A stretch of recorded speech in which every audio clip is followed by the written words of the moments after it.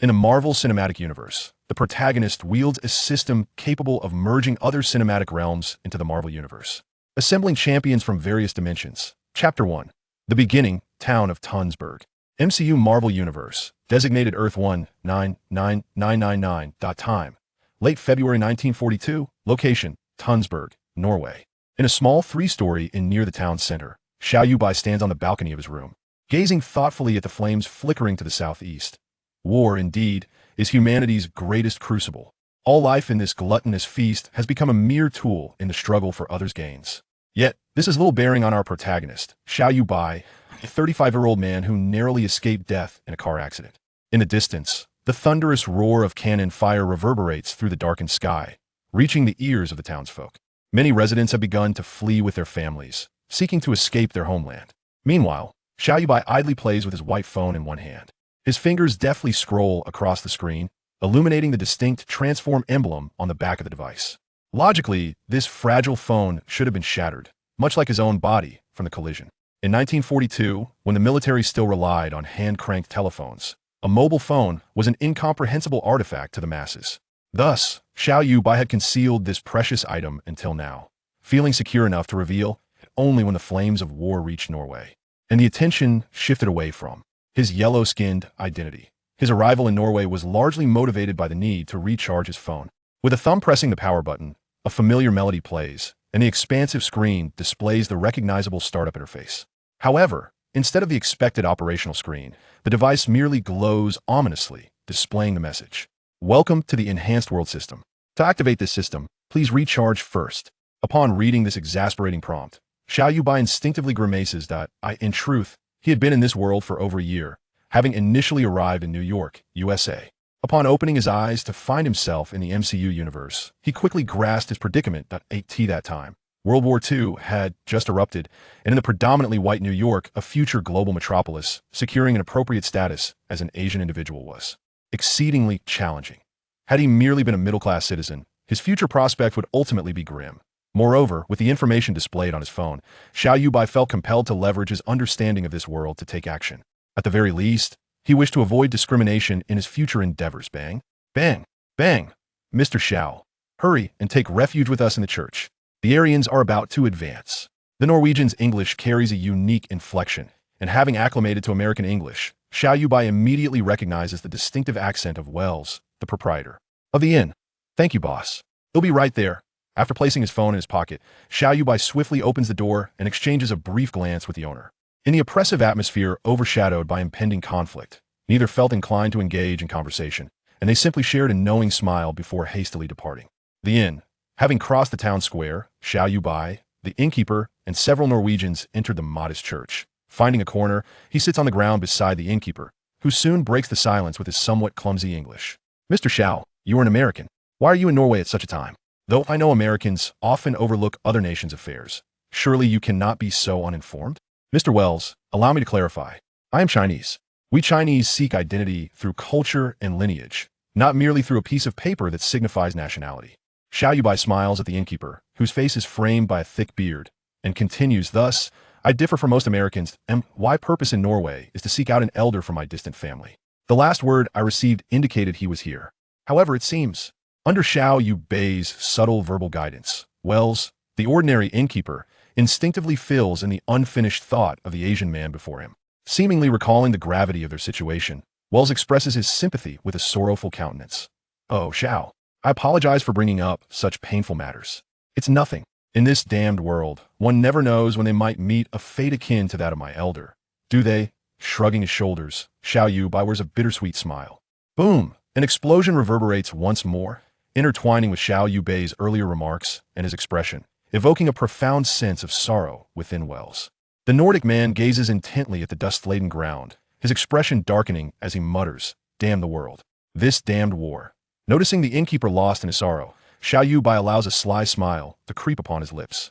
His intent in steering Wells' negative emotions was to divert attention away from himself, for what he intended to do next must remain undisclosed and undisturbed. In virtually every Western church, a crypt lies beneath, often housing the remains of those who made significant contributions during their lifetimes. As the church's size increases, so does the extent of its crypt. Most of those interred within the church are ancestors who made remarkable impacts on the community during their lives.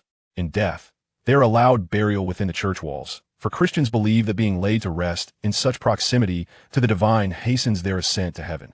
Perhaps the entire town remains unaware that directly beneath this church lies a crypt. However, Xiao Yuebai's focus is not on who is buried there, but rather on a singular, profoundly significant object residing within that crypt. That object is one of the 6 infinity stones that threads through the future narrative of the Space Stone. Chapter 2. The space gem. The night had grown exceedingly deep, and it was estimated that dawn would soon break. This was merely an approximation by Xiao Yuebai, as the sounds of explosions had echoed outside the church throughout the entire night. For those within the church, apart from Xiao Yuebai, none could ascertain whether the next explosion would resonate from directly above them. Creak. The sound of the church's great door swinging open was heard as several soldiers bearing stretchers filed in. Silently, they placed down their burdens and, after casting a brief, somber glance at the congregation, departed once again. With the exit of the Norwegian soldiers, the previously calm individuals hastily rose and surrounded the stretchers. Upon them lay a soldier, his body marred by dust and congealed blood, a victim of the fierce battles on the front lines, grievously wounded and brought here for respite. Witnessing the soldiers' harrowing plight, expressions of profound sorrow enveloped the faces of the onlookers, with some women unable to contain their grief, allowing tears to flow freely. Seizing the moment when all attention was drawn elsewhere, Xiao Yuebai cautiously approached the entrance to the church's basement along the wall. A quick glance revealed that no one was aware of his presence. With trepidation, he opened the wooden door just a crack, then swiftly slipped inside the basement. He gingerly descended each step, ignoring the stone coffin that lay at the center of the room.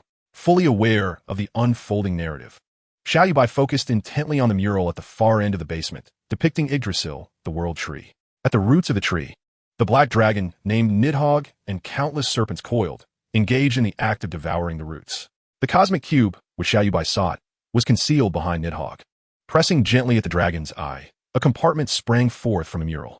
Carefully extracting the box and placing it on the ground, he opened the lid, and a soft blue luminescence instantly illuminated the entire basement. For the first time, Xiao Yuebai beheld one of the 6 infinity gems, the space gem, which had first appeared in the narrative. From his pocket, he retrieved his Huawei phone and delicately positioned it atop the cosmic cube. The moment the phone made contact, the screen, previously displaying a prompt for charging, transformed before his eyes. The modified cosmic system was now charging at 0. Upon seeing this message, a wave of relief washed over Xiao Yuebai, as if a heavy burden had finally been lifted from his heart. However, the notification soon followed, energy level too low to initiate charging. This prompted him to pull at his hair in frustration. Had the Manhattan Project not yet commenced, he might have considered using the phone to explode mushrooms out of sheer desperation. After much contemplation, he recalled that within this world, a cosmic cube still remained undiscovered by the Red Skull. Thus, the very reason Xiao Yuebai had ventured to Norway was to ascertain whether the cosmic cube could indeed recharge his phone. As he gazed at the message displayed on the screen, Xiao Yuebai finally felt a sense of fulfillment. Child, you should not bring it forth. It is not meant for mere mortals to touch. At that moment, he held a revolver pointed at himself, his face a mask of panic as he cast a fearful glance behind him at the youth. Observing this, Xiao Yuebai quickly raised his hands and cautiously stood, addressing the elder with respect. Esteemed father, I believe the possession I hold is beyond the comprehension of ordinary beings. He then gestured towards the device, transforming into a mobile phone, which was now enveloped by the cosmic cube. The elderly priest, trembling as he aimed the gun at Xiao Yuebai, instinctively followed his indication and glanced at the phone. For a man from 1942, even the recently popularized rotary telephone was a novelty. The concept of a mobile phone was utterly foreign to him. As the elder hesitated, Xiao Yuebai once more raised his hands and spoke. The cosmic cube is one of the most resplendent jewels in Odin's treasury, representing the greatest power in this world.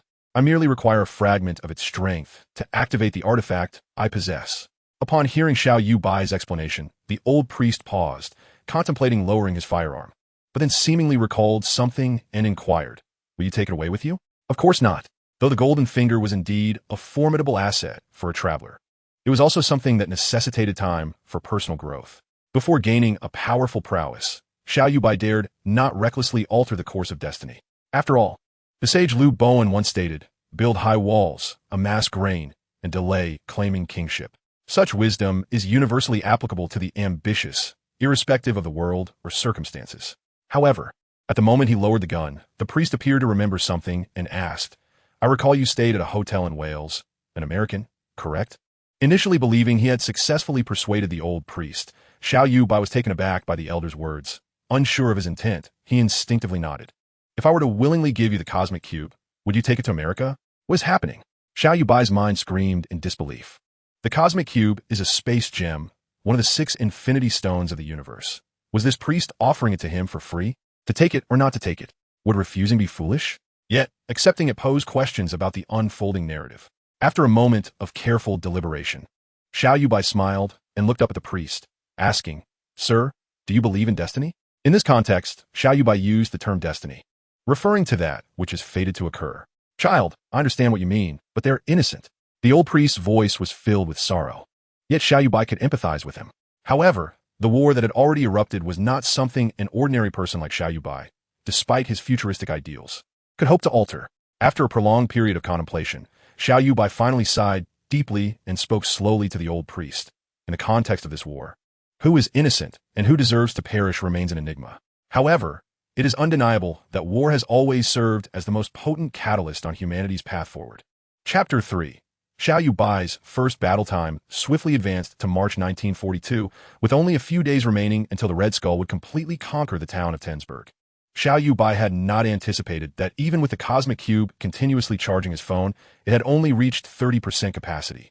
The sounds of artillery grew alarmingly closer to the church, signaling that the moment for him to depart had arrived. As the entrance to the basement was opened once more, the old priest entered, carrying some food.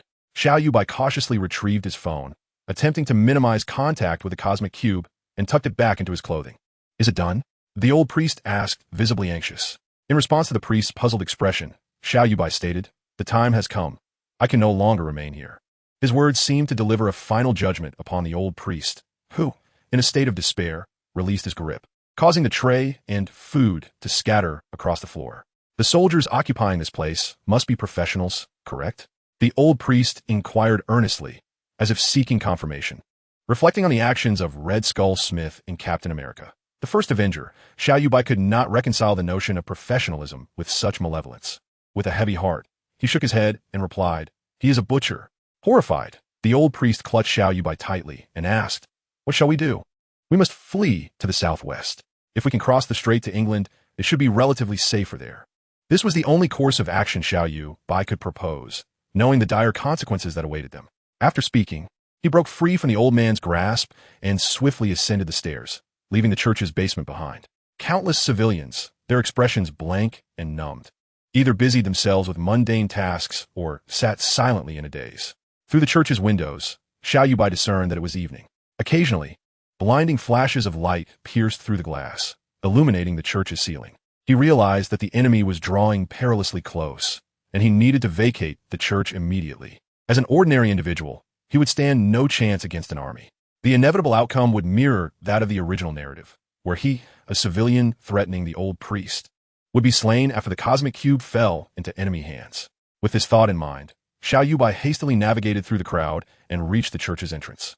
Amidst the astonished gazes of the onlookers, Xiao Yuebai abruptly flung open the grand door, immediately spotting a line of Norwegian soldiers in the southern square of the church, valiantly resisting the enemy. The situation was dire. The adversaries were closer than anticipated. There was no time for hesitation. He had to depart without delay. Resolute, Xiao Yuebai swiftly crossed the threshold, firmly closing the church door behind him, and then crouched low as he proceeded toward the northern part of the church.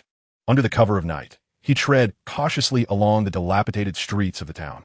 Though he could ascertain the enemy's primary assault direction from the sounds of artillery, he could not guarantee that those Aryan soldiers would advance from singular approach. Thus, each step he took bore the risk of encountering those extremist adherents of the Führer at any moment. Indeed, just as Xiao Yuebai was about to exit the final street of the town and enter the nearby forest, he found himself at the northwestern edge of the village. Was the Red Skull there to prevent anyone from fleeing with the cosmic cube? In that fleeting moment, he comprehended the purpose of the patrolling soldiers. It is worth noting the military discipline of the Aryan forces during the early stages of World War II. At this critical junction on the outskirts of the town, these soldiers, bound by ironclad discipline, exhibited no verbal communication, functioning like meticulous automatons, diligently fulfilling their sentry duties. It is no wonder that the Führer garnered such a devoted following. The unwavering commitment of these disciplined Aryans played a significant role in that phenomenon. However, the most pressing dilemma confronting Xiao Yuebai was that his golden opportunity had yet to manifest. He was merely an ordinary individual. How could he escape this town without being detected by those Aryan soldiers? At that moment, he hunched his form, concealing himself behind a small jeep in a corner, quietly contemplating the various plans he had devised in his mind, as well as their feasibility for execution. His heart raced. If he were to formulate a plan, that factor must also be taken into account. As an ordinary person, the distance from the life he once knew to the grim reality of war was staggering. Could he meticulously achieve the desired outcome? What about creating a distraction to draw the enemy's attention? That too was unfeasible, as it was highly probable that the enemy would merely dispatch one individual to investigate the situation, rendering him unable to breach the lines of other soldiers. More likely, he would be discovered and executed on the spot. In an instant, Xiao Yuebai devised several operational plans, only to dismiss them all due to various uncertainties. At that moment, a cacophony of commotion and sporadic gunfire erupted. From his hiding place behind the vehicle, Xiao Yuebai listened intently and soon realized the truth. It seemed the old priest had heeded his advice and decided to allow the townsfolk to flee. However, it appeared that those civilians, like him, encountered the Aryan soldiers stationed at the town's exit. With this development, the Aryan soldiers guarding the exit where Xiao Yuebai was hiding also began to shift their positions. Upon hearing a series of incomprehensible shouts in German, the youth, Xiao Yuebai, realized that the soldiers stationed at the entrance had swiftly rushed towards the direction of the skirmish. Now, only one Aryan soldier remained before him. Confronting a solitary adversary was considerably simpler than facing 5 or 6. Yet, relative ease does not negate the fact that, prior to this day, Xiao Yuebai had never engaged in a battle of wits and valor against a regular soldier, even when considering his past life. Now, in this life-or-death battlefield, he was on the verge of his most critical test thus far. Chapter 4. The first battle among the multitude of transmigrators at the starting point. Many had thrown themselves into the grand tapestry of war. It was uncertain whether they had truly immersed themselves in their narratives. If one were to empathize, what manner of behavior would they exhibit in such a perilous moment of life and death? Scratching his head and clutching a stone, Xiao Yuebai chuckled to himself, chiding his own thoughts. At such a time, why ponder such trivialities? Cautiously, he peered out to observe the Aryan soldier, who had already been alerted by his presence. The soldier was approximately 30 meters away from his concealed position. The stone he had thrown earlier had been cast 30 seconds prior, and in another 15 seconds, the soldier would emerge from his heightened state of alertness. 3, 2, 1. Hidden in the shadowy recess behind a vehicle, Xiao Yuebai swiftly retrieved another stone and hurled it towards a distant location. The night was dark, and the buildings flanking the street rendered the environment even more difficult to scrutinize with the naked eye. Bang! In response to the noise, the Aryan soldier instinctively fired in the direction of the sound, precisely the outcome Xiao Yuebai had anticipated. The foreshot had struck successfully. Just one more. As he felt a surge of elation at the prospect of his plan nearing fruition, Xiao Yuebai peered out again, only to be startled by the soldier's sudden acceleration in his search. This indicated that the soldier had realized his ammunition was being depleted by Xiao Yuebai's distractions. What to do now? The soldier was now less than 15 meters away. If Xiao Yuebai threw another stone to divert his attention, it was highly probable that his position would be discovered. The soldier's 98K rifle was not to be trifled with. The earlier calmness that Xiao Yuebai had managed to suppress surged back, overwhelming him with panic. What should he do? Was he truly destined to perish? In that moment, despair engulfed him as he slumped behind the small car, surrendering all hope of struggle. Meow! Bang! The fifth gunshot, which he had anticipated, rang out, leaving Xiao Yuebai's mind blank. Yet, he instinctively leaped from behind the car, sprinting towards the figure that was merely 4 meters away, his gaze fixed intently on the soldier's bayonet. Upon hearing the sound of his footsteps, the soldier reacted swiftly, discarding his 98K in a bid to draw the bayonet from his waist. In the imminent confrontation between the two individuals, both have succumbed to a state devoid of rational thought, relying solely on instinctive reactions. The only distinction between Xiao Yuebai and the soldier lies in the latter's rigorous training, which has ingrained certain combat abilities deep within his subconscious. Comparatively, the likelihood of Xiao Yuebai meeting his demise in this encounter seems considerably higher. However, reality often unfolds in unexpected ways. As the soldier brandished his dagger, poised to eliminate the seemingly youthful Chinese boy before him, Xiao Yuebai found himself grateful for the advancements in modern communication prior to his arrival in this world. particularly the profound impact of martial arts films set in Hong Kong that had left a lasting impression on him. In his youth, he had watched films such as Tai Chi Master and Project A, which had sparked his imagination and subsequently prompted him to invest time in learning martial arts as he matured. The moment their bodies made contact, Xiao Yuebai swiftly seized the soldier's wrist, which clutched the dagger, and forcefully twisted it in his direction. The excruciating pain compelled the Aryan soldier to relinquish his grip on the weapon, only to retaliate with a brutal strike to Xiao Yuebai's head. Though the blow left him momentarily dazed, with stars dancing before his eyes, he persevered through the disorientation and delivered a powerful kick to the soldier's vulnerable region. At this juncture in the battle, Xiao Yuebai had effectively incapacitated his opponent. Yet, to prevent any potential complications, he bent down to retrieve the fallen bayonet. In the face of the soldier's terror-stricken gaze, he wrapped his arms around the soldier's neck, applying his weight to subdue him. With the blade of the dagger, he made a decisive cut around the soldier's body, and as the dark, warm blood sprayed across Xiao Yuebai's face, he barely managed to navigate through his first brush with life and death in this world. Gazing down at the twitching body before him, the tension that had gripped Xiao Yuebai finally began to dissipate, as reason reclaimed its rightful place in his mind.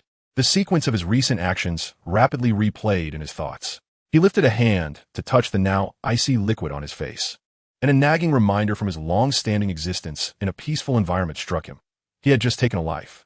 An overwhelming wave of unease, fear, and the churnings of his stomach surged through him like a torrent.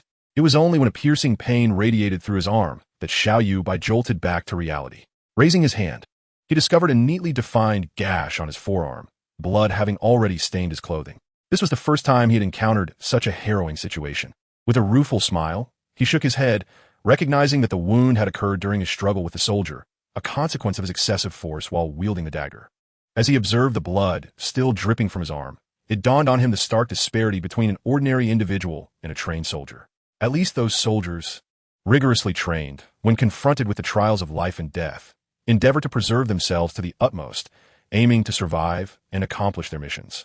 Today's fortunate escape can largely be attributed to the assistance of that cat, as well as the mindset of that soldier who regarded himself merely as an ordinary civilian. In simpler terms, it can be said that Xiao Yuebai was extraordinarily lucky. Regardless, the victor of this battle is himself. Thus he has already secured his right to live. Dismissing these trivial thoughts, Xiao Yuebai suppressed his nauseating feelings and squatted down to remove the backpack from behind the corpse. Aside from some ammunition, it contained only a few simple provisions and utensils. Glancing at his bleeding wound, Xiao Yuebai furrowed his brow and listened intently to the sounds from the northeast of the town. It appeared he had a few minutes left, as the skirmish surrounding the civilians continued. With this in mind, Xiao Yuebai entered the nearest house, gathering some bandages and a few portable supplies. Once his preparations were complete, he bandaged his wound while departing from Taint-Severed Town, plunging into the northern forest. Chapter 5. The modified world system. The once peaceful and serene town now lay in ruins. The silhouette of the massive tank belonging to the Red Skull, towering like a 3-story building, was still faintly discernible. The narrative had finally commenced. The Red Skull must have obtained the Cosmic Cube by now. With his injured left hand cradling a can of military rations, Xiao Yuebai used a spoon in his right hand to scoop a bit of food into his mouth. Chewing instinctively, he gazed silently at the distant Taint-Severed Town, lost in thought. The Earth of the MCU was finally on the brink of entering the era of superheroes. Thus, to ensure his survival, he too must begin. Having swiftly finished the can of food, Xiao Yuebai wiped his mouth and retrieved his golden finger, his Huawei smartphone, from within his clothing. Upon awakening the screen and unlocking it, a conspicuous line of Song typeface read, "System charged to 30, activation possible." After tapping the input area with his thumb, the system commenced its initiation. Following the prompt, Xiao Yuebai placed his thumb over the designated circular area on the screen, causing a green progress bar to begin circling. Once the progress bar completed a full rotation, accompanied by a brief and lively startup melody, his golden finger system finally activated for the first time. After the flamboyant welcome interface appeared, a mixed English and Chinese logo emerged. At the top, a line of small text read, "Welcome to," followed by large English letters spelling DIY, with the Chinese characters for modified world beneath. Raising an eyebrow in exasperation, Xiao Yuebai internally lamented. Is this how fashionable crossing over has become? Even the startup interface is so dazzling. But what on earth is this so-called modified world? Xiao Yuebai tilted his head in perplexity, gazing at the screen of his phone. Amidst his confusion, The device conveniently presented the user manual for the modified world system. After a meticulous reading, Xiao Yuebai couldn't help but marvel at the extraordinary nature of this system, which stood in stark contrast to those found in other online novels. While other systems primarily served to assist their hosts, his was designed to transform the very fabric of reality. The first sentence of the manual struck him profoundly, revealing the system's remarkable essence. The nature of wisdom lies in the acquisition of scientific knowledge and external information. The ultimate aim of this system is to empower its possessor to achieve omniscience and omnipotence. This system is destined to integrate with other dimensional universes, thereby enriching the knowledge framework of his current world. Ultimately, it could lead to fantastical confrontations between sword cultivators and mechanized warriors, or epic battles between super soldiers and body refiners, not to mention the divine beings contending with energy cultivators for resources within the cosmos. Having comprehended the system's capabilities, Xiao Yuebai clicked the Read Completed button at the bottom of the manual. Subsequently, his personal information emerged on the screen. Name, Xiao Yuebai. English name, Byron Xiao. Gender, male. Age, 23. World destiny weight ratio level, level 0. The choices made have minimal impact on the world's transformation. The current level exerts virtually no influence. Participation in world narratives is permitted, allowing for deviations in plots and the acquisition of experience points in destiny weight ratio. For every 15 levels, a reward package will be granted. Number of worlds integrated, 0, upon reaching level 50 in destiny weight ratio. The first dimensional universe will be unlocked for integration into the host world. Comprehensive soul strength evaluation, personality F, an abstract measure of the electromagnetic pulse interaction frequency of the brain. Soul strength, mental influence range, and the responsiveness of external information and bodily interaction.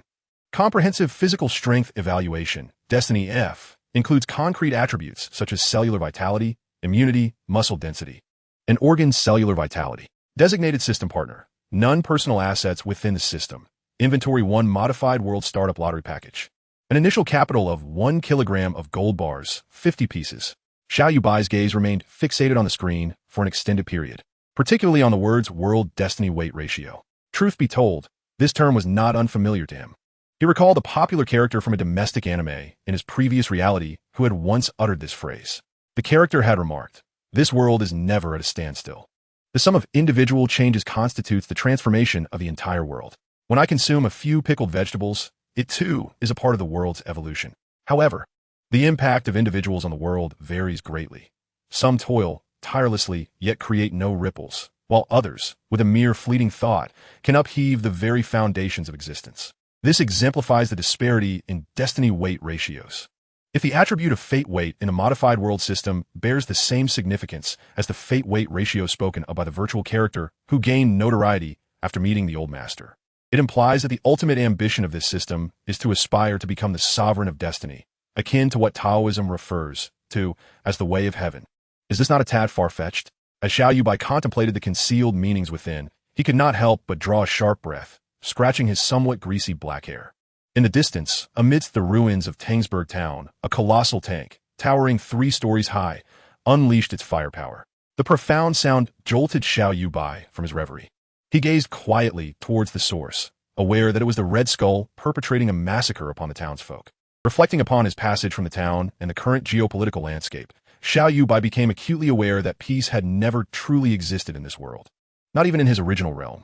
Were it not for the fortune of being born in the great land of Huaxia, he could only speculate on what kind of environment he might have grown up in. If raised in a war-torn country, would he have had the leisure to indulge in such fanciful thoughts? Furthermore, now that he found himself in the MCU world, if he refrained from utilizing this system, could he, as a person of Chinese descent, truly attain the life he desired, even in a country perceived as secure like America? A torrent of questions flooded his mind, and suddenly, Xiao Yuebai found himself envious of the people from Huaxia in his former world. Yet, it seemed like only yesterday that he too had been somewhat naive. With this thought, a chuckle escaped his lips. Perhaps only by casting them into his current environment could they recognize how hard-won their previous lives had been. Xiao Yuebai picked up a cigar he had pilfered from an Aryan soldier, turned, lit it, and took a deep drag, exhaling a long plume of smoke. Since he had already arrived in this world, he might as well strive to make the most of it and see what treasures the gift pack might offer. With this in mind, the cigar nestled between his fingers. Xiao Yuebai again lowered his gaze to the phone in his hand. Chapter 6. Rewards as the saying goes. In prosperous times, antiques, In chaotic times, gold. Gazing at the gold bar icon on his phone, Xiao Yuebai felt a surge of confidence. After all, the notion of becoming the sovereign of fate was still a distant dream. Upon his arrival, he had a journey to Norway to recharge his phone, working at a cafe for several months just to save enough for fare. Thus, after departing from the town of Tangsburg, he could be said to be utterly penniless. With a flick of his thumb, he tapped the gold bar, prompting a confirmation of usage. Xiao Yuebai clicked the usage button, and the system kindly inquired how many he wished to use. He adjusted the scroll bar, selecting to utilize one, and as he clicked confirm once more, a resplendent gold bar materialized before him. After toying with it for a while, a satisfied smile curled at the corners of Xiao Yuebai's mouth as he turned his gaze towards the activation gift pack of the modified world. Upon utilizing the gift pack, a card depicting a woman took its place.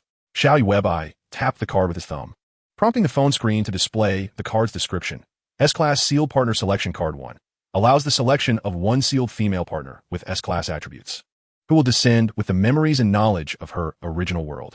Oh, is this a gift of a wife? While puffing on a cigar, Xiao Yuebai was taken aback by the card's description, causing him to choke on the smoke and cough violently. Such a splendid opportunity. I suddenly feel that this system is rather impressive. Imagining future adventures with a beauty, a mischievous grin spread across his face. After indulging in a moment of glee, he eagerly clicked to use the card. A lengthy selection list instantly filled the phone screen. Morgana Liangbing, body strength. Yes. Soul strength. Yes. Charm.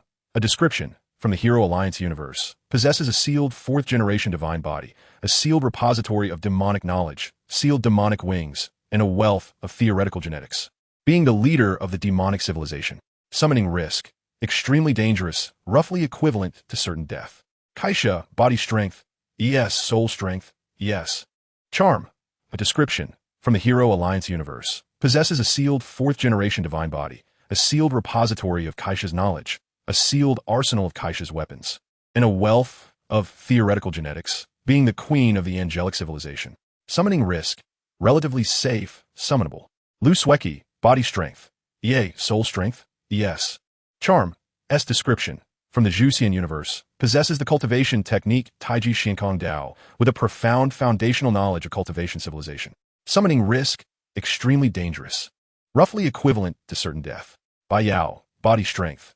EA, soul strength. Yes. Charm. S description from the Juxian universe. Possesses the cultivation technique demonic cult grand ceremony with a foundational knowledge of cultivation civilization. Summoning risk. Relatively safe, summonable. Lux Klein, body strength. E, soul strength. F, charm. S description from the Gundam Seed universe. Endowed with immense personal charm. Possesses an innate ability to inspire belief and dedication. Summoning risk. Dangerous, with a 5-tier probability of failure. Flame Spirit Princess, body strength. EB, soul strength. E, charm. SS description from the Tianxing Jyoga universe. Inherently possesses alluring attributes, can manipulate flames, and is equipped with the foundational knowledge to become a warrior. Summoning risk. Relatively dangerous, roughly equivalent to a 9 out of 10 chance of survival. Syndra, body strength. ED, soul strength. ES, charm. B description from the League of Legends universe. Naturally endowed with limitless magical and psychic power, with no growth limits. Summoning risk. Extremely dangerous, roughly equivalent to certain death. Slurp. Indeed, Xiao Yuebai could not help but drool uncontrollably. The expression on his face was strikingly reminiscent of that of Marshal Tianpeng upon seeing Chang'e in the 1986 adaptation of Journey to the West. Faced with a dizzying array of options, each one represented a woman familiar to Xiao Yuebai, each possessing unparalleled beauty and formidable strength. Regardless of their prowess, the sheer knowledge housed within their minds suggested that if he were to acquire such wisdom, he too could carve out a remarkable existence. Yet, a contradiction arose. By the measure of strength, Kaisha should surpass Liangbing. So why did summoning Liangbing pose greater peril than invoking Kaisha? Oblivious to the underlying clues, Xiao Yuebai revisited the list of these women. Upon observing the summoning risk associated with Bai Yao, he swiftly grasped the reason why certain women, despite their considerable might, seemed relatively safe to summon. They had all met their demise in the original narrative orchestrated by the dominion of that realm. For instance, in Juxian, Bai Yao sacrificed herself, employing the magical He Huan Bell and her own life to shield protagonist Zhang Xiao Fan from the onslaught of the Juxian sword array. Similarly, Kaisha willingly fell victim to a conspiracy involving Morgana, Liangbing, and Carl, ultimately reduced to sacred atoms by a red giant. However, why summoning these women, who had impacted the unfolding story of this world, would ensure his relative safety remained an enigma that only time and deeper understanding of the system could unravel. For now, his immediate task was to select a suitable partner from the options presented on his phone. First, he eliminated those who posed extreme danger. Liang Bing, Lu Sueki, Yin Lingji, and Syndra were thus dismissed. This left him with only Kaisha, Bai Yao, and La Yao Lux. Bai Yao was not a viable choice, as she belonged to the fantastical realm, ill-suited for the physics-oriented world of the MCU. As for La Yao, she too was inappropriate. Her charm rating was only S-class, making her more suitable for a political role, which he had no desire to pursue in a government that merely served as a pawn in the machinations of the wealthy elite. Thus, it appeared that only the Angel Queen remained. Recalling the noble demeanor of the Angel Queen from the Xiong Bing Lian universe stirred something within Xiao Yuebai. He hastily raised his hand to select Kaisha's avatar, swiftly tapping the confirmation button on his phone. The system detected her in a state of sacred atoms and began to locate the sacred atoms of the original universe. 100 initiating interdimensional transport. 173 system energy insufficient. Commencing deduction of the system owner's vitality. It turned out that during the summoning process, a lack of energy would result in the depletion of his own life force. Had he chosen Liang Bing, it was likely that he would not have survived the transport, succumbing to vitality exhaustion before even completing half of the transition.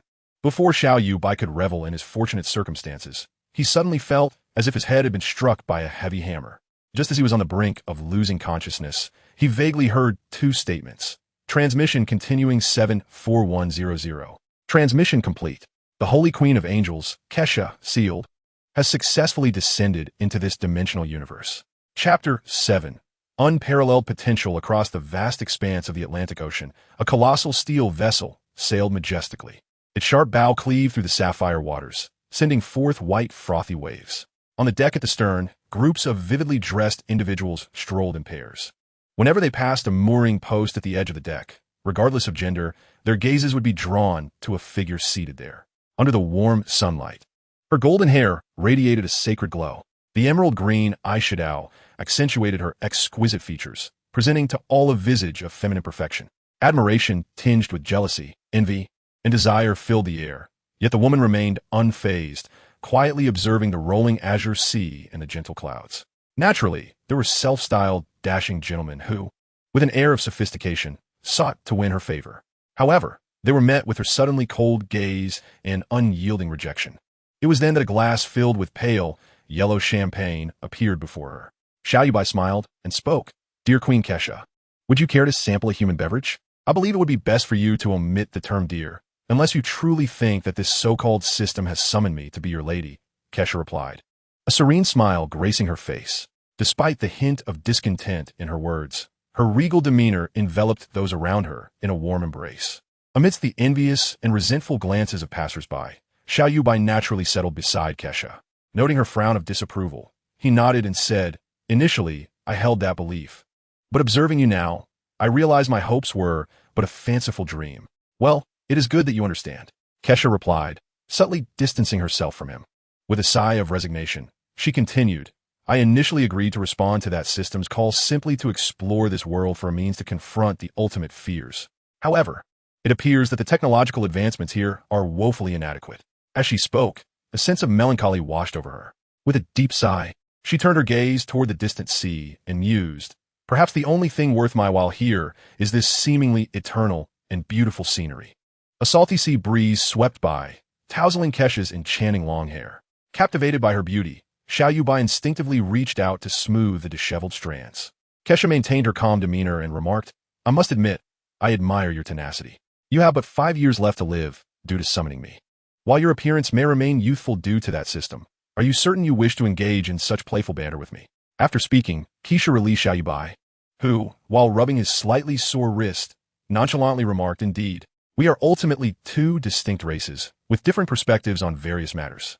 Xiao Yuebai's demeanor piqued Kesha's interest. Noticing the perfect woman gazing at him, he grinned and continued, "As someone from advanced civilization, you must believe that we mere mortals would display panic when faced with the end of our lives. However, you seem to have overlooked a particular adjective that we humans often associate with spirited youth. That word is hope." "Hope," Kesha murmured, seemingly pondering something, before scoffing. Do you know that in my world, I once observed this concept embodied in the being known as Galaxia's power, Xiao? That is why I entrusted the angelic race to Yin. But you, no, no, no. Xiao Yuebai interjected, playfully waving his finger at Keisha and continuing with a smile. Queen Keisha, you have misconstrued a concept. Xiao is, first and foremost, a human, and only then is he the embodiment of Galaxia's power. It is only through being human that one possesses boundless potential. He may harbor infinite hatred towards a goal, or experience an ineffable love for someone. These are the driving forces that propel individuals to seek something greater. And to put it bluntly, you as exalted deities cannot comprehend this. Humans are indeed driven by this inexhaustible potential, possessing a heart that dares to confront all challenges and face insurmountable obstacles, evolving to this point.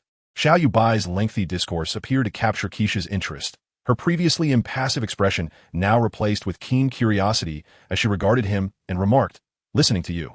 It seems you have a plan." Xiao Yuebai took a sip of the champagne in his hand and said to the queen, whose bright eyes were fixed upon him, "Indeed, I have a small idea." Observing Xiao Yuebai's self-satisfied demeanor, Keisha smiled wryly and replied, "I shall eagerly await the outcome." At the entrance of the Muse law firm in Brooklyn, New York, Keisha held in her hands the complete identification documents for both herself and Xiao Yuebai, as well as the paperwork for the establishment of a new company. "Thank you very much for your trust, Mr. Xiao and Mrs. Xiao," the esteemed attorney Muse, standing before the seemingly perfect couple, shook Xiao Yuebai's right hand vigorously. "You needn't be so formal. I am equally grateful to you, attorney Muse, and your colleagues for resolving my issues in such a short span of time. Believe me, attorney Muse, this will not be our last encounter. If I encounter any legal troubles in the future, I will undoubtedly seek your assistance again. Your presence is always welcome, Mr. Xiao." After exchanging a few pleasantries, Xiao Yuebai turned with Kesha and departed from the law firm. As they walked along the bustling street, Kesha glanced down at the documents in her hand and remarked contemplatively, "So your little idea is to establish a company and then make money?" "Indeed, my lady Xiao," he replied. "You must understand, it is one thing for that lawyer to be oblivious, but if you dare to address me inappropriately again, do you believe I won't spread my wings and soar higher right here on the street?" Noticing Kesha's slightly displeased expression, Xiao Yuebai quickly raised his hands in a gesture of surrender, saying, "Very well, my queen. You must know that when venturing out, there are 7 essentials: rice, oil, salt, sauce, vinegar, tea, each of which requires money to procure on this earth. Thus, regardless of the nature of my plans, the foremost priority is to generate income." Seeing the comical expression on the man's face, Kesha smiled slightly and raised the company documents in her hand, saying, "All right then. Considering the merit of the name you have chosen for the company, I shall let this slide. However, should you attempt to take advantage of me again, do not say that this queen will not ascend to the cosmos and disregard you entirely." Listening to her words, Xiao Yuebai nodded vigorously in agreement. Kesha then turned her attention back to the documents, which bore the inscription in English, "Company name, Angel Biotech Company, Limited Chapter 8, Preparation knock, knock, knock." Colmeen, "Hey, boss, I believe you ought to take a look at this." The individual who had just beckoned him was Wells Bruce, a medical doctor who had been lured from another pharmaceutical company at great expense. As they made their way to the laboratory, he spoke with palpable excitement. "My goodness, I never imagined that we could complete the transition from theory to clinical trials in just 1 month." At this point, Dr. Wells appeared to have a moment of apprehension and leaned in a whisper to Xiao Yuebai, "To be honest, boss, when you invited me to assist Miss Kesha, I was quite displeased. However, I must now express my admiration for that girl with a regal aura. Her knowledge of biological genetics is profoundly intricate. At times, I feel that with my doctorate in medicine, I am merely a toddler in her presence." Chuckling softly, Xiao Yuebai turned to gaze at Wells' astonished face and remarked, "Doctor, you must realize that while many men in this era harbor a sense of superiority, it is undeniable that in the presence of a woman endowed with absolute rationality, we men indeed find ourselves lacking in certain respects." Wells nodded in agreement, and at that moment, the two arrived at the entrance of the company laboratory, where Wells graciously opened the door for Xiao Yuebai. Upon entering the laboratory, Xiao Yuebai's gaze was immediately drawn to Kesha, who was seated, sipping coffee while observing the other researchers at work. Approaching her, he smiled gently and leaned in a whisper, "My queen, how are you?" Gently sipping from the pristine porcelain cup in her hand, Keisha raised an elegant eyebrow and remarked, "Not bad, though it pales in comparison to the tea from our world, the celestial city." Under her playful gaze, Xiao Yuebai rolled his eyes in mild exasperation and replied, "You know that's not what I meant." "Ah, but I certainly do." A radiant smile graced Keisha's face. Recently, she had discovered that teasing Xiao Yuebai brought her a considerable amount of joy, prompting her to frequently interject with whimsical jests. Fortunately, this once exalted queen of angels could sense that this man, with but 5 years left to live, would not overlook matters of significance. Pointing towards the scientists clad in white lab coats conducting pharmaceutical experiments, she continued, I have improved the painkillers and sedatives for you. By incorporating several synthetic elements I am aware of, I ensure that these 2 drugs minimally disrupt the central nervous system. After sharing this, she gestured towards the industrious wells and added, moreover, I've refined and simplified the extraction and synthesis techniques for artemisinin, which you mentioned deriving from sweet wormwood. Your sole task now is to liaise with the government of this country and secure procurement orders. Soon enough, you'll be counting your wealth at home. Thank you. You've truly been a tremendous help, he exclaimed. Ha ha ha, how delightfully endearing. Observing his embarrassment, a mysterious smile flickered across Keisha's face, though it was fleeting, as if a thought had crossed her mind. Casting a glance around and confirming that the biomedical scientists were still engrossed in their work, she whispered, You previously asked me to assist in mapping a portion of a human genome. I completed that and devised a rudimentary enhancement method. What precisely do you intend to do with it? Already? Xiao Yuebai was momentarily taken aback, instinctively turning to Keisha for clarification. The queen rolled her eyes again, sipping her coffee before responding, While my understanding of gene engine technology and genetic enhancement techniques may not be as thorough as that of she, our angelic race relies on such knowledge. If I were unaware of the genes in our divine river body, it would indeed tarnish the dignity of my title as the Angel Queen. To be candid, were it not for the fact that this world bears little relation to us angels, I would consider the task of mapping such a genome and devising such rudimentary enhancement schemes rather undignified for our kind. Has it truly only been a month since I summoned her in Norway? Has she undergone such significant transformation? The ability to express simple human emotions suggests that I have successfully brought a once exalted angel queen down to earth to experience the myriad facets of life. By the way, I heard you've recently been hiring private detectives to monitor someone's movements. Is that correct? Keisha's voice aptly interrupted Xiao Yuebai's musings. Upon hearing her inquiry, he raised an eyebrow, a mysterious expression crossing his face as he nodded in acknowledgement. After carefully observing the man's expression for a while, Kesha discerned that he seemed reluctant to continue the conversation. Unwilling to yield, she adopted a nonchalant demeanor and remarked, If you don't wish to speak, so be it. It's not that. Rather, there are matters known solely to me, and in this environment, there are too many prying eyes. Noticing the man's countenance darkening, Xiao Yuebai hastily offered an explanation. Then, as if a thought had struck him, he continued, By the way, please hand me the genetic map later. Tomorrow, I will reach out to the military to inform them of our research success. If all goes well, they will provide us with a substantial order. Subsequently, I will approach several pharmaceutical companies to commission them for our drug production. Once all of this is completed, I estimate that a week of workdays will have elapsed. Understood, Kesha replied, her expression remaining impassive as she took another sip of coffee before coldly stating, You can attend to your business. I can manage things here without issue. I know this does not concern you, and it is not the focal point. Observing that the queen's demeanor had not improved, Xiao Yuebai quickly sought to explain himself. Seated on her stool, Kesha raised her gaze to meet the man's eyes. Then why are you wasting words? Speak plainly. Xiao Yuebai appeared somewhat hesitant, glancing around before suddenly crouching beside Kesha to continue.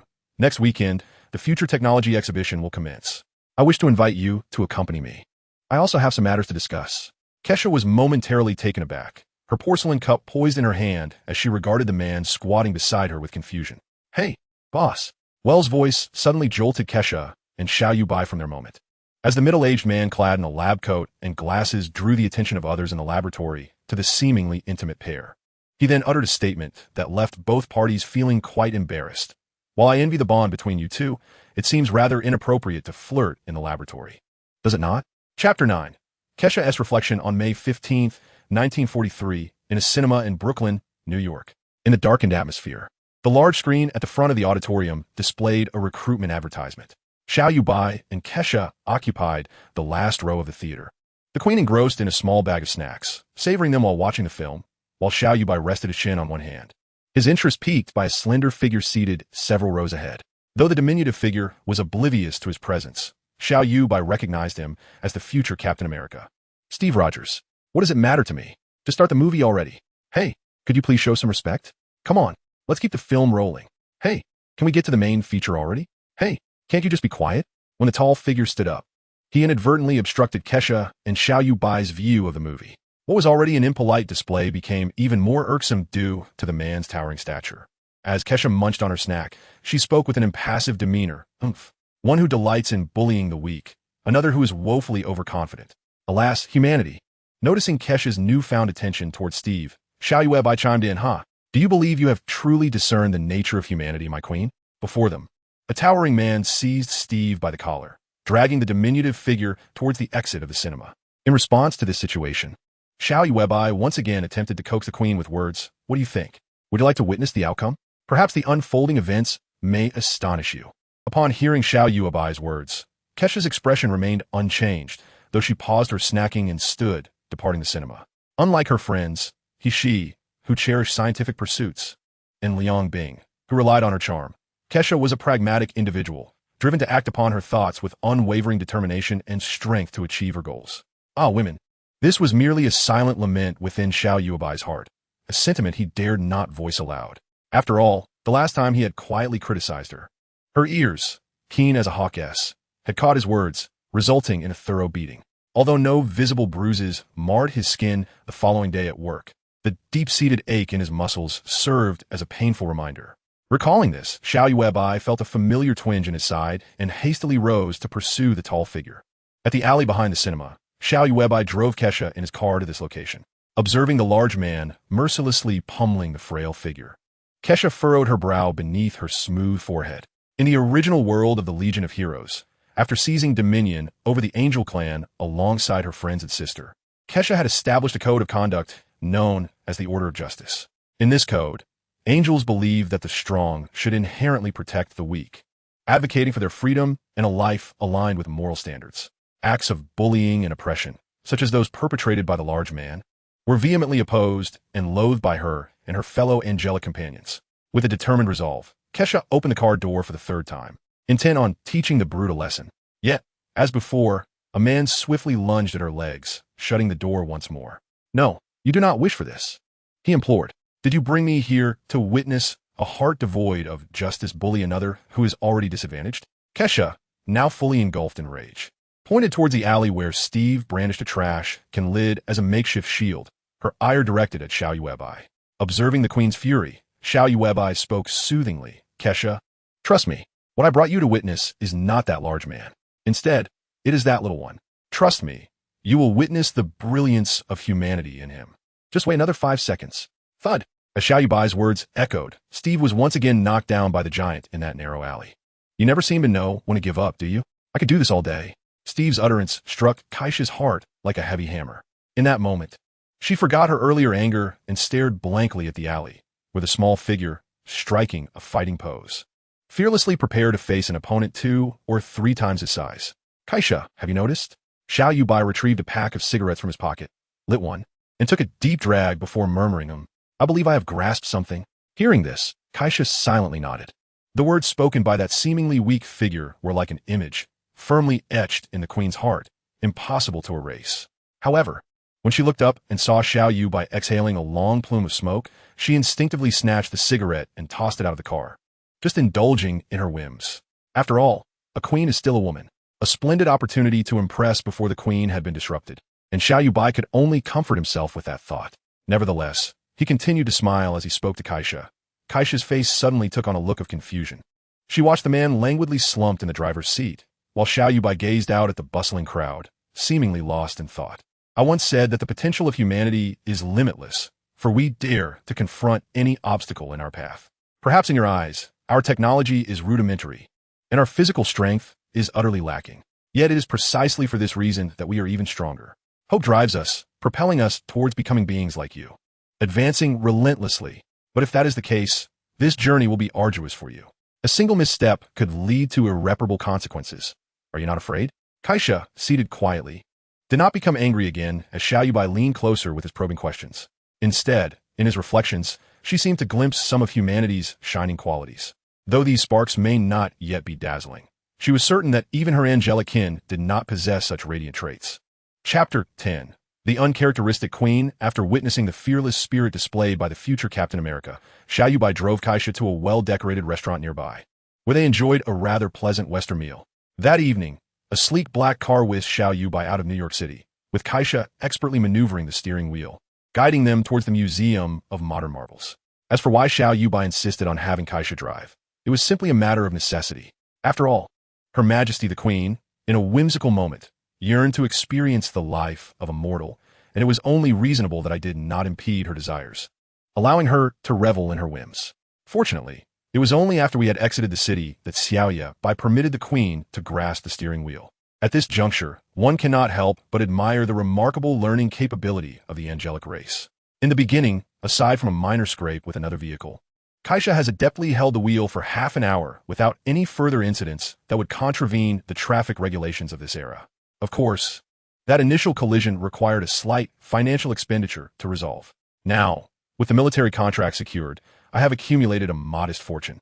Casting a glance at Kaisha, who rested one hand on the steering wheel while the other, a pristine jade arm, supported her chin, her gaze somewhat dreamy, I could not help but smile. I found that no matter the time, angle, or state, observing this angel who has continuously accompanied me exudes an unparalleled elegance. Perhaps all the accolades that attempt to describe feminine beauty pale in comparison to the perfection of the angelic race. However, the cacophony of vehicles passing by always jolted me back to reality just as I was about to succumb to Kaisha's allure. I glanced down at my golden finger, where the screen of my Huawei phone displayed my attribute panel. Name, Xiao Yuebai. Gender, male. World destiny weight ratio level. Level 5 number of worlds integrated. 0 soul, strength comprehensive evaluation. F physical strength comprehensive evaluation. Undetectable system designated partner. Kaisha from the anime Xiong Bing Lian. Currently in a sealed state. Personal assets in the system. 32 gold bars. As I surveyed the disheartening data, I could not help but let out a rueful laugh. While others who traversed this world with a system saw their attributes soar at rocket speed, my own metrics have inexplicably diminished since acquiring my system. The fact that the evaluation of my physical strength is marked as undetectable indicates that my cells and muscular tissues have weakened to the point where even the system cannot assess them.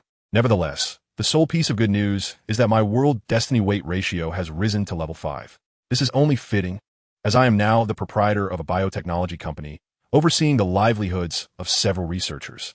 It would be unreasonable for my world destiny weight ratio not to advance in light of that. Looking towards the future, I have enabled Kaisha and those researchers to discover artemisinin over 30 years ahead of time, further enhancing analgesic, hemostatic, and antidepressant medications. As World War II endures, these scientific achievements will alter the destinies of countless individuals.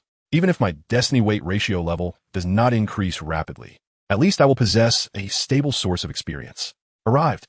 The melodious voice suddenly rang out, and I looked at Kaisha, whose hands were once again folded neatly on her lap, maintaining an elegant seated posture.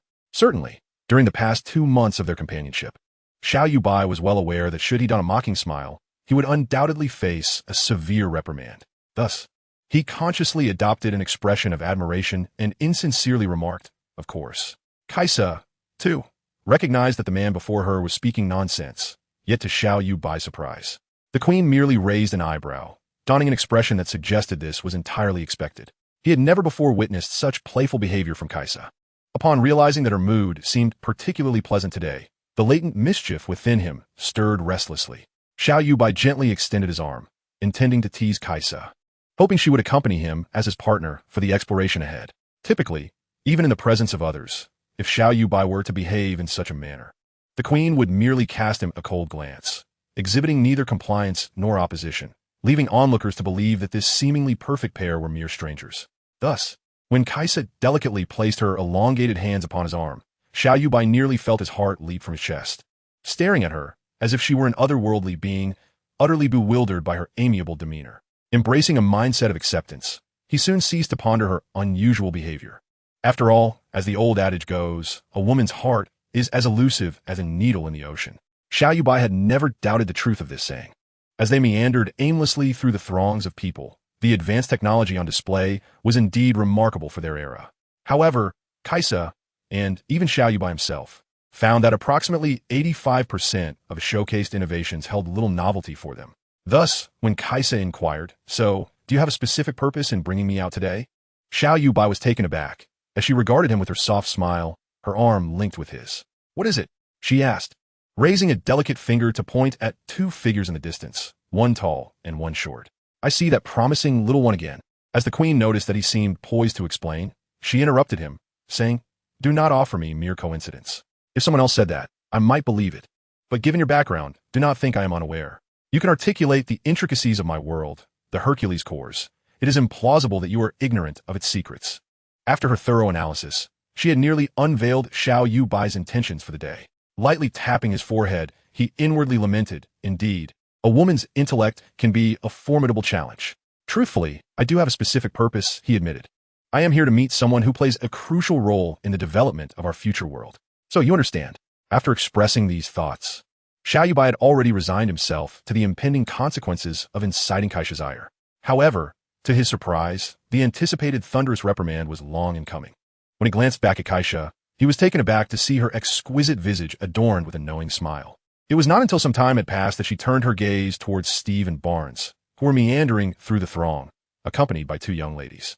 Observing the trio's camaraderie, with only Steve trailing behind, Kaisha remarked thoughtfully, "Though your intentions for inviting me out today may not be entirely sincere, I must express my gratitude.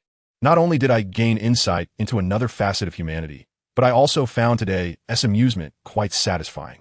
Chapter 11. Howard Stark, Xiao Yuebai, and Kaisha strolled leisurely towards the Stark Industries exhibition, casting a distant glance at the striking red car displayed. The four rubber tires appeared seamlessly integrated with the axle connecting them, and Xiao Yuebai could tell that the ostentatious Howard Stark had yet to commence his performance. Yet, music had already begun to resonate from the exhibition, indicating that the hidden narrative was about to unfold. Kaisha promptly noticed the direction of her companion's gaze, which seemed fixated on the distant stage. After glancing at the subtitles above, she mimicked Xiao Yuebai's self-satisfied expression and said, "Stark Industries? It seems this is your aim for today. I assent it," as he sought the performers who would soon grace the stage. Xiao Yuebai had intended for them to deliver a note to attract Howard's attention. Upon hearing Kaisha's comment, he wore a wry smile and confessed, "To be honest, with you by my side, I truly have little desire to engage with him." Kaisha, taken aback by his mention of her, responded with a puzzled expression, "Why?" "The frequency at which he changes girlfriends is astonishingly rapid. It surpasses even the rate at which our brain cells exchange information through electromagnetic pulses." Wow. Perhaps having spent too much time in the lab with those analytical scientists, Kaisha mirrored the exaggerated expressions of the West, her mouth agape in astonishment before she remarked, "That metaphor is indeed quite vivid." Thus, Xiao Yuebai began recounting various tales and traits of Howard Stark from his memory, while Kaisha interjected with either disdain or admiration, offering her insights. Ultimately, the regal Kaisha concluded, "Well, it appears that this Howard Stark is a wealthy, kind, intelligent, yet somewhat fickle individual. Pardon the interruption, my dear friends." A voice, magnetic yet tinged with levity, emerged from behind Xiao Yuebai and Kaisha. As the speaker lowered his hat politely, he gradually lifted his head, revealing a neatly trimmed mustache beneath his nose. However, aside from the comment about being fickle, I must say that the other qualities attributed to Howard Stark bear a striking resemblance to my own. As the man revealed his eyes, Xiao Yuebai immediately recognized him. He was none other than Howard Stark, the founder of Stark Industries and the future Iron Man's father. Upon catching his first glimpse of Kaisha, this dashing playboy mirrored Xiao Yuebai's thoughts precisely. He approached the queen with an elegant stride and, with profound affection, exclaimed, "Oh my God, beautiful lady, you are truly the modern-day Aphrodite." In response to such an extravagant compliment, the queen did not succumb to the flattery, as many women in Stark's past had. Instead, as she noticed Stark leaning in to bestow a kiss upon her hand, she gracefully turned away, evading his gesture. Leaning closer to Xiao Yuebai, she remarked, "Mr. Stark, do you not find a metaphor rather cliched? Moreover, I do not believe any deity could be compared to myself." With the soft warmth of her presence against him, Xiao Yuebai felt a surge of emotion. He was about to assert his claim over this woman by encircling her slender waist when a sharp pain shot through his midsection. Indeed, the queen would not allow any indulgence in her little schemes. Meanwhile, Stark, after failing to achieve the desired effect with Kaisha, raised an eyebrow and turned his gaze toward Xiao Yuebai, saying, "So it is Byron Xiao, the owner of Angel Bioengineering, in the flesh." Surprised that Stark could accurately pronounce his English name and mention his company, Xiao Yuebai was momentarily taken aback. "Well, of course," Stark continued, scrutinizing Xiao Yuebai before adding with a smile, "the medications you tendered to the military, whether for pain relief, hemostasis, or antidepressants, have proven quite effective. The young men fighting on the front lines against the Aryans, if they survive their injuries, surely owe their gratitude to you and your research team. If my company has instilled confidence in these lads to win the war, then you have provided an additional assurance. But merely an assurance, nothing more. Stark's final statement, while seemingly impolite to those unfamiliar with him, was quite clear to Xiao Yuebai. After all, pride often breeds certain flaws. And through his understanding of the overarching Marvel narrative, he knew the Stark family was not immune to this vice. Thus, he tilted his head slightly and quipped, "No, I do not share that sentiment, Mr. Stark. Perhaps across the ocean, that leader harbors feelings of animosity towards me that rival your own." Xiao Yuebai's words momentarily stunned Stark, whose wise and lively eyes once again scrutinized him before suddenly addressing a tall, slender man behind him. "I find myself rather fond of him now, Jarvis. Of course, I am even more enamored with his wife." Observing Stark's sudden shift of focus back to Keisha, Xiao Yuebai hastily reached out to encircle the queen's delicate waist, exclaiming, "Hey, I had always believed that you, Mr. Stark, held respect for others' affections. Have you now abandoned that principle?" "Wow." Stark turned to his butler Jarvis, unabashedly commenting, "What a petty individual, devoid of any amusement. Isn't that right, Jarvis?" "Indeed, it appears this Asian lad is quite the tough character." After stating this, Stark adjusted his bow tie, then cheerfully patted Xiao Yuebai on the shoulder, whispering, "I have perused the genetic structure chart and plan you presented to the military. I find it quite impressive. If the opportunity arises, we could explore collaboration. I have pressing matters to attend to now, so please share your contact information with my butler." With that, he casually shook Xiao Yuebai's hand before swiftly departing towards the distant stage. Chapter 12. Expansion. Gazing at the business card in his hand, Xiao Yuebai let out a scoff. Prior to meeting Howard Stark, he had been preoccupied with how to establish a connection with this pivotal character in the unfolding narrative. However, before he could bask in his triumph for too long, Keisha's cold voice pierced his thoughts. "So, how is it? Is my waist comfortable to embrace?" Her words jolted Xiao Yuebai into the realization that he was not holding the waist of a stunning beauty, but rather that of an electric eel radiating with a shocking voltage. Instantly releasing his grip, he touched his nose and chuckled, swiftly redirecting the conversation. "While observing this world from mine, I had noted Stark's sharp tongue, but I never anticipated their family's manner of speaking to be so relentlessly cutting." Keisha, no longer fixated on the earlier encounter, inquired with genuine concern, "Did you not notice what his butler mentioned just now? Are you suggesting that Howard Stark has investigated me?" Xiao Yuebai replied with a mischievous grin, glancing at Howard, who was now demonstrating a hovering car on stage. "That is quite normal. We are in a time of war, and he's a weapons dealer. Although we do not have a direct business relationship, the products we create have piqued his interest. It would be strange if he did not investigate us. Humans," he continued, "are perpetually plagued by a lack of security, especially those in this country. It is their most loathed trait. Regardless of the matter at hand, they yearn to understand, to know, and even to control. Yet at times, this insatiable curiosity leads them into significant trouble." Hearing this, Keisha let out a soft chuckle and turned her gaze toward the distant stage alongside Xiao Yuebai. Upon witnessing the car, suspended in midair, plummet downwards, she laughed again and remarked, "Curiosity and greed are the driving forces behind the evolution of races. However, should these emotions exceed a certain threshold, they transform into a primal sin. Moreover, I must say, I perceive that Howard Stark possesses a slight edge and handsomeness over you." Xiao Yuebai, taken aback by Keisha's playful jibe, sensed an unusual demeanor from the queen today. Just as he raised his hand to check her forehead for any signs of illness, she gracefully departed, leaving him in stunned silence, contemplating her alluring retreat. Despite his astute mind's efforts to unravel the mystery behind her behavior, he could not fathom any rationale for a woman exhibiting such traits.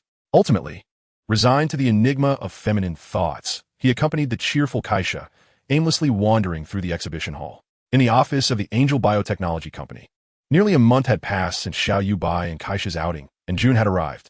With only a few days remaining before Steve Rogers would ascend to the mantle of Captain America. Slumped in his chair, Xiao Yuebai surveyed the contracts strewn across his desk, his expression a blend of elation and concern. The year 1943 had reached its midpoint, and the flames of war had ignited everywhere except North America. In the first half of the year, the bear-like tribes of the Far East had just vanquished 90,000 Aryans amid a harsh winter, significantly altering the strategic landscape. Just days prior to Xiao Yuebai and Keisha's excursion, a renowned comedic actor from North Africa, famous for his noodles, surrendered to the allies led by the Eagle Nation, citing bizarre reasons such as the unavailability of artillery shells. This led to a domino effect, resulting in the surrender of their allies, the once invincible Aryans in Europe. Conversely, on the Western Pacific battlefield, due to a major surprise attack today, the Eagle Nation lost a significant portion of its naval fleet, rendering it incapable of thwarting the military actions of the Sakura Nation in Southeast Asia, allowing their forces to operate with impunity on the islands of the South Pacific. Aside from the anticipated surrender of the Noodle Nation in September, he had forgotten the rest. After pondering these matters, Xiao Yuebai once again leaned over his desk, extracting a report from the numerous documents, scrutinizing it intently. Just then, a knock echoed through the office. Before he could respond, the door swung open, and a messenger tossed an envelope onto his desk, stating, "This is an anonymous letter that Sarah retrieved from the mailroom downstairs. Your name is the only one inscribed upon it. What it contains remains unknown." The Queen referred to Sarah as her secretary, who typically manages various office tasks on her behalf. However, Xiao Yuebai noticed that the usually magnanimous Queen harbored an inexplicable aversion toward this secretary. Of course, he never delved deeply into the Queen's thoughts, as it would be an exercise in futility for him. At that moment, Keisha inquired, "When I arrived, you seemed troubled by something. What is it?" Xiao Yuebai raised the report in his hand and replied languidly, "I am now strongly suspicious that you, along with those pharmacology PhDs, may have overexceeded in your modifications of the 3 commonly used battlefield medications. A few days ago, the British forces launched an assault on 3 islands in Sicily, and among the supplies provided by the federal government were many of our produced medications.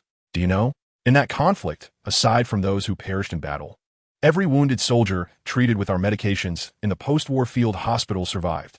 The military even sent me a summary of the battle's conclusion, which is essentially a verbal commendation. Isn't that quite good?" Keisha remarked, suddenly producing a bag of potato chips from seemingly nowhere, crunching away as she continued, "Looking at all these order contracts on your table. You must be raking in profits." Xiao Yuebai chuckled ruefully at her words, then stood up to snatch the chips from her hand, munching along as he said, "While that may be true, where am I to find so many pharmaceutical factories for production? You seem to enjoy the spectacle without concern. Do you know how many factory heads I must negotiate with to resolve this issue?" Casting a helpless glance at the Queen, Xiao Yuebai suddenly recalled something and turned to Keisha again, asking, "By the way, how is the research progress on the application of artemisinin?" Keisha was taken aback by the unexpected question and responded, I doubt artemisinin would be needed on the Eastern Front, right? Are you that anxious?" Xiao Yuebai raised his index finger in a dismissive gesture, then his expression shifted to one of cunning as he replied, "While it may not be necessary on the Eastern Front, it will certainly be required on the Western Front. Next year, the Americans will initiate numerous island-hopping campaigns in the Pacific where the subtropical climate makes malaria prevalent. Artemisinin is significantly more effective than existing medications, so we must prepare in advance." Keisha's expression transformed into one of enlightenment as she casually assured him, "Don't worry, I'll have it sorted in no time." Chapter 13. The Super Soldier Program on June 22, 1943, in a Brooklyn alley in New York. Xiao Yuebai could hardly believe that the envelope Keisha handed him upon her arrival at his office yesterday contained an invitation from the military to observe the experimental process of the Super Soldier Program. After much discussion, they reached a conclusion.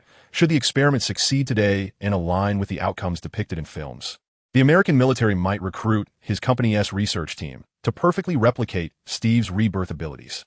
Ultimately, Kesha deduced that the military must have taken an interest in the genetic map and the rudimentary enhancement plan she had submitted, preparing to integrate this proposal with their resurrection initiative.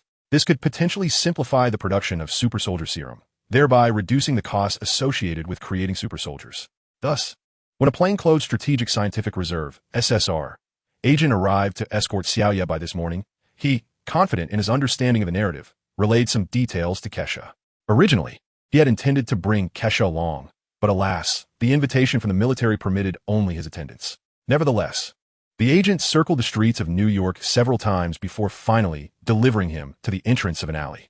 After explaining the route he was to take, the agent promptly departed. Xiao Yuebai understood the need for such caution, especially during wartime when Aryan spies could be lurking anywhere, necessitating a careful approach. Following the agent's guidance, Xiao Yuebai ventured deep into the alley, knocking thrice on the iron door to his left, inquiring, "Do you have any cookies here?" Under the wary gaze of his interlocutor, he produced the invitation letter he had received the day before, which granted him entry. Once the door was secure behind him, he was led through a dimly lit corridor. navigating a series of twists and turns until they arrived at the elevator concealed behind a shelf of goods. Upon opening the elevator, the agent gestured for Xiao Yuebai to enter. As the doors closed, the elevator began its descent, the two men remaining silent apart from the initial code. When the elevator doors opened once more, a soldier clad in military police uniform halted Xiao Yuebai with an outstretched hand. Following a series of security verifications, he finally accompanied the soldier to the site of the Super Soldier Program's experiments. Present were Dr. Abraham Erskine, the program's lead, and Howard Stark, president of Stark Industries, with whom Xiao Yuebai had previously crossed paths. They, along with other researchers, were making the final preparations for the experiment. Observing his surroundings, Xiao Yuebai noted the absence of anyone in the observation room above, realizing he had arrived quite early. "Hey Xiao, I heard they invited you, but why so early?" The familiar yet distant banter, and without needing to look, Xiao Yuebai recognized it was none other than that scoundrel Howard Stark. Noticing Howard gesturing for him to come down, Xiao Yuebai smiled slightly and descended the steps to join him, replying, "On the contrary, Mr. Stark, your presence here, as someone who sells weapons to the federal government, is what truly surprises me." Xiao Yuebai's playful banter elicited little more than a dismissive chuckle from Stark, who stepped forward and clapped a hand on his shoulder, saying, "Perhaps I lack the accomplishments in biological genetics that some companies boast, yet I am the one who discovered the vital rays required for this experiment. They certainly need me, perhaps even more than they anticipated. But why didn't you bring your girlfriend?" Upon hearing this notorious womanizer's comments, particularly his lingering thoughts about the queen, Xiao Yuebai feigned displeasure and retorted, "Alas, the military only granted me a single invitation. Moreover, if I had brought her along, would you truly wish to suffer another setback?" As his words settled, both men shared an understanding smile. At that moment, Dr. Erkins, a distinguished German biologist clad in a white lab coat and wearing glasses, approached with a smile and remarked, "It seems Mr. Stark is acquainted with our intriguing guest. Might you introduce us?" Stark promptly withdrew his hand from his pocket and gestured toward Xiao Yuebai, saying, "This is Byron Xiao, the proprietor of Angel Biotechnology." He then pointed to Abraham, introducing him as Dr. Abraham Erkins, the eminent leader of the Super Soldier Program, a remarkably accomplished biologist. Under the auspices of the charming Playboy's introduction, the two men exchanged cordial handshakes. Dr. Erkins then smiled and said, "It is a pleasure to meet you, Mr. Xiao. Your genetic mapping and enhancement proposal are nothing short of breathtaking. I have drawn immense inspiration from your work. After today's endeavors, we should engage in a thorough discussion. Perhaps we could collaborate on a version 20 of the Super Soldier Serum. I eagerly anticipate that." Following this, the trio exchanged scientific insights pertinent to their respective fields. Naturally, it was primarily Stark and Dr. Erkins who engaged in the dialogue. Although Xiao Yuebai had been tutored by Kaisha on biological genetics over the past few months, he remained a novice, unable to hold his own against a genius and a man who had devoted his life to biological research. Nevertheless, the knowledge Xiao Yuebai had gleaned from Kaisha's extensive data repository, some concepts far exceeding the era's understanding, still managed to astonish the two eminent figures. It was not until the observation room above began to fill with an increasing number of spectators that Xiao Yuebai bid farewell to the two men, wishing them a successful experiment. Upon entering the observation room, he glanced at the so-called federal government official engaged in conversation with others, then retreated to a corner, silently awaiting the unfolding of events. After all, in that era, aside from women, there were other matters that made these lofty figures feel somewhat apprehensive. However, Xiao Yuebai was content to remain undisturbed, allowing him to thoughtfully contemplate his forthcoming strategy. With a sudden burst of sharp noise, Dr. Erkins successfully captured the attention of those within the observation room. At this moment, Agent Peggy Carter entered the observation room and took her designated seat beside Xiao Yuebai. With the enchanting beauty beside him, Xiao Yuebai courteously greeted her before turning his attention back to Dr. Erkins as he delivered his pre-experiment address. Once the doctor's speech concluded, the experiment officially commenced. Initially, a minimally invasive serum injection was administered, followed by the closure of the cultivation chamber as Vita rays were activated. The intensity of the light proved overwhelming, eliciting a scream from the test subject, Steve. Subsequently, Agent Carter rushed out, shouting to shut down the equipment, while Steve insisted they could proceed. Stark then maximized the energy control handle, culminating in a flurry of electrical sparks.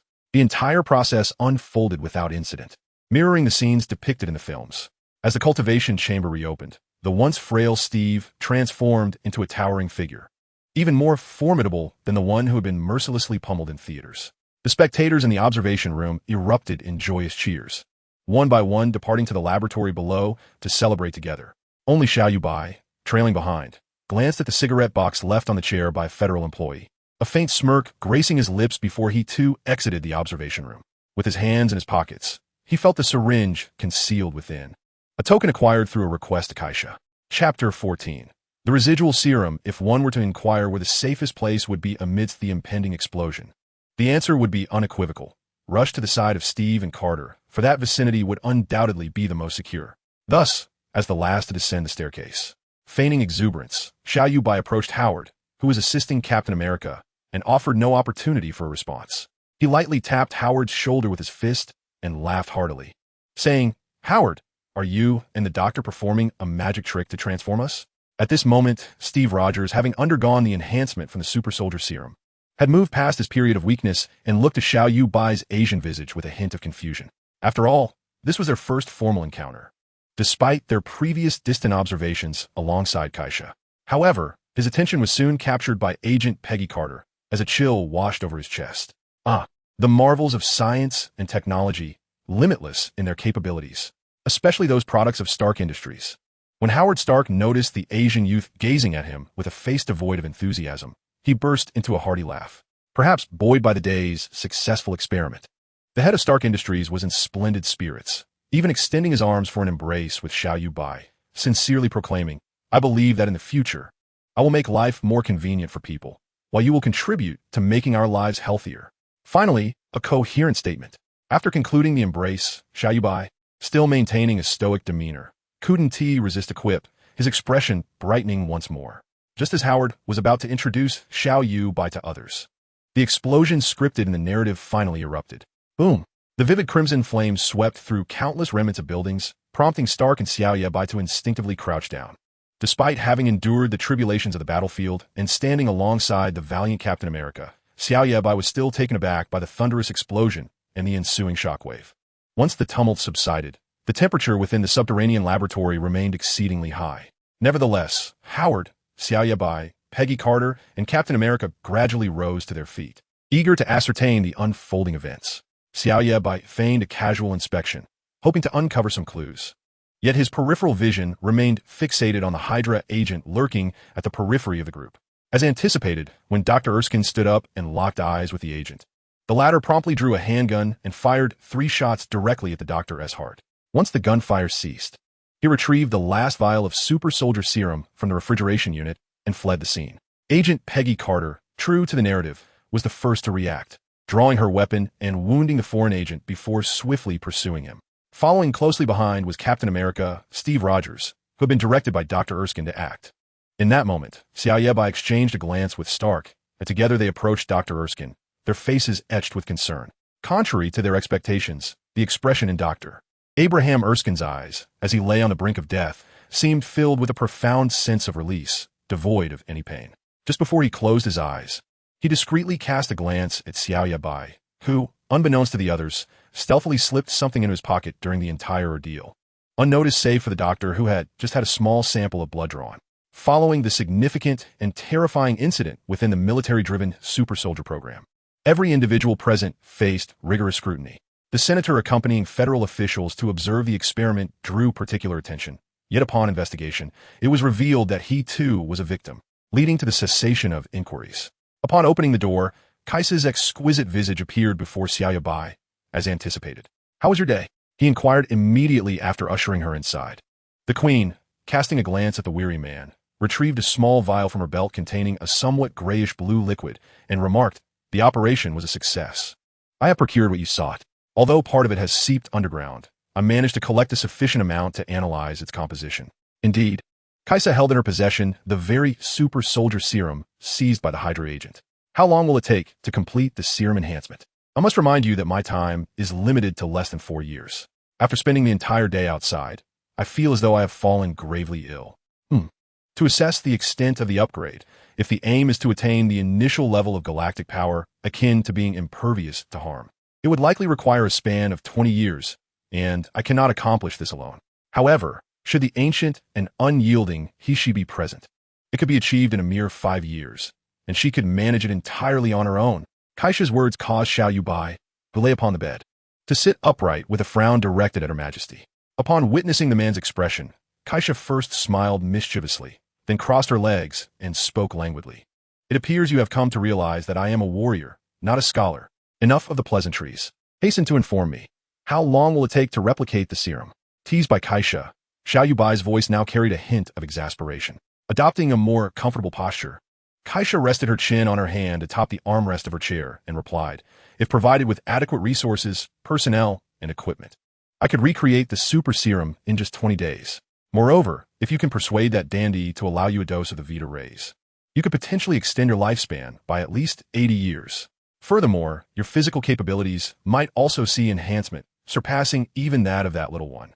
After making her statement, Kaisha retrieved a list from her waist and added, this outlines the number of specialists and resources required for the serum replication.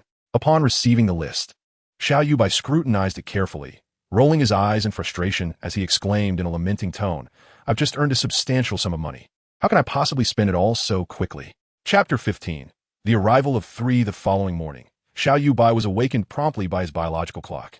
After a swift wash and donning a suit befitting the occasion, he drove to the entrance of his company's building. Upon entering the office, he greeted the blonde receptionist before proceeding to the elevator. When the elevator doors opened again, he was unexpectedly met with 3 familiar faces by the entrance of his company. The auburn-haired agent Peggy Carter engaged in casual conversation with the now robust Steve Rogers. Their arrival caught Xiao Yuebai off guard. Yet what irked him more was the sight of Howard Stark, with his slick-back hair, playfully flirting with his secretary, Sarah. Without needing to inquire further, Xiao Yuebai recognized the figure and, under the astonished gazes of Carter and Rogers, quipped with a hint of irritation, Howard, if you continue to flirt with my secretary, I shall instruct the security downstairs to expel you from this building. It seems your employer is displeased. In response, Stark shrugged towards Sarah and with a roguish grin declared, remember, 8 o'clock tonight. Let us not miss it. With that, he turned and sauntered over to Xiao Yuebai, adopting a carefree stance that exuded a sense of triumph. Almost driven to madness, Xiao Yuebai gazed at Stark's enthusiastic demeanor, raised a hand to his forehead, and with a hint of exasperation remarked, so, Stark, your early visit to my company is merely to bring these 2 to tease my secretary? I certainly do not possess such leisure. A striking woman with flowing wine-red curls, exuding an air of confidence and competence, sidestepped Stark and, casting a sidelong smirk at the dandy, extended her hand toward Xiao Yuebai. Upon opening her mouth, she spoke in an eloquent, gentlemanly English. Hello, Mr. Xiao. We did not have the opportunity to introduce ourselves during our last encounter. I am Agent Peggy Carter from the Strategic Scientific Reserve. Xiao Yuebai promptly acknowledged her name, grasped her hand in a brief shake, and then, with a smile, responded, you must be a courageous, beautiful lady imbued with an aristocratic charm. It is a pleasure to officially meet you. After exchanging playful banter with Peggy and shaking hands with Rogers, Xiao Yuebai led the trio to his office. Once his secretary, Xia, served 3 cups of coffee to the guests, she gracefully exited, closing the door behind her. As the host, Xiao Yuebai regarded the 3 individuals opposite him and inquired, so, what brings you 3 to seek my counsel at such an early hour? Surely, there must be something of great importance. After his question lingered in the air, Peggy and Stark exchanged a glance before Stark spoke up. Hey, Xiao. What I am about to divulge is classified information. I trust you will keep it to yourself, yes? Upon receiving Xiao Yuebai's affirmative nod, Stark cautiously continued. Are you familiar with Hydra? Of course. I am well aware, perhaps even more than you know. Though Xiao Yuebai thought this internally, he arched an eyebrow and retorted. Are you referring to the one from Greek mythology? Not quite, Stark clarified. The Hydra we speak of is a clandestine organization. As Peggy took over the narrative, she elaborated on the details concerning Red Skull, Schmidt, and his organization, Hydra. To be honest, Xiao Yuebai found the information rather tedious, as he was already privy to much of it. After what felt like an eternity, when Peggy finally concluded her discourse, he was nearly on the verge of slumber.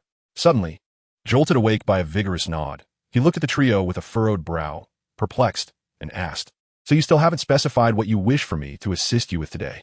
Noticing the incredulous expressions that appeared on both Carter and Stark's faces, Xiao Yuebai raised an eyebrow, awaiting their response.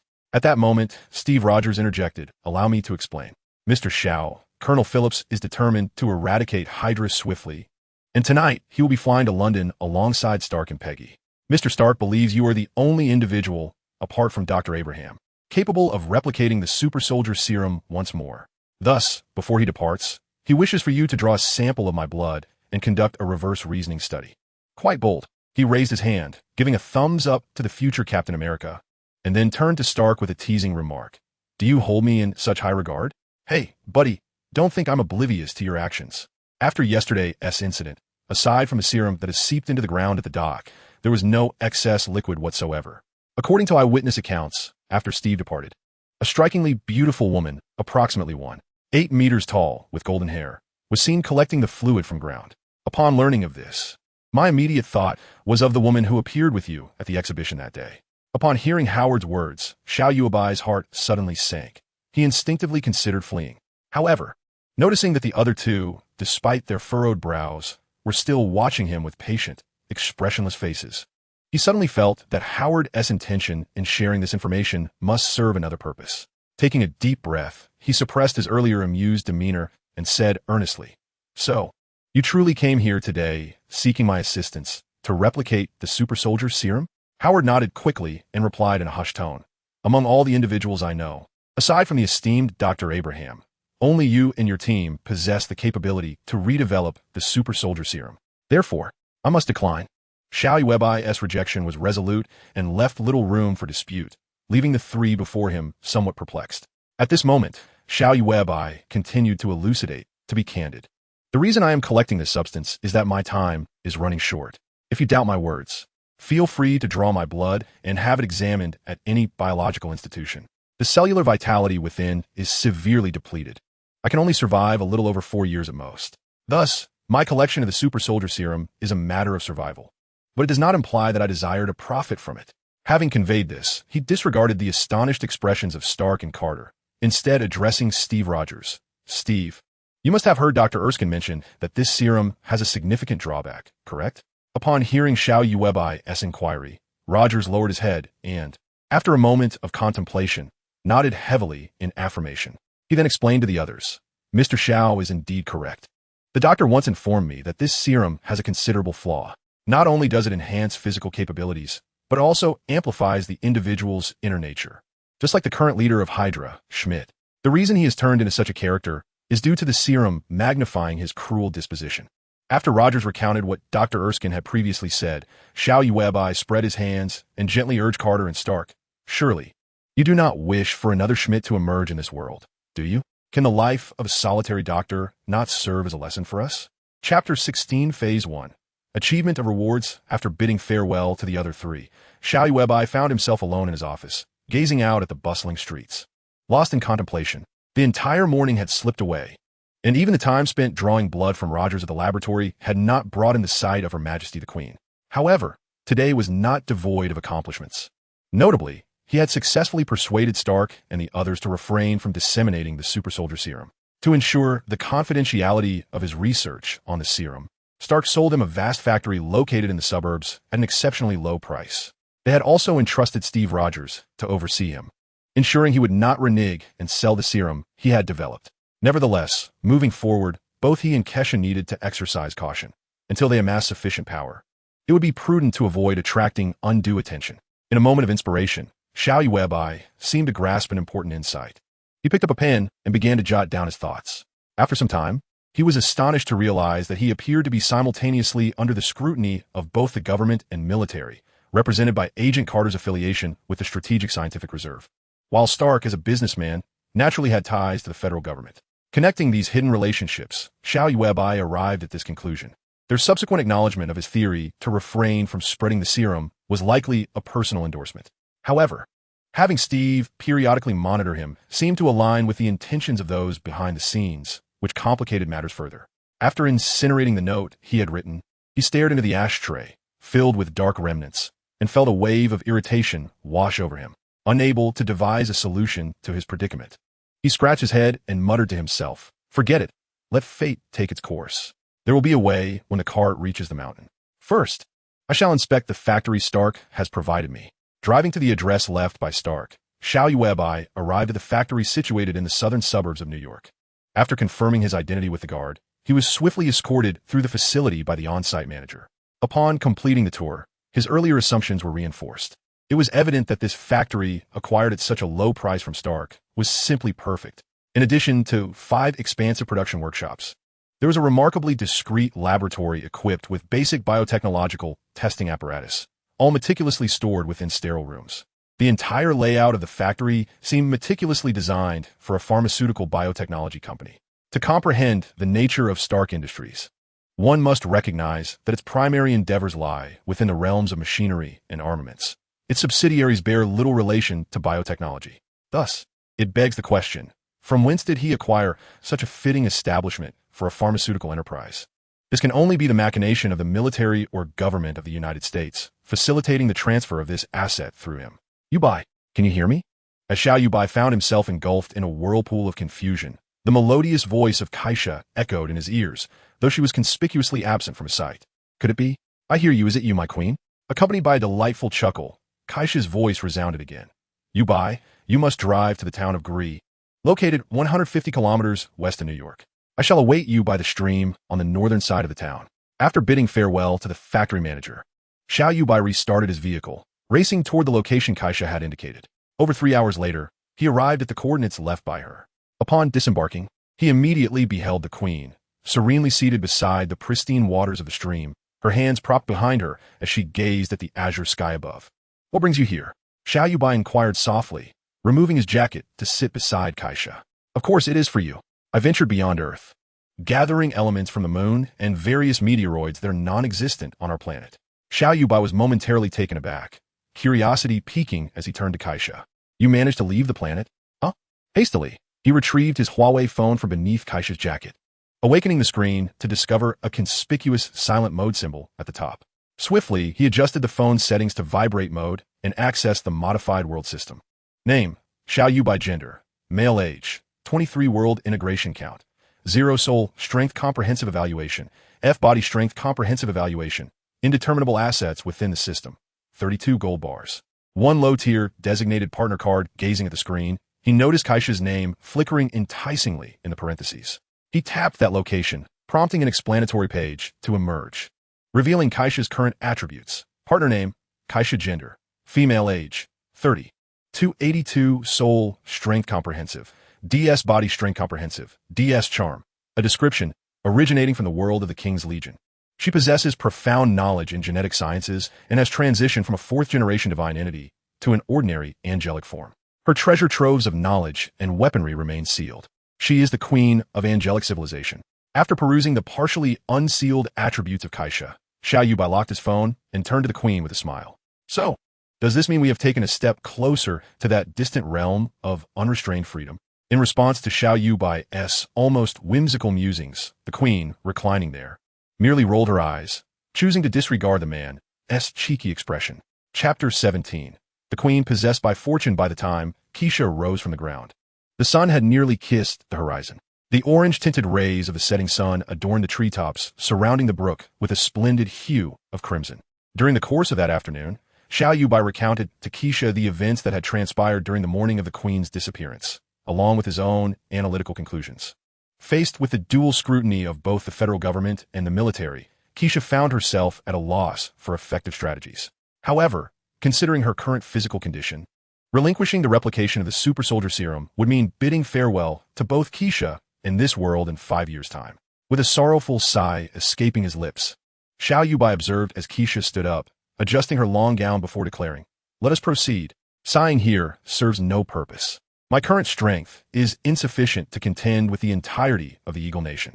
Being monitored is but a triviality. We cannot surrender to Hydra merely due to this." Upon hearing Kaisha's retort, Xiao Yuebai, still seated, looked up at her with a grin, replying, "If Hydra were not so arrogantly self-assured, it might be worth considering." Consideration. Indeed, before Xiao Yuebai could indulge in further fantasies, Kaisha's fist came down heavily upon her forehead. In Xiao Yuebai's eyes, although Kaisha's expression was one of fury, he understood that both her reprimand and his recent affiliation with Hydra were merely outlets for their frustrations. After all, as long as one resides in this world, whether human or divine, the need for catharsis remains. The conversation had strayed, rubbing his head where Kaisha had struck. Xiao Yuebai noticed her moving toward the vehicle and hurriedly reopened his phone, exclaiming, "Kaisha, come here." Curious, Kaisha approached, bending down to gaze at the screen, displaying the image Xiao Yuebai had shown her. She read aloud, "System designated companion card, low version. We can summon beings again." It would be ideal to bring that old codger he/she. I have no desire to continue playing the role of the doctor. With a smile gracing her lips and excitement gleaming in her eyes, Keisha snatched the phone from Xiao Yuebai's hands. As Keisha prepared to tap on the phone, Xiao Yuebai urgently interjected, "Hey, wait, don't press anything recklessly. We lack sufficient energy. Summoning someone too powerful could cost me my life." Just as Xiao Yuebai scrambled to his feet and nearly reached Keisha, he suddenly noticed that the excitement in her eyes had intensified. His heart sank as he heard the words that filled him with despair. "My heavens, it's truly that old fossil he/she. Wait, don't summon him." Xiao Yuebai's voice quivered with panic. Yet, it was too late, for a milky white point of light had abruptly materialized in the air between them. "It's over. I'm doomed." Xiao Yuebai stared blankly at the light, collapsing despondently onto the cobblestone ground, as a familiar wave of dizziness enveloped his mind. The last thought that crossed Xiao Yuebai's consciousness was, how could I, a dignified transmigrator, be undone by my own summoned companion? What a disgrace to the community of transmigrators. "Oh, a tomboy. You can actually handle human affairs? Oomph. I am your queen. There is nothing I cannot master." Struggling to open his eyes, a faint glimmer of light pierced through. After a moment of adjustment, Xiao Yuebai realized he was reclining in the back seat of his own vehicle. In the front, Kaisa and a silver-haired woman in an off-shoulder gown, he/she, were engaged in lively conversation, their expressions radiating joy. Perhaps sensing his awakening, Kaisa glanced at Xiao Yuebai through the rearview mirror, seemingly detecting something extraordinary. With a soft chuckle, she exclaimed, "You're awake." He replied casually. But as the sound left his lips, Xiao Yuebai abruptly felt as if his voice had transformed. At that moment, he/she, seated in the passenger seat, turned to look back at him, stifling a laugh as she said to Kaisa, "So, tomboy, did you intentionally turn your idol into this state just to reunite with me? I've told you countless times, he is not my idol." Kaisa swiftly turned to he/she, reiterating with earnestness, "We are partners now. Do you understand? Partners living together in this world." Disregarding the playful banter between the two women, Xiao Yuebai focused on feeling his own body, searching for his mobile phone. "Are you looking for this?" Kaisa, who was driving, remarked, "I'll hold on to it for now and return it once you're awake." As she reached over to hand him the phone, he let out a sigh of relief. However, upon glancing at the screen for the first time, he was taken aback. Quickly, he adjusted his feeble frame to peer into the rearview mirror. The pristine reflection revealed a face lined with wrinkles. His once jet black hair had turned stark white, and he was noticeably balding on the crown of his head, a fate often whispered about, hair loss. Staring at his aged visage, he mused that if he claimed to be 120 years old, others might readily believe him. Trembling, he touched his gaunt face and looked at the two women before him, exclaiming, "Are you two not satisfied until you've sent me to my grave?" He/she, witnessing his woeful expression, covered her mouth, bursting into carefree laughter. Meanwhile, the driving Kaisa's rosy cheeks flushed a deeper hue. She adjusted the rearview mirror and, stealing a quick glance at Xiao Yuebai, murmured, "Oh dear, it wasn't intentional. I merely mentioned that summoning an old soul would suffice. And who would have thought your system would bring her instead? I was just a bit too excited. Besides, with he/she here, what was there to fear? 2 weeks should be ample time." 2 weeks? What does that mean? In an instant, Xiao Yuebai grasped the crux of Kesha's words. He abruptly sat up, fixing an intense gaze upon her, his expression betraying a growing sense of panic. "You mean to say, I only have 2 weeks left to live?" Amid Ishi's gleeful schadenfreude, Kesha appeared increasingly mortified. Yet, her character forbade her from resorting to falsehoods. Thus, she could only endure and nod regretfully. Kesha's admission felt akin to siphoning the last breath from Xiao Yuebai's lungs, and he collapsed backward onto the rear seat of the vehicle. At this juncture, Ishi interjected, "Oh dear, why the despair? Just because this brutish woman is unreliable does not imply that I am as well. Surely Kesha has mentioned me? Since the rise of the Three Kings, I have led all research endeavors for the Angel Clan. However, that brutish woman is different. She is sealed, and the sole method to break that seal lies in enhancing your power. Therefore, even if you wish to perish, I shall not permit it." As she swayed her head animatedly, Xiao Yuebai suddenly recalled that this woman was a scientific luminary of the Angel Clan. Indeed, as she had stated, with her assistance, the super soldier serum could be swiftly developed. Upon perceiving this glimmer of hope, he leaned forward between the two women's seats, striving to widen his eyes in a manner that appeared endearing. Yet, he overlooked one crucial detail. The expression he wore upon his aged visage was nothing short of grotesque. Oblivious to this, he shamelessly implored, "Most beautiful Miss he/she, I beseech you to save me." He/she retorted, This brute is making me want to kill him. Kesha responded, then why wait? Let us take action. Chapter 18. The unique Miss He/She name. He/She gender. Female physical age, 21. Actual age, 30. 201. Soul comprehensive strength. F physical comprehensive strength. F charm. S description. Originating from the world of Xiong Bing Lian. She is one of the 3 kings of the angel clan, specifically the king of the Foundation. Produced as a minimum configuration companion in the magical modification world. She possesses no powers from her original realm apart from the knowledge of the angel clan embedded in her mind. Aura. Radiance of the 3 kings. When the 3 kings of the Xiong Bing Lian world unite, all angels of the angel clan in this universe experience a 33 enhancement in combat ability. Xiao Yuebai glanced down at his phone, which displayed He/She's attribute panel.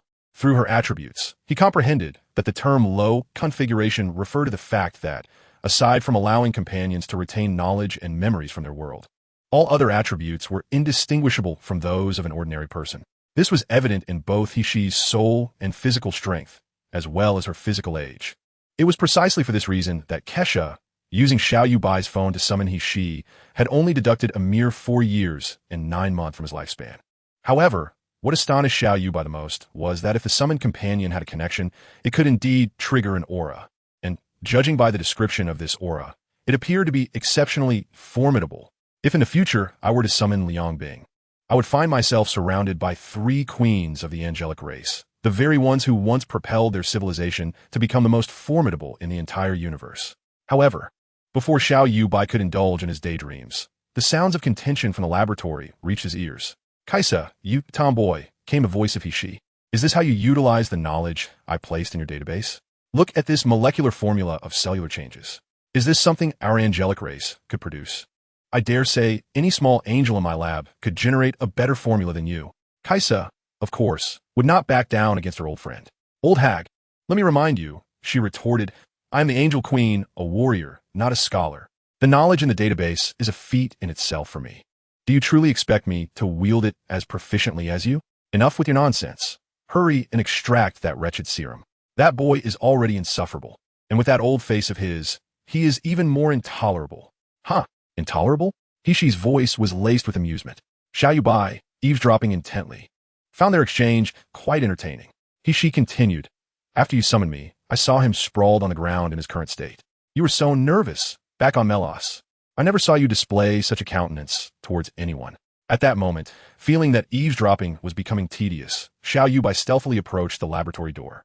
Upon hearing He/She remark that Kaisa had shown concern for him, his heart swelled with joy, mentally exclaiming, brilliant. However, the man had clearly forgotten that his body had transformed into that of an elderly individual. As his emotions surged, he lost his balance and lightly bumped against the door of the laboratory. The quarrel between the 2 women ceased abruptly. Realizing the situation, Xiao Yuebai sheepishly opened the door and, with a face that betrayed his age, said to them, I didn't hear anything. Really? Get out. They replied in unison. All right, he responded, hastily shutting the laboratory door behind him, completely oblivious to the significance of his entrance and exit. For the next 5 days, Xiao Yuebai remained in his office, day and night, without stepping outside.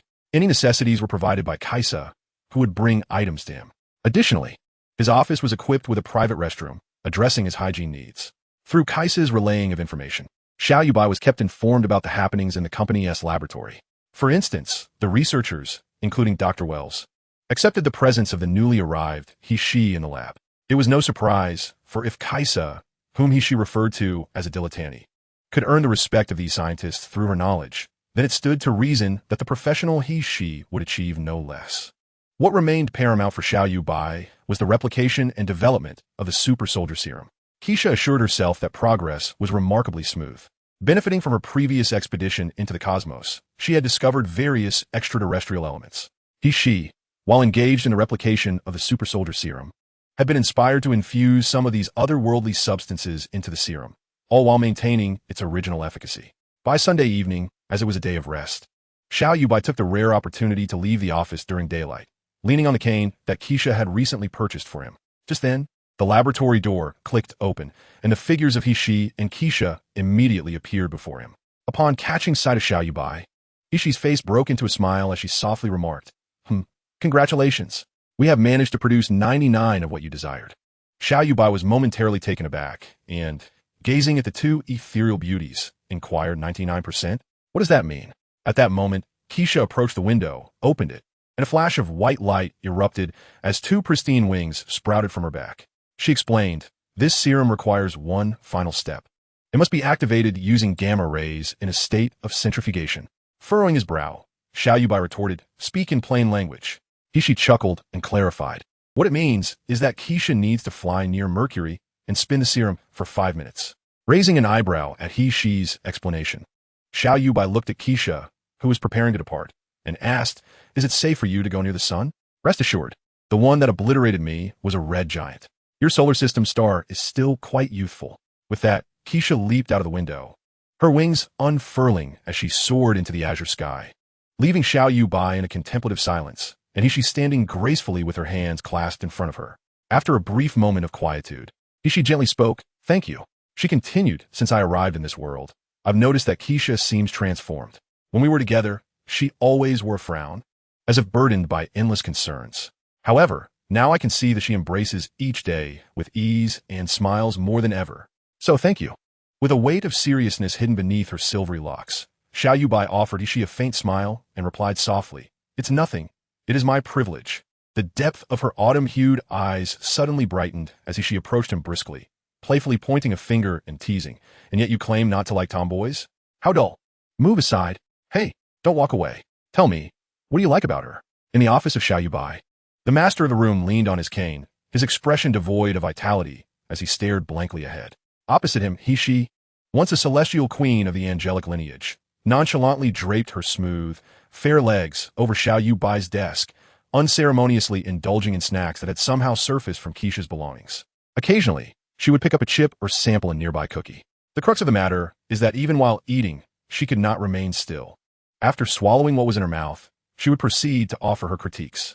Some cookies were too sweet, the chips too salty, the coffee a tad bitter, and the burger excessively caloric, among other remarks. However, one cannot deny that even with such a demeanor, Miss she exuded a remarkable beauty. All right, it's about time. We should be on our way. Upon hearing this, Xiao Yuebai was taken aback, staring blankly at she and inquiring, leave? Where to? To a secluded place. Of course. She replied confidently, though it seemed she had not considered the ambiguity of her words. Consequently, Xiao Yuebai, taking it for granted, deliberately misinterpreted her. His aged visage suddenly adorned with a bashful expression as he stammered, Miss isn't that inappropriate? You have only just arrived in this world, and we've only spent a few days together. Isn't it too soon for that? What about Kesha? However, Xiao Yuebai clearly underestimated the former celestial king. Though she was a scholar in the original universe, she was also one of the 3 kings of the angelic race, possessing emotional intelligence far beyond that of ordinary individuals. Without warning, she placed one leg on the office desk and adopted a crawling posture toward Xiao Yuebai, a mischievous smile gracing her lips as she spoke in a tone brimming with temptation. Too soon? I don't feel that way at all. What are you afraid of? Just as Xiao Yuebai thought he might witness some unexpected benefit, she suddenly seized the collar of his shirt, lifting him like a chick as she strode towards the office building's entrance. As she walked, she harshly remarked, the tomboy said you were a scoundrel, and indeed, you proved to be one. At your age, still jesting with me. With a look of utter despair, Xiao Yuebai was dragged by she to the underground parking lot of the office building. When the elevator doors opened, she released her grip and said curtly, drive, we are heading to a less populated area in the suburbs. Kesha can locate your position. Upon reaching her car, she opened the door and settled into the driver's seat. After she had entered and made herself comfortable, Xiao Yuebai, resembling a beleaguered soul, meekly remarked, Isn't it just a blood serum injection? Why do we need to go outside? With her seatbelt fastened, she propped her chin on her hand, a smile illuminating her face as she explained, I examined that original super soldier serum and analyzed the blood of the individual named something like Sure. The serum can indeed enhance an ordinary human's physique by approximately 10-fold, but that is not the limit of its potential. Kishi's words piqued Xiao Yuebai's interest, and as he drove, he inquired, oh, it seems there are surprises in store? Actually, I sense that the molecular structure of this serum has room for further calculation. You know, after extracting the genetic material from that test subject's blood, I added some cosmic elements. Can you guess the outcome? Gazing at the road ahead, Xiao Yuebai gently adjusted the steering wheel and, after a moment of contemplation, replied, I can't imagine the specific results, but surely there were no rejection phenomena, right? Indeed, There was not even the slightest hint of rejection. At this moment, Hishi's expression was exceedingly grave, and her eyes suddenly grew distant as she continued. What is even more alarming is that, with my 30 millennia of research experience, I conducted an experiment in my mind. I pondered the effects of integrating the primordial cells of this serum into the cells of an angel. The result was also devoid of any sign of rejection. Xiao Yuebai was taken aback by her words, abruptly slamming on the brakes, and stared at Hishi in astonishment. Having been acquainted with the world setting of Xiong Bing Lian, Xiao Yuebai fully comprehended the terrifying implications hidden within Hishi's remarks. It is crucial to note that, in the original world setting, the angelic race could traverse the cosmos through their physical forms, their cellular and genetic strength unparalleled. The notion that, within this Marvel universe, the super soldier serum could potentially integrate with angelic cells without causing a rejection phenomenon was rather absurd. Continue driving. He gently patted the man's shoulder, and once the vehicle resumed its forward motion, Hishi solemnly added, "Of course, this is merely a conjecture based on scientific theory, lacking any factual corroboration." Xiao Yuebai gazed ahead at the road, pressing the accelerator with newfound determination, and after the vehicle had gained speed, he remarked, "Regardless, this demonstrates the serum's extraordinary nature." Hishi had already shifted her gaze to the streetlights outside, but Xiao Yuebai's words prompted her to unconsciously nod, followed by a wistful sigh as she said, "If I could meet the inventor of this serum, I might even have the opportunity to reconstruct the angelic race in this world. However, I heard from Kaisha that the individual seems to have perished." At that moment, Xiao Yuebai suddenly recalled something and, feigning profundity, addressed Hishi, "By the way, Miss Hishi, do you remember the second interstellar war between your angels and the demons?" Hishi swiftly turned her head toward Xiao Yuebai, a hint of confusion in her nod as she replied, "Of course, I remember. We achieved a resounding victory in that conflict. Moreover, that little girl Yang Bing was so infuriated that she pointed her finger at her sister, unleashing a torrent of scorn. Her composure was utterly lost." At this moment, Hishi seemed to recall a humorous scene, yet just as she was about to instinctively cover her mouth and laugh, the usually poised celestial king suddenly froze. It appeared that Miss Hishi had an epiphany. She trembled, pointing at the man as she tentatively inquired, "Are you suggesting that the items we seized during that incident were stored in Kaisha's data vault?" Xiao Yuebai glanced at Hishi, then feigned excitement and nodded vigorously. Hishi, her face alight with delight, grasped Xiao Yuebai's sleeve and pressed on with her questions. "Don't tell me you too extracted the blood of that serum's inventor? How astonishing! How unexpected!" At this moment, a sense of pride radiated from Xiao Yuebai's countenance. Now, upon hearing his words, Hishi completely abandoned her demure demeanor. Clapping her hands in joy, and once more seizing the man's sleeve, she exclaimed, "What an astonishing surprise! Truly unexpected. Unexpectedly, the tomboy can sometimes be quite reliable. And you're not so disagreeable after all. Ha ha, Feeling the force from his clothing, Xiao Yuebai hastily exclaimed, "Don't grab my clothes, or I might bump into something else." However, Xiao Yuebai's cries failed to capture Hishi's attention, as the latter continued to cheer exuberantly. On the bustling streets of the weekend, a black sedan was weaving chaotically along the exit lane from New York. As the vehicle gradually receded, only a faint, raucous laughter lingered, gradually dissolving into the night air. Chapter 20. Super Soldier Serum in a forest on the outskirts of West Side, New York. A small sedan with a significant portion of its black paint scraped off approached. As the headlights illuminated the dark surroundings, Kaisha's figure stood quietly there. Our queen appeared taken aback upon discovering that her previously driven car had been inexplicably marred. Before this issue could be addressed, her good friend and best deputy, the once celestial King Hishi, excitedly rushed to her side. When Hishi opened her arms and embraced her, Kaisha's expression turned even more perplexed. She was bewildered about what had transpired to alter Hishi's usual demeanor so drastically. Thus, she cast a pleading glance toward the man, hoping her new partner might provide some clarity. After Xiao Yuebai exited the car, he disregarded Kaisha's silent plea and walked to his vehicle, gazing at the stark white patch with a melancholic sigh. He then addressed Kaisha, "Don't ask me, it's complicated. Just inject me with the serum.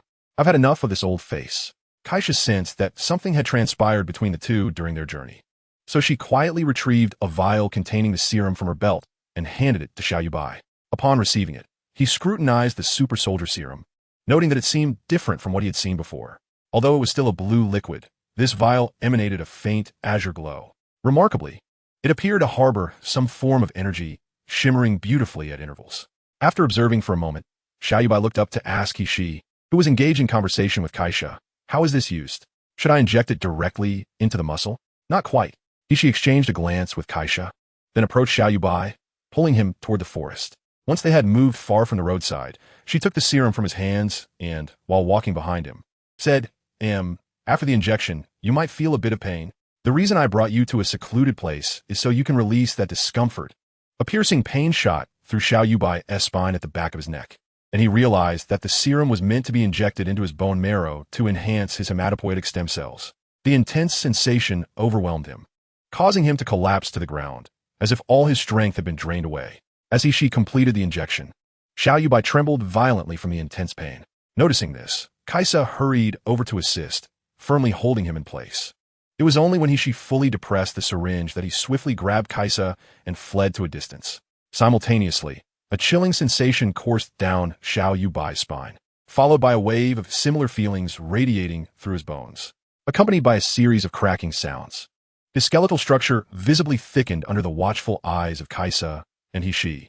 Following this transformation, the internal organs, invisible to the two women but acutely felt by Xiao Yuebai, underwent a profound alteration. A sudden sense of liberation surged from his chest and abdomen, compelling him to inhale deeply to fill the void within. Unbeknownst to him, the fundamental cells comprising his organs were rapidly disintegrating and rearranging themselves. First, the respiratory system, followed by the digestive system, and finally the sensory system, all sequentially embraced enhancement. As the rebirth of his internal organs concluded, the muscle fibers began to alter as well. Their density gradually diminished, creating additional space for the emergence of smaller muscle fibers. If the previous agony was akin to piercing pain, a jarring impact, the current sensation was one of itchiness, a torturous form of discomfort. This particular pain was the most unbearable, prompting him to lift his blood-red gaze toward the trees before him and, without hesitation, unleash a punch. Boom! Crack! Bang! The trees were cleaved in half by his strike, and the earth was gouged, leaving behind deep fissures. His once-fitting leather jacket had long since torn into ragged strips due to his expanding physique, while his trousers, which had originally reached his ankles, now barely covered his calves. In the throes of his pain, his pants had become riddled with holes, and even his shoes had vanished, leaving only a sock that exposed 5 toes.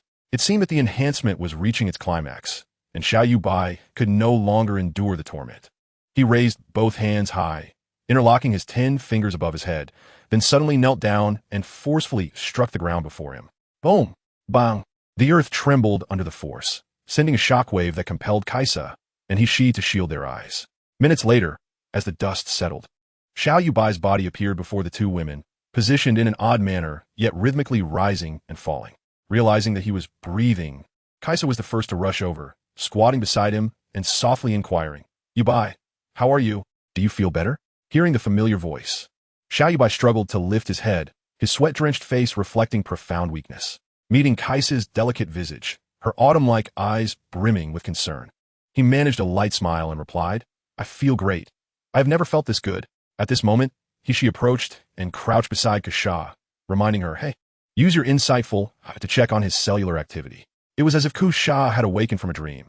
She gazed into Xiao Yuebai's eyes, where a glimmer of white light shone, meticulously scanning his body from head to toe. Only after a moment did her eyes return to normal, and she spoke to the two beside her.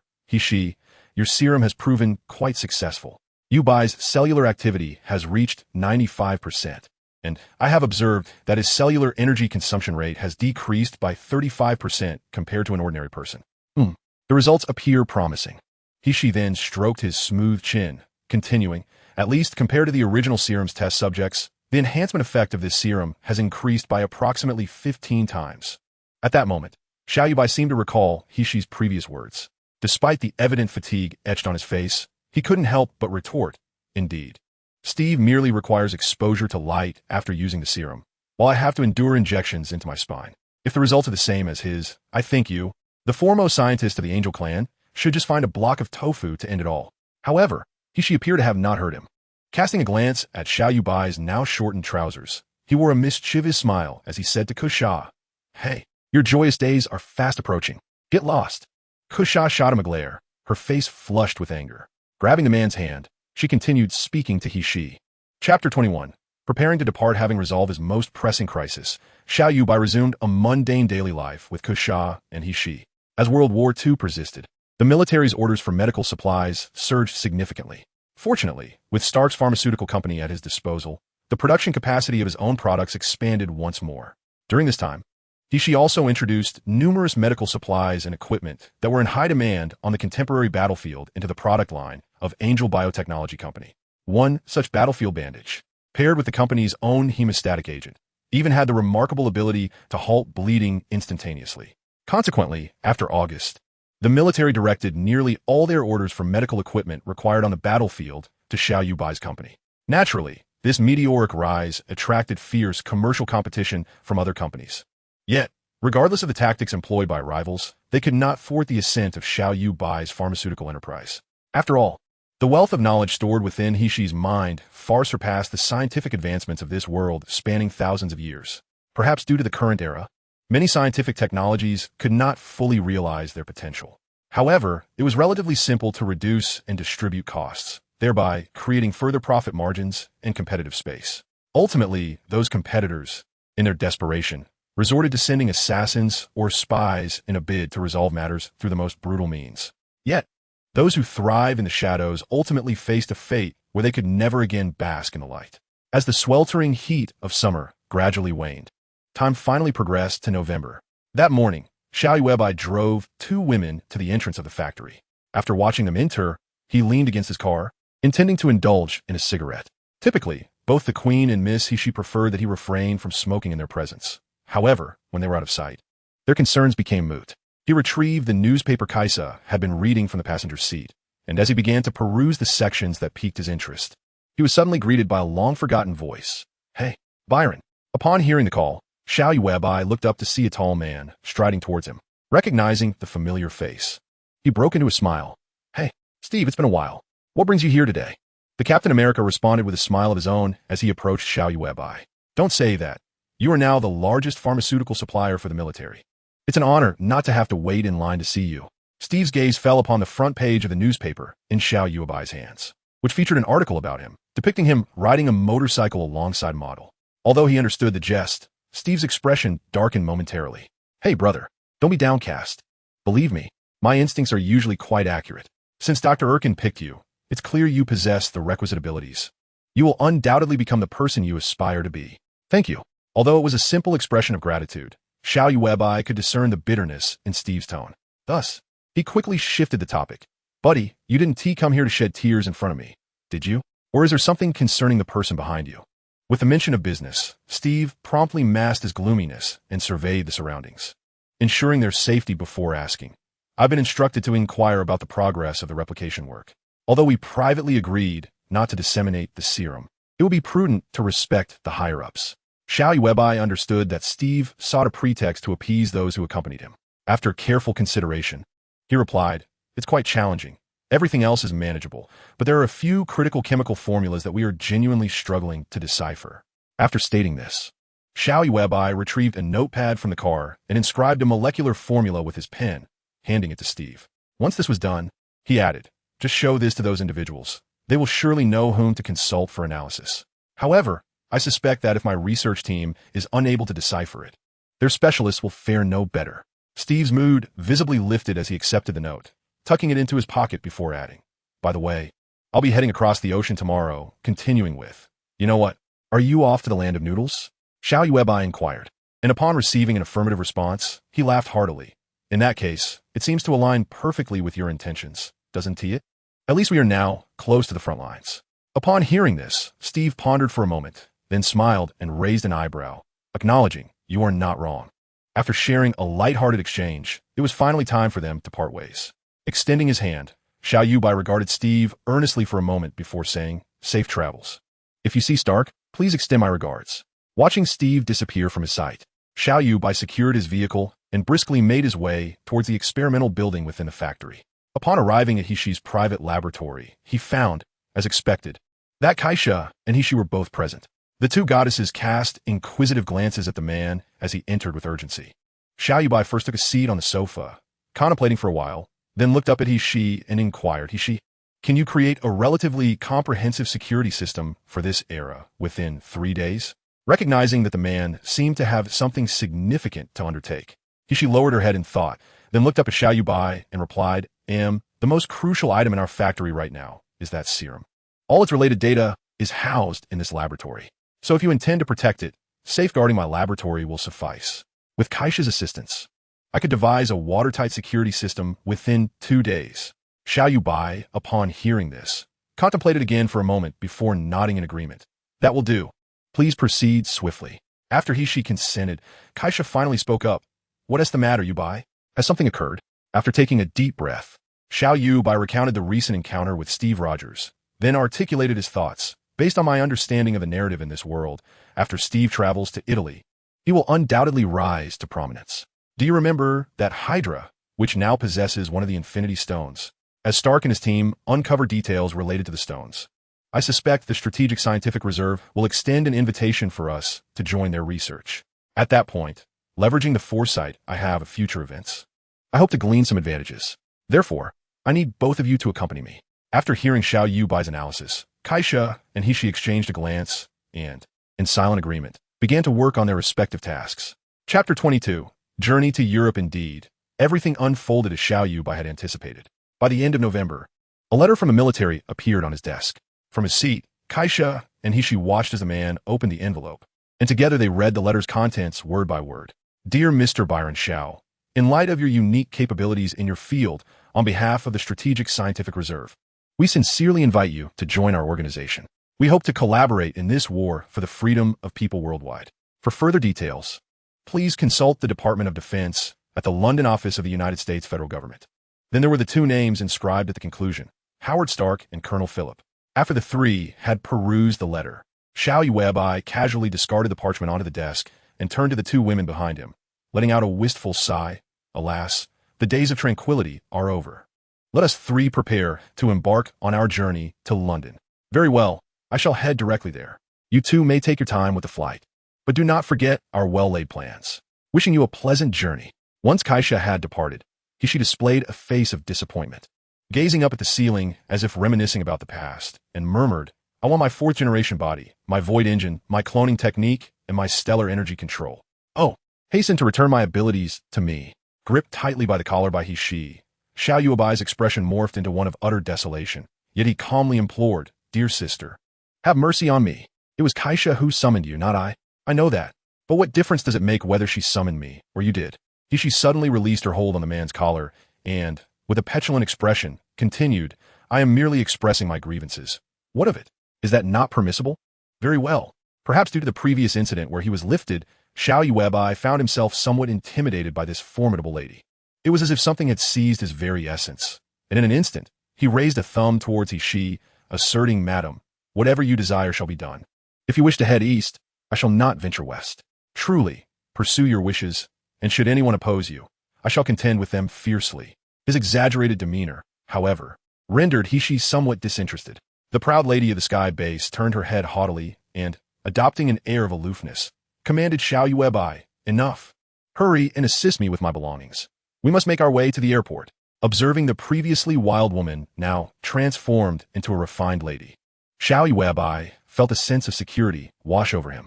To ensure that she would no longer tease him, he discarded all pretenses, assuming a servile demeanor. Swiftly and adeptly, he gathered the luggage that he had prepared the previous night, and with a smile, addressed her, Miss Xiao, shall we set off? Indeed, let's go. Playfully issuing a command, he looked at the now composed man, and at that moment, Xiao Yuebai happened to glance back at her, and the 2 shared a harmonious bout of laughter. London in 1943 lay in ruins. Since the evacuation of 300 British and French troops from Dunkirk Beach in France in 1940, facilitated by fishing boats and small craft across the English Channel, the Führer had relentlessly bombarded the capital of that small island nation for over 8 months. In this operation, known as the Eagle Plan, the Aryans dispatched over 500 aircraft to execute indiscriminate bombings of the city. Even now, the remnants of destruction were omnipresent throughout the cityscape. Under the guidance of an American soldier, Xiao Yuebai and he traversed the streets strewn with the remnants of shattered buildings. On either side of the road, both adults and children bore expressions marked by an enduring sorrow. Yet, Despite their plight, they never ceased their efforts to clear the debris beneath their feet. She deftly sidestepped a sturdy wooden beam that appeared to be part of someone's home. Her keen observation of the surroundings intensified since entering this district. Finally, she spoke in Mandarin, the language of the Divine River, as noted in the world of Xiong Lian. Is this the war of a lower civilization? Why must that Aryan leader involve civilians? Xiao Yuebai initially responded with a smile, fabricating a lie in English to the officer, claiming she was lamenting the Aryans due to the treacherous roads. He then turned to He and remarked in Mandarin, "Your angelic civilization seems quite advanced. Yet do you have civilians? Since the establishment of the righteous order by the Queen, until the outbreak of the solar system war in the Chiwu star system, the total population of angels had never exceeded 10,000 over 30,000 years, with everyone being both a warrior and a competent scientist." Kicking aside a fragment of brick, he noticed a small child joyfully showcasing a piece of scrap metal to his parents amidst the ruins. Witnessing this, a mocking smile crept across Xiao Yuebai's face. War, for humanity or any sentient being, is an unrelenting meat grinder. Once ensnared in its shadow, whether one desires life or death, the choice is no longer theirs to make. At this juncture, a more sardonic expression overtook his features. Shrugging under He's gaze, he continued, from certain perspectives, war serves as a driving force for the evolution of a race or a civilization. Here we are, so insignificant, yet we enact the universe's grandest irony. Amid their discourse, the American officer who had been leading them finally brought Xiao Yuebai and He to the entrance of a factory, its surface thoroughly ravaged by explosives. He gestured towards the interior, addressing the two Chinese individuals. "Mr. Xiao, Ms. He, welcome to the headquarters of the Strategic Scientific Reserve in London. Please step inside." Navigating through the factory littered with concrete and rebar debris, they arrived at the entrance of a basement. There, after a long absence, stood Howard Stark. Upon their encounter, this flamboyant figure opened his arms and approached them, exclaiming, "Oh, Byron, it's been ages. I miss you terribly." Curiously, despite his exuberance, he headed straight for He. Chapter 23. A reunion with an old friend. The dim, yellowish light illuminated the expansive basement of the factory, where numerous members of the Strategic Scientific Reserve were congregated. At a conference table constructed from a multitude of desks, Peggy Carter was intently watching Steve as he marked something on a map. "Hey, Steve, Peggy." Xiao Yuebai greeted the gentleman with wine-red curls and approached the two, exclaiming, "Oh my heavens, Peggy, you are simply mesmerizing. Ah, another insufferable person like Howard has arrived." Although the agent uttered these words, he approached Xiao Yuebai with a beaming smile and embraced him. After releasing Peggy, the man nodded at Steve, cheerfully remarking, "Steve, you are now the true captain." At that moment, Steve, having just single-handedly rescued 400 soldiers, was basking in the glory of his triumph. Upon hearing Xiao Yuebai's words, a joyful smile graced his face as he replied, "I must thank you for the encouragement you gave me back home." Xiao Yuebai moved forward to embrace Steve, and after parting, they both smiled at one another. There's a saying in China, to add flowers to the brocade, it's nothing special. No, that's not it. Steve earnestly looked at Xiao Yuebai and awkwardly said in broken Chinese, "Shuizhong Song Tan," to provide timely help. "Oh, this big fellow can speak Chinese." Ishi's voice chimed in from behind, and the three of them turned to see her, tall with silvery hair, accompanied by a slightly bruised-eyed Stark approaching slowly. Upon catching sight of Xiao Yuebai, the playboy immediately dashed behind him and whispered, "Why is it that every woman you bring has such a strong personality?" "Mr. Stark." Ishi's voice, laced with warmth yet tinged with a coolness, broke through the tension as the playboy, startled by the imposing figure of the King of the Heavens, cautiously glanced over. Ishi continued, "Although our initial encounter was less than ideal, do you not think that speaking ill in front of two ladies might come off as rather unfriendly?" In the midst of Stark's awkward smile, Xiao Yuebai turned to introduce his three friends, saying, "This is my dear friend, our newly recruited chief scientist. Her name is He." At this moment, Xiao Yuebai suddenly directed his gaze towards Stark, stating earnestly, "Her contributions in certain fields may surpass even Stark's." Xiao Yuebai's words instantly captured the attention of the trio, especially Agent Peggy Carter. She understood that in the present societal climate, women were often overlooked, particularly in a male-dominated military environment where such attitudes were profoundly entrenched. Despite having proven her exceptional capabilities through numerous missions, Peggy found herself still regarded with indifference within SSR, where respect was often the only acknowledgement she received. However, upon hearing a man proclaim that the woman he had just met possessed scientific prowess that rivaled that of the most brilliant Stark she knew, Peggy felt an immediate kinship. Agent Peggy approached He, extending her hand and introducing herself. "Hello, I am Peggy Carter. As women, amidst the multitude of gentlemen, I believe we ought to maintain our solidarity, do we not? Miss He has been part of the MCU universe for over 6 months now. Regarding the current societal landscape and the future narrative of this world, Xiao Yuebai has conveyed much to her and Kesha. Miss He is certainly aware of the pivotal role this woman will play over the next 2 decades. Thus, she extends her hand to clasp the other S firmly and smiles, saying, I have heard about you from Yuebai, and I sense a profound similarity in our characters. We shall undoubtedly become great friends. This sentiment sent a shiver down the spines of Xiao Yuebai, Steve, and Stark, as an unsettling feeling quietly arose within them all at once. It appears you are enjoying a delightful reunion. Colonel Philip, who had only met Xiao Yuebai once, slowly approached from behind the group. He first glanced at Xiao Yuebai and then at He beside Peggy, suddenly furrowing his brow. Then, reverting to his usual sardonic commentary, he remarked to Xiao Yuebai, if it weren't for Stark's insistence, I would have brought you two here. However, since you are here, we must engage in some action. Upon hearing this, Captain America Steve tucked his hands into the pockets of his trousers, nodded, and turned to lead the group towards a large table in the basement, stating as they walked, These are the armories we currently know of. Barnes has informed us that Hydra has transported all components to a facility beyond another map. After a moment of contemplation, Colonel Philip began issuing orders. Agent Carter, you're responsible for coordinating with MI6. I want every ally involved in the search for Hydra's main base. Following this, a dialogue ensued among the three, concluding with Steve's proposal to form his own Howling Commandos. Hey, did you know? I simply cannot comprehend that thing, Stark exclaimed, as if he had stumbled upon a new continent. Introducing it to the two, we have detected that its rays and emissions are neutral, exhibiting a remarkably stable state under normal conditions. However, when stimulated by electrical currents, it enters an extremely volatile state, leading to violent explosions. He interjected with a sudden inquiry. Have you detected gamma rays emitted during the explosive state? Stark was momentarily taken aback, staring in disbelief at He. Gamma rays? What is that? It is common knowledge that nuclear fission reactions produce rays and gamma rays. You are unaware of this?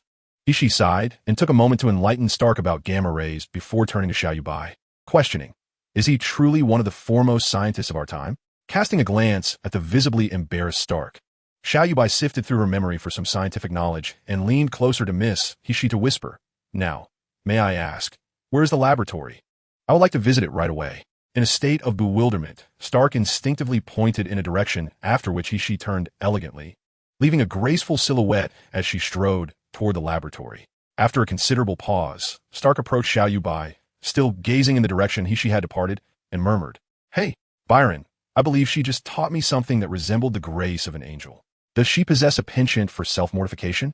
Upsaving stocks dots at Dimianoa. Xiao Yuebai silently scoffed. No, she does not merely resemble an angel. She truly embodies one. Chapter 24. Ms. He in a working state in a sealed laboratory. She was manipulating an instrument akin to a multimeter, incessantly rotating the knobs while probing the blue particles in the magazine with a probe. This device was crafted under her guidance for Kesha at her family's pharmaceutical company in New York. According to He herself, it enabled her to measure the majority of rays and fluctuations present in the universe. As she meticulously observed the apparatus before her, she muttered incomprehensible phrases that Xiao Yuebai could not decipher. There's a trace of gamma radiation, albeit not prominent. This indicates that nuclear fission cannot occur within this object. When stimulated, it generates gamma waves, suggesting it can activate human nerves to achieve oscillation frequencies around 40 Hz. Based on the periodicity of gravitational waves, if energy reaches a certain peak, it might even induce spatial collapse. Oh, does this imply the possibility of spatial traversal? No, I must stimulate it further. After uttering this to herself, He abruptly seized a mechanical arm and released a current toward the element extracted from the cosmic cube. At that moment, Xiao Yuebai, well versed in the situation, swiftly approached He from behind and shielded her from the shockwave as the explosion erupted. Once the tumult subsided, He, cradled in the man's arms, appeared unfazed by the incident, gently extricating herself from his embrace and returning to the testing table to resume her work with an expression devoid of emotion. Observing this, Xiao Yuebai felt as if jolted by a wire carrying 100,000 volts. He rushed forward, grasping He's hand, and pleaded desperately, Sister, enough is enough. It has been an entire night. You must take a break. You are no longer an angel. Do not overexert yourself. Besides, you have detonated this contraption over 10 times already. While you have injected the serum, it is I who bears the brunt of the explosions. From the 5th explosion onwards, Xiao Yuebai had repeated such entreaties countless times, yet she remained steadfast in her pursuit of work. Eventually, he, once again, seized her arm, preventing her from continuing. Our genteel sister could no longer tolerate the man's meddling, transforming once more into a tempestuous spirit. In a flash, Xiao Yuebai felt his collar seized by she, and before he knew it, he was thrust outside the laboratory. Do not disturb me. Leave at once. This was the last remark he heard before the scene before him came back into focus, followed closely by the sound of a heavy door slamming shut. Before Xiao Yuebai could fully comprehend the situation, he heard Steve's familiar voice exclaiming, "What do you think of this?" Following the 4 gunshots, echoing with anger, Peggy Carter's voice responded, "Yes, I think it works." As the agent departed with an elegant gait, 3 men, rendered speechless by the woman's intimidation, gathered together like deflated balloons. It was only when Steve retrieved a photograph from his pocket and handed it to Stark, articulating his desire for a specific uniform style, that Xiao Yuebai seemed to suddenly resolve something within himself. He looked up at Stark and declared, "Give me a set of gear as well. I want to head to the front lines." Howard paused momentarily, contemplating the request before nodding in agreement. Conversely, Steve expressed confusion, asking, "You want to go too? Will they even allow it? Besides, I see you've already been injected with the serum. Haven to you?" At that moment, the playboy chuckled and pointed at Xiao Yuebai, quipping to Steve, "Who cares? Who can stop him now? Over 95 of the military's medical contracts are in his hands, and he's already developed the super soldier serum. Now, if he sneezes, the federal government trembles. Who dares to challenge him?" After Stark finished speaking, he raised the photograph again and inquired of Xiao Yuebai, "You don't want a uniform like this, do you?" Xiao Yuebai scrutinized the image carefully, then shook his head and replied earnestly, "It's too ugly. I don't want it. Just a standard soldier's appearance will suffice." Having concluded his conversation with Stark, Xiao Yuebai glanced around to ensure no one was paying attention before he quietly addressed Steve. "Didn't he really think those who attempted to infiltrate my factory while I was back home a few months ago were merely hired by business competitors? Did you? I recall you weren't that naive, Steve." Just as Captain America was about to respond, Xiao Yuebai raised his hand to halt him, continuing, "It's all right. Even if I don't surrender the serum now, they can't do anything to me. As long as I don't betray my country, no one can control me." Steve displayed a hint of reluctance, hesitating to ask, "But we are in wartime. Wouldn't it be better to sacrifice fewer lives?" "Hey, brother, I understand your sentiment." Xiao Yuebai patted Captain America's shoulder and continued, "The situation has become increasingly clear. We cannot afford to lose. But do you remember how, before Howard and Peggy left New York, you all came to consult with me? There is only one Steve Rogers in this world, but no one can guarantee that there is only one Schmidt. We absolutely cannot allow this to spread." With the combined persuasion of the two, Steve ultimately relinquished his objections. That evening, with Xiao Yuebai's unexpected inclusion, Steve reconvened the Howling Commandos and introduced both parties at the tavern. Aside from Steve's close companion Barnes, the members of the strike team included the bearded Timothy Duggan, the Asian-American Jimmy Moretta, the Frenchman James Fursworth, and the African-American Gabriel Jones, among others. With the remarkable linguistic prowess of Xiao Yuebai and the influence of beer, he quickly bonded with the strike team members. Amidst their banter, Xiao Yuebai did not forget to recount the events that transpired during his search for relatives in Norway.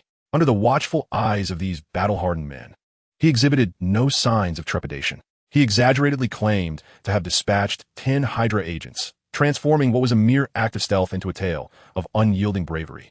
Those familiar with the Chinese classic romance of the Three Kingdoms would undoubtedly recognize that Xiao Yuebai's narrative mirrored Zhao Yun's legendary exploits of infiltrating Cao Cao's camp 7 times. The group continued to drink and converse until Xiao Yuebai had them all incapacitated, yet he remained animated in his storytelling. It was only when Steve, quietly listening nearby, tapped his shoulder and gestured around that Xiao Yuebai realized the others had succumbed to slumber. After sharing a knowing smile, they clinked their beer glasses together once more. As Xiao Yuebai sipped his beer, he raised an eyebrow at the slumped strike team members, silently thinking, "You dare to challenge me in boasting and drinking? You are light years behind." Chapter 25. The first target in January 1944, in the northeastern part of Turin, Italy, there lay a concealed Hydra factory, which was the inaugural target selected by Captain America and his Howling Commandos. Positioned at a considerable distance from one another, one on the left and the other on the right, both were followed by 2 team members. The operational plan was devised by Steve, who envisioned that he and Xiao Yuebai would infiltrate the factory from opposite sides, swiftly neutralizing the surrounding sentries to pave the way for a larger assault. As the primary attacker on the right flank, Xiao Yuebai was partnered with the Asian-American Jimmy Moretta and the bearded Timothy Duggan. Stealthily approaching the nearest sentry, Xiao Yuebai waited patiently until he confirmed that he had gone unnoticed. He then rose swiftly, seizing the sentry's head with both hands and delivering a swift, decisive twist, causing the guard to collapse silently to the ground. Having accomplished this, Xiao Yuebai returned to the grass, moving towards the next target before the remaining sentries could react. As Timothy Duggan crawled past the lifeless body of the Hydra soldier, he suddenly noticed something amiss. After scrutinizing the corpse closely, he discerned a detail that piqued his curiosity. Using the butt of his shotgun, he prodded the head of the dead soldier, and upon confirming his suspicions, he couldn't help but let out a chuckle. Upon witnessing the scene, the bearded man hastily covered his mouth, and under the curious gazes of Xiao Yuebai and Jimmy, raised his hand to indicate his apologies. The extraction of the sentinel and the infiltration of the factory proceeded seamlessly. Xiao Yuebai, accompanied by Timothy and Jimmy, swiftly arrived at the entrance of the workshop closest to the factory's main gate. At this moment, Steve had already been waiting there. After exchanging glances to ascertain that neither had encountered any anomalies during their respective operations, Steve, raising his shield, charged towards the workshop's grand wooden doors like a battering ram. With a resounding crack, the towering doors swung wide open, signaling the commencement of the battle. However, this was merely a film. At this instant, his friend Steve, who bore a striking resemblance to President Tao, leapt about the factory workshop like a monkey. The soldiers, confronted with the unfamiliar, expressed their terror through their frantic movements. After overcoming the adversaries guarding the factory entrance, many Hydra soldiers either approached recklessly, determined to fight to the death, or were utterly paralyzed with fear, trembling in their boots. Naturally, neither Xiao Yuebai nor Steve would allow them to have their way. Essentially, every Hydra soldier within a 2-meter radius of him experienced the sensation of being hoisted by a fist, with some even enduring it twice. The battle unfolded smoothly. After all, with super soldiers involved, combat was hardly a challenge, especially with 2 on their side. Following the resounding cries of Ado, Jen, echoing through the factory, the final enemy was dispatched by Xiao Yuebai, who executed a combination of swift punches and decisive kicks. This Hydra soldier became the sole individual in the entire skirmish to achieve the dubious honor of being lifted thrice into the air before departing this world. At this juncture, Steve approached Xiao Yuebai, gazing incredulously at the Hydra soldier embedded within a metal canister, and remarked, "All right, enough of the theatrics. Bucky and the others are preparing the explosives. We must organize a retreat." It seemed that Xiao Yuebai, having regained his composure from the recent battle, earnestly replied, "It's a pity the final blow lacked an energy wave." Steve, caught off guard by this comment, turned to Xiao Yuebai, awaiting his elaboration. However, as this billionaire, neglecting his corporate duties to engage in battle at the front lines, began to speak, Steve immediately regretted it. "You know, I plan to write a novel for leisure after the war. I want to craft a tale centered around Chinese martial arts, where the characters can soar through the skies and unleash energy that can launch someone from a great distance. I've even settled on a title, The Martial World of the President, with myself as the protagonist. I intend for you and Stark to be my disciples, and together, the 3 of us shall conquer the world. What do you think?" Faced with Xiao Yuebai's incessant chatter, Steve stammered for quite some time before. While leading the boss outside the factory, he carefully articulated, "However, even so, our esteemed president has not ceased his eloquent discourse." He continued, "Your words suddenly remind me that Colonel Philip could serve as a formidable antagonist. Our mission shall be to defeat him and save the world." Alas, Steve, do you know, in ancient China, men could take many wives.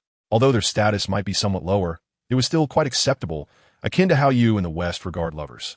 Yet, I believe that since Peggy is so beautiful, aside from her less than amiable disposition, she could indeed be one of my leading ladies. At that moment, Captain America appeared as if someone had grasped his throat, immediately retorting to Xiao Yuebai, "No, you do not truly believe that. I find it quite agreeable. I do not share that sentiment. Really, it's rather splendid. Perhaps you should reconsider? There is no room for negotiation. You indeed enjoy being shot at." That is not the case. The 2 continued their spirited banter as they walked, the booming explosion from the factory behind them failing to interrupt their dialogue. Xiao Yuebai slumped unceremoniously into his seat, staring vacantly at the sky, while Steve, with a face full of concern, gazed at the disheveled boss.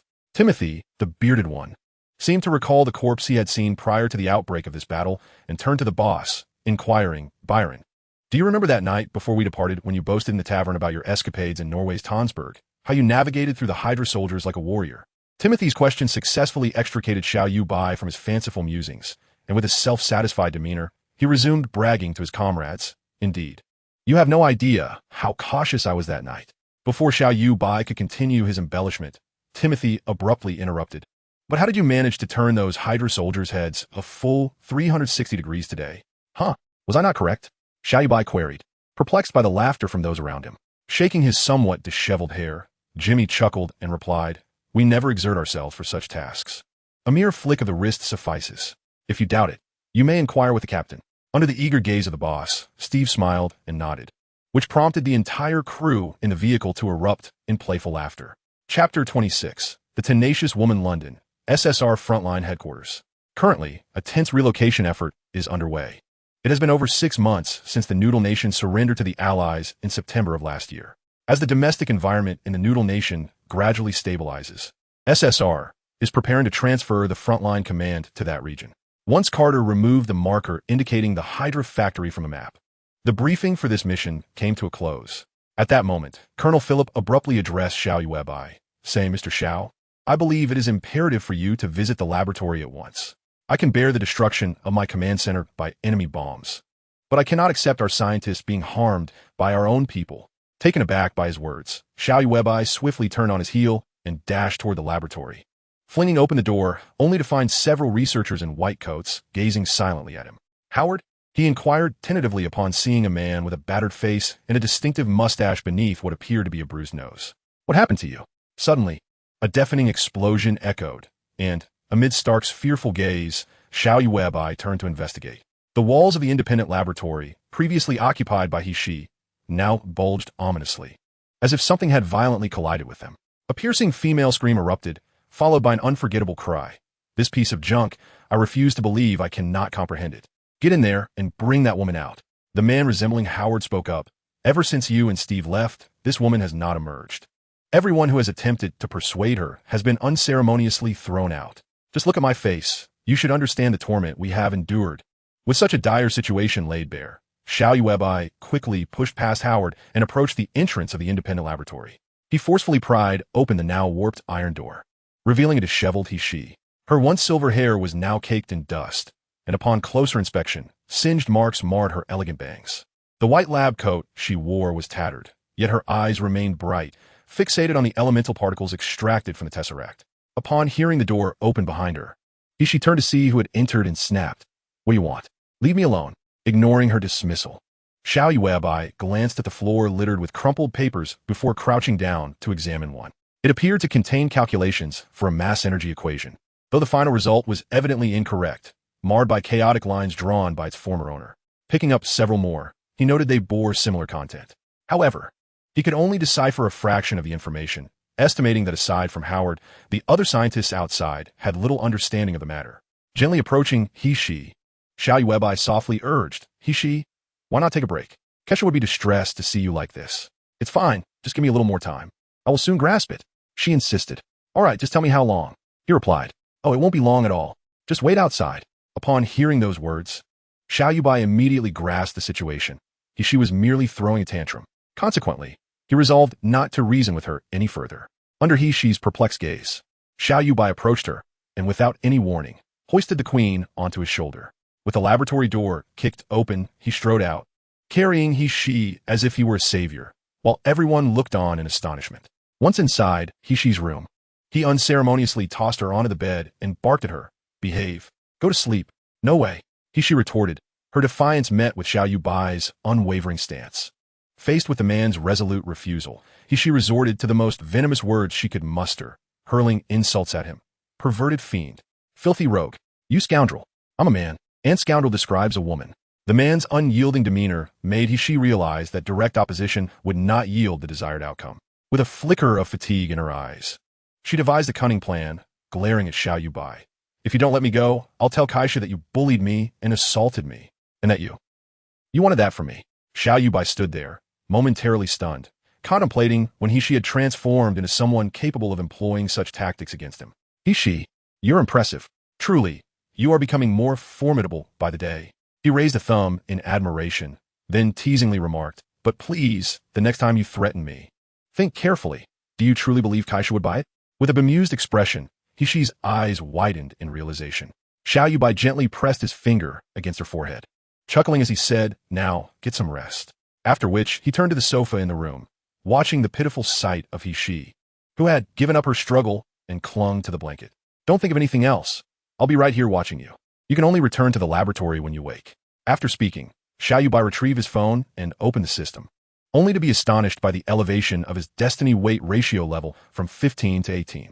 The description accompanying the new level included a few additional phrases. For details on experience acquisition, please click to view. Curiosity piqued. He tapped the screen and discovered a breakdown of the experience points he had gained since injecting the super serum. Injected the modified super soldier serum. Destiny weight ratio level increased by 1. Participated in the plot of Captain America, the first Avenger, and joined the military SSR organization. Experience points increased by 50. Alongside the Howling Commandos, destroyed a Hydra factory. Experience points increased by 20. Chapter 27. A break. Hishi's room was tranquil, yet undeniably untidy. The dust-laden desk conveyed a sense of neglect. Xiao Yuebai was acutely aware of this, observing the woman who once treated him as a mere punching bag. Now curled up in bed and clutching her blanket, it was hard to imagine that when Miss Hishi relinquished her stubbornness, she could exhibit such an endearing demeanor. Even in her dreams, it seemed she was still preoccupied with her research, as evidenced by the furrowed brow that indicated she had unresolved matters weighing on her mind. With a gentle smile, Xiao Yuebai settled onto the sofa and retrieved his mobile phone. To be honest, ever since he activated this device in Tankseberg, he had either been engrossed in matters concerning Kaisa and Hishi or preoccupied with generating profit for the company. Moreover, during his leisure moments, with two queens by his side, momentarily shedding their burdens to indulge in playful folly with him, he had nearly forgotten about the existence of his phone. With a wry smile and a shake of his head, Xiao Yuebai resolved to take this opportunity to delve into the so-called modified world system. Gently pressing a button to awaken the screen, he swiped his finger to unlock it, opening the modified world system. He was greeted by the familiar attributes panel that belonged to him, although it had undergone some changes since the last time he viewed it. Name, Xiao Yuebai. Gender, male. Age, 23 years. World destiny weight ratio level, 18. For detailed experience acquisition, please click to view. World integration count, 0. Soul comprehensive strength, D. Physical comprehensive strength, D. Companions, Kaisa, partially unlocked, Hishi, lower tier version. Injected with the self-developed Super Soldier Serum version 20. After glancing at Kaisa's attributes panel, he noted it was identical to what he had seen previously. Hishi's attributes had changed due to her injection of the Super Soldier Serum. Her soul strength matched his, while her physical strength, likely affected by the differences in male and female muscle fiber density, was slightly lower, rated as D. Having perused these inconsequential details, Xiao Yuebai shifted his focus to the explanation accompanying the world destiny weight ratio level. As mentioned earlier, this ratio indicated an individual's influence on the world. With the ongoing global conflict, his company's products continue to impact every soldier engaged in this war, with soldiers on the front lines surviving thanks to the medication produced by his company. This alone contributed to a steady increase in his world destiny weight ratio experience points. Upon clicking for further details, an explanation was revealed.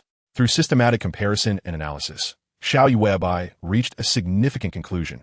Should he partake in the main storyline of this world, the deeper his involvement, the greater the probability of acquiring substantial experience points.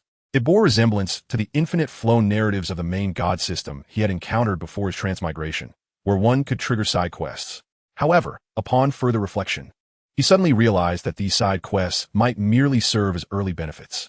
As his involvement deepened, any preordained plots were destined to deviate significantly, rendering him unable to trigger such side quests in the future. Yet, upon noticing several prompts within his experience acquisition records, his perspective shifted unexpectedly. One is your companion, Kesha, who has obtained the lost Super Soldier Serum at the port, classified as level 1. The other is a recent acquisition, as she has garnered experience in this domain several times. Your partner, Hishi, stumbled upon an unexpected discovery while researching elements related to the space gem, earning an additional 2 points of experience. Xiao Yuebai then realized that perhaps there would be no more side quests to trigger, yet if he could obtain items that originally propelled the plot, he could still gain a certain amount of experience. If that were the case, he could collect the 6 Infinity Stones from the MCU universe, Vibranium, the Extremis Virus, or perhaps other artifacts, likely acquiring considerable experience. Contemplating the possibility of touching all these items, a sly smile crept across Xiao Yuebai's lips. "What are you smiling about?" A voice suddenly rang out. Locking his phone screen, he looked up to see our Miss she, resting her head on one hand, gazing at him with a tender expression while clutching a blanket. Such a breathtaking sight was a rare occurrence. So he stowed his phone back into his pocket and tilted his head, observing the woman with a shake of his head. "It's nothing. I was just looking at my system. Doesn't look like it," she retorted, glancing at him with a quick, knowing look before asserting. "Are you missing that tomboy? It's been nearly 2 months since we last saw her. Hasn't it? Yeah, it's about that time. Now that you mention it. I do miss her a bit. Oomph. Hypocrite." With a chuckle, she released the cup she was holding and sat up, stretching her arms high in a languorous yawn. Suddenly, her expression turned mischievous as she resumed speaking. "Hey, what exactly do you like about that tomboy? She's so domineering. Don't you men prefer someone delicate and gentle?" "That's merely your assumption." Xiao Yuebai shot her a glance, standing up to pour her a glass of water before continuing. "What you think is just that, what you think.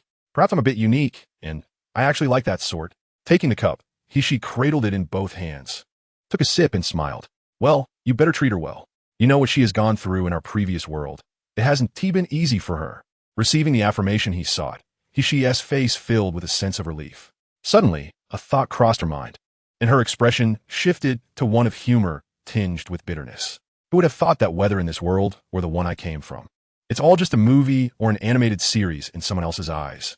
Understanding her current anguish, Xiao Yuebai stood by the bed and, under the astonished gaze of Queen she, pulled her shoulder into an embrace. "She, can you feel my warmth? Can you hear my heartbeat? Can you sense that your heart is now telling you how to respond to my embrace?" Momentarily taken aback, she comprehended the man's words and offered a gentle smile as she opened her arms, resting her head against his chest, listening to the rhythmic heartbeat within. In a soft, contemplative tone, she remarked, "Indeed, perhaps our destinies are preordained. Yet, all my choices and emotions are undeniably real. Thus, I am free. What more is there to say?" Engaging in conversation with an astute woman proved to be quite effortless. Xiao Yuebai gazed at the queen she nestled in his embrace, a subtle smile gracing his lips. However, before he could fully relish the warmth and softness cradled in his arms, Xiao Yuebai suddenly sensed something amiss. Lowering his gaze in careful observation, he exclaimed, "Wait a moment. Why aren't you pushing me away? This would allow me to justifiably tell the man. You are taking advantage of me." She, reclining in the man's arms, initially threatened Xiao Yuebai before softly replying, "I was merely teasing you. I'm simply too tired. Just let me lean on you for a moment. Only 2 minutes." Chapter 28. The kidnapping operation at the end of February 1944 in Milan, the command headquarters of the SSR front. "Yuebai, I have located the place you mentioned." "Got it. Are you sure I will find something here?" "Of course, I would never let you make a trip in vain." With Kaisha's non-threatening yet assertive tone, Xiao Yuebai concluded the call. At that moment, she had just finished recording a test and looked up at the man behind her, inquiring, "Did the woman contact you? Why didn't you talk to her longer? Didn't you say you missed her?" Just as Xiao Yuebai was about to reply to she, a knock sounded at the laboratory door. Upon opening it, he found Steve Rogers standing there. As Steve was about to speak, Xiao Yuebai swiftly interjected, "Hey, Steve, if this is about another Hydra transport squad, spare me the trouble." Essentially, all of the Hydra's secret facilities across Western Europe had been dismantled by the duo's efforts. The factories in Eastern Europe had also been dealt with by the combatants using their overwhelming numbers. Aside from the unknown primary base of the Hydra organization, Captain America now spent most of his time with his teammates clearing out scattered Hydra transport teams throughout Europe. Yet, Xiao Yuebai noticed that the experience gained from tackling such targets was negligible, almost equivalent to the meager rewards from the company's daily tasks. The affluent Xiao, feeling rather disdainful towards these minor foes, conveyed his sentiments to Steve, resulting in Captain America seldom inviting Xiao Yuebai on missions. However, today was evidently different. Steve looked at Xiao Yuebai and spoke deliberately. "What about Dr. Zola? Interested?" "Dr. Zola?" Xiao Yuebai paused, contemplating Steve's swift progression. "Miss he, Dr. Zola is the chief scientist under Hydra. The blue granular substance you are currently researching is of his making." Upon hearing the words, Queen Ishii immediately ceased her tasks, transforming once more into a white streak of a meteor. With one hand grasping Steve and the other holding on to Xiao Yuebai, she exerted her strength, hurling the 2 men out of the laboratory while exclaiming. Outside Hishi's laboratory, Stark was still engrossed in his work. Upon witnessing the 2 robust figures being ejected from the lab by the formidable woman, he stared at them in silent astonishment. In contrast to Steve, Xiao Yuebai appeared to be quite accustomed to Hishi's intermittent bouts of eccentricity. Observing Steve's bewilderment, he shook his head in resignation and remarked, You can't even comprehend Peggy, yet you dare to flirt with he/she? Have you lost your mind? I sense that I am rather unhinged today. At this moment, Stark, reveling in their misfortune, approached the two men, extending his hands and declaring, "Thus, it is evident that men like me are preferable. I have never been troubled by any woman." Xiao Yuebai exchanged a glance of exasperation with Steve, and together they took Stark's hands to rise, disregarding the playboy's smugness, and began to inquire about Steve's battle plans. The vast, snow-covered Alps, situated at the watershed between Central and Southern Europe, maintain their frozen snow year-round atop most of the peaks. Following Steve and the Howling Commandos, Xiao Yuebai arrived at the cliff that served as the backdrop for the original storyline. Gazing at the two railways starkly outlined against the white snow, he posed a question to Steve and his close companion. "Bucky, are you both certain that you can attract enemy fire without my assistance?" "Jimmy, Timothy, and I have agreed that once the war concludes, we shall work for you. Therefore, we must conduct ourselves as exemplary employees, charging in a battle for our esteemed boss.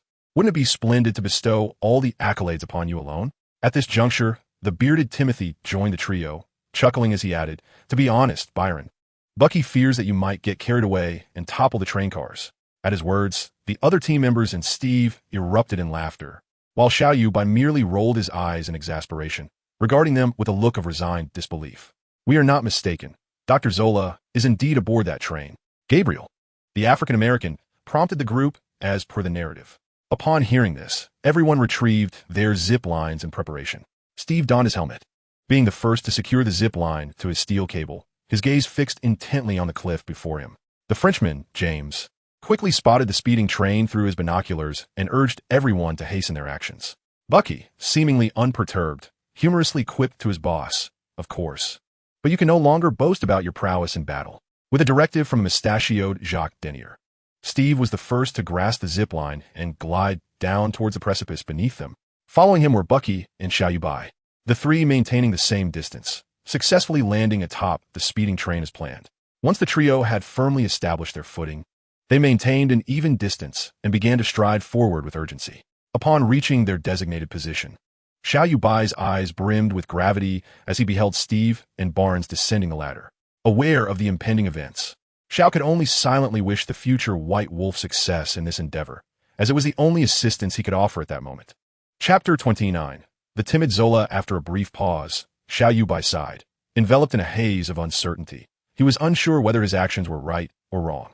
However, time did not afford him much opportunity for reflection, for he had a significant mission to pursue. Ascending to the top of the locomotive, he raised his submachine gun and unleashed a volley of bullets into the glass beneath him. Just before the train fully entered the tunnel, he leaped into the engineer's compartment. The Hydra soldier at the helm, upon witnessing the Asian visage of Xiao Yuebai, momentarily froze before instinctively licking his lips. As the cyanide coursed down his throat, he swiftly collapsed to the ground, frothing at the mouth. In an instant, Xiao drew his pistol and fired a shot into the soldier's forehead, declaring, "Who permitted you to take your own life? Be obedient and serve as my military merit."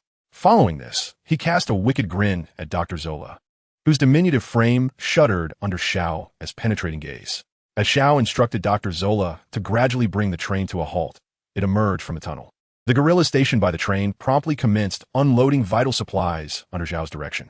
Meanwhile, Steve, suppressing immense sorrow, kept a watchful eye on Dr. Zola alongside the assault team. The entire operation transpired with remarkable swiftness. When Hydra soldiers arrived for reinforcement, they were met only with an overturned train and several lifeless bodies of their comrades. In the subterranean SSR headquarters in Rome, Colonel Phillips interrogated Dr. Zola before Xiao forcibly extracted the diminutive scientist from his confinement and brought him to He/she's laboratory. Upon encountering Zola, the now refined Miss He/she initially furrowed her brow, directing a questioning gaze toward Xiao. After nudging the small man forward, Xiao settled into a chair and said to He/she, "This is him. Inquire swiftly. I expended considerable effort to borrow him from Phillips." Upon hearing this, He/she's curiosity intensified as she regarded Zola.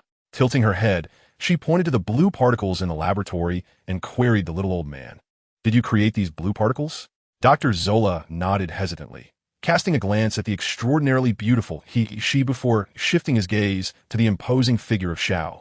However, after Xiao Yuebai's outburst, Boss Xiao clearly felt dissatisfied with the threat posed by the notorious scientist responsible for the demise of Bucky. He turned to He/she and continued, This unfortunate creature has just caused the death of Steve's friend. If he dares to disobey, you are free to beat him to a pulp. If he dies, it will be on my account." Upon hearing these words, our Queen Hishi's eyes sparkled with heightened excitement. Before coming to this world, she was a formidable warrior among the angelic race, second only to Kesha. With a resounding crash, she struck the iron testing table before her with a powerful fist, leaving a substantial dent, and then fixed her intense gaze upon Dr. Zola, who stood before her in trepidation. "I demand answers." The elderly scientist was utterly terrified at that moment, hastily nodding and stammering. These particles were extracted by Schmidt from the cosmic cube as energy elements. As Dr. Zola, like a bamboo tube spilling beans, recounted all the experimental data and speculative theories he possessed regarding this matter to Hishi, she appeared somewhat unsatisfied.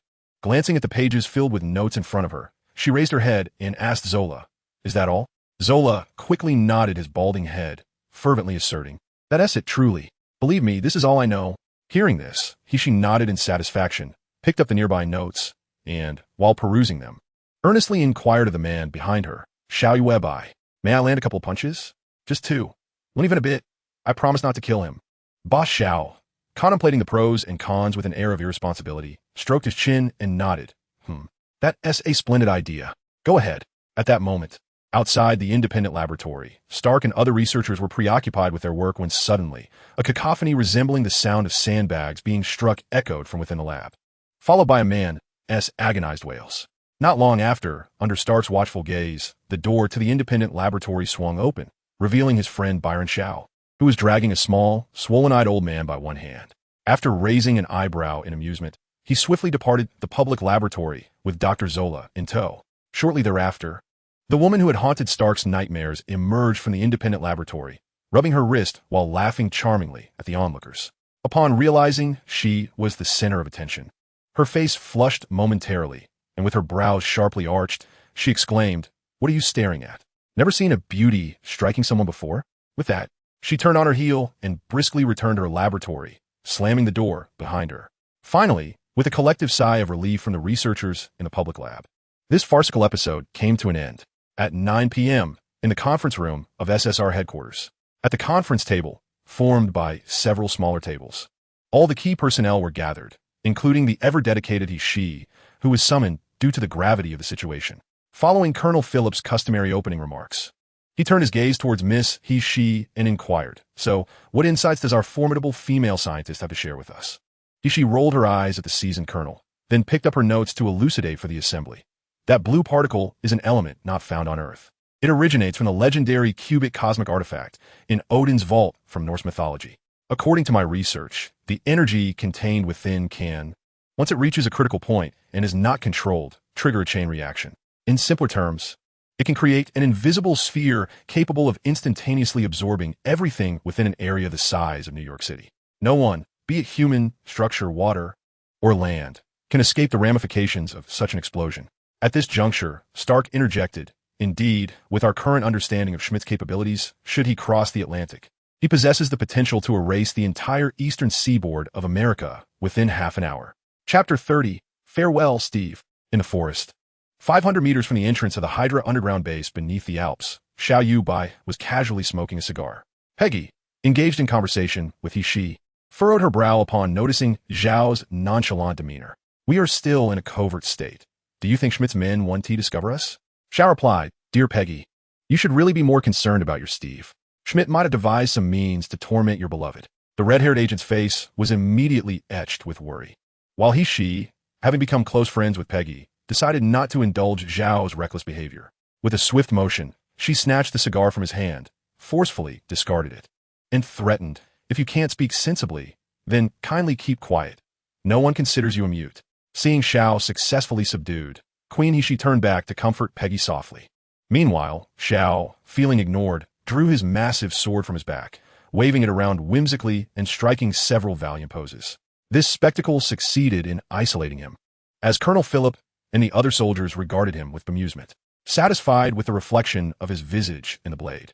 Xiao appreciated the sword crafted for him by Hishi and Stark using a special alloy steel. While not the finest, it should suffice for the upcoming battle. This was Queen Hishi's very statement. In other words, the sword was essentially a disposable item. "Here we go. Strike team, charge." The roar of the prearranged signal echoed from the radio amidst the crowd, and upon listening closely, Xiao recognized Jimmy's voice. Colonel Philippe, microphone in hand and helmet atop his head, commanded the advance with a raised submachine gun. In this grave moment, the ever-spirited boss, Xiao, surprisingly took a moment to jest. Lifting his great sword high and bellowing, "Brothers, charge with me!"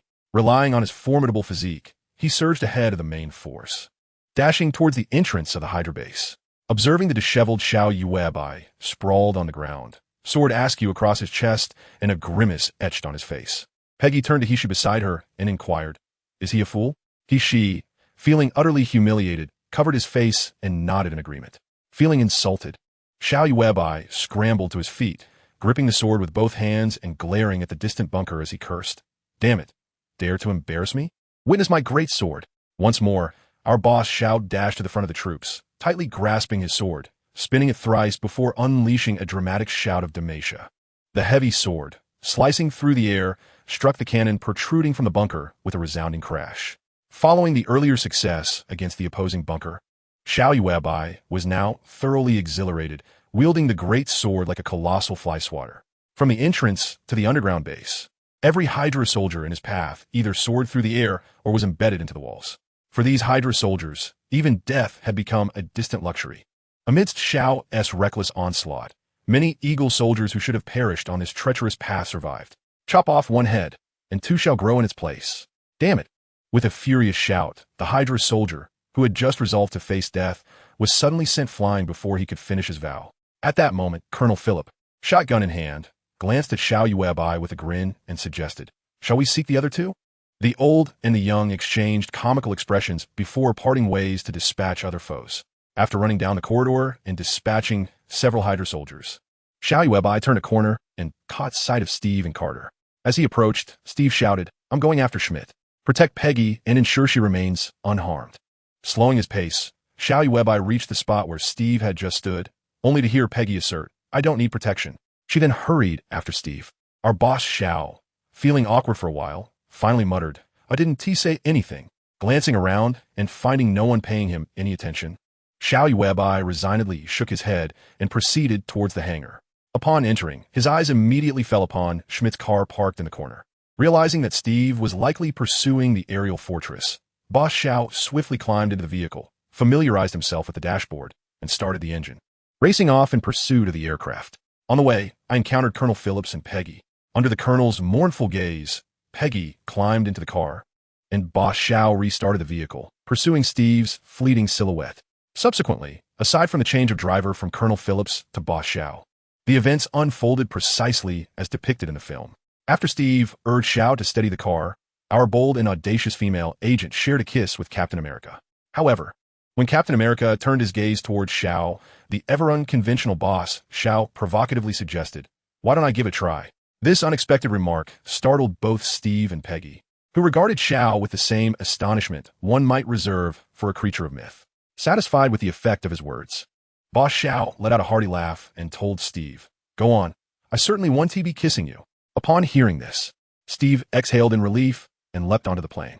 When Xiao swung the car around, he paid no heed to Peggy, who had stood up in the back seat, instead caressing the steering wheel. Silently, he vowed to himself, "Once this is all over, I must acquire this car." Peggy's voice broke through his thoughts. Turning to see her gazing wistfully at the diminishing silhouette of the plane, Xiao smiled and remarked, "Though I say this," at that moment, he retracted his usual nonchalant demeanor, gazing earnestly into the distant sky. In that instant, Xiao recalled every moment he had shared with Captain America since their acquaintance, silently bidding farewell to the now distant figure, Steve. "Goodbye, until we meet again in 70 years. Chapter 31. Return to Falcon in the Hydra base nestled within the Alps. The battle had come to a close. It was an extraordinary confrontation. Observing the ground strewn with helmeted corpses, Xiao could not help but admire Schmidt's success in brainwashing after a full day of combat. Not a single prisoner had been captured. In Schmidt's office, Queen Ishi was tidying the invaluable research materials in the base alongside Stark, who had arrived after the battle's conclusion. After meandering around the landing pad, Boss Xiao found himself standing alone at the edge of the cliff at the end of the airborne fortress's runway, gazing into the vast expanse of the western azure sky. He refrained from joining Steve in the command room for a final farewell, partly because he knew that this man, who would one day be deemed worthy of Thor's hammer, possessed the purest of hearts, and would return once more. Another reason was his inability to bear the oppressive weight of parting, whether in life or death. Taking a deep breath, even amidst the snow-capped peaks, Xiao seemed to hear Peggy's heart-wrenching sobs echoing from within the base. Suddenly, a wisp of smoke appeared before him, and turning around, he discovered Colonel Phillips had approached him unnoticed. "You know what this is? Victory cigar?" The colonel arched his grizzled brow, signaling for boss Xiao to pass him the item in his hand. Xiao Yuebai forced a bitter smile, then took a deep drag from the cigar, exhaling a long plume of smoke as he spoke. "Victory? I hardly think so." At that moment, the old colonel set aside his usual playful demeanor, his murky eyes gazing into the ravine below, where no scenery could be discerned. He sighed and remarked, regardless of the circumstances, he embodied the spirit he represented, serving as a paragon of a qualified soldier. "Colonel, do you realize?" Xiao Yuebai scoffed lightly, addressing Philip. In that distant ancient land of the East, many could achieve what he did. Yet, Steve's most precious quality is not merely his willingness to sacrifice and serve, but his purity, whether towards friends, lovers, or comrades. He steadfastly maintained his original intentions, impervious to the ravages of time. Upon hearing this, the old colonel pondered thoughtfully before nodding and lamenting. "What a pity. At this moment, we should toast to him." The old and the young exchanged a knowing glance, smiles gracing their faces as they once again turned their gaze to the profound night sky. Enveloped in silence. In Milan, within the SSR underground command post, the war was far from over, thus the personnel continued their methodical tasks. However, Xiao Yuebai and he-she were busy packing their belongings. After all, the company under his command held approximately 95% of the military supply of emergency and trauma medications. Were it not for the demands of Stark, a figure they both found formidable, they would never have permitted Xiao to venture to Europe, let alone engage in battle like a soldier. Now, with the Allies advancing and the formidable Hydra organization eradicated, the military regarded the Aryan leaders with utter disdain. Once their bags were in order, Xiao Yuebai and he-she bid farewell to Colonel Philip in the conference room and approached Peggy. Observing the once vibrant female agent, now appearing rather haggard, Xiao, the esteemed boss, gently embraced her, whispering in her ear, "Don't overexert yourself. That fellow wouldn't wish to see you in this state." Peggy reciprocated with a pat on his back, mustering a smile as she replied, "Rest assured, I will manage just fine." After they released each other, Peggy shared a tender embrace with he-she, bidding her farewell. As she gazed at her friends standing side by side, the agent suddenly smiled at the boss and said, "Byron, he-she claims you are a remarkable man. Perhaps, once the war concludes, I could visit you and witness a miracle." Casting a glance at he-she, who was adorned in a flowing white gown, Xiao Yuebai earnestly replied to the agent, "Just remember, after the war ends, you must come find me." After bidding farewell to familiar faces at the command post, Xiao Yuebai and he-she exited the basement, embarking on their journey to Rome's international airport via military transport. What do you think? Surprising, isn't it? Upon seeing Howard standing next to a sleek black car, Xiao Yuebai and he-she appraised the flamboyant figure for a moment before Xiao finally remarked, "If anyone else were to do this, I would find it quite surprising. But with you, nothing you do ever surprises me." After greeting the driver who brought him, Stark disregarded the departure of the vehicle and approached Xiao Yuebai, playfully draping an arm around his shoulder with a grin. The arms dealer, filled with anticipation, gazed at Xiao Yuebai, awaiting confirmation of his thoughts. However, before the esteemed boss could utter a word, the regal he-she, unable to tolerate Stark's flamboyant demeanor, coldly interjected, "Howard, do you recall that experimental platform in the lab? The iron one that I smashed into a large pit?" During their time at the SSR Frontline Command Center, he-she had been a constant shadow to President Stark. And now, as she spoke, Howard instantly transformed into a timid creature, akin to a mouse confronted by a cat. Enough with the intimidation. Xiao Yuebai waved his hand, addressing he-she before turning his attention back to Stark. He gestured towards the aircraft beside them, indicating they should board together, and then inquired, "All right, shall we go together? Is there anything I need to prepare?" Stark shook his head, declining Xiao Yuebai's generous offer, stating, "No need. I've chartered a vessel under the guise of a scientific expedition, along with a submersible I previously constructed. Just arrive at the site." Seeing that Stark had arranged everything, Xiao Yuebai nodded in silent acknowledgement. The trio boarded the plane and settled into their seats. As the aircraft ascended into the sky, conversation dwindled. Perhaps due to the myriad events that transpired during their journey, Xiao Yuebai soon succumbed to sleep, dreaming of the figure he longed to see, and slumbering soundly in anticipation. Chapter 32. Sergeant Bucky at the Angel Biotech Company on the outskirts of New York, the long-absent Queen Kaisa occupied Xiao Yuebai's chair, quietly perusing a newspaper. With her familiar silhouette, aura, and expression, the presence of his esteemed boss stirred an uncontrollable surge within Xiao Yuebai. He swiftly approached his desk, grasped Kaisa, and enveloped her in a fervent embrace. The queen found herself momentarily taken aback by his unexpected gesture, casting a questioning glance toward her confidant. Yet, all she received in return was a reassuring smile from He. Realizing her friend's demeanor, Kaisa understood that the man holding her might be grappling with some poignant matters, perhaps due to a prolonged absence of masculine presence. She felt the warmth of his strong arms encircling her waist and suddenly sensed a profound emotion emanating from him. After a considerable pause, the man's voice broke the silence. "Do you remember Steve?" At the mention of his name, Kaisa recalled the small figure in the alley behind the cinema. Despite the vast disparity in strength, steadfastly upheld his principles. Feeling the beauty in his arms nodding gently, Xiao Yuebai began to speak for himself. "I once believed I was prepared for everything that was about to unfold in this world. At times, I even thought of them merely as characters in a narrative. However, as my understanding of them deepened, so did the friendship we forged. And when the moment of truth arrived, I found myself unable to remain indifferent. My queen, is it too weak of me to feel this way? Perhaps. In the eyes of a woman, a man is only truly genuine at such moments.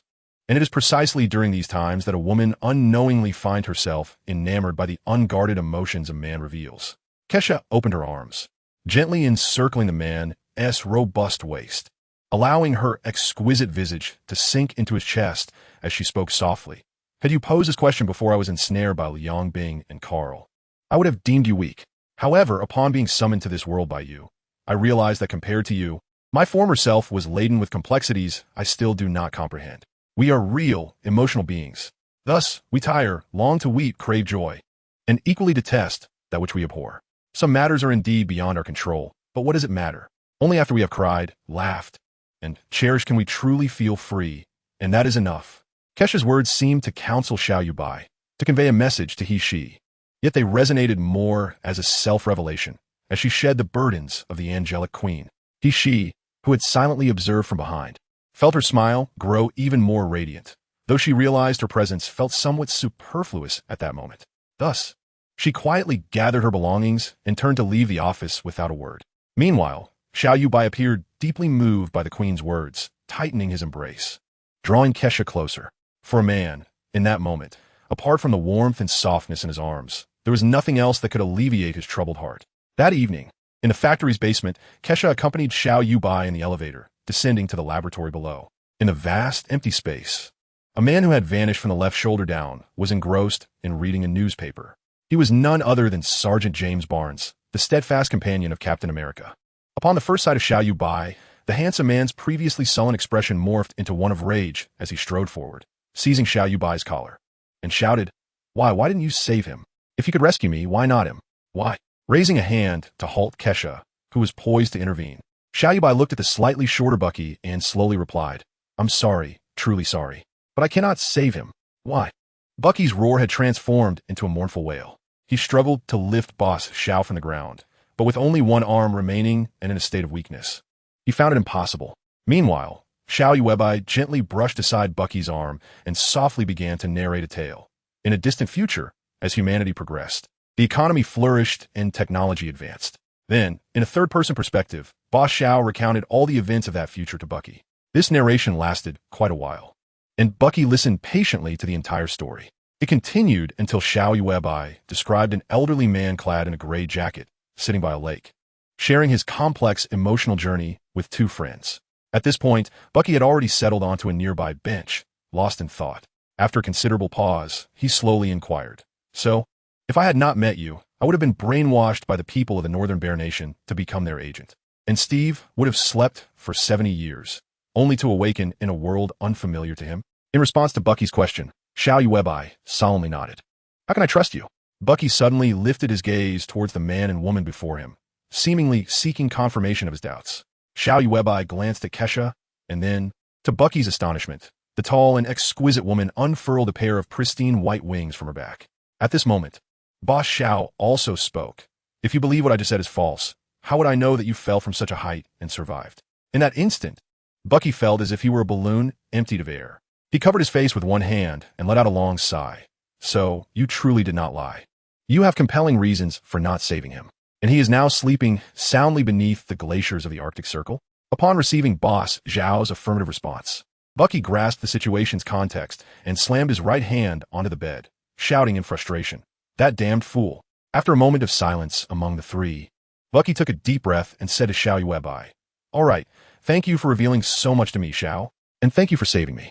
However, I must say, I understand your intentions behind saving me. I can temporarily agree to your requests, but if I find that what you ask of me contradicts my principles, I may refuse your demands unless you brainwash me like the Northern Bear Nation does. Then I'll venture alone to the glaciers of the Arctic Circle to wake that fool." Seeing Bucky voluntarily acknowledge and agree to what he desired, Xiao Yuebai shrugged and replied, "Hey, Bucky, regardless, we are comrades in arms.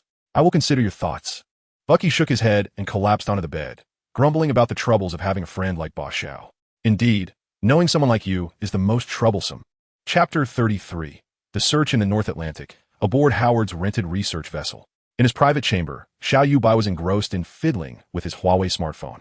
It was not until morning, after he had completed his morning rituals, that he and Kesha ventured to the New York docks to board the research vessel. Left with no choice, he decided to spend a romantic getaway with the Queen herself. As he gazed at the screen of his phone, which displayed the fate weight surpassing the experience income, a foolish grin once again graced Zhao's face. Slaying Hydra soldiers granted a fate weight increase of 5 compared to experience points. Your companion, Kesha, rescuing Sergeant James Barnes to prevent him from becoming the Winter Soldier, awarded you a fate weight increase of 300 compared to experience points. Participating in the climactic battle of Captain America, the first Avenger, due to your valiant efforts. Many soldiers who would have perished in that war were spared, granting you a fate weight increase of 10. With only 6 levels remaining until the second reward package at level 30, Xiao felt a flutter of excitement at the prospect of the impending rewards.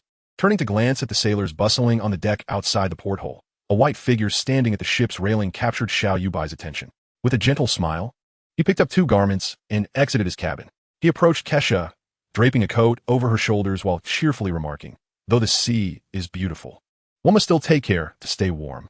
Looking down at her pristine coat, Kesha smiled slightly. "I have now unlocked the basic angelic form.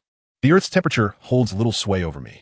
Xiao Yuebai wrapped his arm around the Queen's slender waist and teasingly replied, "While that may be true, being overly conspicuous among a crowd often invites unwarranted attention.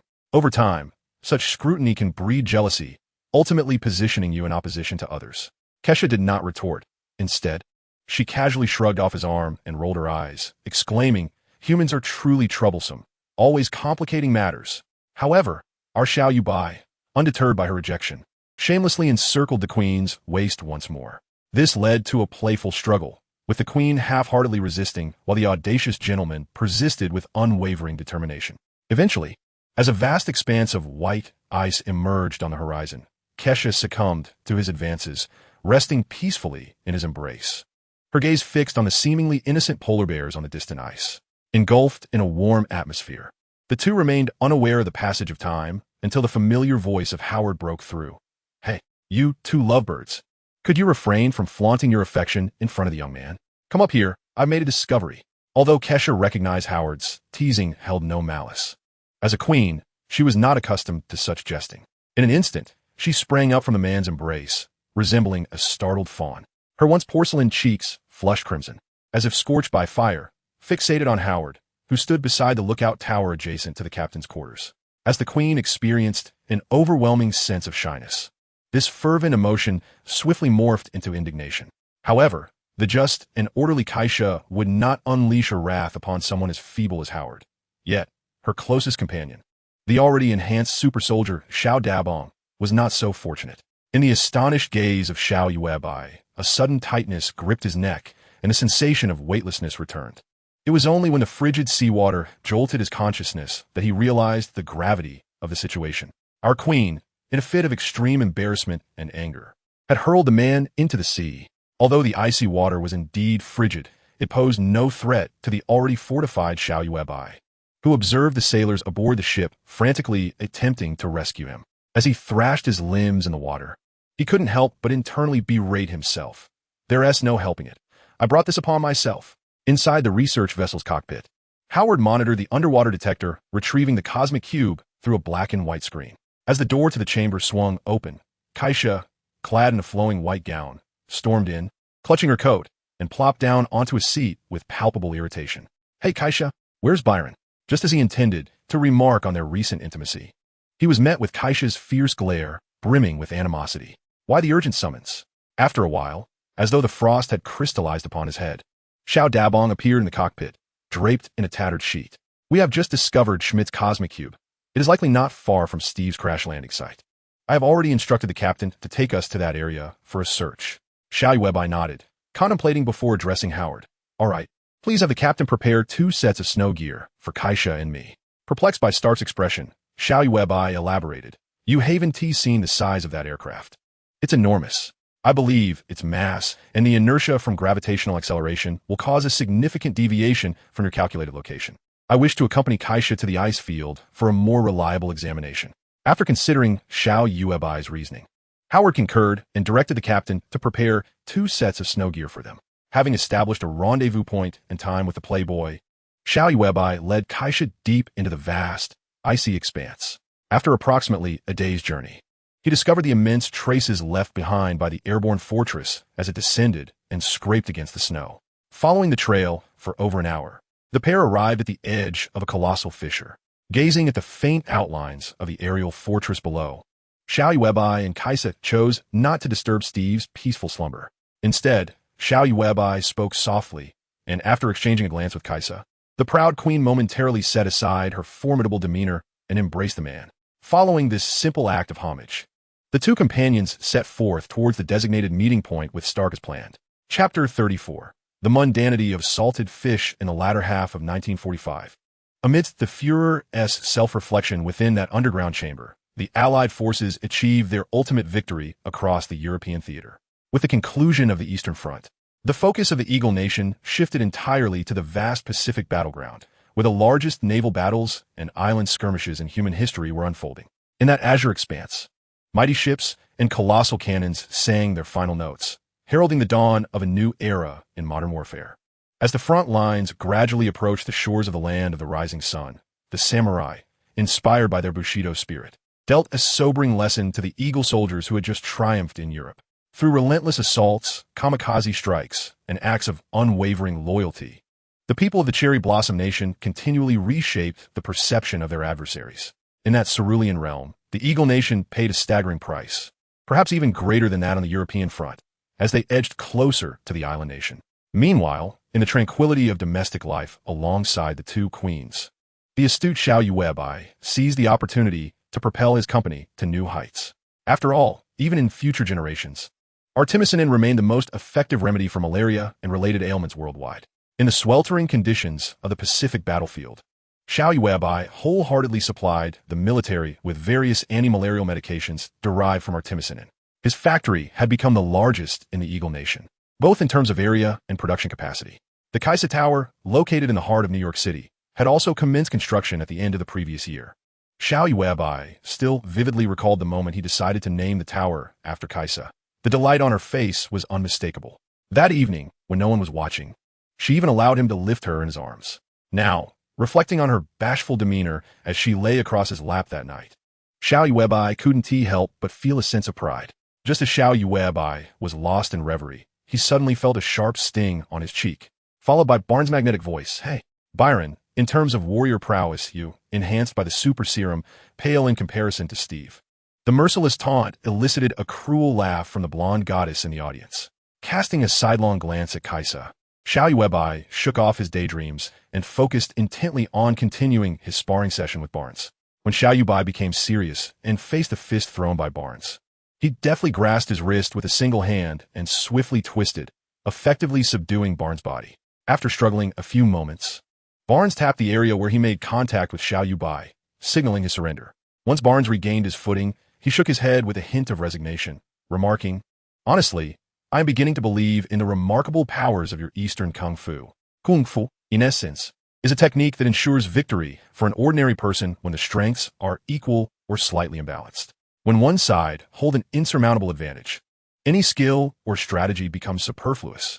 At this juncture, Xiao Yuebai suddenly raised his hand, pointing towards Kaisha, who was seated in the audience. watching with the same delight as one would when observing children. He continued to address Barnes. Do you know how fearsome she was at the height of her power in her original world? No one in the universe could match her strength. Ultimately, it took the combined efforts of the only two individuals who were second to her in power, who resorted to detonating a sun, to bring her down. Destroy, not kill, Barnes interjected.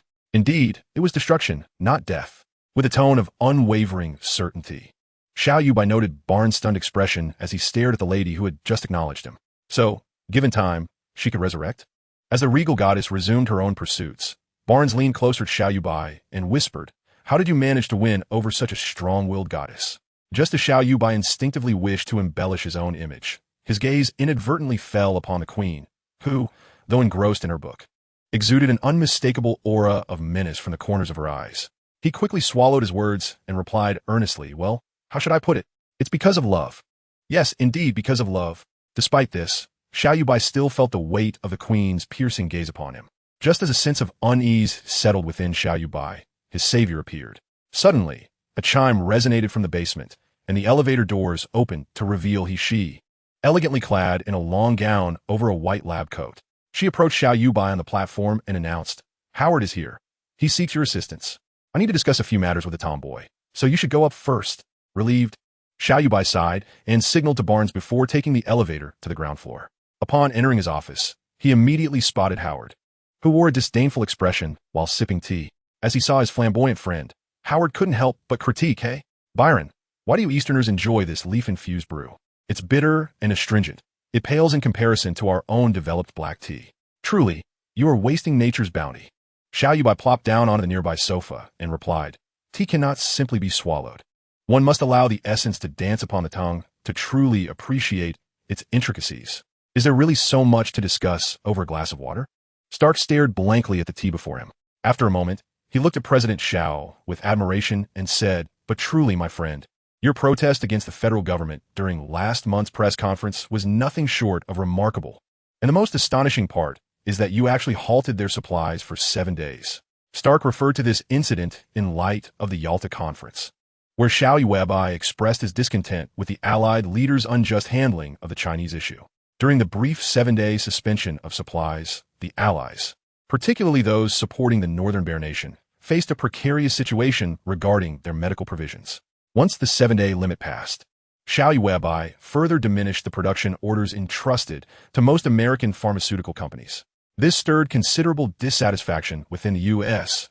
military concerning the federal government's decisions, though such discontent dissipated swiftly following the death of President Roosevelt. No. Howard quickly refuted and then elaborated, brother, listen to me. Although I may not comprehend your thoughts as a Chinese person, and sometimes you seem reluctant to accept money that is handed to you, your concern for your compatriots and your sense of ethnic identity are unparalleled. I must admit, I truly envy you. Observing Howard's enthusiastic demeanor, President Xiao was eager to change the subject and raised his hand to halt the conversation. All right, enough of this. This topic is profound, rooted in our Eastern philosophy. And you and T grasp it anyway. So, what brings you here today? To deliver this. Stark replied, producing a white box from behind him and placing it before Xiao Yuebai. Chapter 35. To stay or not to stay. Long Beach, located on the eastern coast of the Eagle Nation, serves as a premier vacation destination. In late 1944, with the advancement of his angel biotechnology, Xiao Yuebai not only expanded his factory and constructed the Kaisha building, but also acquired land in Long Beach to build his own villa. Now, as time has progressed, in mid-1945, he has resided there for nearly 6 months. On yet another tranquil evening, in the living room of the villa, Xiao Yuebai sat with Kaisha and she on their respective sofas. The soothing sound of waves from outside created an atmosphere of serenity, capturing none of the trio's attention. The two queens and their esteemed host remained fixated on the coffee table before them, where an open white box revealed a perfectly uniform cube, each dimension precisely equal without a hint of discrepancy. At that moment, the cube radiated a mesmerizing blue luminescence, casting pale hues upon their faces, reminiscent of the eerie protagonists in later horror films from the land of cherry blossoms, evoking a chilling sensation. After an indeterminate passage of time, the elegant legs crossed while slender fingers fidgeted, she hesitantly spoke.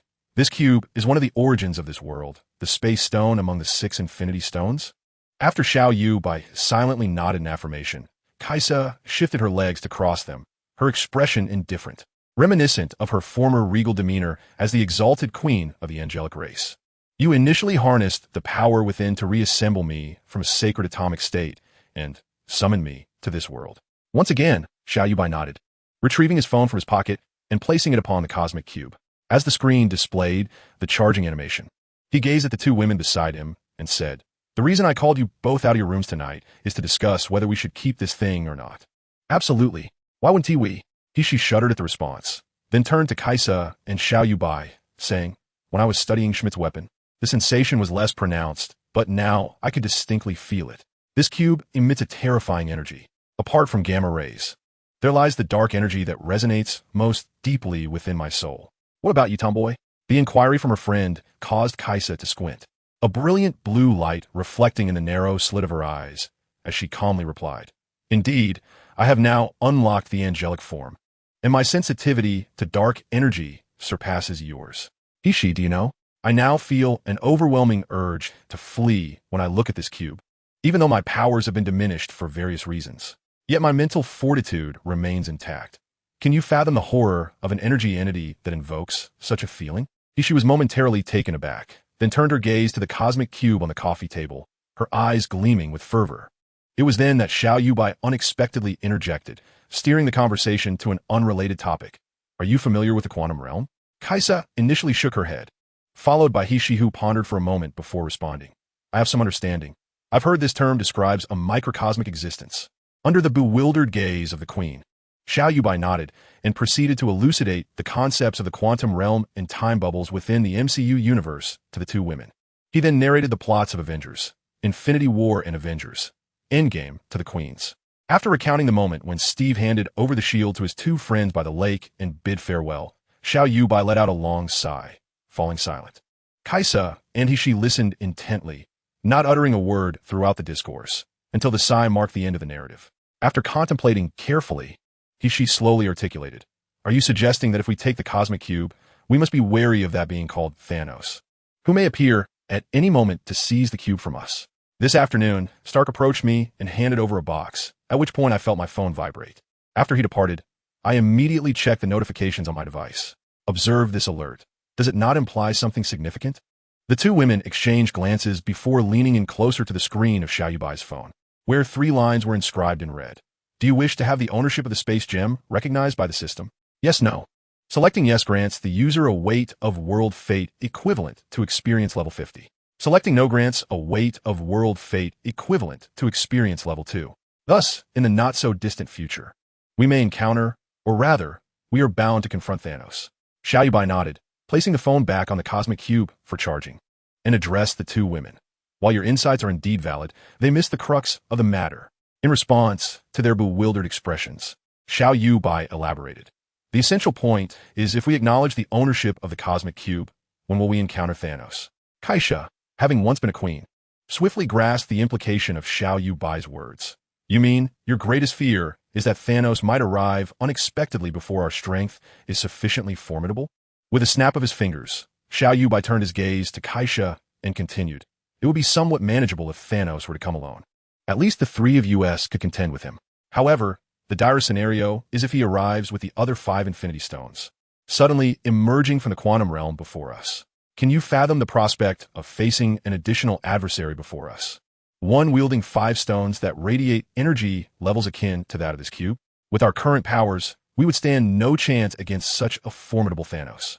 Kaisa and Hishi exchanged another glance, then bowed their heads in deep contemplation. After a lengthy pause, Hishi finally spoke softly. After much deliberation, Xiao Yuebai nodded gravely, raising his right index finger and earnestly stating to the two women, "Indeed, before our strength is fully realized, we must not possess any cosmic stone for longer than 1 year. Absolutely. It must not exceed 1 year."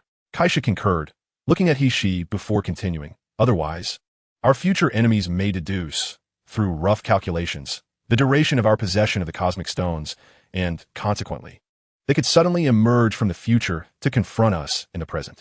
Seeing that Xiao Yuebai and Kaisa had reached a consensus, Hishi pondered deeply. Though reluctant to part with the treasure before her, she reluctantly agreed to their strategy. Yet, as she sat on the sofa, gazing longingly at the cosmic cube glowing with a blue luminescence, Xiao Yuebai and Kaisha couldn't help but burst into laughter. Chapter 36. Stage 2 Reward. Wrath of the King. Nightfall in the Long Beach Villa on the eastern outskirts of New York. By the Queen's side, the esteemed Mr.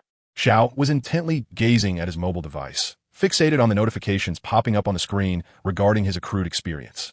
A soldier from the Pacific battlefield, having survived thanks to the utilization of your company's product, had granted you a weight of destiny surpassing the experience value.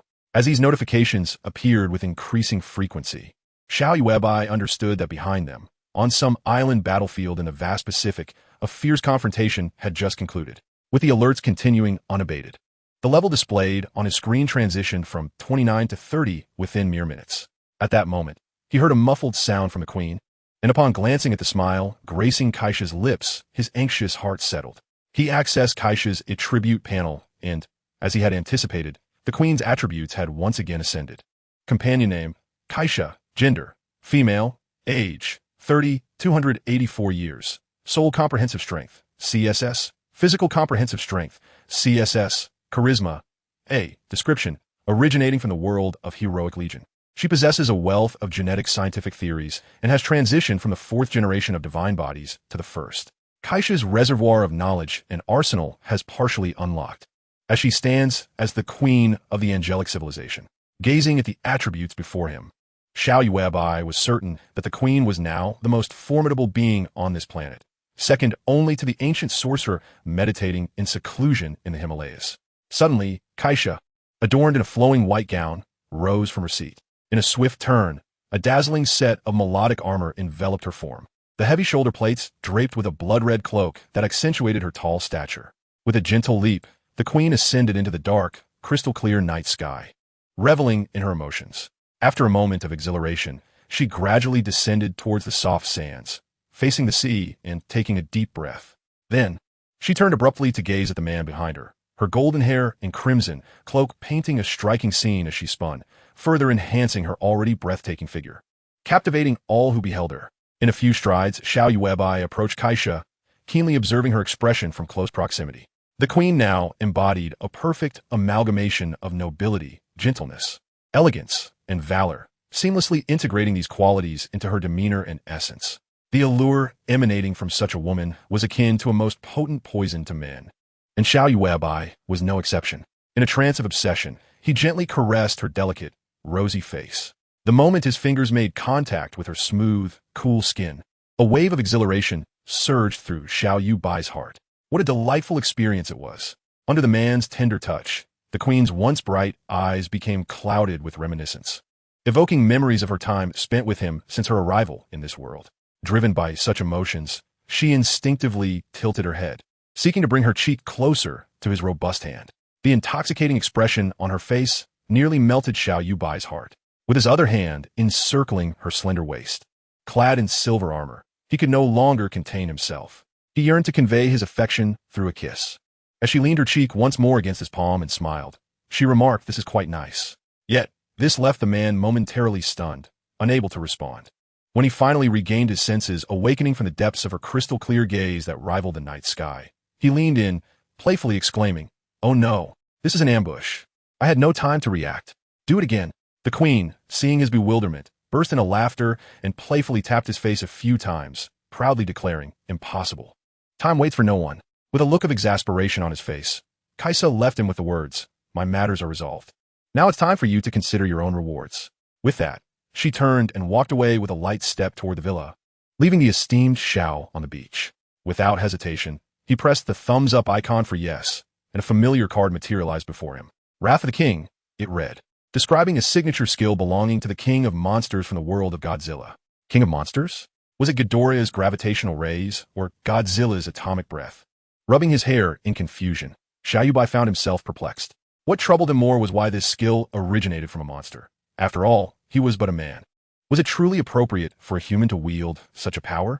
After much contemplation over whether to use it or not, he finally resolved in his heart, "Since the reward has been bestowed, I have no reason to refuse it.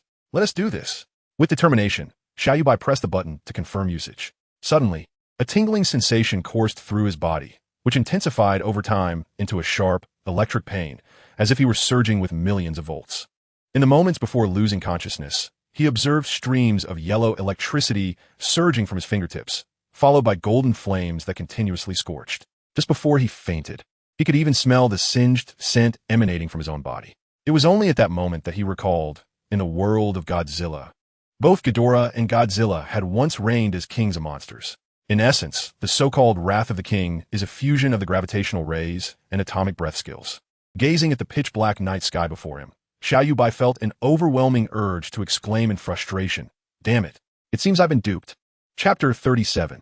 Have I Become Pikachu? In the independent laboratory of the Angel Biological Gene Technology Company, located in the southern suburbs of New York, Xiao Yuebai, now reduced to a charred remnant, lay there as still as the dead. She was meticulously extracting some necrotic biological material from the carbonized remains with a pair of tweezers.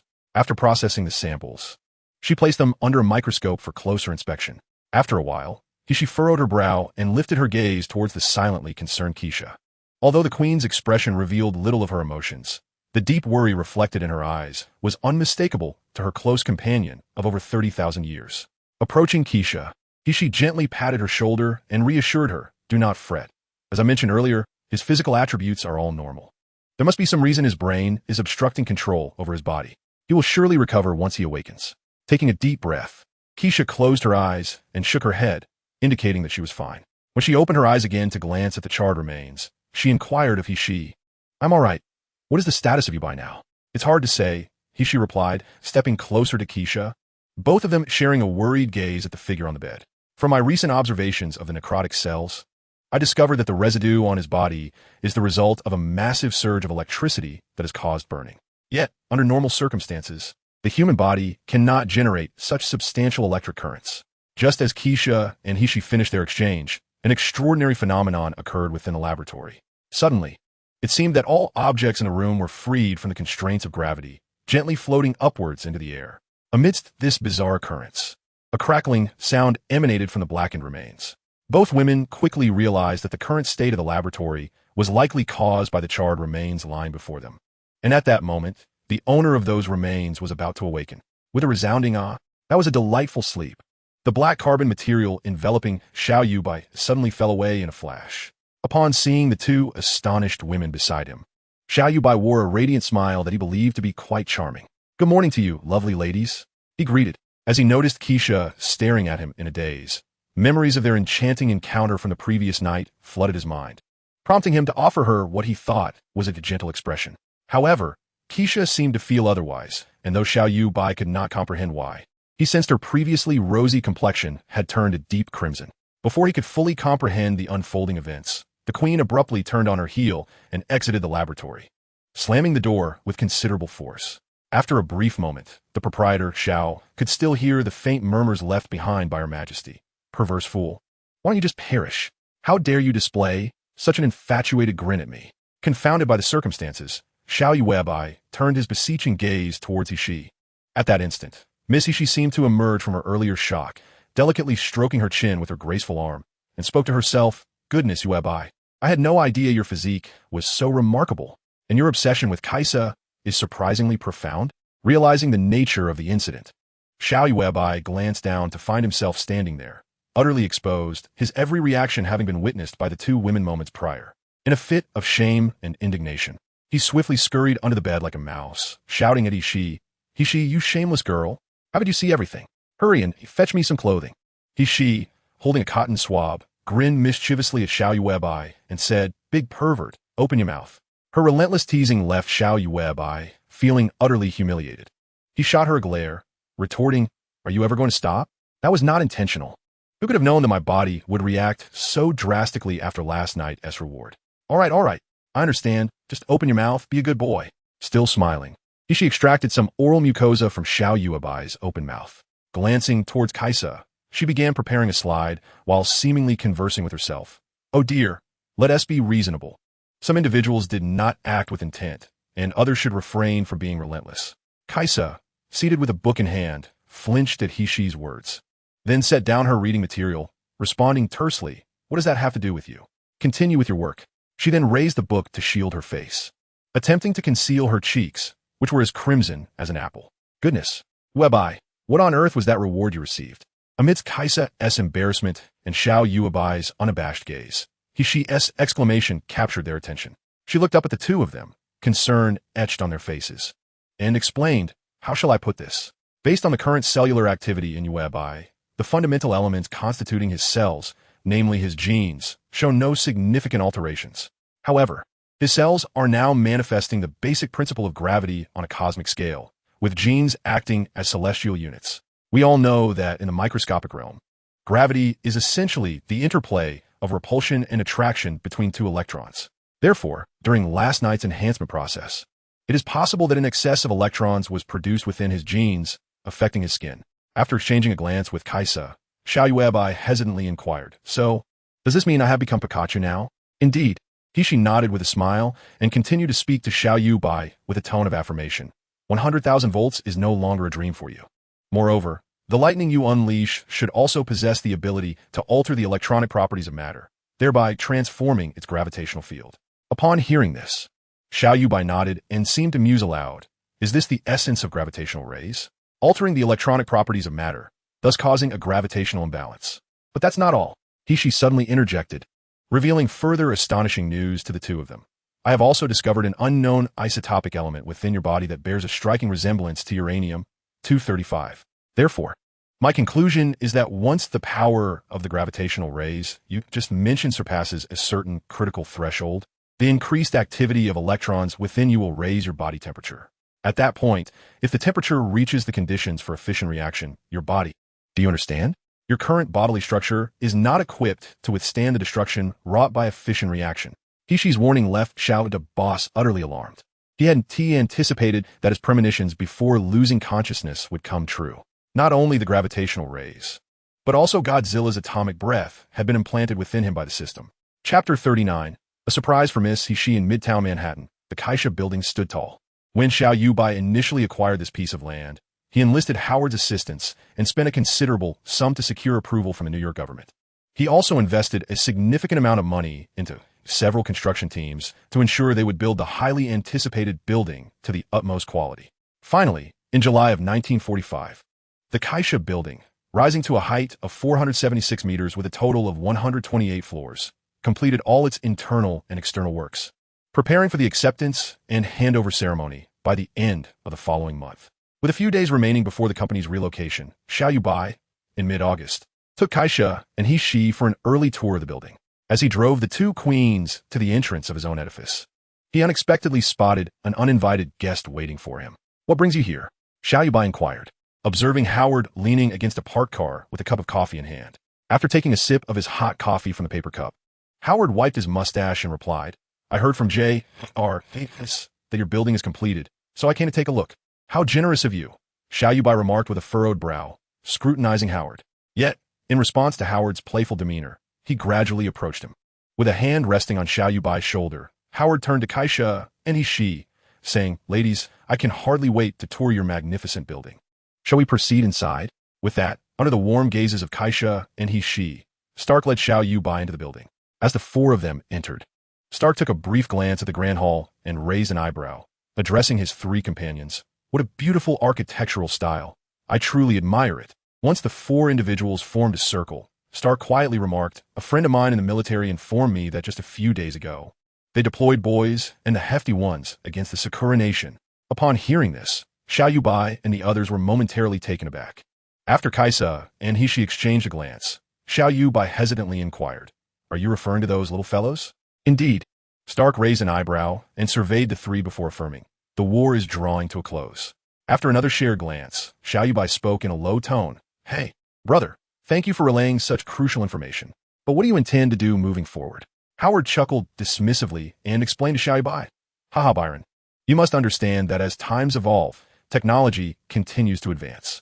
Yet, with humanity's growing comprehension of this world, there will always be individuals plagued by insecurity. As long as that unease persists, I shall never find myself unemployed. However, you three are different, aside from the industries related to artemisinin and antidepressants. The demand for other medications concerning hemostasis and pain relief will decline significantly with the war's end. You must promptly recalibrate your strategic focus. You cannot rely solely on this for profit in the future." With a smile, he added, I came today to convey this message. I have some matters to attend to and must head to Miami shortly. Let us not dwell on this for now. Our primary objective is to explore this magnificent building. I have prepared surprises for both of you. Let us first see what awaits us in he/she's domain, leading the two queens into his exclusive executive elevator. Xiao Yuebai announced, "The surprises I have prepared for you cannot be accessed from any elevator entrance. You must first reach the 128th floor, my private level, before entering your personal realms." Upon hearing Xiao Yuebai's explanation, excitement illuminated Kaisa and he/she's faces. After exchanging glances, they turned to the man with palpable anticipation.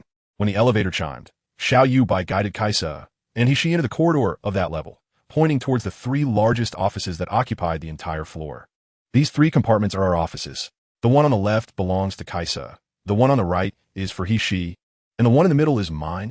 He/she's office was decorated with immaculate precision, featuring a towering bookshelf approximately 3 meters high and over 70 meters long, filled with an array of scientific literature collected from Earth by Xiao Yuebai.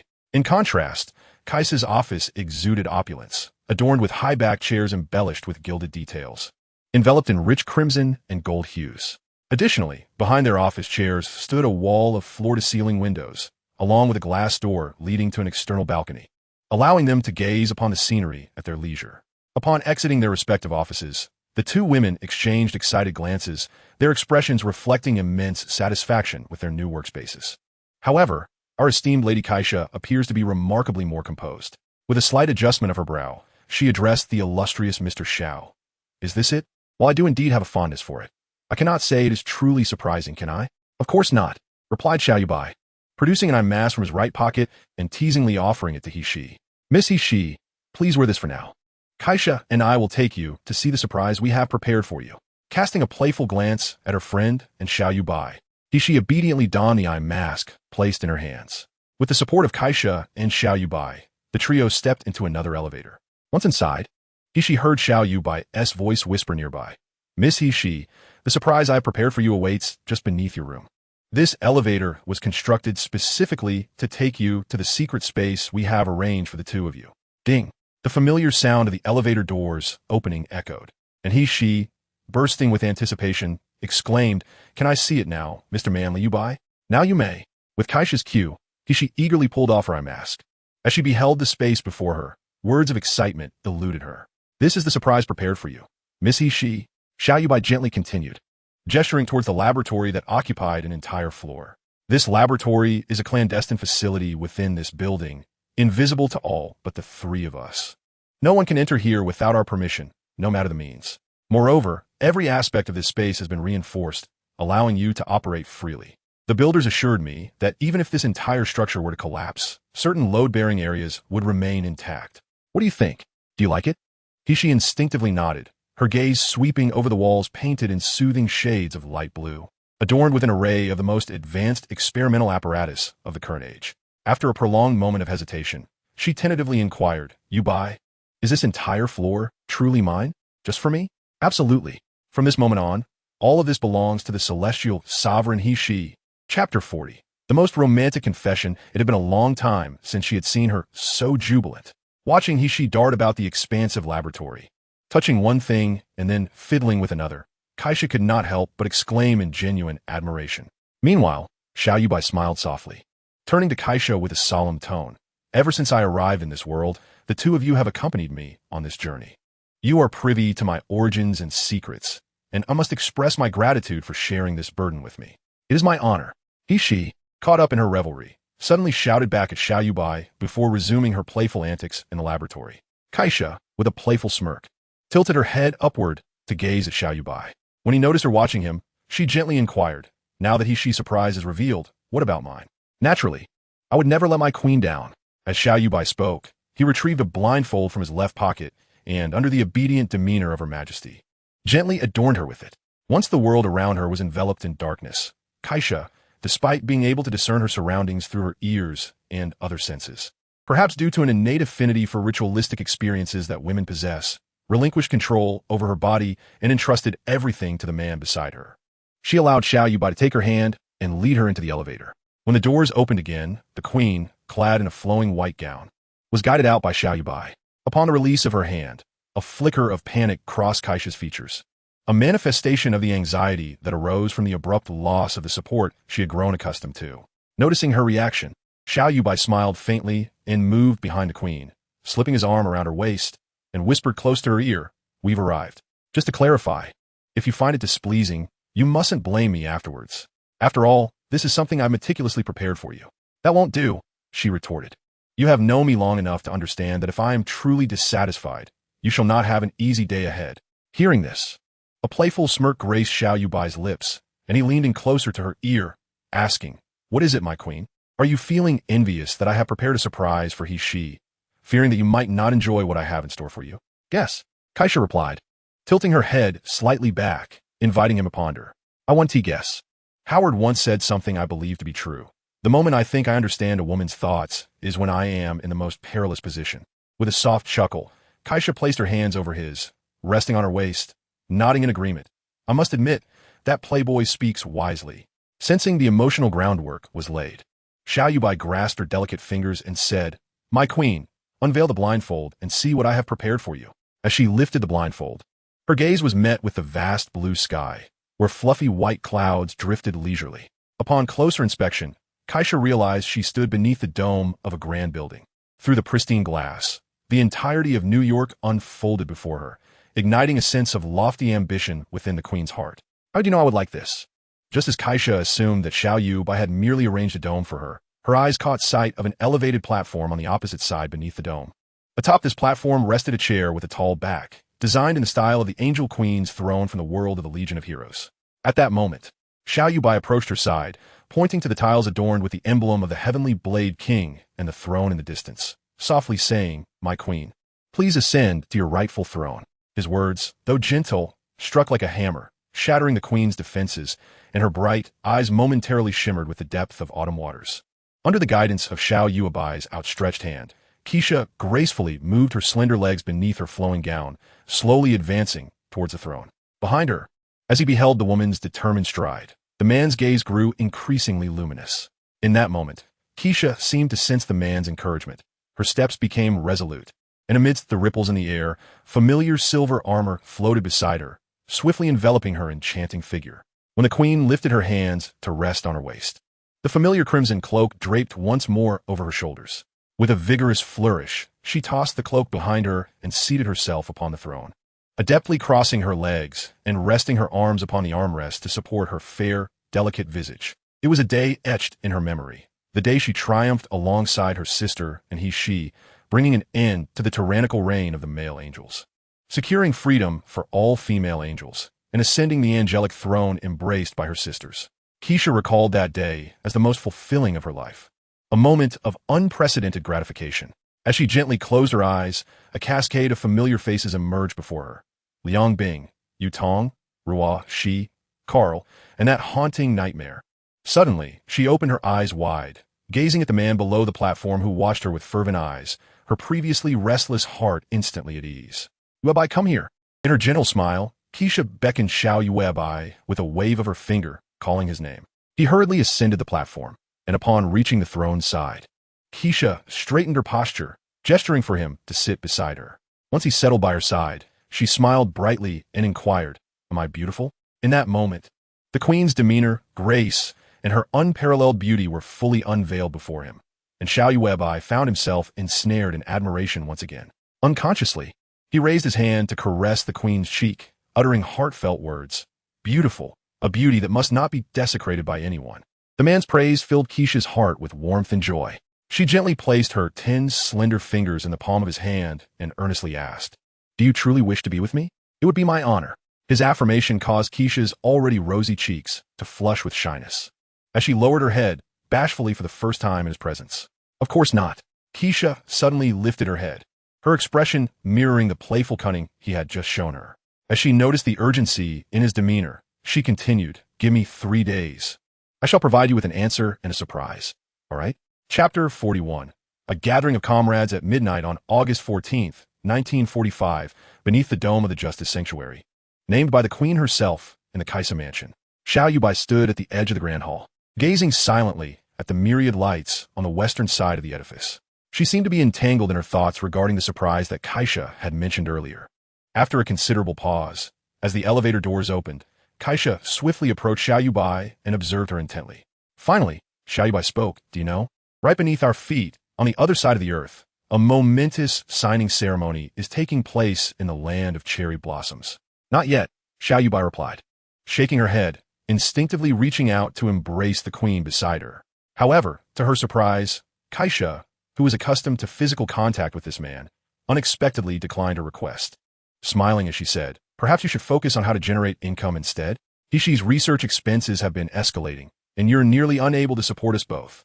Kaisha pondered for a moment before shaking her head in refusal of his invitation, earnestly addressing Xiao Yuebai, her tone reminiscent of a wife's gentle admonition. Xiao Yuebai chuckled, "All right, I understand. Stay with me here for a while. I am contemplating our future." With a gentle affirmation from Kaisha, the two stood there quietly, akin to steadfast sentinels for one another. Despite the absence of spoken words, an unspoken understanding lingered between them. The following evening, news of the unconditional surrender of a land of cherry blossoms enveloped Eagle Sauce's populace in a sea of jubilation for an entire day. Times Square overflowed with elated individuals, some kissing openly on the streets, while others abandoned their decorum, and colorful fireworks erupted along the avenues. Yet in a bar in Brooklyn, Xiao Yuebai, along with members of the Roaring Assault Team and Agent Peggy Carter, remained solemnly silent. For ordinary individuals, the battlefield is not merely a slaughterhouse, but also a catalyst.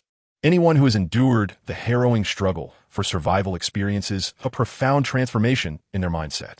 This is especially true for seasoned veterans. Over time, in an environment defined by the principle of kill or be killed, they forge hearts as resilient as steel.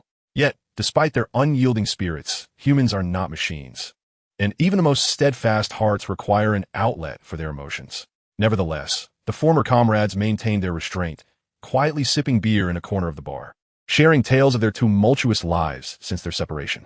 As the sole woman present, Peggy Carter often seized the opportune moment to inject playful banter into the dialogue, elevating the already joyous atmosphere.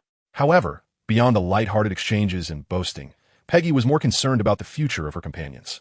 As the moment felt right, Peggy took a sip of her beer, first glancing at Xiao Yuebai and Stark before saying, "Among our friends, Stark and Xiao are the magnates, so they need not worry." She then turned her gaze toward the other members of the assault team, inquiring, "Now that the war has concluded, what are your plans for the future?" Upon hearing this, Gabriel, a black man who shares a close bond with James, flashed his pearly whites and remarked to his French companion, "Hey, when you teach those unfortunate souls, be cautious not to let them get shot in the rear." Laughter erupted among the group. After a moment of contemplation, Gabriel patted his military uniform and said, "I'm not certain, but I believe I will retire. And with a substantial pension in hand, I envision starting a telephone or telegraph company." Xiao Yuebai, setting down his beer, responded, "The future of the communications industry is bound to flourish. You possess great foresight, my friend, much like the surname of the Jones Black Commandos." At that moment, Jacques Denier, of Latin descent, shrugged his shoulders, expressing a hint of resignation. "I haven't thought that far ahead. I'll take it one step at a time." Stock soudainement interjected, "Jacques, if you find yourself without a place to go, feel free to reach out to me. Perhaps I can secure a position for you in my company."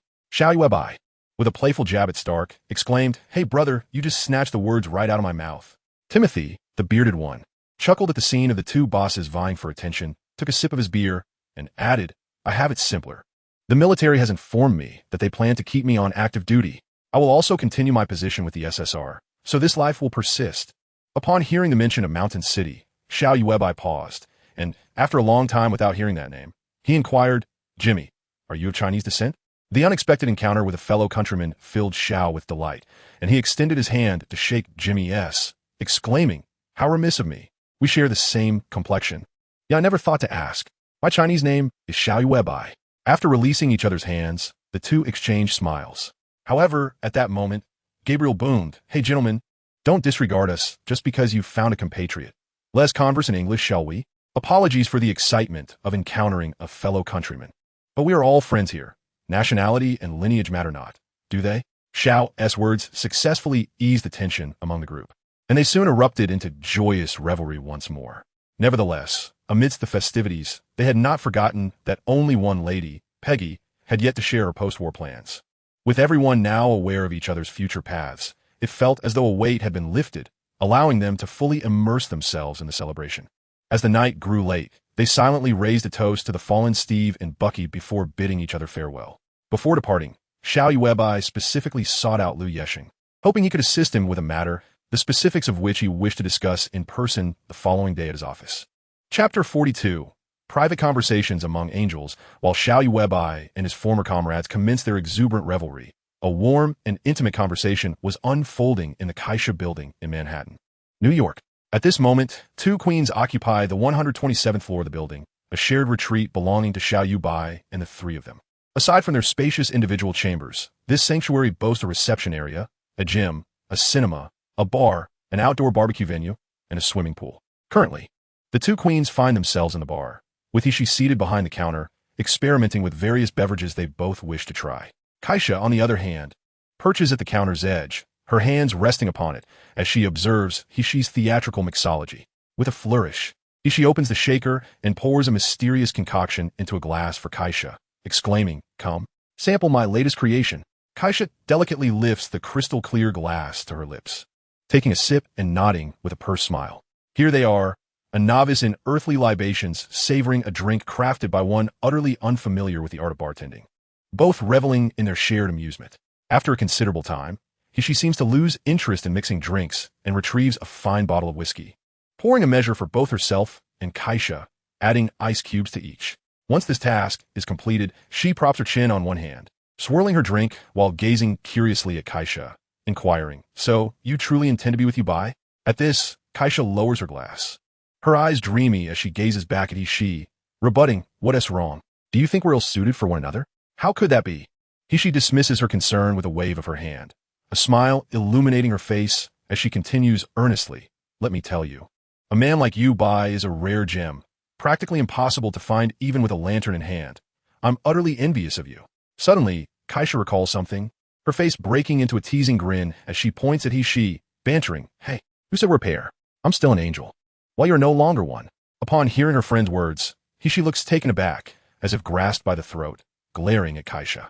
"You tomboy, I seriously tell you, jokes aside, don't keep bringing that up." Just as Kaisha is about to apologize, she witnesses Ishi dramatically resting her chin on her hands, making a face of mock despair as she states, "Besides, with my undeniable brilliance, it's only a matter of time before I reclaim my status as an angel." Observing her carefree demeanor, Kaisha feels any guilt she had just experienced vanish completely. Rolling her eyes at Ishi, she then earnestly asks, "How is your research on the reconstruction of angel genes progressing?" Ishi, brushing aside her bangs with a hint of mixed emotions, replies, "Well, I've conducted numerous comparisons between my cells and yours, discovering a significant similarity. This indicates that my genes still harbor traces of my original lineage. The only task remaining is to find a way to awaken the dormant genes within me. No need to rush." Upon hearing this, Kaisa gently patted Ishi's shoulder and comfortingly remarked, "Having hope is indeed a good thing." Ishi sighed in response, took a sip of his drink, and said wistfully, "Being anxious is futile. At present, Earth's scientific advancement has merely grazed the threshold of pre-nuclear civilization. To be precise, they have only pried the door of pre-nuclear civilization ajar. They have yet to develop computers with even a modicum of AI. There remains a long journey ahead." With that, Ishi downed another hearty gulp of whiskey and waved his hand in resignation. "Let us not dwell on that. Instead, let's talk about you. My curiosity about your affairs is insatiable." Casting an exasperated glance at Ishi, who wore an eager expression, Kaisa let out a soft huff. She pointed her long legs towards the ground, and her wheeled chair swiftly glided her to the floor-to-ceiling window. After taking a sip of whiskey, she quietly observed the jubilant crowd outside, reveling in their unrestrained joy, pouring a drink for her dear friend. She lingered on the view of the bustling street below before softly inquiring, "When was the last time we shared a drink like this, my dear tomboy?" "Before my journey to Earth, as I prepared my final arrangements in Tiancheng." As Kaisa spoke, she lifted the glass filled by Ishi and gently swirled it, continuing, "Then I was ensnared by Xiao, Bing, and Carl, reduced to sacred atoms. Yet, upon reflection, it seems but a short while ago. How the world transforms." Ishi sighed, leaning against the bar, before suddenly turning to Kaisa with a pressing question, "But are you truly prepared?" At this, Kaisa's eyes turned icy as she abruptly faced Ishi. "What do you mean?" Unfazed by Kaisa's imposing demeanor, Ishi smiled and replied, "Come now, we have known each other for tens of thousands of years. Who doesn't know the other? Spare me the sternness." Kaisa regarded he-she coldly for a moment, then, as if drained of all vigor, slumped against the bar, covering her face as she lamented, "I do not know. It has been over 30,000 years.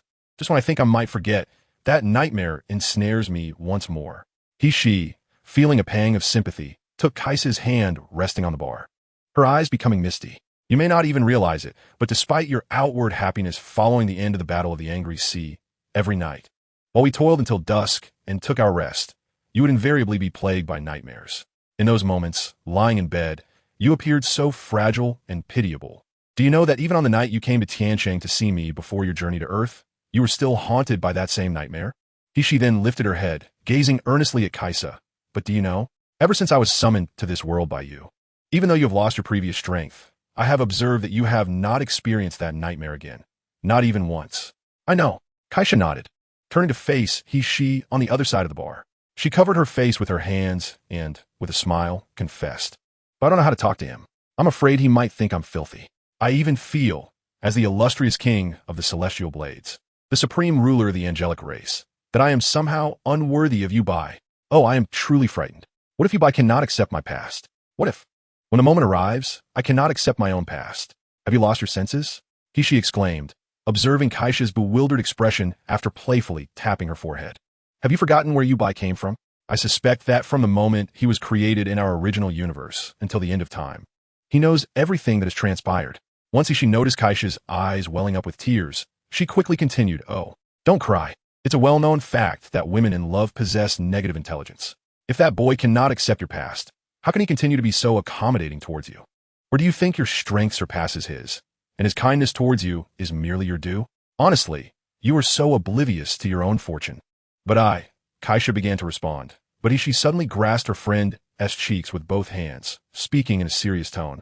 "I know what you are still worried about, but that is a hurdle you must overcome. You have always told the little angels that true love is eternal, but you never explained what true love actually is. Unilateral devotion is not love. It is mere servitude. In this respect, I do not believe he is worthy of you. This is a failing on your part as a teacher, you know? You must rectify this, at least before we angels rise again in this world. You need to discover a philosophy that truly suits us and start anew."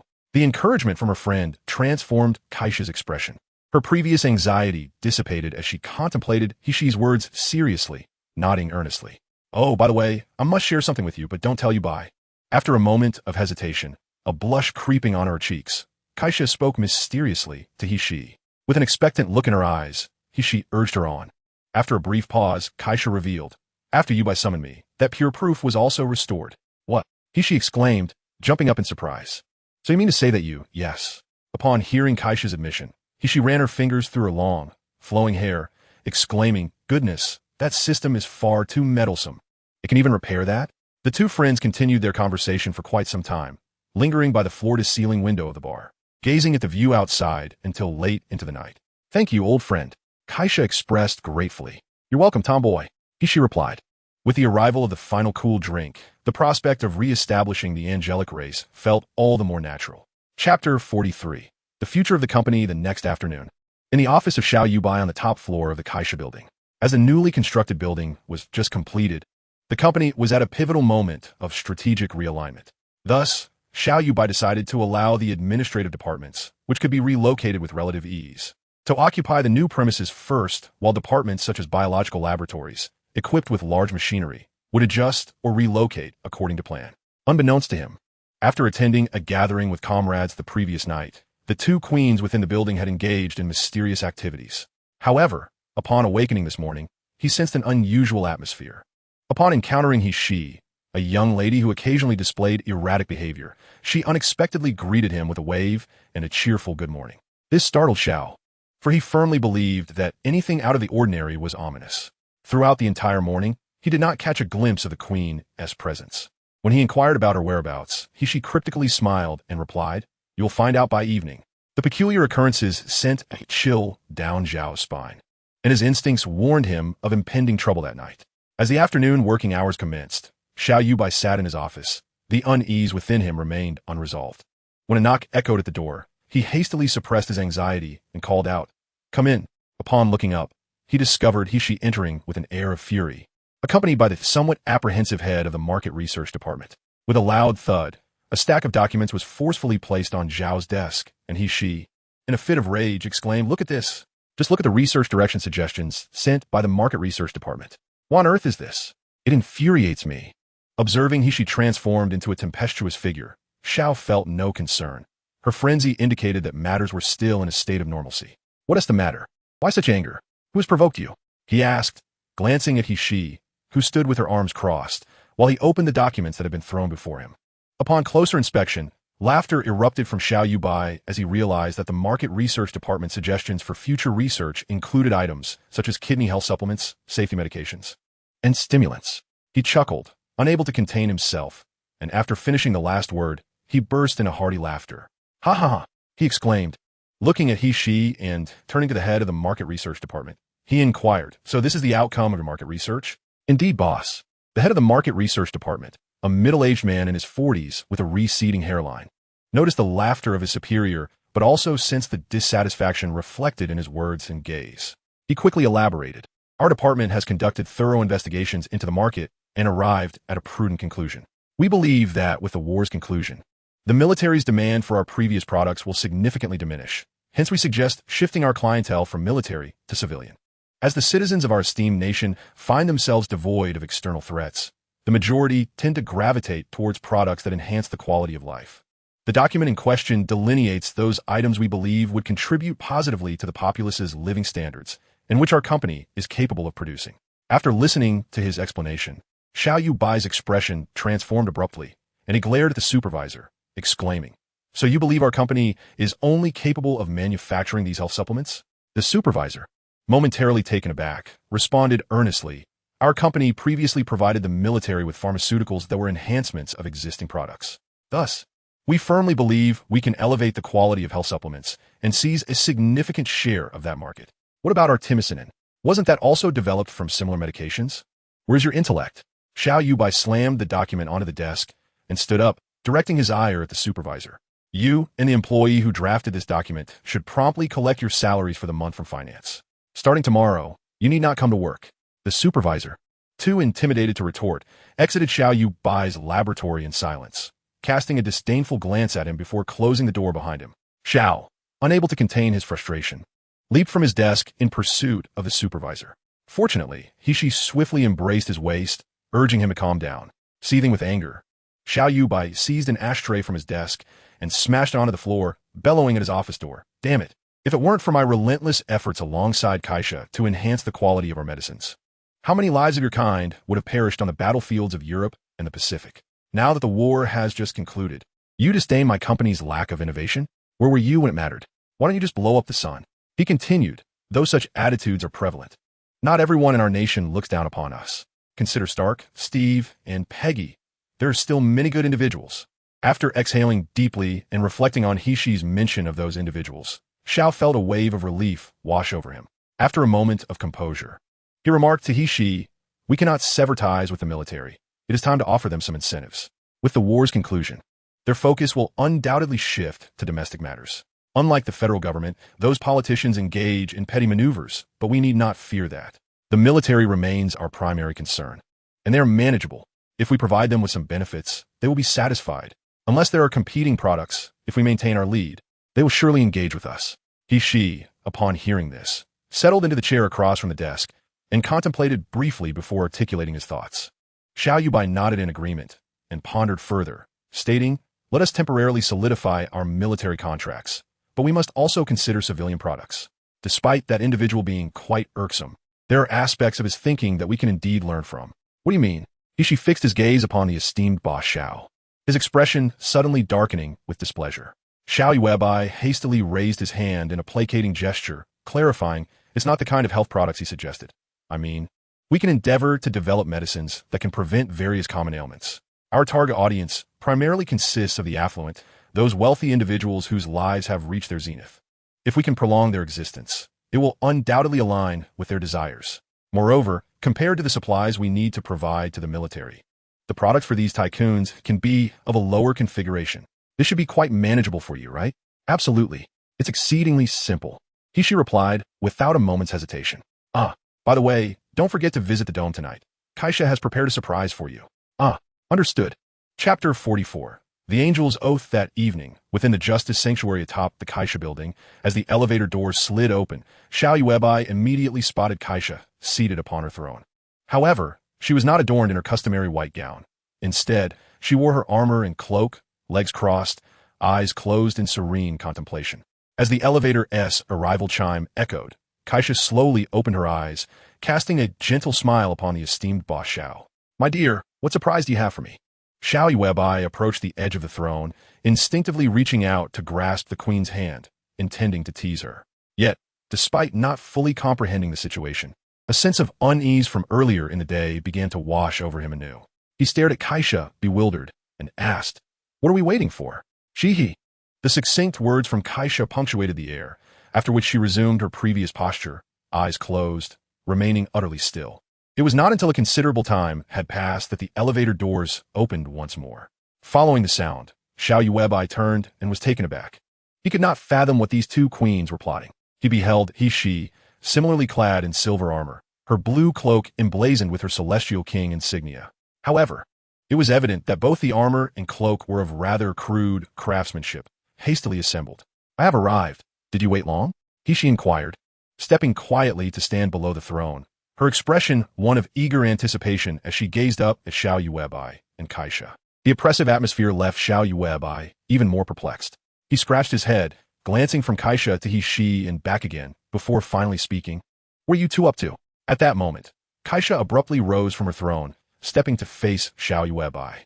Her face betrayed no emotion, her eyes cast downward, as if she were preparing for something significant. Meanwhile, she suddenly broke into a grin and urged, "Hey, stop standing there like a fool. Quickly kneel down." Kneel? What do you mean, ah? She shot him an impatient glare.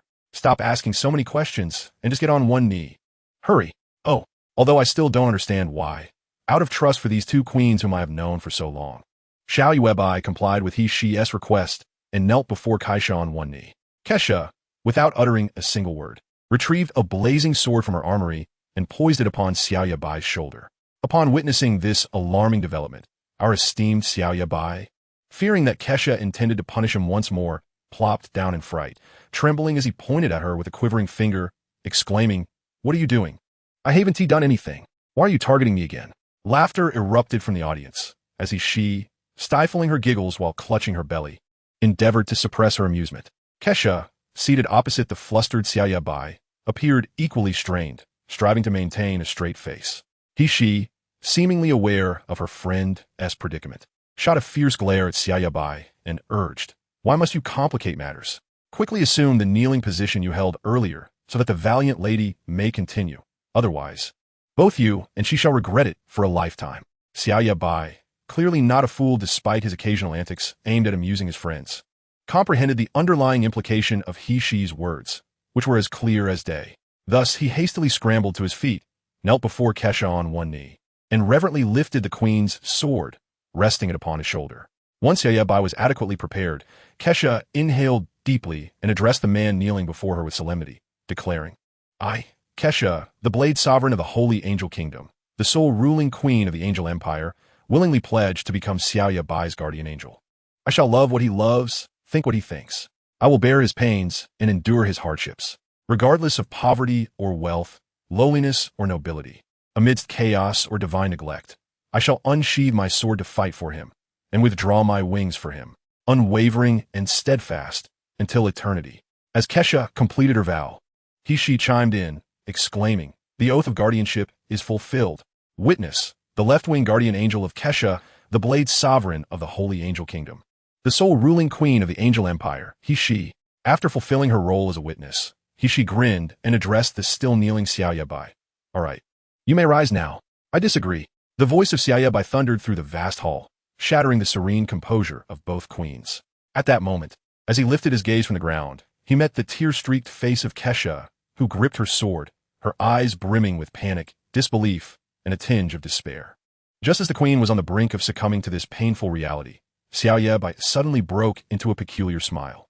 As he retrieved something from the pocket of his garment, he declared to the two queens, "While Kaisha may indeed be an angel, her counterpart, which is me, is very much human."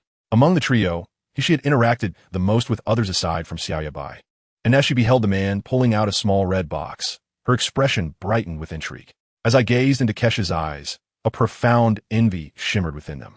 Before me, Xiao Yuebai opened a small red box, revealing a serene white gold ring adorned with diamonds.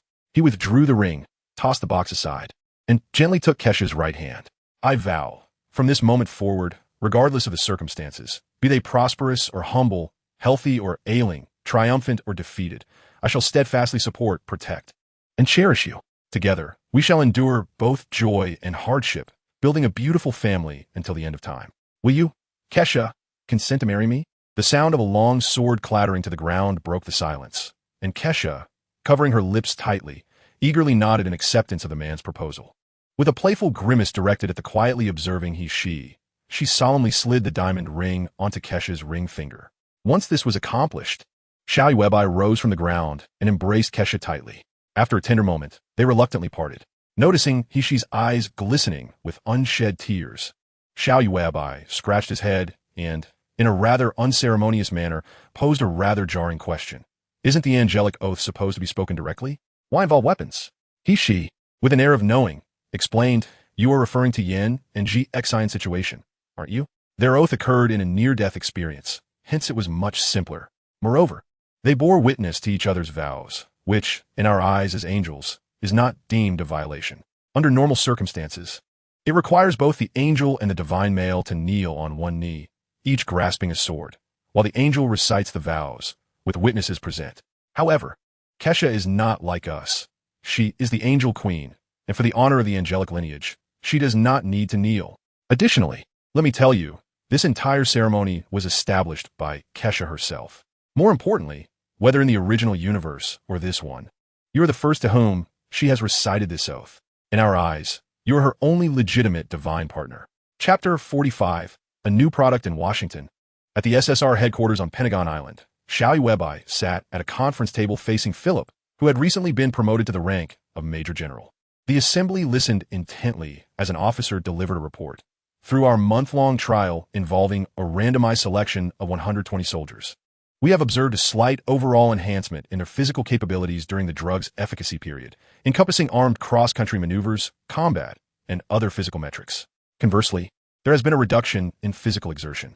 Observations regarding their temperament and adherence to commands indicate a more composed and disciplined demeanor. All signs suggest that the outcomes of this enhancement trial align with the experimental results provided by Mr. Xiao. Upon concluding his report, the officer placed the document before Philip, who signed it before saluting the assembly and exiting the meeting room. I didn't expect you to actually pull it off. Although there is still a considerable gap compared to Steve.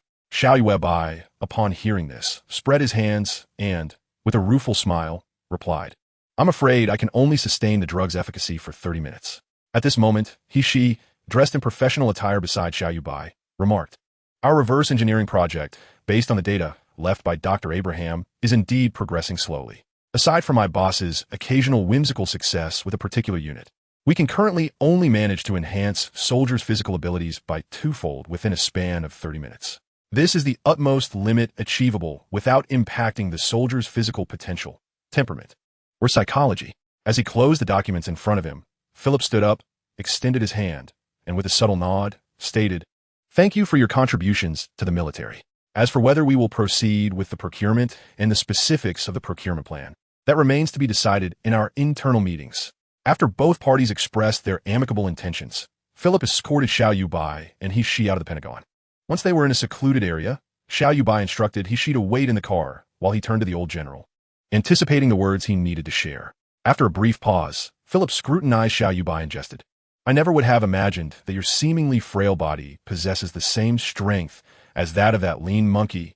Xiao Yuebai understood that the old colonel's reference to the lean monkey was indeed aimed at Steve, and he comprehended the underlying meaning of his statement.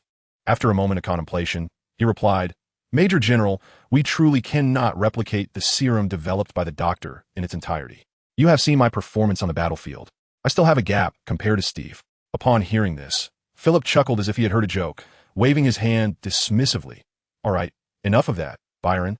After ensuring the surroundings were secure, he continued, I'm aware of the discussions you had with Stark, Peggy, and Steve, and I am in agreement with your decision. When Steve was still around, I noticed he often found it quite troublesome. Someone who fully expresses their individuality can indeed be a source of headaches within the military. Therefore, I hope you will take good care of that item. Xiao Yuebai felt a sense of relief and shook hands with the old general, stating, "Understanding is all that matters. Long live understanding." What does the old man want with you? Nothing important. Xiao Yuebai shook his head and then whispered to He knows about our discussions with Steve and the others. He didn't ask for the serum? He looked at Xiao Yuebai in surprise. After Xiao Yuebai recounted the conversation with Philip, Miss He sighed in relief. I didn't expect this old man to be quite open-minded. With a grin, Xiao Yuebai placed his hand on the steering wheel and then asked by the way, how is the research on those health supplements we are selling to the wealthy going? Quite smoothly. He shrugged and gazed out of the window at the soldiers in uniform passing by. As per your request, we are focusing on extending the viability of organ cells and the elasticity of skin cells, aiming for effects of eternal youth and longevity. That puts my mind at ease. Xiao Yuebai started the car, gripping the steering wheel, and smiled as he envisioned the future ahead. She, with her arms crossed over her folder, grinned mischievously. Countless coins have passed through my fingers as I yearn to indulge in shopping. You see, just the other day, Kesha and I ventured to the commercial street of Times Square, where we were captivated by the array of jewelry stores, clothing boutiques, and a myriad of delightful items that ignited our desires. Upon hearing this, Xiao Yuebai cast a surprised glance at He and inquired, "Why do you not make a purchase then? Surely we are not so impoverished as to deny your modest whims?"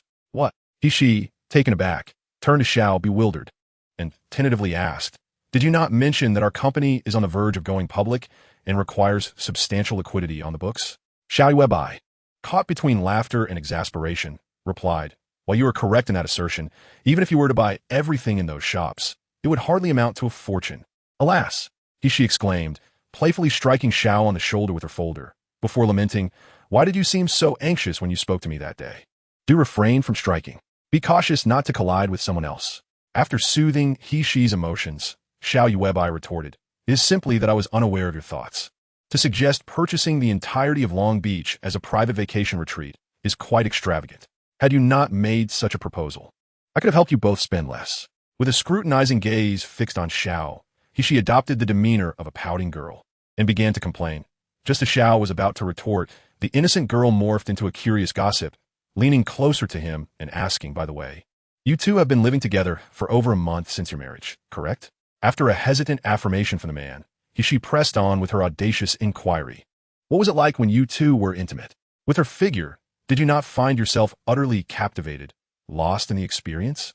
As she animatedly drove the conversation, Xiao, sensing the frivolity, quickly interjected, "Enough. How was I unaware of your mischievous nature? You dare pry into our private matters? Come now, why should a man shy away from such topics? Speak candidly." He insisted, tapping Xiao's shoulder with her folder once more. Faced with He's relentless questioning, Xiao Yuebai, after a moment of bashfulness, finally admitted, "Well, aside from our couple's routines, I have yet to engage with her intimately." I was hoping to be a godmother." He exclaimed, her disappointment evident as she scrutinized Xiao Yuebai anew, encouraging him, "You must be more assertive. She is now your wife, so why hesitate? Do not speak nonsense." In his agitation, Xiao Yuebai slipped into a dialect, frowning as he added, "Kesha has yet to overcome her emotional barriers. I cannot proceed without her consent. Why, he has already hurt her once, and if I were to act without regard, how would I differ from that scoundrel?" Realizing that Xiao was indeed aware of Kesha's past, she fell silent, reflecting on the matter. Chapter 46. The Trader, April 21st, 1946, Kesha Building, Manhattan, New York. Xiao Yuebai's angelic biotechnology company ultimately went public.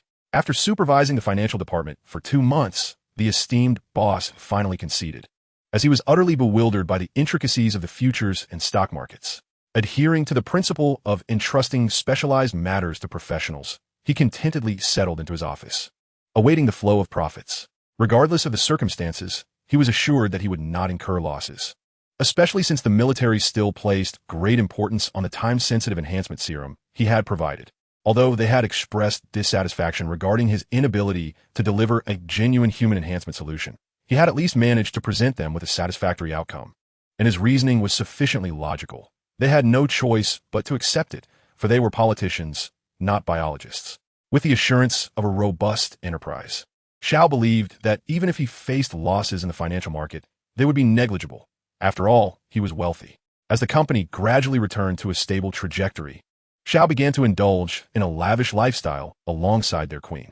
In the communal lounge of the Kesha Tower, a soothing melody emanated from a gramophone. Xiao Yuebai and Kesha embraced as they danced, and it seemed that the queen recently delighted in such moments with her newlywed husband. The gentle music, the warm afternoon sunlight, and the tender feelings shared between them ignited a delightful chemistry in their intimate space. However, any moment of bliss appears fleeting. Just as they basked in the warmth of their atmosphere, a disruptive sound shattered the serenity. Ring. The telephone at the nearby bar rang, yet the couple, caught in a moment of passion, chose to ignore the insistent chime. Ring. The second ring merely prompted them to pause and glance toward the source of the interruption. But as they turned back to each other, the fervor in their gazes encouraged them to act as if they had not heard a thing. Ring. Just as Xiao was about to taste the alluring lips he had become enamored with, the phone rang for a third time. Chuckling softly, Kesha brushed her lips, gently disentangled herself from his embrace, and urged, "Why not answer it?" With a resigned sigh, Xiao nodded affectionately, moving to the phone. He picked up the receiver and inquired, "Who is it? What's going on?" Realizing he had strayed off course, she spat in frustration before replying, "Listen, you need to come down here quickly. There's something urgent." After the line went dead, Xiao Yuebai turned to find Kesha had tidied her wrinkled white dress and her slightly disheveled hair. He understood he had wasted yet another moment. With a contented smile from Kesha, Xiao extended his hand, saying, "Let us go. She is calling for me. Let us see what it's about together." "All right." With a soft acquiescence, Kesha placed her hand in the man's palm, and together they made their way to the elevator. As the door slid open, Xiao Yuebai and Kesha arrived at Hishi's laboratory. Upon raising his gaze, Hishi noticed the couple descending together and, recalling Zhao's earlier somewhat brusque tone, inquired with a hint of curiosity, "Did I interrupt something? Well, what do you think?" Kesha shot Hishi a pointed glare before feeling the warmth of her soft hand slip away. Despite her cheeks flushing crimson, the queenly lady boldly took a seat, her expression one of playful intrigue as she observed Hishi. The latter, appearing as if burdened by some secret guilt, stammered, I didn't mean to." "All right then. My dear aunt, can we truly be angry with you? What is going on?" Xiao Yuebai exclaimed, moving closer to Kesha, perching on the armrest of her chair as he continued, "Just tell us why you summoned us." "Oh," Hishi replied, retrieving a test tube from the nearby workstation. Pointing to the golden liquid within, she announced to Xiao Yuebai, "I've created the health supplement you mentioned for the affluent." Upon hearing this, Xiao Yuebai and Kesha exchanged glances before approaching Hishi to examine the contents of the test tube closely. Kesha, while observing, gestured to her dear friend, old-timer. "It's your time to shine, do tell." With a satisfied smile, Hishi began to elaborate on the properties of the liquid in her possession. Previously, Yuebai suggested that inspiration for a civilian enhancer could be drawn from traditional Chinese medicine. Through experimentation, I discovered that the plant cells of ginseng, sanqi, and reishi contain numerous elements that can prolong and improve human vitality. Thus, I endeavored to incorporate some probiotics extracted from these plant cells into a diluted super soldier serum, resulting in this little vial. If the 30-minute enhancement agent provided to the military is considered a potent remedy, this one is a more gradual solution. Upon initial consumption of the liquid in this test tube, one can noticeably feel an enhancement in the internal organs, particularly within the circulatory and respiratory systems. With prolonged use, it can extend a person's lifespan by 58 years and delay skin aging by over a decade.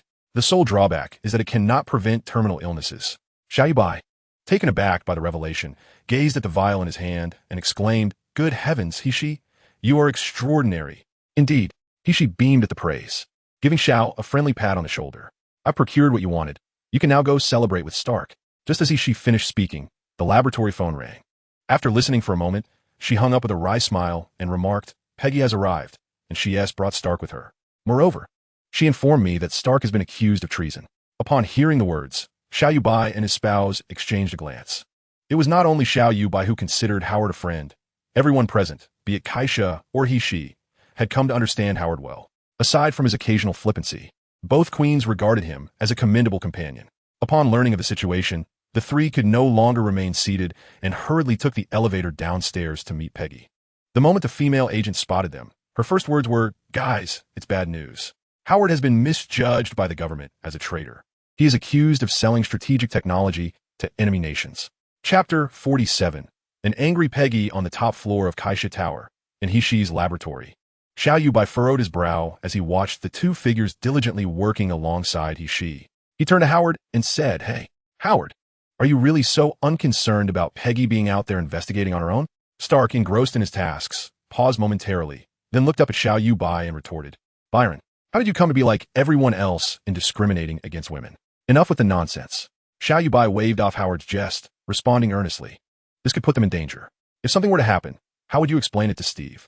Seeing Stark invoke the two queens to counter him, Xiao Yuebai found himself at a loss for words. After a brief silence, Howard chuckled and moved to pat Xiao Yuebai on the shoulder, reassuring him, Trust me, Byron, I understand your concern for our old friend, but if anyone in this world can clear my name, it's Peggy. She is a professional agent, possessing both logical reasoning and emotional intelligence.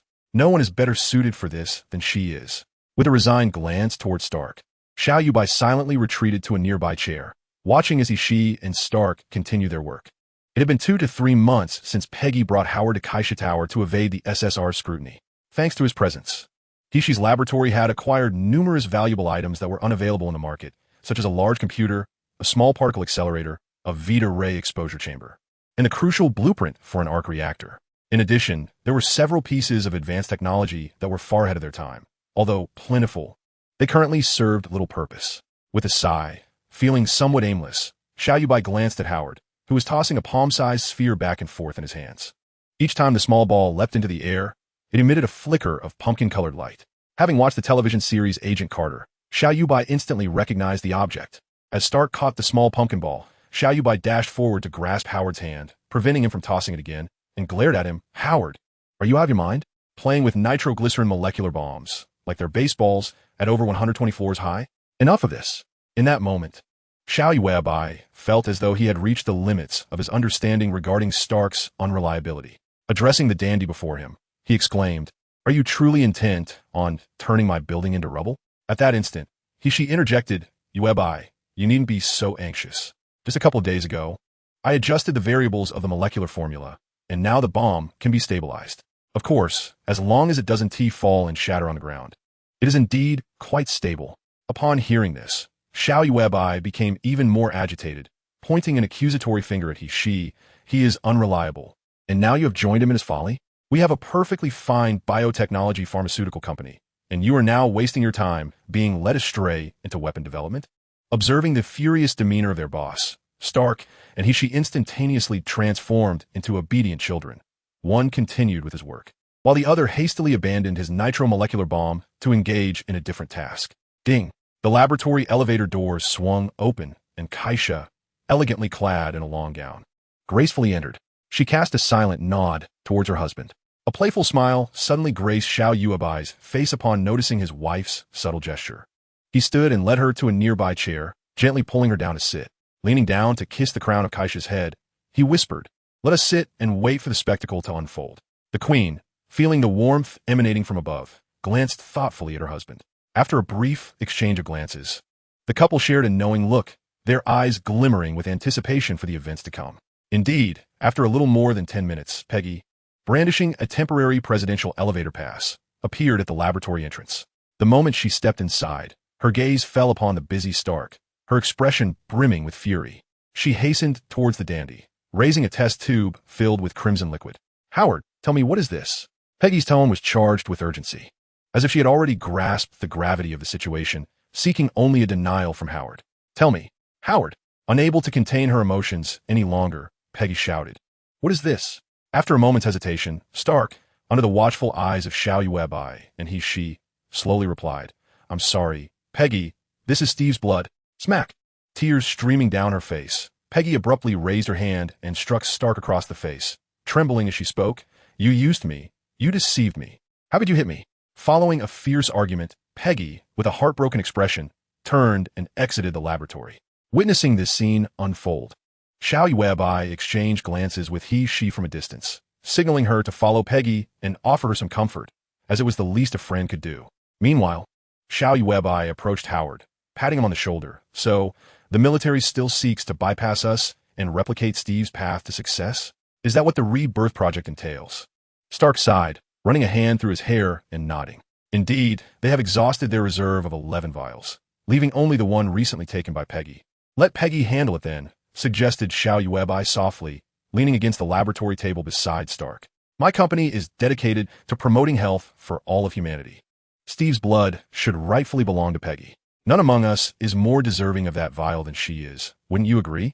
Brother, you speak true. She is closer to Steve than any of us, and that vial should indeed be hers. The two, in harmonious agreement, patted each other's shoulders, concealing their shared understanding and sentiments in silence. They both reminisced about their old friend, and Xiao Yuebai sighed inwardly, lamenting, "Hey, Steve, I truly envy your ability to sleep soundly." Chapter 48, Confession to the Female Agent. Brooklyn Bridge, bordering Manhattan, New York. Xiao Yuebai, Peggy, and Howard stood by the bustling bridge, lost in their own contemplations as they gazed at the evening glow on the horizon. After a considerable pause, Peggy produced the small vial containing Steve's blood. Observing the open bottle, Howard hesitated before speaking. "Peggy, are you truly going to proceed with this? You won't try to stop me, will you?" Peggy asked, her face still etched with reluctance. After a long internal struggle, Howard resolved himself and replied, "With Byron's company around, I won't be making much profit in the medical field anyway. Do as you wish." After saying this, Howard turned to lean against the bridge railing, gazing up at the dimming sky. When Peggy turned her gaze to Xiao Yuebai, he offered a gentle smile and quietly told her, if Steve were aware, he would support your decision. Thus, I stand by you. In that moment, a knowing smile illuminated Peggy's face, and with a heartfelt farewell, "Goodbye, my love," she finally poured Steve's blood from the vial into the river below, tears cascading from her eyes. As the last hint of red faded from their sight, everything Steve had left behind dissolved into nothingness. Time passed, and after a while, Peggy wiped her tears and expressed her gratitude to her two friends. "Thank you for accompanying me in this endeavor. I cannot fathom how much courage I would have needed alone." Xiao Yuebai and Howard, flanking Peggy, comfortingly placed their hands on her shoulders, exchanging smiles that seemed to convey, "We are friends. No thanks are necessary." "All right, Howard, how should the SSR report be written?" Peggy turned her gaze toward Stark, voicing her concern. "I only remember a solitary figure in the icy wilderness instructing me to pilot the plane to find Steve, and I distinctly felt that I would indeed locate him. As for the rest, it escapes my memory." "Peggy," at this moment, Xiao Yuebai suddenly interjected into the conversation between the two, stating, "I know how he ended up at the entrance of my company." Upon hearing this, the female agent shifted her focused gaze onto Xiao Yuebai. After a prolonged pause, he assumed a mysterious demeanor and continued, "However, due to certain reasons, I cannot disclose this information directly. If you come alone to the base of my building tonight, I shall have she escort you up, and then I will reveal everything." "And what about me?" Stark asked, pointing at himself, gazing blankly at his two friends. Xiao Yuebai chuckled mischievously, giving Stark a gentle nudge on the shoulder. "Your treasonous suspicions have been cleared. Don't you think you should celebrate with a few lovely ladies tonight?" "Byron, am I still under some sort of hypnosis?" Stark exaggeratedly feigned a state of bewilderment before continuing in a sarcastic tone. "Why is it that the moment you utter such words, my body instinctively yearns to comply?" Observing Stark's antics, Peggy and Xiao Yuebai erupted into laughter, and amidst the cheerful atmosphere, the trio strolled off into the distance together. That evening, at the entrance of Kaisha Tower, she stood quietly, gazing into the distance, awaiting the arrival of her friend. It was only when Peggy, clad in professional attire, disembarked from a distant bus that she approached her. "Peggy, you've arrived?" Why did Byron have to be so mysterious, insisting that I come here tonight?" In response to Peggy's puzzled gaze, the two ascended in Xiao Yuebai's presidential elevator. Arriving at Hishi's laboratory, as the elevator doors opened, they were greeted by the sight of the esteemed boss, Xiao, giving the queen a shoulder massage, while she remained expressionless, perusing her book, occasionally revealing a look of enjoyment. Hishi, have we come in an opportune time?" Hishi waved her hand dismissively. "Don't mind those two. Having just married a few months ago, they can't resist flaunting their affection." Before Peggy could fully process Hishi's words, she found herself drawn to the front of a cultivation chamber, where Hishi was ushering her inside. What does this mean? Instinctively, she adopted a defensive stance, a habit ingrained in her as an agent. It's nothing sinister. Out of sympathy for a woman who struggles daily with longing for her lover, I plan to extend a helping hand to save her. Peggy was momentarily taken aback. She understood well the implications of Xiao Yuebai's words and cautiously inquired, "So, are you planning to inject me with the super soldier serum?" "Absolutely not, Hishi Byron. I am not like Steve. As an agent, I harbor many dark thoughts within, and the serum would only amplify such emotions." Upon hearing her words, Xiao Yuebai and Hishi exchanged amused glances, and Hishi stepped forward, taking Peggy's hand, suggesting, Peggy, at the SSR headquarters in the years 43 and 44, I wasn't able to join Yuebai on the front lines, but haven't you ever noticed anything different about me? Are you implying that you and Byron? Yes, didn't I mention before that I have just over 4 years left to live? Xiao Yuebai stepped forward, and the formidable boss, Xiao, effortlessly twisted a corner of the iron table beside him, creating an odd angle that left Peggy astonished. I am now completely healed. As for any changes in my character, do you perceive any differences since the first time we met? At that moment, Xiao Yuebai appeared to Peggy as a cunning wolf, enticing a little white rabbit, resembling a villain, just when the agents least expected it. The formidable boss, Xiao, divulged a shocking revelation. Moreover, Peggy, do you not wish to see Steve once more? Bang! Peggy landed a solid punch on Xiao's face, then drew her handgun toward Xiao Yuebai and she, demanding, "Who are you? Why have you concealed yourselves until now? What is your true intention?" However, when she directed the gun at Kaisha and beheld the majestic wings behind the queen, she froze, nearly dropping her weapon. Meanwhile, Xiao Yuebai, rubbing his face, helplessly remarked to Peggy, "Have you learned this from she, to strike men at whim?" Upon reflection, Peggy realized that since their acquaintance, this Asian man had not committed any notably wicked deeds. Hesitantly, she lowered her gun and inquired, "What do you truly know? Can you enlighten me about everything?" Chapter 49. The new super agent in the spacious laboratory of Kaisha Tower. Kaisha, she, and Peggy stood together, each displaying varied but restrained smiles. They were actually observing the formidable boss Xiao, who was holding a blank sheet of paper and earnestly reading its contents. Xiao Yuebai, also known as Byron Xiao, solemnly assure Miss Peggy Carter, after using the 21st version of our Angel Biotechnology Corporation's Super Soldier Serum, the following will not occur. First, it is guaranteed that Peggy's work will remain unaffected after using the serum. She may return to her duties starting tomorrow, and her colleagues will not detect any anomalies in the short term. Second, it is guaranteed that Peggy's appearance and physique will not transform into that of the Red Skull, the White Skull, or any other skeletal forms, as experienced by Hydra Schmidt. Upon reaching this point, Xiao suddenly glanced up at the three women before him. Noting their amused expressions, he raised an eyebrow, realizing his spontaneous addition had resonated well with them, achieving the intended effect. After finishing, Xiao read aloud the content that Peggy most longed to hear. Third, it is guaranteed that after using the serum, I shall truthfully disclose all secrets I know to her. Guarantor, Xiao Yuebai, Byron Xiao. Once the surroundings fell silent, Peggy gracefully approached the formidable boss Xiao, snatching the assurance document from his grasp. As she walked away, she spoke in the most stilted Chinese possible. "Yuebai, do not think for a moment that I am unaware of your Chinese games, known as wordplay." Observing the astonished expressions of Kaisha and she beside him, the esteemed Mr. Xiao could only shrug in resignation. It was then that Peggy, gazing intently at Xiao Yuebai, furrowed her brow and remarked, "I have already agreed to undergo the enhancement. Are you still here to watch me disrobe?" Upon hearing this, Mr. Xiao paused momentarily, only to realize that his presence was indeed somewhat inappropriate. He turned to Kaisha and inquired, "My dear, will you be watching here, or shall we ascend together?" The queen glanced at she, and after a brief exchange of glances, Kaisha followed her husband into the elevator. At the bar, Xiao Yuebai retrieved 4 glasses and filled them with liquor before sitting across from Kaisha. After a considerable silence, the queen spoke first. "Darling, I have an idea." "I know," replied Xiao Yuebai, swirling the liquid in his glass while regarding the elegant Kaisha before him. "You wish to develop she into a member of your angels once her research bears fruit, do you not?" Catching a glimpse of her beloved, Kaisha remained silent, but offered a subtle smile. As the husband of the queen, he was well aware of her thoughts. After a moment of reflection, he continued, "Peggy possesses a rich character and experience. Especially after falling for Steve, she often finds herself pondering what he would do when faced with difficulties. Over time, she has essentially become a version of Captain America herself. And my dear, you still harbor some understanding of that slender monkey. Does this not align perfectly with the pure hearts of your angels?"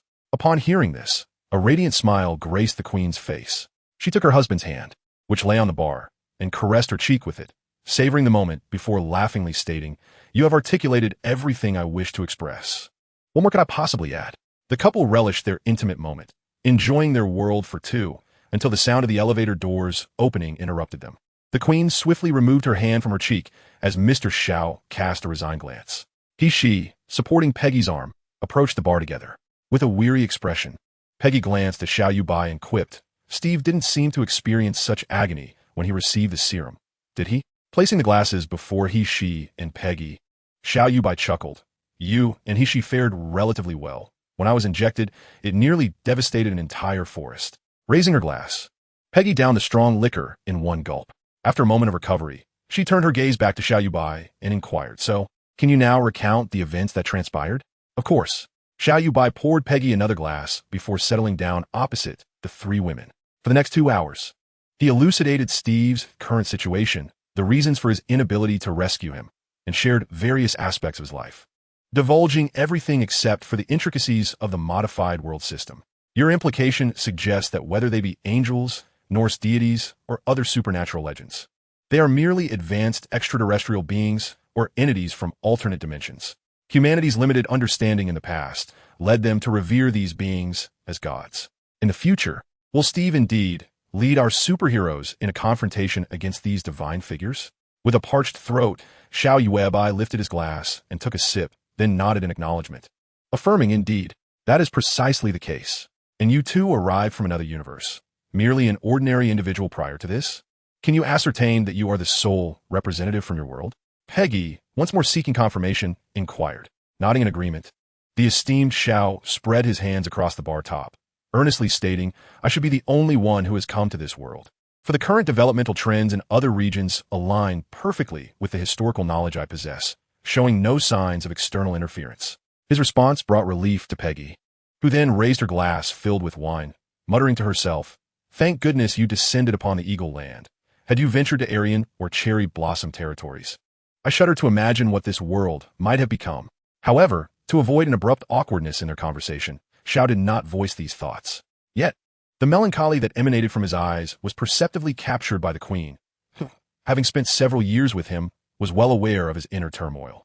Consequently, Kaisa gently grasped Xiao Yuebai's arm, gazing tenderly at her husband.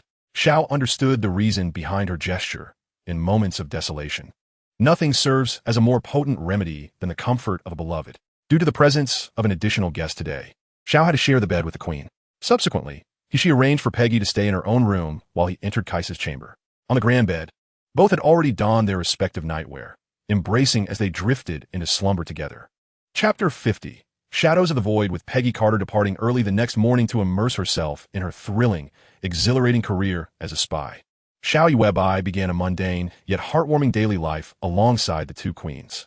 Ever since the queen was forcibly taken to his room by Xiao, he had successfully lured her into his chamber several nights, taking advantage of Kaisa's reluctance to resist for fear of causing harm. Ultimately, Kaisa succumbed to her husband's insistence and began cohabiting with Xiao, albeit only sharing a bed without further intimacy. After all, Kaisa's haunting nightmares spanning thousands of years could not simply be banished by a few months of newfound love. Nevertheless, waking each day to the comforting scent of one another brought a sense of tranquility to the queen, allowing her to rest peacefully alongside her man for several days, even if her body did not require it. Another morning quietly dawned, sunlight streaming through the floor-to-ceiling windows onto the pristine white bed. Xiao Yuebai slowly opened his eyes, gazing at the clear sky outside. What delightful weather, what a splendid mood, he mused to himself, propping himself up to awaken his little lazy cat, who lay with her back to him. However, the moment he touched the smooth shoulder of his queen, Kaisa, she suddenly sat up as if jolted by electricity, her face etched with terror as she looked towards the southwest. Without a second thought, Xiao Yuebai approached and gently placed a reassuring hand on Kaisa's shoulder, whispering, "My dear, did you have another nightmare?" "No, Yuebai," she replied, her voice trembling. "I just sensed a familiar presence. It is the essence of the void." The term void was not unfamiliar to Xiao Yuebai. In the multidimensional universe he was aware of, such a force often manifested. For instance, the void in League of Legends and the chaotic entity Amon in StarCraft. Regardless of the world, the void's aim was invariably to annihilate existence, to bring an end to space and time. In essence, they were the adversaries of all that exists within the fundamental dimensions of time and space, representing an unimaginable terror to all life. Releasing his grasp from her shoulder, Xiao Yuebai quickly inquired, "In which direction?" Kaisa, still flustered and unable to calm herself, raised her hand to point southward, murmuring, "I can feel it. That fissure is still opening." Immediately, he enveloped the queen in a tender embrace, his eyes filled with concern. As Kaisa sensed the warmth of his compassion, she exhaled deeply, reassuring him, "It's all right. That fissure has been sealed." Was it really so brief?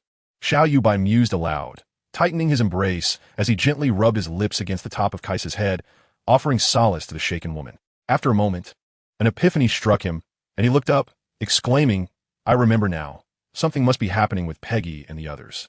Kaisa paused, her expression perplexed by his words.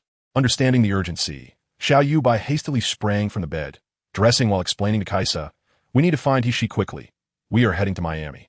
Recognizing the determination in her husband's demeanor, Kaisa swiftly changed from her nightgown into a long dress.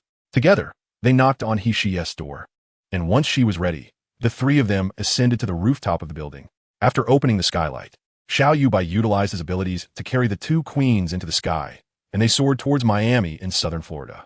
In merely half an hour, they reached their destination, where Kaisa opened her eye of insight, swiftly locating Peggy and Howard's butler, Edwin Jarvis, who was walking alone across the desolate landscape. As the trio descended gracefully before the agents, Peggy's reaction was one of relief, while the impeccably British butler nearly fainted, rolling his eyes and muttering, "Good heavens, mother! Have I seen God?" Xiao Yuebai and the others cast a quick glance at Jarvis before shifting their focus to Peggy. She approached her and quietly inquired, "How is your health? Are you adjusting well?" Just as this heartfelt reunion was enveloped in warmth, the butler, rather tactlessly, disrupted the atmosphere by exclaiming, "My goodness, Peggy, you're actually friends with God?" Meanwhile, the astute Xiao, aware that she intended to ask Peggy about her reactions to the physical enhancements for subsequent data collection, realized the need for discretion from Jarvis. Thus, he exchanged a knowing glance with Keisha, then stepped forward to stand before Jarvis, adopting a solemn and benevolent demeanor as he remarked, "Since you can see us, it indicates that you can also hear the gospel of the Almighty. Shouldn't you kneel and prepare to receive the teachings of the Lord?" Jarvis pondered this for a moment before suddenly adopting a comical expression. 5 fingers spread wide as he looked at Xiao, exclaiming, "I have met Mr. Stark, Mr. Byron. So you're not God. It seems you are not as foolish as one might think, Mr. Jarvis." Xiao Yuebai chuckled, shaking hands with the butler before introducing himself. "It appears we are already acquainted, so I shall refrain from further introductions. I know you. We have met before. You have now become a paternal figure to the U.S. military, one of the inventors of the soldier enhancement serum. The silver-haired lady must be Miss He, correct? I have heard Mr. Stark speak of you. Well, not in the most favorable light." Releasing Jarvis's hand, Xiao raised an eyebrow, acknowledging Jarvis's assumptions, and continued, "It seems you are quite well informed about us. However, might you elucidate why you and Peggy find yourselves in this desolate wasteland? From your attire, it does not appear that you are on a leisurely excursion." After hearing the full account of events, the couple exchanged a knowing glance. Realizing that the void sensed by Keisha that morning was likely a result of the nuclear explosion occurring nearby. Recalling the information Keisha had shared on their way, Xiao understood that once an ordinary person is infected by the void, even a mere brush with it could yield dreadful consequences.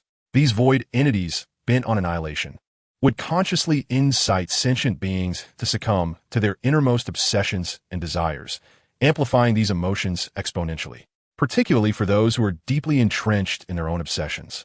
Resistance to the void's corruptive influence becomes nearly impossible. Conversely, those with clear minds and the ability to confront their inner convictions often find themselves capable of effectively resisting the void's encroachment upon their souls. An example of this is the black scientist Wilkes from the original narrative, who, even in the face of such overwhelming power, manages to remain true to his principles without faltering. Meanwhile, He completed his data collection on Peggy, and the two returned to join the others. Xiao turned his attention to Peggy and asked, "So what are your plans now?" Chapter 51. Watching the show in the heart of Howard's film studio. Nestled within the loft of a church, the formidable boss, Xiao, perched upon the railing, alongside Keisha, who rested her forearm on her lap. Both observed the SSR scientists and Stark as they prepared to activate the rift apparatus in a distant clearing. After a prolonged silence, the Queen spoke softly. "Is it wise to allow them to open the void rift at their leisure? What if they provoke unforeseen troubles? This world could be obliterated." Retrieving his phone, Xiao Yuebai accessed the system interface, bringing up the experience acquisition notification for Keisha. He explained, "Yesterday, I enlisted He-Shi's assistance to shorten the charging time of Stark's gamma-ray cannon. Look at this notification. I received merely 3% of the experience." Taking the phone from her husband, Keisha meticulously navigated through various interface descriptions, inquiring, "What does this imply?" Based on our previous system alerts regarding the acquisition of the Tesseract.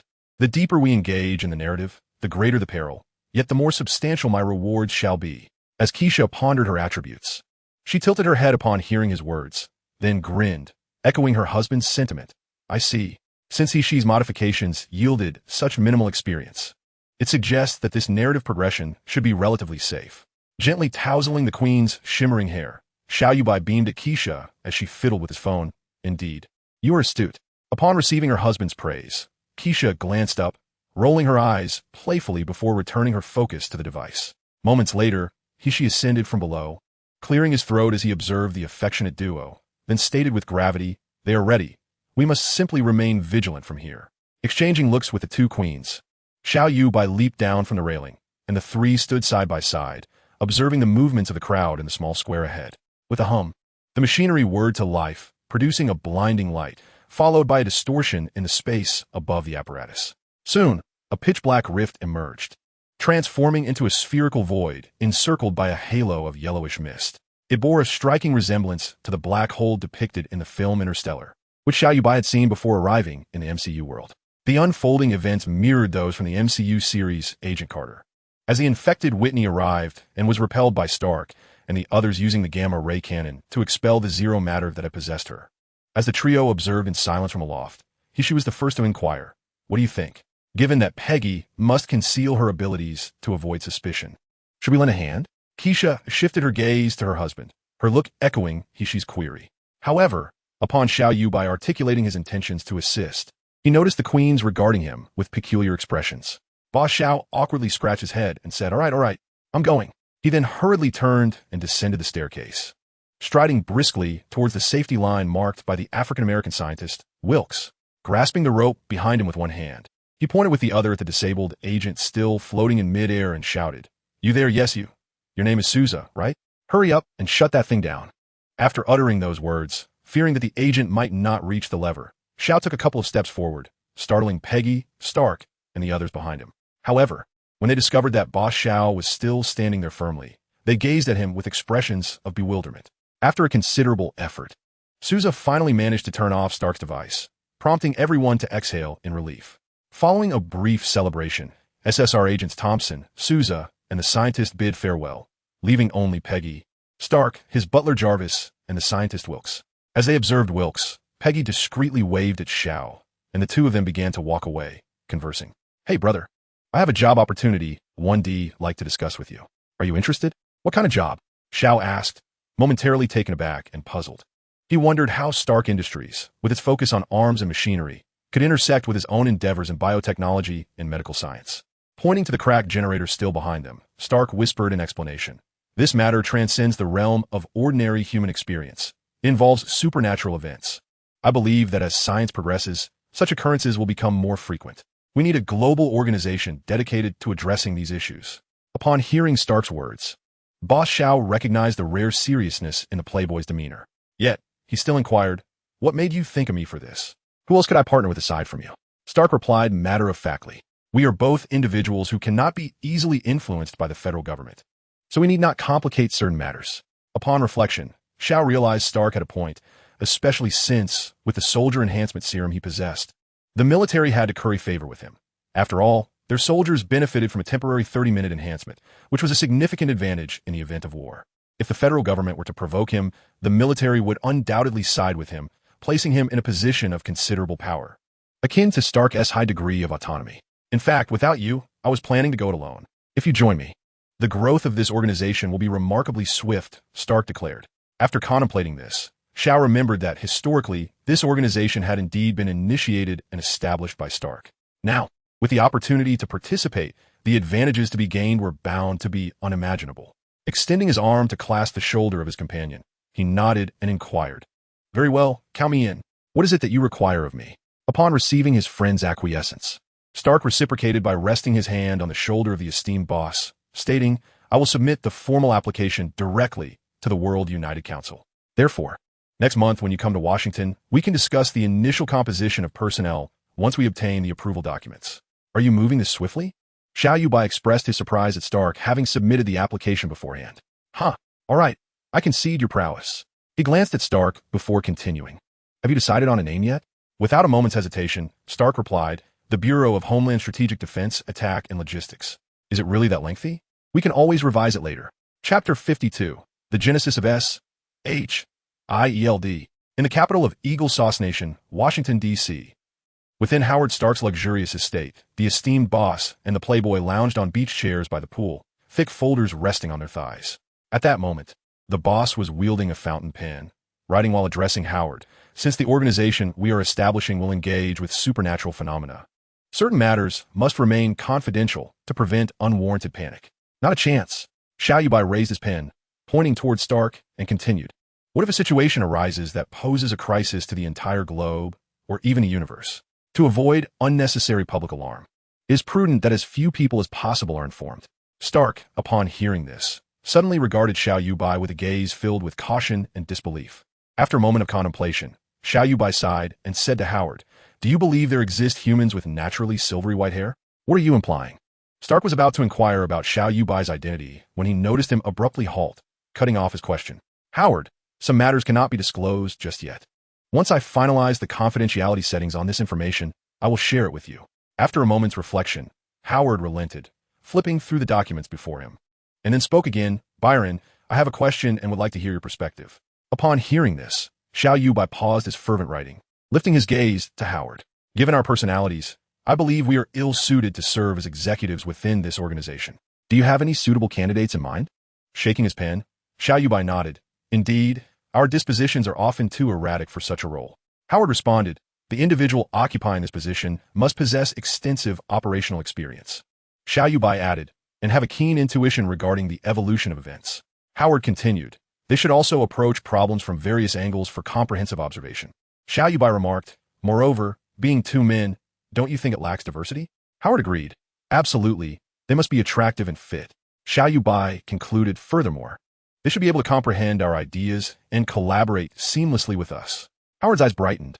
"I believe I have someone in mind," Xiao Yuebai urged. "Then what are we waiting for? Make the call." Under the harmonious exchange between the esteemed Mr. Xiao and Mr. Stark, the decision regarding the future executive of their organization was made.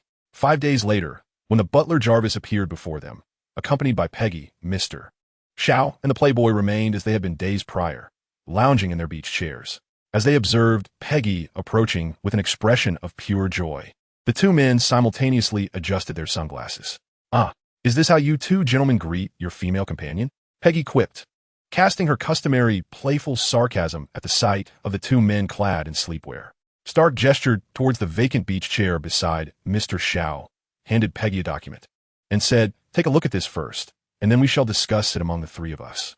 After passing her luggage to Jarvis, Peggy accepted the folder from Stark and, like her two friends, reclined slightly in her chair to peruse its contents. "So, you both intend for me to assume the role of executive?" she inquired, lifting the document to address the two men. Exchanging a glance with Stark, Mr. Xiao spread his hands in response. "Pray tell, who do you think would be more suitable than us? Indeed, selecting me is undoubtedly the wisest choice." Mr.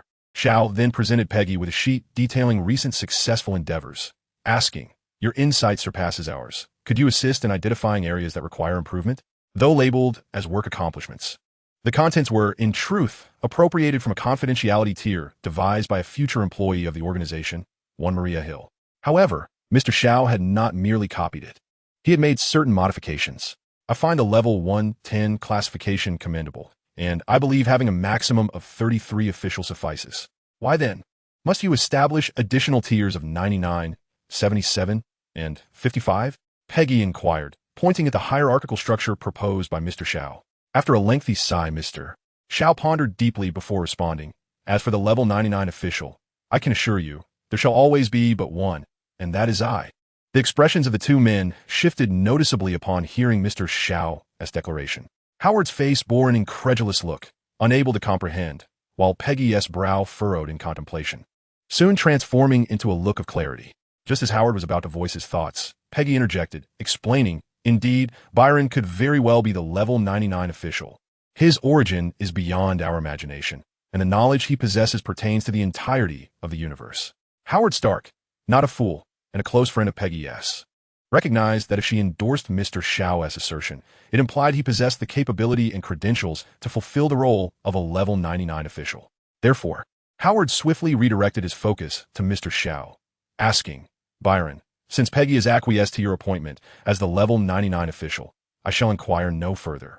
I trust you will divulge the necessary details in due course, correct? With a smile directed at Stark, Mr. Xiao replied, of course, very soon indeed. As the sole individual with a confirmed rank within the organization, and indeed the highest among them, Xiao Yuebai, having pondered intently for a few moments, quipped in a teasing tone, I hereby appoint Peggy Carter as a level 55 officer, who shall ascend to level 77 upon the official establishment of our organization. Although Stark harbored some discontent towards the esteemed Xiao, he feigned nonchalance and inquired, and what about me? Noticing the flicker of emotion in the playboy's eyes, Xiao placed a reassuring hand on Stark's shoulder and replied, Hey, brother, do not be disheartened. The reason I withhold this information is due to the considerable influence you will wield in the future. Thus, I cannot divulge too much at this moment. However, you might enlighten him, Byron. Howard's discretion is far more formidable than you might imagine. Suddenly, Peggy turned, resting her petite arm upon the table. As she observed Xiao comforting Stark, after careful consideration, Xiao nodded at Stark and said, Very well, both of you shall accompany me tonight. I shall provide Howard with some insights. Upon hearing that Xiao intended to speak candidly, Stark paused momentarily and asked, Really? Of course. After assuaging the playboy's concerns, the conversation shifted once more as Xiao added, Before confirming Stark's officer rank, I require 2 additional slots for level 77 officers. Upon hearing this, Peggy sat up, pen in hand, inscribing the names of individuals on the list of designated ranks, and presented the paper to Xiao and Stark, inquiring, Are these the individuals? With a discerning eye, Xiao noted that the names Peggy inscribed beside the level 77 designation were none other than Kesha and he/she. Chapter 53. The experience gained from altering the narrative that evening within the Kesha building in Manhattan, New York, in the dome of the Temple of Justice. Kesha and he/she were in the lounge below, accompanying Stark and Peggy as they shared various insights. Meanwhile, Xiao was engrossed in his mobile device. By participating in and assisting with the precursor to SHIELD, the Strategic Scientific Reserve founded by Howard Stark, he garnered a substantial increase in his destiny weight ratio, elevating him to level 10. His original destiny weight ratio, previously at level 35, surged to level 45. In truth, after Angel Biotech developed the Soldier Enhancement Serum and a civilian version of the longevity drug, Zhao's destiny weight ratio had been rapidly accumulating experience, having already reached level 35. Subsequently, upon discovering Stark's ambition to establish SHIELD at his film studio, Xiao realized that his involvement could yield bountiful rewards. However, he never anticipated the magnitude of these rewards. A full 10 levels. This was second only to the experience he gained from his last encounter with the Tesseract, which had startled him, as he had refrained from claiming that level 50. Thus, upon learning of this current reward of 10 levels, he began to diligently ponder why the system would bestow such a generous reward upon him and what alterations he had made that precipitated such significant changes in the future. After much contemplation, Xiao Yuebai came to realize that the significant change referred to was the establishment of SHIELD being advanced. An organization that was originally set to be founded in 1948 had surprisingly emerged by the end of 1946.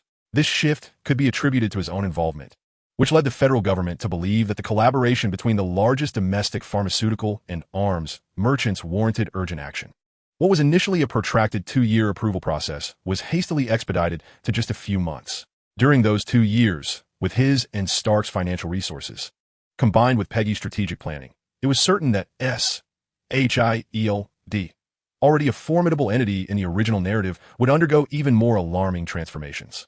Upon reflection, it seemed that this dreadful change was likely closely tied to the future of Hydra. To avert such circumstances, he realized he must find a way to prevent Hydra's infiltration into the future SHIELD. With clarity of thought, Xiao, the esteemed businessman, set aside his phone and gazed out at the bustling metropolis, a confident smile gracing his lips.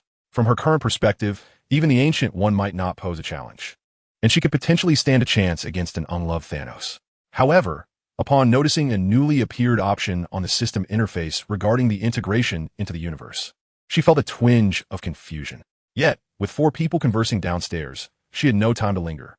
Exhaling deeply, she locked her phone screen and proceeded towards the elevator. Ding!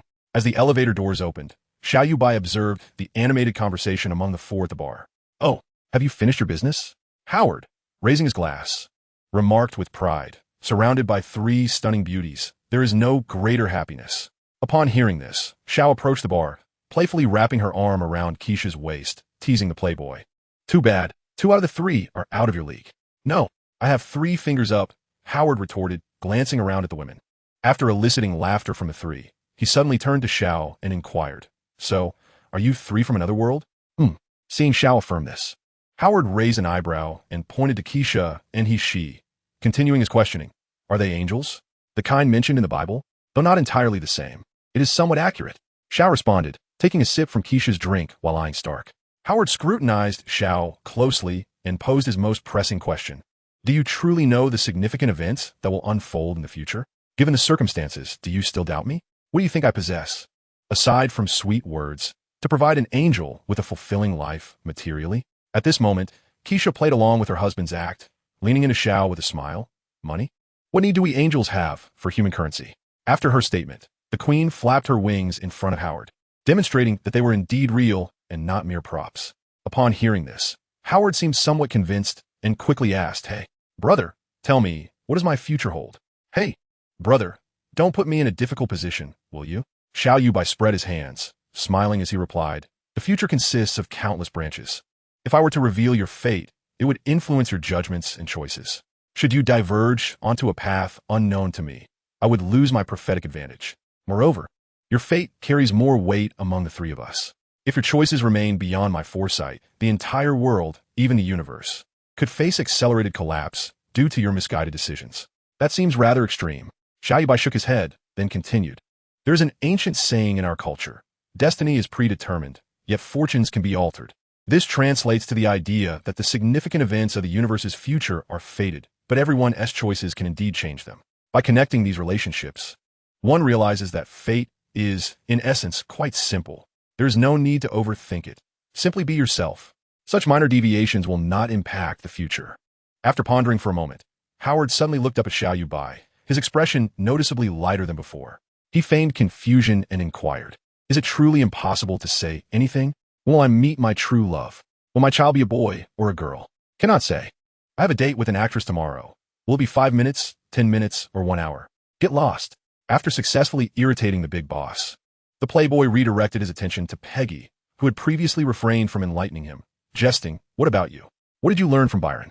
The reason she had not disclosed to Howard that Xiao Yuebai had spoken of Steve still being alive was due to her deep understanding of Stark. Informing Howard could lead him to an unbearable yearning for his friend, prompting him to search for Steve in the Arctic wilderness. Such an action could result in irreversible consequences for the impending cosmic crisis. From this perspective, Xiao Yuebai had to concede that sharing his matters with Howard was a significant misstep. Chapter 54. Level 45 rewards amidst Howard's fervent pleas. Xiao Yuebai escorted the playboy and Peggy out of the Kaisha building. Xiao Yuebai shook his head and sighed, explaining to the 2 queens, "It is too early to inject the serum.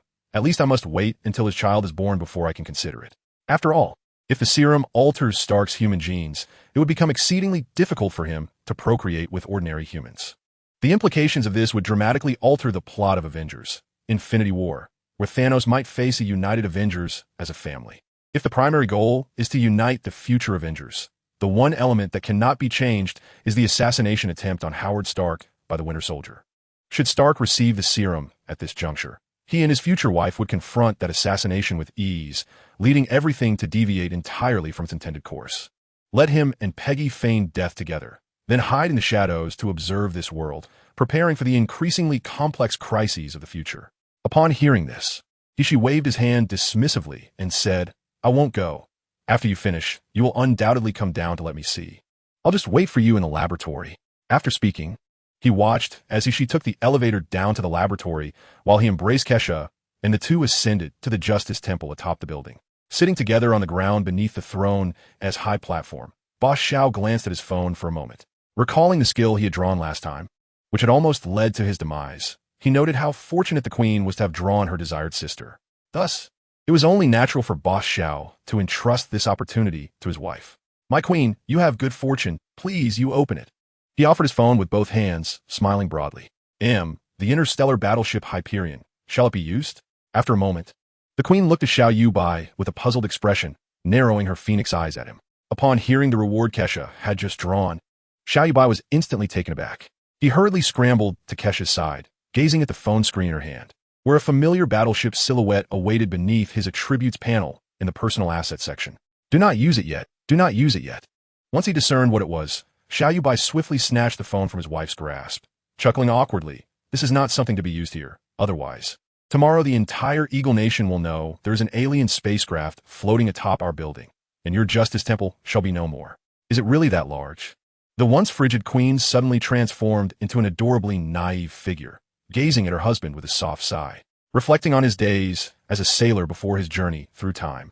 He remembered how the vast ocean bore no signal, making single-player games his sole source of entertainment during long, tedious hours. As a classic among classics, Xiao Yuebai held an unparalleled affection for the storyline of StarCraft. Whether it was the tumultuous relationship between Raynor and Kerrigan or the wars among the Terran Confederacy, Zerg, and Protoss, he could recount every detail with remarkable clarity even now. The Hyperion, the battleship of that cowboy, seamlessly interwove through most of the plots of StarCraft 1 and 2. This vessel, measuring 550 meters in length and 82 meters in width, had endured countless assaults from humans, Zerg, and Protoss, surviving until Kerrigan dealt with the Voidamon. After briefly recounting the story of the Hyperion to Kesha, the queen contemplated for a moment and said to Xiao Yuebai, "My dear, it seems we need not go down to find he/she this time." Xiao Yuebai sighed and replied wearily, "On the contrary, we must summon her up to discuss how to utilize this thing." At this moment, Kesha, having regained her usual regal demeanor, rose from the ground, adjusted her flowing gown, and remarked, "I shall go and briefly discuss with her our resurrection plan for the angels, as the arrival of this warship enables its initiation." After speaking, Kesha turned and walked towards the elevator, leaving Xiao Yuebai alone, staring blankly at the icon of the Hyperion on his phone. Xiao Yuebai was already aware of the resurrection plan for the angelic race that Kesha had mentioned, and he wholeheartedly supported their desire to establish the angelic lineage. In his role as a supportive husband, he had often offered ideas to Kesha and he/she, though most of those concepts had become unattainable due to their inability to venture into deep space. However, with the system bestowing upon him this cosmic warship, those ideas transformed from mere thoughts into feasible plans. Ding! As the elevator doors opened once more, he/she swiftly dashed to Xiao Yuebai's side, picking up the phone from the ground to examine the image displayed on the screen. With an expression of delight, she exclaimed to both Xiao Yuebai and Kesha, who had just arrived behind her, "Can we really venture into cosmos? Is it truly possible?" At that moment, Kesha's heart had calmed considerably. Observing her beloved, who appeared to be in deep contemplation, she gently inquired, "Yuebai, what are you pondering? Now that we possess a cosmic warship, the two of you can indeed commence your plan to rebuild the angelic race. Yet, I find myself contemplating how you will establish a foothold in the cosmos. Without strong protection to ensure your survival during the initial stages, it would be unfeasible. I have ruminated for quite some time, but cannot think of anyone in this world who could safeguard you through your vulnerable period. Thus, I believe we must devise a strategy concerning the cosmic stones. Fortunately, I have meticulously analyzed the unfolding narrative of the future and discovered that among the 6 stones, one remains unclaimed by any faction. This implies that if we were to act upon that particular gem, no one would suspect our involvement." Kesha and he/she exchanged knowing glances before simultaneously addressing Xiao Yuebai with curiosity. "Where? Which one?" Taking a long, steady breath, Xiao Yuebai replied solemnly, "Morag, the Power Stone." Chapter 55. The third level achievement reward. Hyperion, the Time Stone, is in the possession of the Supreme Sorceress, Ancient One, and daring to request it from her would yield no chance of success. Next is the Soul Stone from Vormir, which demands the sacrifice of one's most beloved. Who could Kesha or he/she possibly sacrifice? Such thoughts are inconceivable. The Reality Stone, currently known as the Ether Particle, is sealed away by the Allfather Odin in the rifts of the 9 realms, and its whereabouts remain a mystery. After thoroughly analyzing the locations of the 5 Infinity Stones for Kesha and he/she, Xiao Yuebai finally turned to the sisters with earnestness, stating, "And thus, only the Power Stone remains. There are very few in the universe who are aware of the Infinity Stones, and I alone possess knowledge of the whereabouts of all of them." Even the discovery of the Power Stone in the future is attributed to a series of adventures undertaken by Star-Lord Peter, which ultimately drew attention to the stone's immense power. Thus, after much contemplation, I have concluded that now is the most opportune moment for us to seize this gem. If we delay for another 2 decades, it is likely that the universe will become aware of the stone's whereabouts. After listening to her beloved recount tales of the cosmic gem, Kesha sighed softly, stating, It seems our foremost task now is to acquire the Power Stone. Unable to contain her excitement, she sprang to her feet and exclaimed to the couple, "All right, you both prepare while I fetch 2 spacesuits. As for the space shuttle, I believe we won't need it. You two can transport us to outer space, can't you?" Upon receiving affirmative responses from them, she joyfully dashed towards the elevator. At that moment, only Xiao and Xiao Yuebai remained beneath the dome. After a moment of contemplation, Xiao Yuebai turned to Xiao and said, "We are about to venture into the depths of the universe, and with S.H.I.E.L.D. just established, I must inform them." Once the couple had finalized their plans, they parted ways to prepare for their departure from Earth. Of course, this was merely a pretext. In reality, the esteemed Xiao was merely seeking adventure. After apologizing profusely to his busy friends, Xiao Yuebai ended the call and hurried to the laboratory below, informing He and Xiao that he would need to add another spacesuit and assist them with any tasks he could manage. Given that the physical and mental capabilities of the three had transcended those of ordinary individuals, they managed to construct 3 spacesuits entirely by hand within the span of just 1 day and night. Once this was accomplished, Xiao Yuebai drove with the 2 queens and their 3 suits to a factory in the southern suburbs of New York. After retrieving Bucky, who had been hiding in the basement, the 4 of them continued south until they reached a secluded area.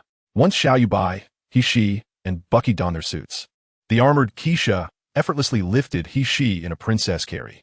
After exchanging a glance with her beloved, the queen unfurled her wings and soared into the sky. Meanwhile, Xiao Yuebai employed his gravitational control ability alongside Bucky, allowing the 2 men to follow closely in Xiao's wake, breaking free from the Earth's constraints.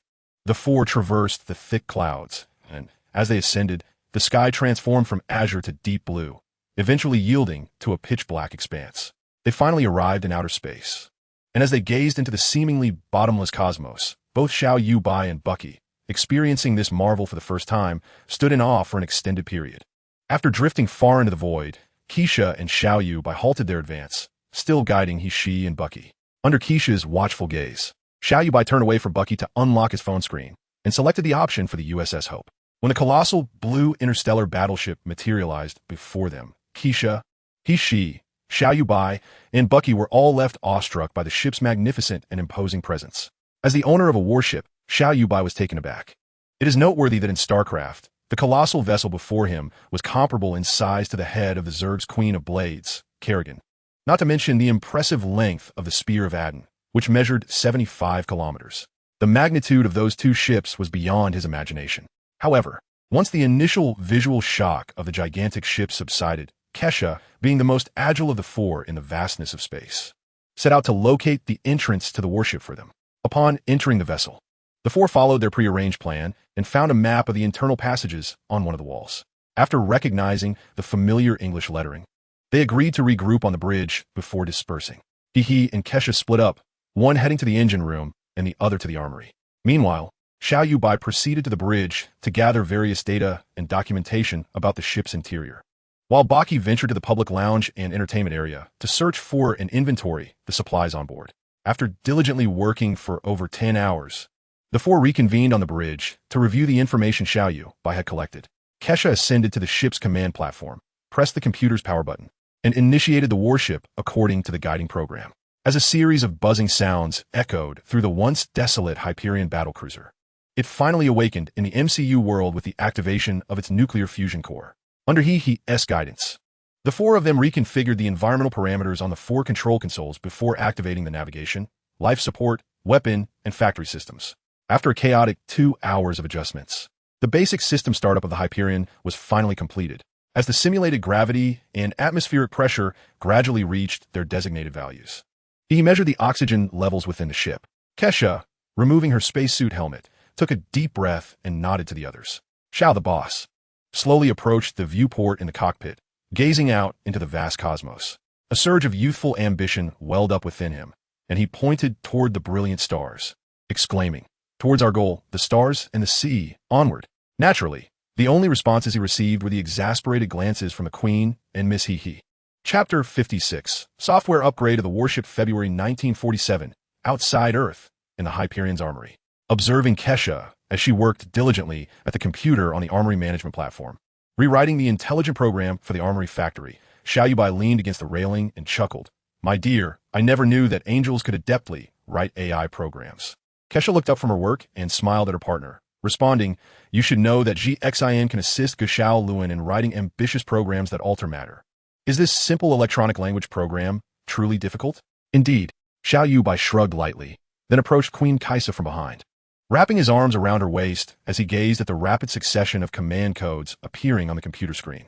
At that moment, the armory doors swung open, and Xiao, having grown accustomed to not displaying overly affectionate gestures in public, promptly released Kaisa and stood beside her, feigning a keen interest in the proceedings. The AI program of this battleship was utterly disappointing.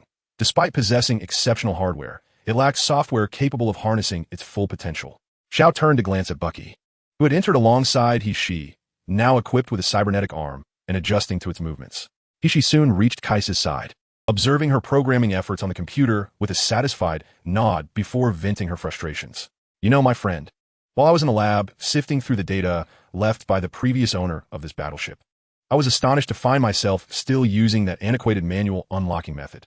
The computer is perfectly capable of voice-activated commands, yet due to outdated programming, I had to resort to manual control. It's a sheer waste of such advanced processing chips." Without pausing in her work, Kaisa's fingers danced across the keyboard as she glanced at the screen and replied to He-Shi, "You must have some new discoveries. Go ahead and share the results." He-Shi responded, taking a moment to collect her thoughts before addressing Kaisa and Xiao Yuebai. "In the lab, I uncovered numerous documents regarding individual armor, firearms, and various equipment, but that was rather straightforward. The significant find, however, was a formula for a physical enhancement agent. From my preliminary research on this formula, it exhibits a severe dichotomy. This revelation piqued the interest of both Kaisa and Xiao Yuebai, prompting the queen to pause her work and stand alongside her husband. Eager to hear He-Shi's ensuing remarks, this enhancement agent can effectively elevate various physical attributes, such as promoting muscle fiber growth, stimulating adrenaline secretion, and bolstering muscle resilience, among other functionalities. However, its most significant drawback is its extreme consumption of human potential, accelerating cellular division. In simpler terms, it prematurely depletes the lifespan of the enhanced individual. Xiao pondered deeply before inquiring. "Indeed, as far as my knowledge of the storyline in StarCraft goes, the average lifespan of the Terran race is notably short. Even accounting for the impacts of war, which may curtail their longevity, it is certainly not as brief as depicted in the narrative. Your comments clarify the underlying reasons behind this phenomenon." With Zhao's insights, Kaisa comprehended the advantages and disadvantages of the enhancement agent and turned to He-Shi, asking, "Is there a solution to this?" "The immediate priority is to activate the armory and construct an intelligent bionic robot, equipped with a certain level of AI, to assist us in piloting the battleship. Although our software upgrades will reduce the required crew size, we would still need at least 200 to 300 personnel. To ensure the optimal functioning of all systems aboard the warship, a crew of 500 personnel is indispensable.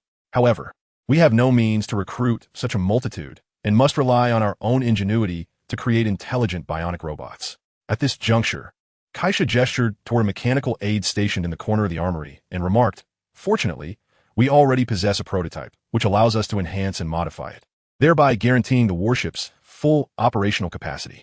Based on the previous examination of the navigational logs by the four of us on the bridge, the Hubrian should now be fully equipped after having participated in the conquest of the WWII alongside the Leviathan and the Spear of Aten. Consequently, following significant modifications in C1 and Zela-2, not only has the internal core and firepower experienced extraordinary enhancements, but the usable internal space has also expanded considerably. At the very least, whether in the bar, the armory, or other areas, the available space far exceeds what was indicated in the blueprints of the Gorgon-class and God of Fire-class battlecruisers stored in the laboratory. An increase in space signifies a greater cargo capacity, allowing for the accommodation of a multitude of functionalities. Thus, the armory of the Hubrian is replete with an astonishing array of items. In addition to human technological weaponry, it houses high-precision multi-axis lathes, various military-grade production tools, and an immense stockpile of space-grade alloy steel, among numerous other materials. When He-Shi first opened the doors to the armory and laboratory, the abundance of resources left him exhilarated for an entire day. As Kaisa finalized the software program, the two queens commenced the selection of materials from the armory to construct the bionic robot production line. Meanwhile, the big boss Xiao and his ally Bucky found themselves relegated to the role of laborers, dutifully transporting the required items to designated locations under the queen's directives. At times, when Bucky could not operate the mechanical arms swiftly enough, Xiao resorted to manipulating gravity to move multiple large machines and electrical components in a single motion to assemble the production line. Finally, on the evening of the 7th day, as she set the production parameters for the last machine and Kaisha programmed the AI for the robots, the bionic robot production line was deemed complete. After placing the first batch of materials into the feed inlet, Bucky activated the production line S operational program at the control panel in the armory. Observing from beside the surface metal production line, Xiao witnessed the materials being processed through cutting, polishing, and painting before being placed at the assembly arm, waiting for the remaining parts to be completed. After a brief interlude, Kaisha and Hishi also appeared with the first set of robot components, ready to enter the assembly room on the opposite side. As they watched the mechanical arms meticulously assemble the orderly arranged parts, a sense of anticipation enveloped the trio. Chapter 57, Bionic Robots, Hubrian Armory, Assembly Workshop of the Bionic Robot Production Line. When the first robot was adorned with synthetic skin and a cascade of golden, sleek hair, the expressions of Kaisha and Xiao Yuebai, the married couple, conveyed a sense of resignation. Why did you design it according to her physical dimensions? Was Kaisha's inquiry. While Xiao Yuebai added, are all the subsequent robots going to look like this? Observing their reactions, Hishi chuckled softly and began to address their concerns. After all, she's your proud protege. I designed the initial prototype based on her physical dimensions. As for the others, I employed a random algorithm for their appearances, ensuring that each bionic robot would possess unique characteristics within aesthetic standards. Upon hearing this, the esteemed Xiao Yuebai exhaled in relief and proceeded to examine the first bionic robot from various angles, only to be astonished by its uncanny resemblance to the second-generation Angel Queen from the world of Xiangbing Lian, with not a single discernible difference. Indeed, Hishi's first model was crafted in accordance with Yan's physical dimensions.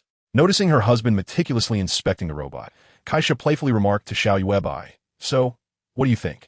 Isn't my apprentice's figure and appearance remarkable? With Kaisha's teasing, Xiao Yuebai suddenly realized that this Yan had just rolled off the production line, prompting him to quickly cover his eyes and exclaim, I didn't see anything. However, the gaps between his fingers provided little credibility to his protest. In the midst of his profound embarrassment, Xiao Yuebai resorted to a tactical retreat, calling out to Baki beside him, Baki, this atmosphere feels a bit inappropriate. Let us step outside. Enough, Kaisha interjected, crossing her arms. She then addressed her husband, who was notoriously unreliable at serious moments, and said, you should go down and fetch some clothing. We can't have these robots traversing the cosmos in nude. Caught off guard by his wife's playful rebuke, Xiao Yuebai sheepishly scratched his head and consented. All right, I'll do that right away. Selecting a transport aircraft from the armory, Xiao Yuebai, despite lacking piloting skills, was adept at manipulating gravitational forces. He allowed gravity to draw him and the transport aircraft toward the Earth. Approximately 1,000 meters above the ground, he nullified the gravitational pull of the planet on the aircraft. His landing site was the Colorado Grand Canyon, located in the southern regions of Eagle Country, as this advanced transport aircraft was too sophisticated for human interaction at this stage. After steering the aircraft into the canyon, he skillfully utilized his abilities to ascend from it and directed himself toward Denver in the northwest, where his biotech division was situated. It was prudent for him to entrust the task to his personnel once he arrived.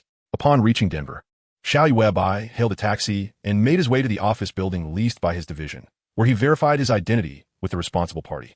He instructed him to contact the nearest clothing factory.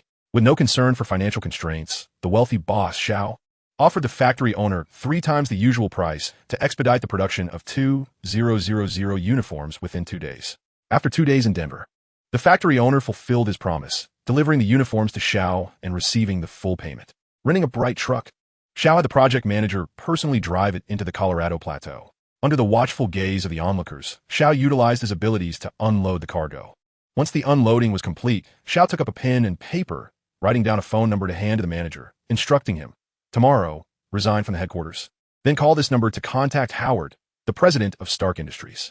Inform him that I recommended you for membership in the organization. As for what follows, adhere to their instructions and keep today's affairs confidential from anyone else. Do you understand? The manager, believing he was entering some extraordinary organization, trembled as he accepted the phone number, pleading, Boss, please spare me. I have a wife and children at home. Xiao, fully aware of his thoughts, rolled his eyes and replied, you know the clientele our company serves. Do you truly believe I would involve you in a nefarious organization? Follow my orders, or you might find yourself spending your next life behind bars. Should you find the organization unappealing after your understanding, you may request a logistics position from Executive Peggy. The middle-aged man, appearing to be in his 40s, felt a sense of relief upon hearing that the organization might have ties to the government and military, which included the possibility of a logistics role. Once certain that no one was around, Xiao activated his powers once again, levitating the large boxes and himself as they soared towards the Colorado Grand Canyon. Meanwhile, the first recruit, Yin, had completed his testing and began learning about the structure and operation of the ship. He inquired of Bucky, who was gazing out at the starry sky from the bridge, about the whereabouts of the two queens. The handsome sergeant, adorned with a Kirin tattoo, did not turn around but simply stated in a low voice, "The laboratory." He retrieved a small box from the smallest container behind him and tossed it to Bucky, saying, "Here, give it a try. Does it look good?" After delivering this simple 9-word statement, Xiao turned, leading a row of boxes like a mother hen guiding her chicks towards the laboratory. Once the boxes were neatly arranged, Xiao produced 2 boxes from the smaller container and handed them to Keisha and she, saying, "Try them on and let me know how they feel." "What about our share?" She took the box, opened it for a glance, and then looked up. "White with silver trim. It seems quite impressive." Xiao chuckled, saying, "I based the design on the 7-style naval uniform from future China, making some modifications." Clapping his hands together, Xiao grinned and added, "We're space soldiers, so wearing these capes will definitely make a statement." The whimsical tone of Boss Xiao instantly elicited peals of laughter from the 2 queens. Chapter 58. The first world on the brink of integration at 8 p.m. in the bar aboard the Hyperion.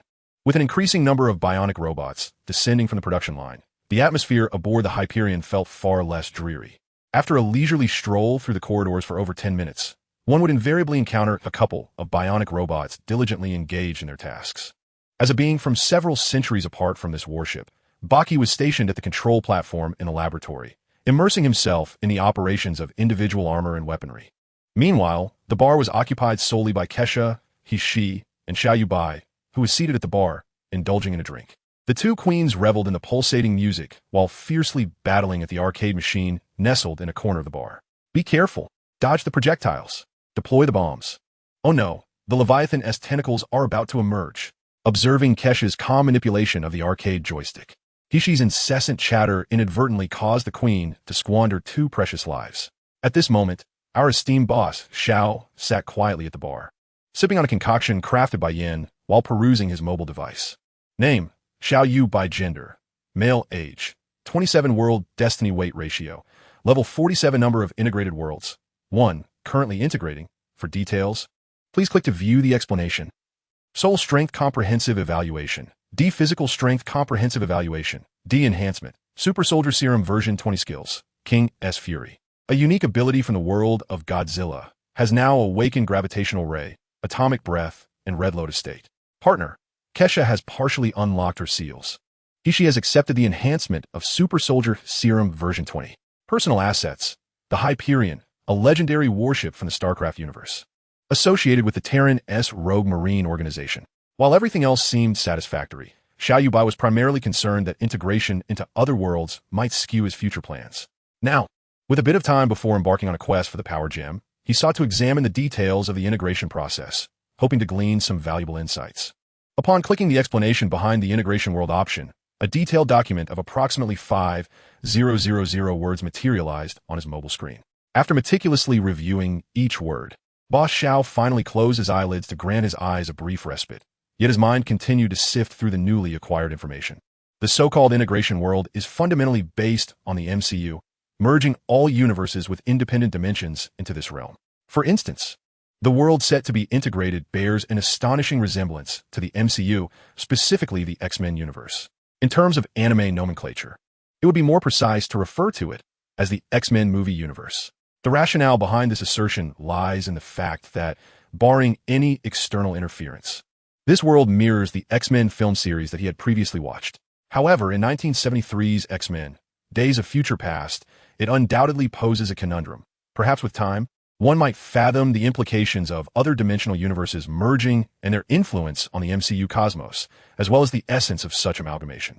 Of course, these are merely superficial explanations provided by the system. What truly unsettles the esteemed Xiao is that with the arrival of mutants into the MCU realm, there will inevitably be intersections with local powers, although those who integrate into this world may not possess any unique sensitivities.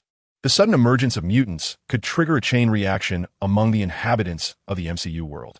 This could introduce an element of uncertainty into events that were previously destined to unfold. If so, what advantages remain for oneself? Contemplating this, Xiao Yuebai began to scratch his head, organizing his current assets.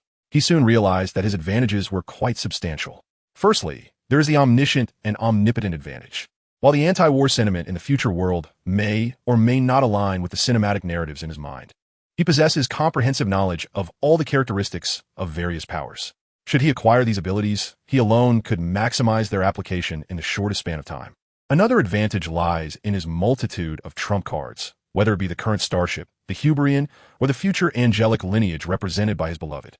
At the very least, these ensure his safety for the next 50 years. Based on his cinematic performances, even the resurrection of Apocalypse may not be a match for Kesha in a direct confrontation. His final advantage is his immense potential. As he matures, his integration into the MCU world will deepen, and the knowledge he acquires will increasingly enrich his power system. Moreover, with the scientist Hishi by his side, as long as he continues to build his knowledge repository and translate it into practical applications, he can ensure that his side remains invincible. Nonetheless, prudence must prevail at this juncture. With this thought, Xiao Yuebai locked his phone screen and turned to Kesha, who had shifted positions and was engrossed in a game with Hishi. "Dear, could you come here? I have something to discuss," he said earnestly. Upon seeing her husband's serious demeanor, Kesha greeted Hishi and seated herself beside Xiao Yuebai. After sharing his recent contemplations and insights regarding the X-Men worldview, the esteemed queen pondered for a moment before replying. Indeed, while there may not seem to be particularly noteworthy figures in the X-Men world at present, the future of Earth is bound to become increasingly chaotic. We must contemplate an escape route, correct? Taking Kesha's delicate hand in his, Xiao gently toyed with it as he responded precisely. As the number of merging worlds increases, Earth will ultimately become a battleground for various powers. It will be exceedingly challenging for your angels to rebuild in such an environment. Therefore, during this excursion, it will be prudent to seek out a suitable planet that could facilitate your rebirth plan. What about you? Upon hearing this, Kesha clasped Xiao Yuebai's large hand, her expression filled with concern as she addressed her beloved. "If I am not by your side, there are still forces on Earth that could pose a threat to you." After pondering for a moment, Xiao Yuebai smiled and gently shook his head. "That will not happen. I have now become one of the elders of S.H.I.E.L.D. Ordinary individuals will not dare to challenge me. Moreover, considering the current global situation, a world war has just concluded, and all factions must remain hidden for the time being. For at least the next 20 years, the Earth will maintain a state of stability. Most importantly, during our quest for the Power Stone, if we succeed, I may directly ascend to the next level, reaching level 60, at which point I will be eligible for rewards. Then you can assign me a formidable bodyguard, ensuring my safety on Earth." After reflecting on his words, Kesha looked up at her boss, feeling a profound sense of reluctance, yet she resolutely agreed. Chapter 59. A guitar on March 10th, 1947, at 9:25 a.m., near Mars in the solar system. Hishi, dressed in a white military uniform adorned with silver trim, stood from the captain's seat in the bridge and commanded loudly, "All departments report your status." As various bionic robots relayed the operational status of the Reborn to Yin, who held the position of first officer and was clad in a white female military uniform. She approached Hishi. "Report. The Reborn's full system test is operational. Everything is normal. We are ready for departure. Captain, please give your orders." Bucky, dressed in a green military uniform, turned to Kesha and Hishi, remarking, "So, we are preparing to leave the solar system?" Standing alongside Bucky, Xiao Yuebai chuckled and teased. "How do you feel? Excited? Nervous? Happy?" Nodding in response, Hishi shifted her gaze to Yin and began issuing commands. "All hands, prepare to execute a fold maneuver towards the farthest distance at the 9 o'clock position. Upon completion, immediately activate the ship's radar to scan the starfield and update the star map." "Yes." As Yin began to relay the tasks to the relevant departments, Hishi raised her arm to glance at the mechanical watch gifted to her by Xiao Yuebai. The second hand had just reached the 50-second mark, and Hishi continued to fixate on her watch as she counted down, 3, 2, 1. Initiate fold maneuver. At the moment Hishi uttered the last word, the second hand of her watch reached exactly 9:29 a.m., and the Reborn, traveling just beyond Mars, suddenly elongated and then vanished from its position with a swift motion. In a star system located 10 light-years beyond the orbit of Neptune, the Reborn, having just disappeared from the solar system, reappeared with a flash of light in deep space. Once the fold engine stabilized, Hishi immediately issued the order. "Proceed with the original plan, commence exploration of this star system. Meanwhile, Kaisha, on the bridge, gazed out at the starry expanse through the viewport, her eyes shimmering with a radiant light as she employed her insight to scrutinize the conditions of this new system. An hour later, Yin approached He with a folder in hand to deliver a report. Captain, the exploration of this stellar system has been completed and integrated into the ship's star chart. He acknowledged with a brief nod and responded, "Please archive the detailed information and summarize the key points for me." Certainly, Yin, the bioengineered robot, began. This star system is home to 5 planets captured by the stellar gravitational pull, none of which are habitable. However, they boast an abundance of various resources, with a detailed distribution now stored in the ship's database. With a wave of his hand, He issued the command to conclude the exploration of this star system and proceed to the next. After the initial excitement had waned, Xiao Yuebai and Bai Ji departed from the bridge, leaving only Kaisa and He to oversee the shift. That day, Xiao Yuebai wandered aimlessly through the habitation area and stumbled upon an empty room containing a guitar. In that moment, a long-buried memory within him seemed to awaken. Quietly stepping into the room, he picked up the dust-covered instrument and gently blew off the thick layer of dust as the newly polished surface gleamed. A tender smile graced his lips. He was suddenly transported back to his own 24-year-old self before his journey across dimensions. A brilliant sun illuminated the sky, unmarred by clouds. As he sat quietly at the stern of a cargo ship, strumming a guitar and conveying his inner sorrow through music. Now a decade had passed since that crossing, and this unexpected guitar felt like a swallow nesting beneath his eaves, abruptly intruding upon his life. Testing its sound, he found the guitar to be in relatively good condition, which brought him further joy. He carried it to the Huberian bar, poured himself a drink, and pondered for a long while in his mind about how to play. Setting down the glass, Xiao Yuebai placed his hands on the guitar, and as his fingers danced across the strings, a folk-style melody resonated, prompting him to sing along. "If you miss the train I'm on, you will know that I am gone. You can hear the whistle blow 100 miles. Lord, I'm 500 miles away from home. Not a shirt on my back, not a penny to my name. Lord, I can't go back home this way." His voice, deep and resonant, seemed to express a profound melancholy, a reflection of humanity's instinctive longing for home and family. "Mother and grandmother must think I am dead," he mused, as he strummed the guitar and sang the folk song that once resonated deeply with him. His heart was burdened with apologies directed towards loved ones in another realm. It was only when Xiao Yuebai felt an unexpected weight on his shoulders that he realized, to his astonishment, that Keisha had quietly approached him. Indeed, to them, he had already perished. Despite his hands and voice remaining in motion, his gaze softened towards Keisha. Yet within, he incessantly reminded himself that he should not dwell on the living. In this world, he was wed, and perhaps someday would be a father. This woman before him, though seemingly cold, concealed a heart that burned with fervor beneath her icy facade. Although her strength might surpass his, she too required his support. As he continued to play and sing, tears cascaded down Xiao Yuebai's resolute cheeks, yet his gaze grew ever more resolute. Listening to the melodies that enveloped him, the queen gradually became attuned to the shared sorrow. Once an exalted angelic queen, she understood the adage that men seldom shed tears unless they are deeply wounded.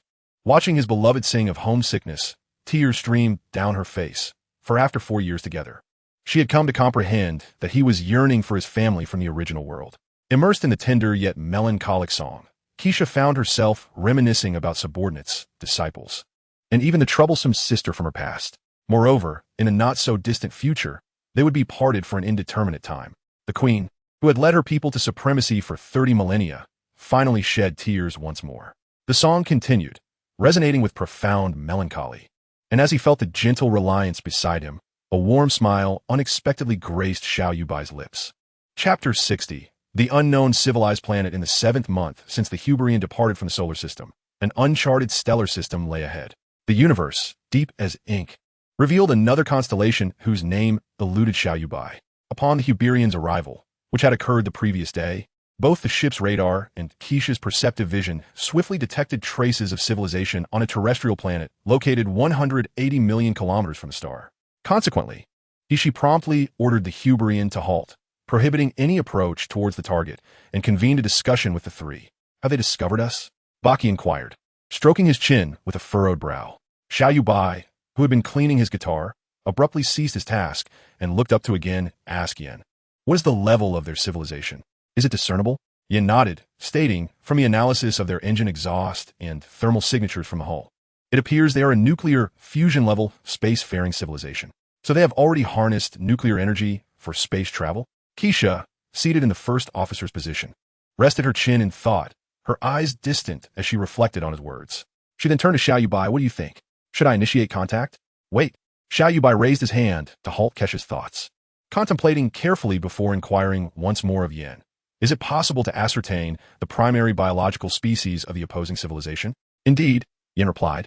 Based on scans of their planet and comparisons with data within the captain's onboard database, we have identified their dominant species as humanoid beings known as the divine river entities. Meanwhile, she, lounging with crossed legs, let out a resigned sigh and lamented, it seems we cannot infiltrate this civilization. How shall we gather intelligence? At that moment, Xiao Yuebai cast a glance at Baki, noticing a glimmer of pride in his eyes, which indicated a shared understanding between them. Together, they turned their attention to the two troubled angel queens and exclaimed in unison, a robot. With a look of half-comprehension from Kesha and she, Baki elaborated on his idea. We could retrofit a robot, simply ensuring that its synthetic skin is rendered in a shade of red akin to their planetary environment. If their civilization is not particularly advanced, Madame Xiao could make the first contact. Upon hearing Baki's proposal, she paused momentarily, then straightened in her seat. Turning to Kesha with a smile, indeed, your current prowess should suffice against a civilization of this caliber. If all unfolds as we envision, you could cultivate them into the first vassals of our angelic civilization. This is an excellent plan, she declared, and without waiting for further commentary, she leapt from the captain's chair and departed for the laboratory, leaving only a brief remark. I shall go modify the robot. Dear, Xiao Yuebai called to Kesha, resuming his gentle strumming of the guitar. He added with a note of earnestness, you have been the angel queen for 30,000 years before encountering me. You are well versed in the law of the cosmic jungle. I need not instruct you on your course of action. His heartfelt counsel brought a warm smile to Kesha's face as she gazed tenderly at the man engrossed in his task. A live feed from a first-person perspective projected before the assembly, revealing a three-fingered hand with red skin manipulating a control stick. As the shuttle approached the target planet's orbit, several small spacecraft suddenly obstructed its path. The bridge's audio system crackled with an incomprehensible language, prompting she to grasp a nearby microphone. Initiate language data collection immediately. Commence analysis and learning of this dialect. The internal computer of the robot emitted a high-frequency alert, though it remained within acceptable parameters, as the alarm's tone indicated. Indeed, only 5 minutes passed before a resonant voice emerged from the audio. Language data collection complete. Captain, please input the language to be translated. She, focused on the real-time translation displayed on the screen, conveyed the opposing party's message to the group. They request that we prepare for docking procedures. They wish to board the shuttle for inspection. As she instinctively turned her gaze toward Xiao Yuebai, she noticed that our esteemed boss remained engrossed in polishing his guitar, not even lifting his head. He simply pointed towards Kesha, who was seated nearby. Yuebai is my husband, not the king of our angels. Kesha remarked with a smile, before commanding she, instruct the robot to inform the other party that we consent to an inspection. Then tell the robot that if there is any physical contact, it should retaliate immediately. As for the subsequent dialogue, you should know how to navigate that. Realizing this, she understood that since her arrival in this world, both she and Kesha had become overly reliant on Xiao Yuebai. After issuing commands to the robot ahead, it wasn't long before the opposing spacecraft guided the shuttle into a fortress-like facility that was less than 100 meters in length.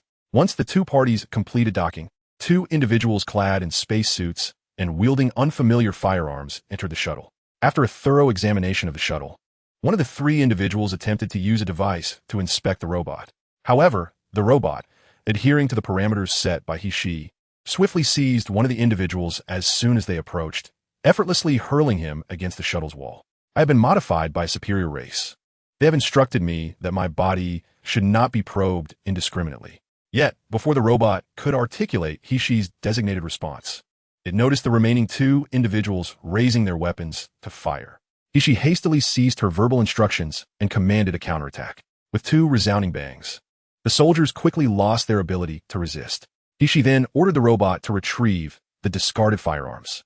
The robot exited the shuttle, exposing itself to the vacuum of space, swiftly scanning the central control system of the enemy fortress and breaking through the window to seize control.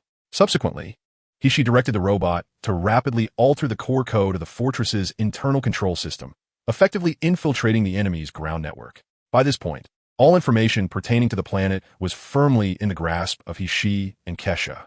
Chapter 61. The Might of Kesha in the Outer Region of URU Star System. At 2:25 p.m. in the armory of the USS Reborn, He returned with the robot from a recently completed mission. She removed her white coat, holding a scanner in one hand and tweezers in the other. "Wow, it's a veritable hornet's nest," she exclaimed as she scanned the robot's body. The scanner emitted a series of beeps as it detected something on the robot's chest. From the robot's chest, she extracted a deformed conical projectile. After observing it for a moment, she remarked, "This star system is known as the URU star system. Let us refer to its inhabitants as the URU people. Their civilization is at the mid-stage of nuclear civilization, having begun to harness nuclear fusion energy. However, compared to our battleships, they still fall short. Historical records indicate that this civilization has only reached its current state in less than 200 years, despite having a history spanning 6,400 years. Overall, one could manage this alone. Therefore, it is now your turn to take action." Leaning against the door of the armory, Kesha straightened up, a radiant smile of utmost confidence gracing her face. As she turned to depart the armory, the shimmering silver armor and crimson cloak swiftly enveloped her form once more. The new justice of the angels would once again spread boundlessly across the cosmos of this world. As Kesha's voice echoed through the broadcast system of the Reborn, everyone, except for Xiao Yuebai and Baki, including He, promptly rose, striking their chests with one hand and proclaiming in unison, "Justice shall prevail." On the bridge of the Reborn, Xiao Yuebai and He observed the projection screen, where Kesha, glowing with golden radiance, was rapidly approaching URU Star. In response to Kesha's swift advance, countless battleships began to assemble densely. Yet, Kesha regarded those innumerable vessels as inconsequential, effortlessly summoning a weapon of an unfamiliar design from the armory. Gripping the hilt with both hands, she swung it fiercely, unleashing a magnificent blade of dark energy that sliced through the trajectory of URU's defensive fleet. In mere seconds, that radiant blade, akin to a flame capable of scorching the heavens and rending the earth, reduced the ships to mere cosmic dust. Without pausing to catch her breath, Kesha continued her descent into the atmosphere of URU Star. As the dark energy surrounding her body interacted with the air, a powerful stream surged directly downwards into the planet. Activating her insight, Kesha swiftly identified the most formidable nation on this world. Meanwhile, the Queen's actions in outer space had already instilled a sense of unease among the URU people. However, in such a brief span of time, they were unable to devise a solution. Ultimately, they could only muster more strength and preparation to resist this unexpected visitor from beyond the stars. As Kesha emerged from the clouds, the nation had already unleashed its ground defenses, firing upwards into the sky. The extraterrestrial weapons posed no threat to an adversary they could not comprehend.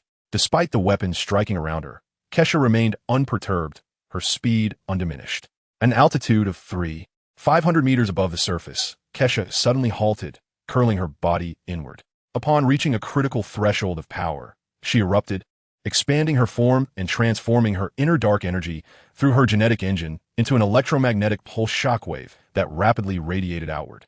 All electrically powered weapons and machinery instantly ceased functioning, leaving the onlookers in stunned silence, gazing at the figure proudly standing against the azure sky, wings unfurled. Observing the trembling humans below, Kesha spoke in a language she had only recently learned, declaring, "I am Kesha, the sole sovereign of the holy angel kingdom, the blade of heaven. You may also refer to me as a deity." Since the moment of scrutiny until her formidable sweep across the terrain, the deeds accomplished by Kesha are beyond the comprehension of the inhabitants here. They are left bewildered as to how she achieved such feats. Hence, the leaders of the nations below contemplated carefully, recognizing that Kesha's self-proclamation as a deity was not an exaggeration. With cautious reverence, they inquired, "We were unaware of the goddess's descent and have inadvertently offended. We beseech your forgiveness. What divine edict does the God King possess? We await your guidance." Observing their respectful demeanor, Kesha felt a sense of satisfaction and replied nonchalantly, "I grant you an opportunity, a chance to elevate yourselves. Rally the other factions upon your planet to join under the banner of our angels, enveloped in the sanctity of righteous light, and embrace the truths of the cosmos." Upon hearing Kesha's demand, the leaders stood momentarily stunned, exchanging bewildered glances with the other URU people nearby. When any faction reaches the pinnacle of power on a planet, it becomes exceedingly difficult to accept the reality that there exist forces in the universe far mightier than themselves. Thus, The leader of the most formidable URU faction on URU Star, after contemplating Kaisha's proposition, cautiously queried, "What if we refuse?" The head of this powerful URU faction received alarming reports from his subordinates. All defensive systems within their territory had been obliterated, with no hope for restoration. This indicated that the URU faction had become a vulnerable lamb, ready to be devoured by others. Upon receiving such news, the leader was stricken with terror. Collapsing onto the ground as he muttered in their tongue, "It's over, utterly over." After dismantling this faction's defenses, the queen once again hovered over the skies of the third, strongest faction. By this time, all URU inhabitants were acutely aware of the arrival of an invincible deity upon their planet. Learning from the fates of the previous two factions, the third faction reluctantly capitulated, and Kaisha conveyed the first divine edict of the angels to its leader: "Mobilize swiftly, unify the entire planet. Cease military advancements and redirect your focus towards the development of civilian welfare, to ensure that this planet recognized her might." The queen even commanded He to pilot the Reborn close to URU Star's low Earth orbit, utilizing the vessel's powerful Yamato cannon to provide battlefield support. Although the Yamato cannon operates on fusion energy and falls within the realm of nuclear civilization, URU Star civilization clearly lacked the capability to launch nuclear fusion energy as projectiles. Consequently, as mushroom clouds ascended one after another, the URU people's hearts were filled with both dread and reverence for the queen. Chapter 62. The unexpected acquisition of a star chart in the low Earth orbit of URU Star. At 10:45 a.m., he, seated at the captain's chair on the bridge, observed the URU Star displayed on the projection screen as yet another mushroom cloud rose into the sky. With a furrowed brow, he remarked, "Kaisha is rather ruthless, isn't she?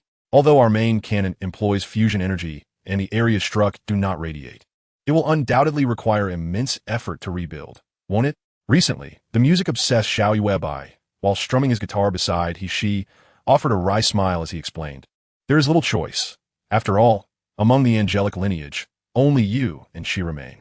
If she does not adopt a firmer stance, what if others discern the truth of your existence?" He then paused his playing, glancing down at he, inquiring, "How have you fared with the robots I tasked you to produce?" "All set," he replied, lifting his gaze to meet Xiao Yuebai's. "In accordance with your specifications, I have integrated overload core directives into the programming of 150 robots. The trigger condition is straightforward. Should any display signs of rebellion against the angels, the overload core will activate immediately." Xiao Yuebai nodded in acknowledgement, resuming his guitar, playing with a chuckle, with 300 robots observing them. Any would-be traitors will find themselves obliterated along with their families. Observing the man's smug demeanor, he quipped with a mischievous grin, "It has just dawned on me that you are quite the schemer, akin to a cunning rogue." He suggested, "Let us deploy the robots via transport aircraft directly below. Kaisha will grasp my intent upon seeing them." As 3 transport aircraft descended from the Reborn, entering the atmosphere and presenting themselves before Kaisha, she beheld an array of robots, clad in white gowns with crimson skin, strikingly reminiscent of the URU. Should anyone truly oppose this, even if not slain by the divine presence before them, they would likely find it impossible to maintain their positions of authority.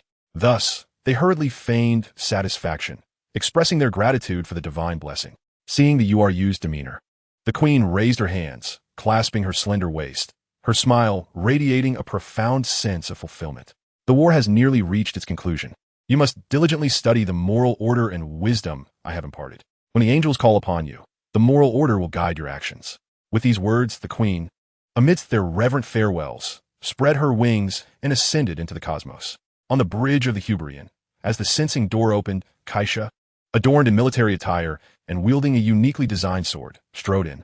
The URU had temporarily submitted to the angel's command, and at this moment, she stood from the captain's chair, placing a hand upon his chest in salute. "Congratulations, your majesty. You have secured our first vassal civilization." However, the queen, who was expected to maintain her aloof demeanor, merely nodded, her gaze softening as it turned to Xiao Yuebai.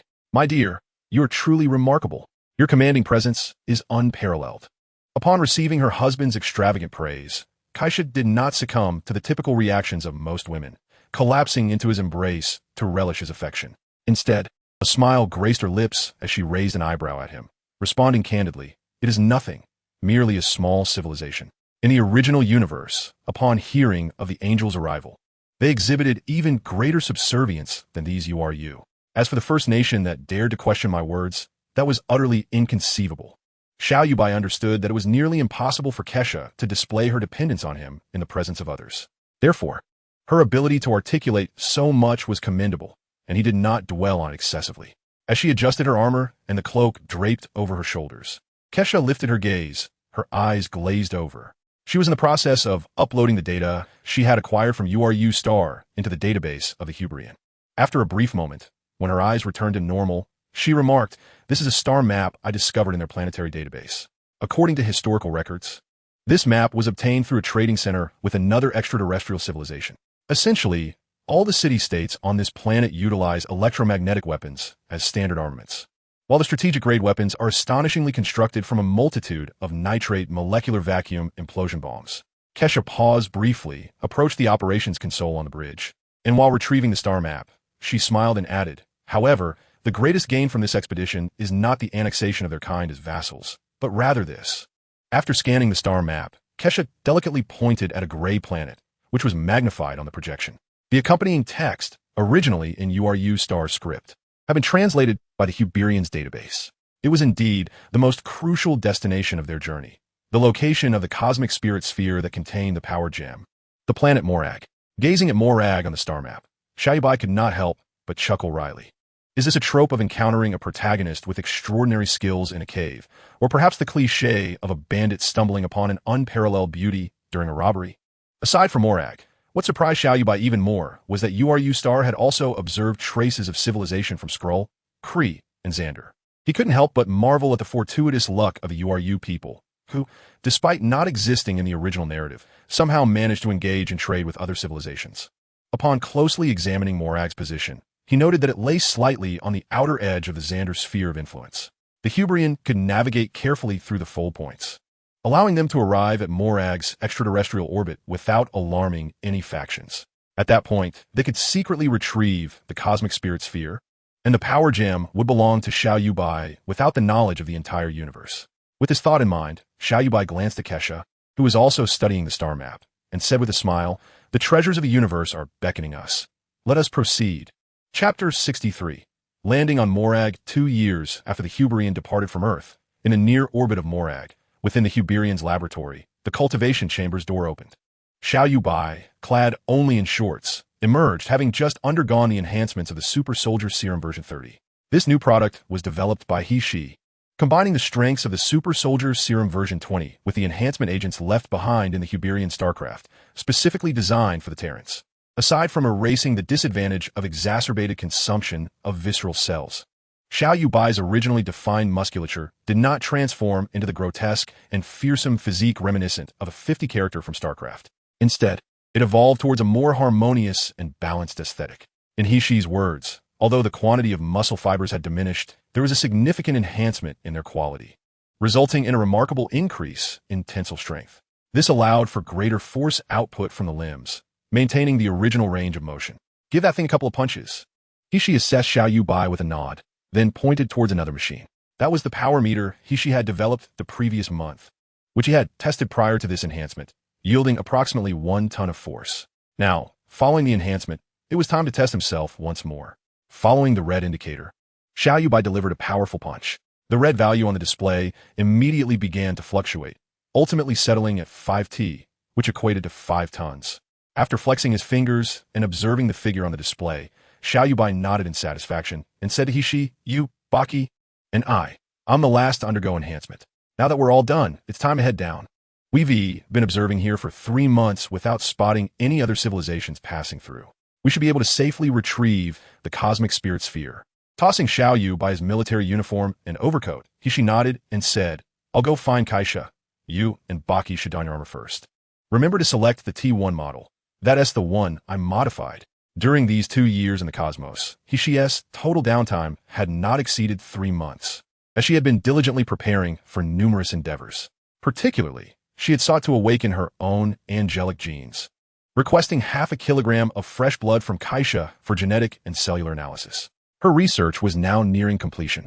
What she required was a source of immense power to disrupt her current genes and enable the fundamental substances intertwined with vast dark energy to reorganize the angelic cells according to the preordained genetic editing protocols. Simple nuclear fusion energy could not achieve such a feat, while collecting dark energy was feasible, though this endeavor would require millennia. Far too long for He to wait. After all, in this world, the only being truly deserving of the title angel was Kaisha. Thus, upon understanding her intentions, both Xiao Yuebai and Kaisha concluded that the power gem was the most suitable means to accomplish this task. Arriving at the armor-donning platform with Baki, Xiao Yuebai raised his hand to the control panel, beginning to select the mech model.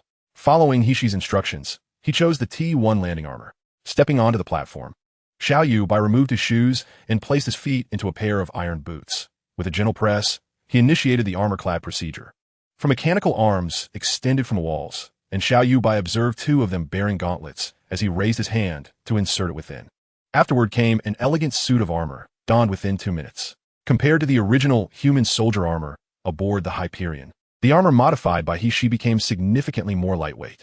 If the previous armor made one appear as a cumbersome figure, the current T1 armor resembled a larger version of Iron Man's suit, slender yet brimming with power. The core of the entire armor is powered by a palladium core arc reactor, replicated from Stark's research, providing a more robust energy source than the previous electrolytic armor. Coupled with an exterior crafted from space-grade alloy steel and propulsion backpacks on the feet and back, one could easily make a transdimensional landing outside the atmosphere. To prevent energy shortages during combat, Hishi even designed a reserve space capable of housing at least 46 reactors. The core replacement process is straightforward. In a secure location, one can simply open the armor's chest plate, and the old core will automatically eject. A new core can then be inserted with a gentle press against the chest. As for the weaponry, Hishi amalgamated the advantages of the pulse guns from Ulu Star and the human firearms aboard the Hyperion. After significant modifications, the palladium core reactor was repurposed as a magazine, creating a submachine gun capable of firing high-energy lasers. After inspecting his T1 high-energy laser submachine gun, Xiao Yuebai and Bucky, who had completed donning his armor, exited the armor room together. Upon stepping outside, they encountered Kesha, clad in a flowing white dress, waiting at the door of another armor room with her arms crossed. Xiao Yuebai knew that she was also in the process of donning her armor within that chamber. Sure enough, moments later, Hishi emerged, donned in a sleek ghost operative suit reminiscent of StarCraft, her form perfectly accentuated by the fitted armor. In her hands, she wielded a modified T1 sniper submachine gun hybrid. Seeing the two men standing there, she smiled gently, tossed the weapon to Kesha, and secured her long hair into a ponytail with a silver ribbon. Before raising her gun and addressing the group with a smile, "Thank you for your patience. I am ready. Let us proceed to the armory and find a craft to descend." Upon entering the armory, the group opted not for the usual transport vessel, but for a Valkyrie bomber, which Hishi piloted away from the Hyperion. After breaching the atmosphere, Hishi promptly activated the bomber's stealth mode, while Kesha engaged her insight eye to examine the planet's past. After more than 20 minutes, Kesha's once pale eyes regained their luster as she informed the group, "All clear. There is no one on this planet, and apart from some unintelligent small creatures, there is no threat." Holding his weapon, Xiao Yuebai turned to Hishi and inquired, "What is the status from the Hyperion?" Kesha nodded in agreement and urged Hishi, "Let us descend quickly and resolve this swiftly. Strive to leave no trace that would reveal our past presence here, for it could lead to significant troubles in the future." Kaisha was the first to disembark from the aircraft, followed closely by Xiao Yuebai and Hishi, with Baki trailing behind. After scanning the surroundings and confirming their safety, Xiao Yuebai removed his head protective gear and gazed toward the horizon, where a dark wall resembling a storm cloud loomed. The other three acknowledged his words and arranged themselves in a line, stepping in the footprints left by the person ahead, making their way toward the distant ruins. Chapter 64. The gem in hand at 10:26 p.m. Earth time, at the entrance of the Morag ruins. Is this truly an antiquated mechanism lock? Should we not simply force our way in? After casting a disapproving glance at Hishi, Xiao Yuebai feigned a grimace and retorted, "Have you lost your senses? Or am I the fool to break in directly? Are you concerned that no one will know we are the ones who took the power gem?" Ignoring his friend's banter, Kaisha, who had just activated her inside eye, surveyed the ruins before her and remarked, "This site is remnants of a civilization that existed at least 100,000 years ago, and their level of advancement appears to have reached the Iron Age before being abruptly halted by a natural disaster." Observing Hishi as she retrieved her tools to pick the lock, Baki sighed and shrugged. "That truly is unfortunate." Xiao Yuebai chuckled at this and explained to Baki, "In my experience, there are plenty of unfortunate souls like that throughout the cosmos. Is there a possibility of such a fate for Earth?" Baki inquired with a hint of concern. Waving his hand dismissively, Xiao Yuebai replied with a smile. Not at all. Jupiter serves as our primary defense, drawing away all massive meteors and comets, while the moon acts as our secondary line of protection. Therefore, for the foreseeable future, we will not lose our vital planet to cosmic calamities. However, Xiao Yuebai refrained from mentioning one crucial point. While natural disasters may be absent, man-made calamities are ceaseless. More alarmingly, the instigators of these human catastrophes possess the potential to obliterate dozens of Earths in a single misstep. Suddenly, with a resounding rumble, the two stone doors swung open. As the group exchanged glances, Xiao Yuebai was the first to step inside, with the others hastily following in single file.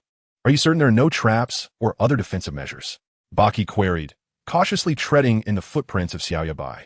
Even the two queens behind them looked up curiously, eager to hear the response from the leading Xiao Yuebai. You're overthinking it. There are certainly none. After all, in my recollection, two parties have previously come here to retrieve the cosmic spirit sphere. Had there been any traps, I would surely be aware.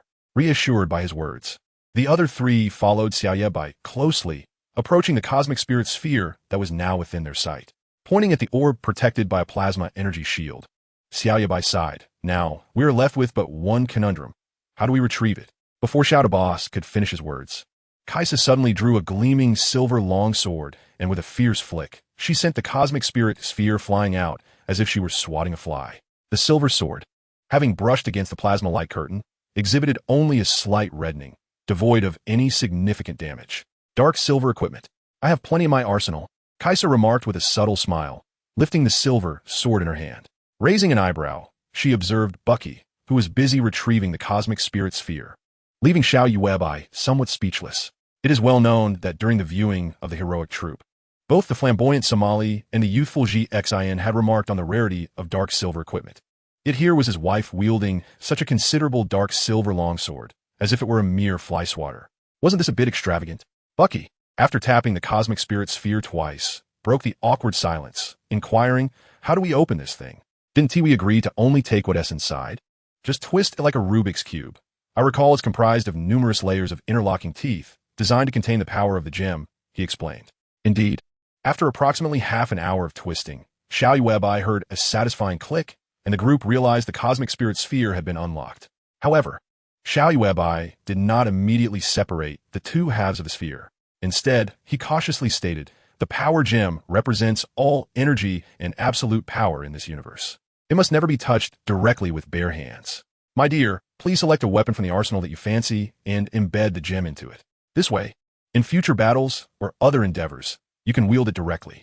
Upon hearing this, Kaisa contemplated carefully before summoning an elegantly designed dark silver sword into her hand. After a brief inspection, she nodded in approval. This one will do. Once she had made her decision, Kaisa detached a mysterious black gem embedded in the hilt of her longsword and presented it before Xiao Yuebai. Meanwhile, Xiao Yuebai held the cosmic spirit sphere with both hands, positioning it over the hilt's embedding slot and swiftly separating the halves of the sphere. The power gem floated serenely above the embedding slot, supporting Kaisa's longsword with one hand. He raised the hemisphere in the other and brought it down forcefully upon the power gem. With a resounding thud, the hemisphere struck the gem precisely, embedding it into the recess of Kaisa's dark silver longsword. At that moment, it appeared that the queen was eager to test the power of her newly acquired weapon. Alarmed, Xiao Boss shouted and rushed over, wrapping his arms around Kaisa's right arm. My dear wife, you mustn't do this.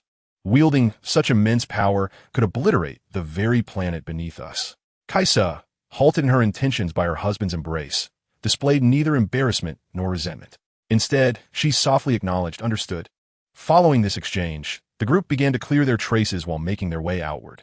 On the bridge of the Hyperion, as the last of the crew, Kaisa entered the chamber. She clapped his hands and smiled, declaring, all right, we have attained the primary objective of this mission. It is time for us to proceed with our next task. Let us examine the star map to determine a suitable location for our angelic homeland. Xiao Yuebai then took Kaisa's hand and said, He, you can continue as you wish, and Baji, you two may do as you please. Kaisa and I have some private matters to attend to. Without waiting for their reactions, Xiao Yuebai led Kaisa away from the bridge. Chapter 65. The goddess of fortune miscalculated at 2:02 a.m. Earth time. In the quarters of Xiao Yuebai aboard the Hyperion, he led Kaisa into his room. Once seated on the bed, he took out his phone and said to Kaisa, I sense that the activation of your A-grade seal would be quite significant, so I brought you here. I hope you don't mind that I didn't allow you to choose our next destination." As he gazed at Kaisha, he was taken aback to find that the queen seemed to have misunderstood him, as her expression clearly conveyed a sense of relief. Indeed, before Xiao could inquire further, Kaisha remarked, "I thought my earlier misstep on the surface might have upset you. So, you summoned me for this trivial matter?" Upon hearing her words, Xiao Yuebai couldn't help but chuckle, cradling Kaisha's face and laughing heartily. "How could I possibly be upset over such a minor issue? Even if you had unleashed the power of the gem, I could still find a way to shield us from future threats.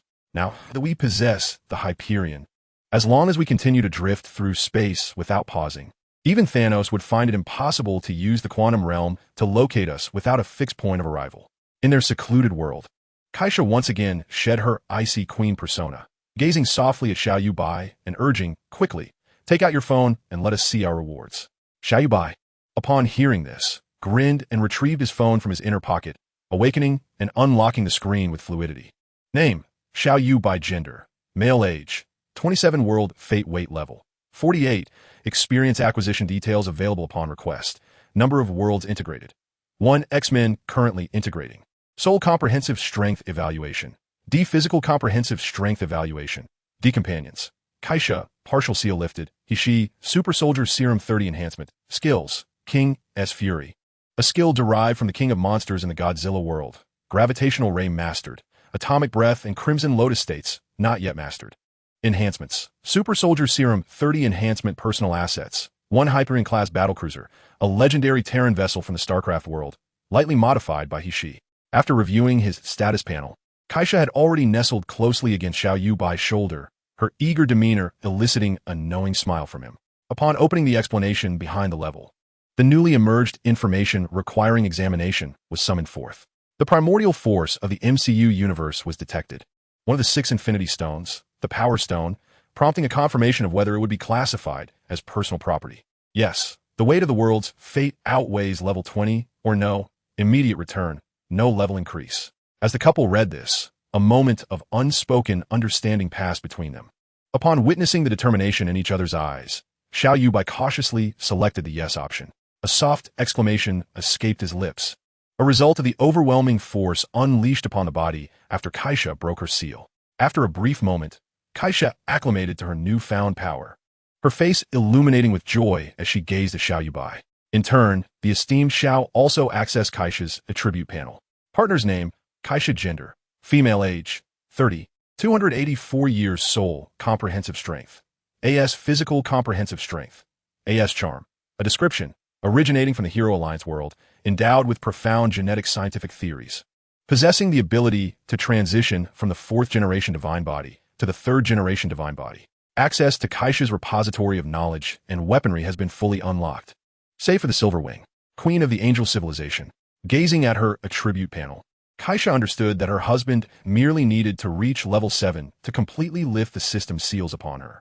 After sharing in Kaisha's excitement for a moment, Xiao Yuebai noted that he had ascended to level 68. In the explanation regarding the number of world integrations, another note unexpectedly emerged, which he opened under the couple's curious gaze. A prompt window appeared, and Xiao Yuebai began to read aloud to Kaisha, word for word. In light of the system owner's one-time upgrade, the current fate weight surpassing level 50, the speed of world integration has increased. It is anticipated that the integration of the X-Men world will be completed within a week. The system owner is advised to prepare for this transition promptly. Seeing this notification, Xiao Yuebai let out a rueful chuckle, muttering to himself, "Prepare for what? My own people are not even on Earth. What use is preparation?" Thus, he concluded that this fusion would have minimal impact on himself and the Earth. Moreover, strictly speaking, mutants are merely a branch of the Marvel Universe, with the MCU lacking any established mutant narrative. Disregarding the system's notification, Xiao Yuebai's gaze shifted downward on the phone screen, landing upon a reward package he yearned for. Upon spotting the red package icon, he instinctively handed the phone to Kaisha, grinning widely as he said, "My luck goddess, it's your turn." With a smile, Kaisha took the phone from her beloved. After a moment of concentration on the screen, her tone turned wistful, tinged with a hint of sadness. Hearing the reluctance in her voice deepened Xiao Yuebai's concern. He gently placed his hand on her shoulder, drawing her close to him, and pressed a tender kiss upon her smooth forehead. However, as his lips departed from Kaisha's brow, He glanced down to find her face wrought with incredulity and a flicker of anger. Xiao Yuebai curiously took the phone, and at first glance, it was indeed a partner summoning card, specifically an S-class sealed summoning card. However, one must say, upon examining the contents of the card, Xiao Yuebai couldn't help but admire Kaisha's fortune. Whatever she desired, the system would grant her. Yet this time, it was different from usual, for Kaisha had just expressed a desire to summon her disciple Yan, but the name displayed on the system's card was worlds apart from Yan's. Particularly, the name Morgana in parentheses made Xiao Yuebai's heart exclaim in disbelief. Chapter 66. The arrival of Liang Bing on the bridge of the Huberian. Earth time was precisely 9 a.m. Kaisha, how are you still alive? Do you have any idea how many benefits that scoundrel Carl has extracted from me to eliminate you? And yet, you still haven't perished. If you're still alive, then stay in this world peacefully. Why drag me into this, you wretched creature? Unrelated to the matter. Bucky leaned against the nearby porthole with his iron arm, frowning as he observed the quarrel between the two sisters. He seemed to be accustomed to Liang Bing's tone, appearing indifferent as he sat in his captain's chair, engrossed in the documents before him. Kaisha, at the center of the incident, appeared unfazed, comfortably seated on the steps beneath the captain's chair, watching Xiao, the boss, play the piano as if her sister's words did not pertain to her at all. Perhaps unable to bear the disregard for her words any longer, Liang Bing marched over, intending to snatch the guitar from Xiao's hands and smash the noisy object to pieces. Suddenly, a pristine white arm grasped her wrist, and Kaisha frowned, stating, "If you're not done causing a ruckus, go elsewhere. I still wish to enjoy the music." Finally, unable to tolerate the fact that no one regarded her words, Liang Bing, clad in leather and heavily made up, glared fiercely at Xiao Yuebai, gritting her teeth as she said, "Put down that broken thing, or do you truly believe that by siding with this wretched creature, I will have no means to deal with you?" Sensing that this fierce woman had softened her tone compared to before, Xiao Yuebai placed the guitar gently in his lap, glanced at Liang Bing for a moment, and simply retorted, "Truly ugly." Amid Kaisha's light laughter and he's barely contained amusement, Liang Bing exploded once more, trembling as she pointed at the crowd before her. "You lot, how bold. Now that my power is only half of what it used to be, you dare to mock me freely. I will not let this slide." Observing Liang Bing's relentless tirade, Xiao Yuebai suddenly interjected, "Now that you've arrived and your strength is sealed to half, what good does your cursing do?" Pointing at Xiao, Liang Bing was momentarily taken aback, then took a deep breath and solemnly addressed Kaisha. "So, this is the man you have chosen? You truly are a wretched creature. To have found a man so utterly useless aside from his tongue." Rendered speechless by the rebuke from the esteemed boss Xiao, Liang Bing had no choice but to redirect her ire toward Kaisha. "I felt a surge of delight. Just moments ago, my partner had left his sister utterly at a loss for words, and now Kaisha was exuberant, even going so far as to provoke her sister further by displaying an intimate gesture towards boss Xiao, disregarding the presence of others. "Liang Bing, you should take a breather." At that moment, she, who had remained silent until now, finally spoke, closing the document in her hands.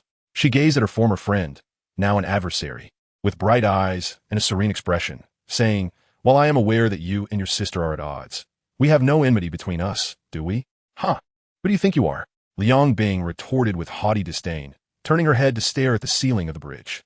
She, seemingly accustomed to Liang Bing's abrasive demeanor, continued unperturbed. "In truth, having spent considerable time in this world, I have often compared it to the one known to Yuebai.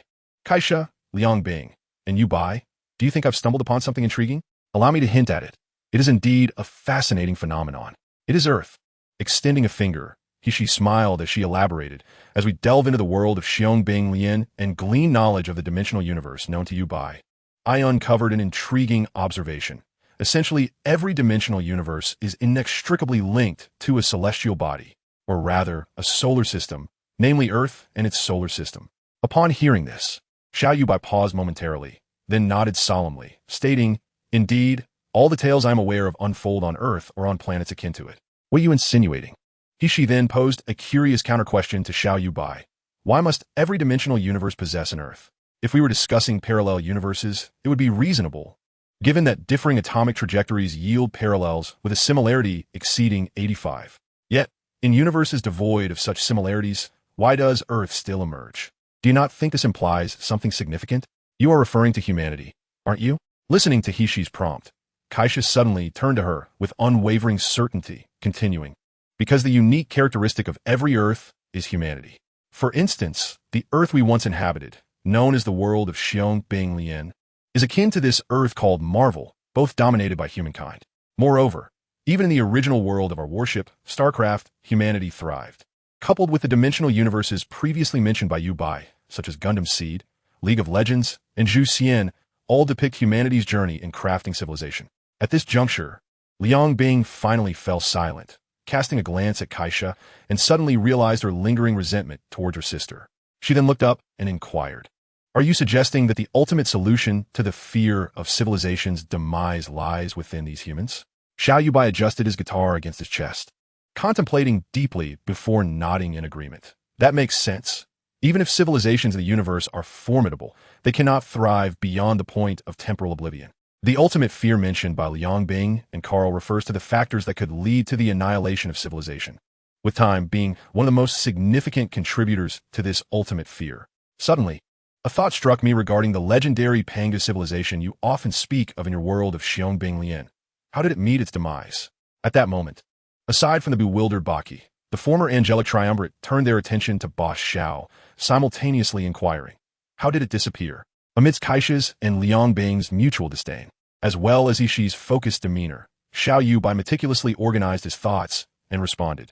They disrupted the balance of time, transcending into a higher dimension, rendering them completely unobservable to us. The balance of time? Surprisingly, the three sisters, who had previously been at odds, echoed this question in unison. After Xiao Yuebai's explanation, he suddenly sensed that he had stumbled upon the true answer, continuing, "We all know that no mathematical law can entirely encapsulate the essence of the universe. However, time is distinct. It serves as the sole standard by which the universe is measured, and all entities, including space, are inextricably bound to the support of time. Time is the most direct evidence of our existence as three-dimensional beings. But what if a life form transcends the concept of time?" At that moment, Liang Bing had an epiphany and turned to Xiao Yuebai. "Are you suggesting that the Panga civilization was not destroyed by ultimate fear, but rather found a way to transcend time, thus resolving the threat posed by ultimate fear?" He looked up, smiled faintly, and nodded at Liang Bing. The proud Queen Liang Bing then promptly followed up with another question. "What does this have to do with humanity? Why do all these dimensional universes contain Earth and human existence?" Liang Bing's inquiry left everyone momentarily stunned, prompting them to contemplate why nearly all dimensional universes harbor the presence of humanity and Earth, and how this relates to transcending time. As an eerie silence enveloped the bridge, a sudden unfamiliar voice broke through. "Because all independent dimensional universes have run out of time." Chapter 67, Supreme Mage. On the bridge of the Huberian. The time on Earth read 12:21 p.m. The abrupt emergence of this unfamiliar voice startled the crew, who had been settling into a calm atmosphere. Even Baki, typically reticent, instinctively prepared for any unforeseen developments upon hearing the voice. Suddenly, sparks erupted in the air, coalescing into a circle, which gradually expanded to reveal a peculiar scene. Within the circle appeared a room on Earth, from which emerged a figure clad in an orange-yellow robe, their low hood obscuring their features. However, Xiao Yuebai recognized the visitor immediately, furrowing his brow and standing up, anxiously watching the newcomer. Kaisha was the first to notice the change in her beloved's expression. Observing Xiao Yuebai's furrowed brow, she too realized that the arrival was not fortuitous. As Xiao Yuebai rose to his feet, a flash of white light enveloped Kesha in a suit of silver armor. Upon witnessing this, she and Liang Bing immediately assumed a defensive posture. "Mr. Xiao, President of Angel Biological Technology, it seems we need not introduce ourselves," a calm voice emerged from beneath the hood, rendering it impossible for Xiao Yuebai to discern the speaker's disposition towards him. "I'm curious, Master WWII, as to why you have crossed thousands of light years to my spacecraft in my absence from the sanctuary. Surely, you must have something of great importance to entrust to me?" Lifting his hood, Master WWII revealed his round face and bald head, smiling gently as he spoke. "First and foremost, allow me to congratulate you, Mr. Xiao, on acquiring a treasure of equal significance to the ornament adorning my chest." Observing WWII's hand hovering under the eye of Agamotto, Xiao Yuebai realized he was referring to the Time Stone, which coincided with the recent acquisition of the Power Stone. However, before Xiao Yuebai could respond, Kesha, the Queen, expressed her discontent. She was acutely aware that their arduous efforts to obtain the Power Stone were intended to remain concealed. Consequently, upon obtaining the gem, the last thing she anticipated was an uninvited guest. In that moment, her foremost thought was to eliminate any potential threats. Xiao Yuebai quickly intervened. Not out of fear for WWII's safety, but because he understood that Gu Yi was aware of the precautions he had taken to secure the Power Stone. In essence, both Xiao Yuebai and Master Gu Yi were allies in the same cause.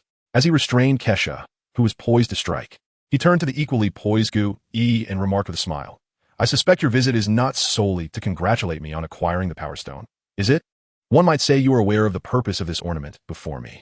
Long ago, I ventured to the river's end and witnessed its ultimate scene, a journey devoid of your presence. Yet, 5 years ago, I felt the dimensional barrier open and dove back into that river, only to be astonished to find it had no terminus, with your presence evident throughout." At this point, Master Gu Yi paused. His interest peaked as he regarded Xiao Yuebai. The latter discerned that the river Gu Yi referred to as time itself, and that he could traverse any point within the Marvel Universe's temporal flow with the time stone housed in the eye of Agamotto. Once Xiao Yuebai seemed to have absorbed the implications of his words, Master Gu Yi continued, "Thus, I extend a warm welcome to your arrival. However, I must express that while you have infused our world's river with the waters of other dimensional universes, it has also invited greater complications. Particularly yesterday, I sensed a significant surge in the energy of the time stone, its intensity abruptly escalating. Therefore, I believe it is time for us to convene and exchange the information we each possess. Would you not agree? Is it truly just an exchange of information?" After confirming once more, and following a nod from Master Gu Yi, Xiao Yuebai spoke again. "Since you are aware of the consequences my arrival in this world entails, should you not, for the safety of the universe and to prevent incursions from other dimensions, expel me?" Upon hearing this, Master Gu Yi lowered her head and smiled faintly. When she raised her gaze again, she gestured with her hands, and a beam of light emerged between them. She then spoke, "The timelines of any dimensional universe are fixed. They have a beginning and an end. Our universe indeed comprises various dimensions and multiple universes. Thus, the timeline of our universe is significantly longer compared to those of other dimensional realms, yet even the longest must ultimately conclude. My purpose is to safeguard my universe from incursions by those external dimensions and multiverses. But that does not imply I wish for this timeline to be devoid of an eventual end. After all, once it concludes, both I and my universe shall face extinction." As she spoke, Master Gu Yi spread her hands, and the beam of light instantly traversed the entire bridge, as if it were emanating from an invisible source beyond the viewport, connecting to another world outside half of the bridge. The Supreme Sorceress continued, "Your arrival may indeed bring chaos and error. However, through the integration of different dimensional universes, our universe's timeline could approach infinity, ensuring its eternal existence. Furthermore, the infusion of additional dimensional universes would enrich the knowledge absent from our cosmos, thereby fulfilling my purpose of safeguarding this universe. Why then would I wish to expel you?" Xiao Yuebai, after pondering for a moment, grasped the implication of Gu Yi's words. She hoped to amalgamate other dimensional universes into the Marvel realm, thus extending the timeline of the Marvel Cinematic Universe by assimilating other dimensions. This would ensure that this world would not succumb to the insurmountable law of time's end. After all, aside from this, other apocalyptic factors could be mitigated through effort. I understood Master Gu Yi's intentions, yet I felt compelled to express that with the integration of dimensional universes, more disturbances would inevitably arise. Are you certain that this will not pose a threat to our universe? After all, some troubles could jeopardize the entire multiverse. Master Gu Yi retracted her spell, clasped her hands behind her back, and with a slight smile infused with a touch of pride, remarked, "Where there is light in the world, there must also be darkness.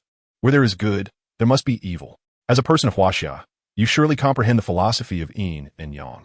My duty is to ensure that light and goodness can inevitably suppress their counterparts, and I trust that the two esteemed ladies behind you share this sentiment.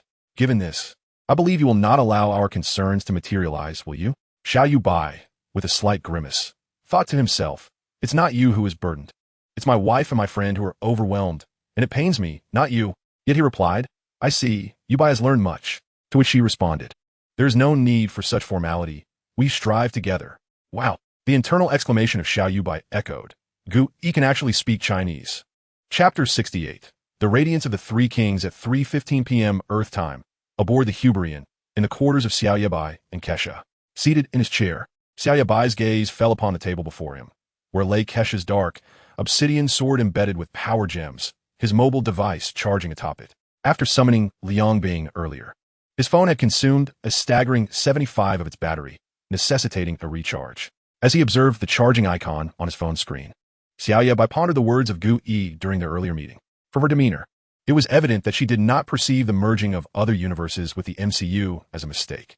On the contrary, she seemed quite eager to witness the expansion of this universe. Nevertheless, her words hinted at an underlying anxiety regarding the uncertainties of the future, the nature of which Xiao Yuebai comprehended. He understood why she refrained from articulating these concerns explicitly. As the keeper of the time stone, WWII traversed the currents of time, privy to knowledge beyond his grasp. Much like his approach to Howard Stark, revealing certain truths could potentially alter the very fabric of reality, preventing the birth of Iron Man, Tony Stark. WWII would certainly withhold the intricacies of the future shrouded in time, for fear that any alteration in choice might lead to irrevocable consequences. Yet overall, it seemed that he had not committed any heinous acts that would invoke her ire. Otherwise, WWII's character would have compelled her to subtly caution him. Throughout their interaction, she consistently conveyed her perspective of him, suggesting that his future actions would align with her values as a supreme sorceress. Shaking his head, Xiao Yuebai endeavored to clear his mind of these convoluted thoughts. He leaned forward, tapping his finger on the screen of his phone, and, as the display shifted, Liang Bing's attribute panel materialized before him. Name: Liang Bing Morgana. Gender: female. Age: 30. 182 Soul Comprehensive Strength, BS Physical Comprehensive Strength, BS Charm, S Aura, Radiance of the Three Kings 100, the Celestial Blade, Celestial Base, and Celestial Apocalypse of the newly established angelic lineage. Unlocking hidden attributes increases the inherent attributes of the angelic lineage in this universe by 10. Additionally, the probability of genius births among the angelic lineage in the universe of the Three Kings is enhanced by 50. Description: originating from the world of the strongest army. She possesses an extensive understanding of genetic science and has advanced from the fourth generation of divine bodies to the second. She holds an arsenal of demonic knowledge and weaponry, unlocking all weapon usage rights beyond the demonic wings. Originally a right-wing angel of the angelic lineage, the Apocalypse King, she diverged from her sister's ideology and independently developed a civilization of demons. Ruffling his hair in mild exasperation, Xiao Yuebai found himself somewhat troubled. Those familiar with the strongest army knew Liang Bing to be an exceptionally fierce and formidable woman. Fearless and resolute, she embodied the essence of boldness, guided by her own convictions, unrestrained by societal norms, and undeterred by any obstacles. Even the seemingly impossible would not dissuade her from her chosen path. The exaggerated manner in which she conducts herself reveals her highly erratic thought process, wherein her boundless imagination often conjures ideas that elude others, enabling her to strike down opponents from unexpected angles. Upon reflection, Xiao Yuebai suddenly discerned an intriguing phenomenon. The three angelic queens, she who embodies caution, Liang Bing, who is whimsical, and Kaisa, whose seemingly aloof demeanor conceals a meticulous nature, are, in fact, polar opposites. Yet, this unique blend of personalities fosters a remarkable chemical reaction among the sisters, allowing these three queens to achieve perfect complementarity. Xiao Yuebai finally grasped why. Within the world of Xiong Bing Lian, these three women could collectively overthrow Hua Ye's tyrannical rule. For when these three celestial sisters conspire to eliminate a foe, no individual or force can withstand their cunning. However, this alliance ultimately faded due to the differing philosophies between Kaisa and her sister Liang Bing. With a wistful sigh, Xiao Yuebai locked his screen and reclined in his chair. As he stretched and relaxed, the hatch behind him swung open, and a figure clad in white entered. Believing it to be Kaisa seeking him, he instinctively remarked, "My dear, what brings you here?" The white-clad figure promptly settled on Xiao Yuebai's bed and abruptly shattered the warm ambience he had envisioned. "Who are you calling? Do you take me for that shameless Kaisa?" The fierce tone nearly caused Xiao Yuebai to topple from his chair. As he opened his eyes, he beheld Liang Bing, who had removed her smoky makeup, glaring at him with an air of disdain. A subtle smile graced Xiao Yuebai's lips as he admired her for a moment before exclaiming, "Truly beautiful." Upon hearing his words, Liang Bing suddenly sat up, leaning forward with one hand resting on her thigh while the other cupped her chin, drawing closer to Xiao Yuebai with a dreamy gaze. "Is that so? Compared to my sister, am I not a tad more enchanting, brother-in-law?" At this juncture, Xiao Yuebai's expression transformed into one of delightful interest as he rose to stand in a reverse position on his chair, mimicking Liang Bing's pose with a mischievous grin, stating, "Indeed, your charm is alluring and captivating. One could say you epitomize the delicate beauty of femininity." As she absorbed her brother-in-law's flattery, Liang Bing felt a surge of joy while simultaneously harboring disdain for her sister, thinking, "What on earth did you choose? I can ensnare him effortlessly with just a pose." Yet, just then, she noticed a sly smile emerging on Xiao Yuebai's face as he continued. However, each individual has distinct desires in a partner. I personally prefer your sister's icy demeanor in public, proud yet accompanied by a gentle warmth. When she is with me, she radiates fiery passion and never conceals her reliance on me. Though she may not possess the same seductive prowess as you, she fulfills the majority of a man's aspirations for a partner, being tender, understanding, and capable of addressing my doubts, while also eager to learn things beyond her current knowledge. How unfortunate for you to be limited to women like Kaisha, who lack any sense of passion. Do you really think so? I beg to differ. Xiao Yuebai propped his chin on one hand, his smile suddenly radiating like the gentle sunshine of a spring afternoon. Turning towards the entrance, he continued, "This merely indicates that the right feelings have met the right person. Wouldn't you agree, my dear?" Indeed, Kaisha, arms crossed and leaning against the doorframe, watched her sister with a beaming smile, while her beloved gazed affectionately at her. Enough of your displays of affection. The sight of the two lovebirds drove Liang Bing into a fit of rage, prompting her to address Kaisha. "I've agreed to your terms. But do not forget your promise to me. Within 2 centuries, you shall not trouble me." Chapter 69. The New Melosian Celestial Realm. 10 years after the Hubrian ship departed from Earth, on an uncharted planet in an unknown star system, Xiao Yuebai, clad in T1 battle armor, was utilizing the armor's integrated intelligence system to analyze a plant resembling a weed before him. Oil content at 32, with trace amounts of alkaloids, calcium phosphate, and potassium chloride. Upon hearing this, Xiao Yuebai raised an eyebrow and, without a second thought, cleared the roots before placing it in his mouth, declaring, "The botanical composition is quite similar to that of Earth." Hearing Xiao Yuebai's words, she hurried over from the distant beach and remarked, "I have also obtained results. The salt content of the seawater here exceeds that of Earth by 15%. Now we await Kaisha's descent to inform us of the planet's overall environment." After saying this, the two resumed their work, completely ignoring Liang Bing, who lay leisurely on the grass, legs crossed, as they endeavored to gather as much data as possible about this planet. Approximately an hour later, a flaming meteor streaked across the azure sky, crashing onto the beach. As the flames dissipated, Kaisha emerged from within. Xiao Yuebai and she hurried to greet her, and upon their arrival, Kaisha smiled and announced, "The scanning results from the Eye of Insight have come through. This planet has existed for 4 billion years, with an atmospheric oxygen level akin to that of Earth. However, due to the planet's mass being 3 times that of Earth, the gravity is somewhat greater, though acceptable for us angels. It has 1 sun and 2 moons, with the tidal and gravitational forces being relatively balanced, making it one of the more habitable planets we've explored." Upon hearing this, Xiao Yuebai and she's faces lit up with joy, but before they could celebrate, Liang Bing scoffed, "The better the environment, the more it breeds complacent races, those lacking a sense of crisis, ultimately leading to their demise and comfort. What demons? At least we are free, unbound by meaningless morals that could jeopardize our survival. Without limits and ethics, how do we differ from mindless beasts?" Exchanging a knowing glance with she, they both sighed in unison, acknowledging the truth in her words, before parting ways to continue their respective tasks. The quarrels between these two sisters have become a familiar occurrence, and she and Xiao Yuebai have long since grown accustomed to them. Kusha and Liang Bing, being blood-related sisters, often find themselves in relentless disputes. And even Xiao Yuebai, as Kusha's husband, finds himself powerless to mediate their incessant bickering. "You little vixen, do you want to fight? Go ahead. Who's afraid of whom? Vixen, come on, let us throw down." This familiar exchange prompted Xiao Yuebai to exchange a knowing glance with she, signaling that it was time for him to intervene. Discarding the rock he held, he called out to the sisters, "Hey, enough is enough. Have you forgotten the last time you two fought nearly sent us into a black hole?" Xiao Yuebai referred to an incident 6 years prior, when the Hubrian had just arrived at the fold, only to suddenly discover a massive black hole. To avoid its formidable gravitational pull, the ship navigated with utmost caution.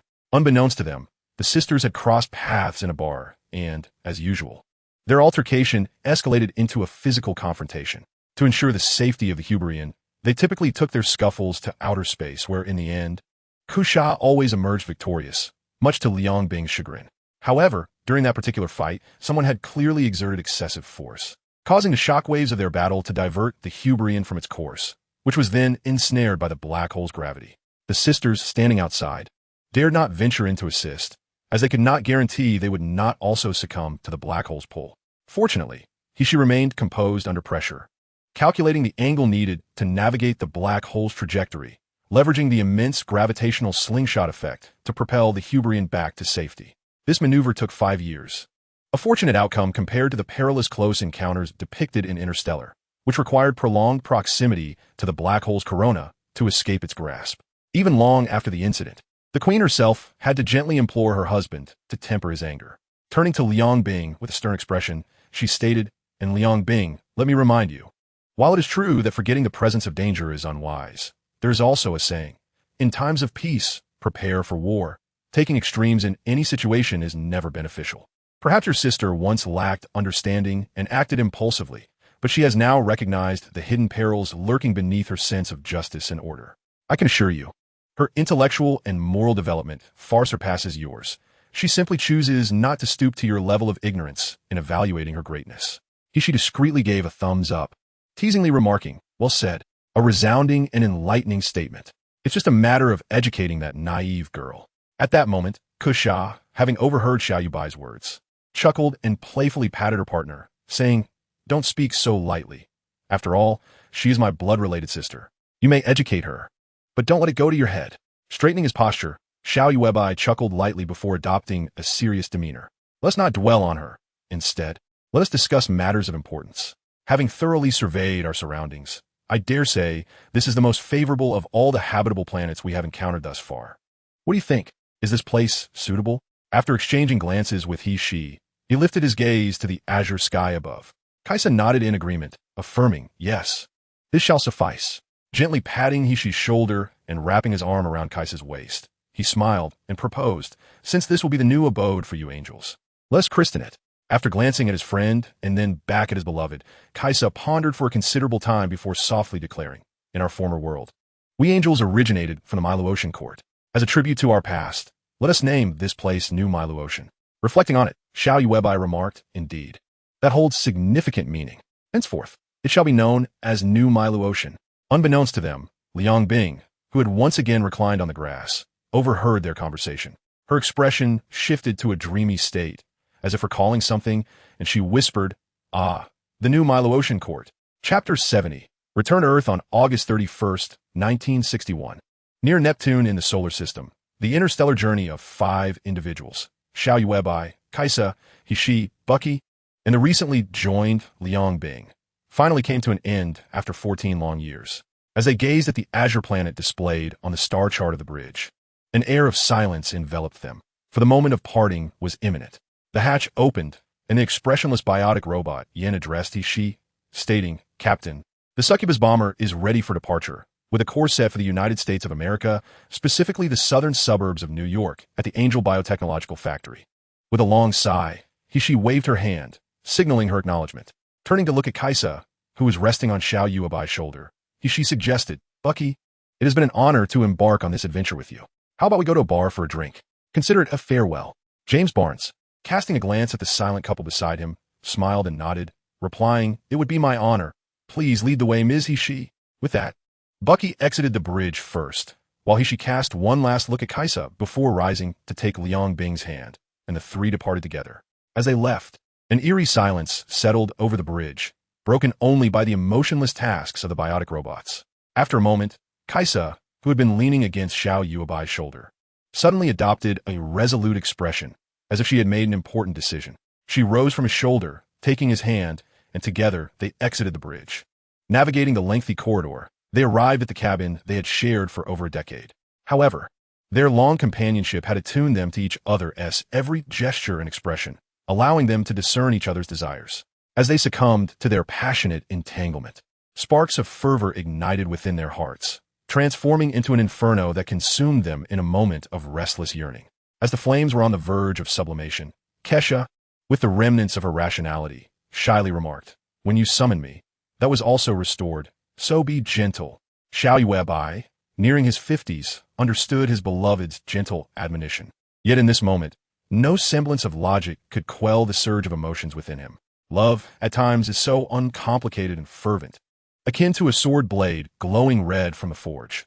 Once life has tempered it like water, it harmoniously melds iron and carbon, resulting in a resplendent steel sword, capable of vanquishing all obstacles that stand between them. Underneath a thin blanket, he felt Kesha's long hair, damp and slightly ticklish, cascading over him. Gently, Xiao Yuebai brushed her hair aside and advised, I understand that you angels are beings that value appearances. Initially, you might seek out individuals on Sandar Star, as most of its inhabitants bear a resemblance to us earthlings. Look for those of good character, test them, and determine whether they should join your angelic kin. Your previous concept of justice established in the Legion of Heroes was rather extreme. While you rebuild the angelic race, consider refining your philosophy to achieve a more perfect ideal. Sensing a slight movement from the queen in his embrace, he tightened his arm around her smooth waist and continued. I know you are reluctant to part with your former subordinates.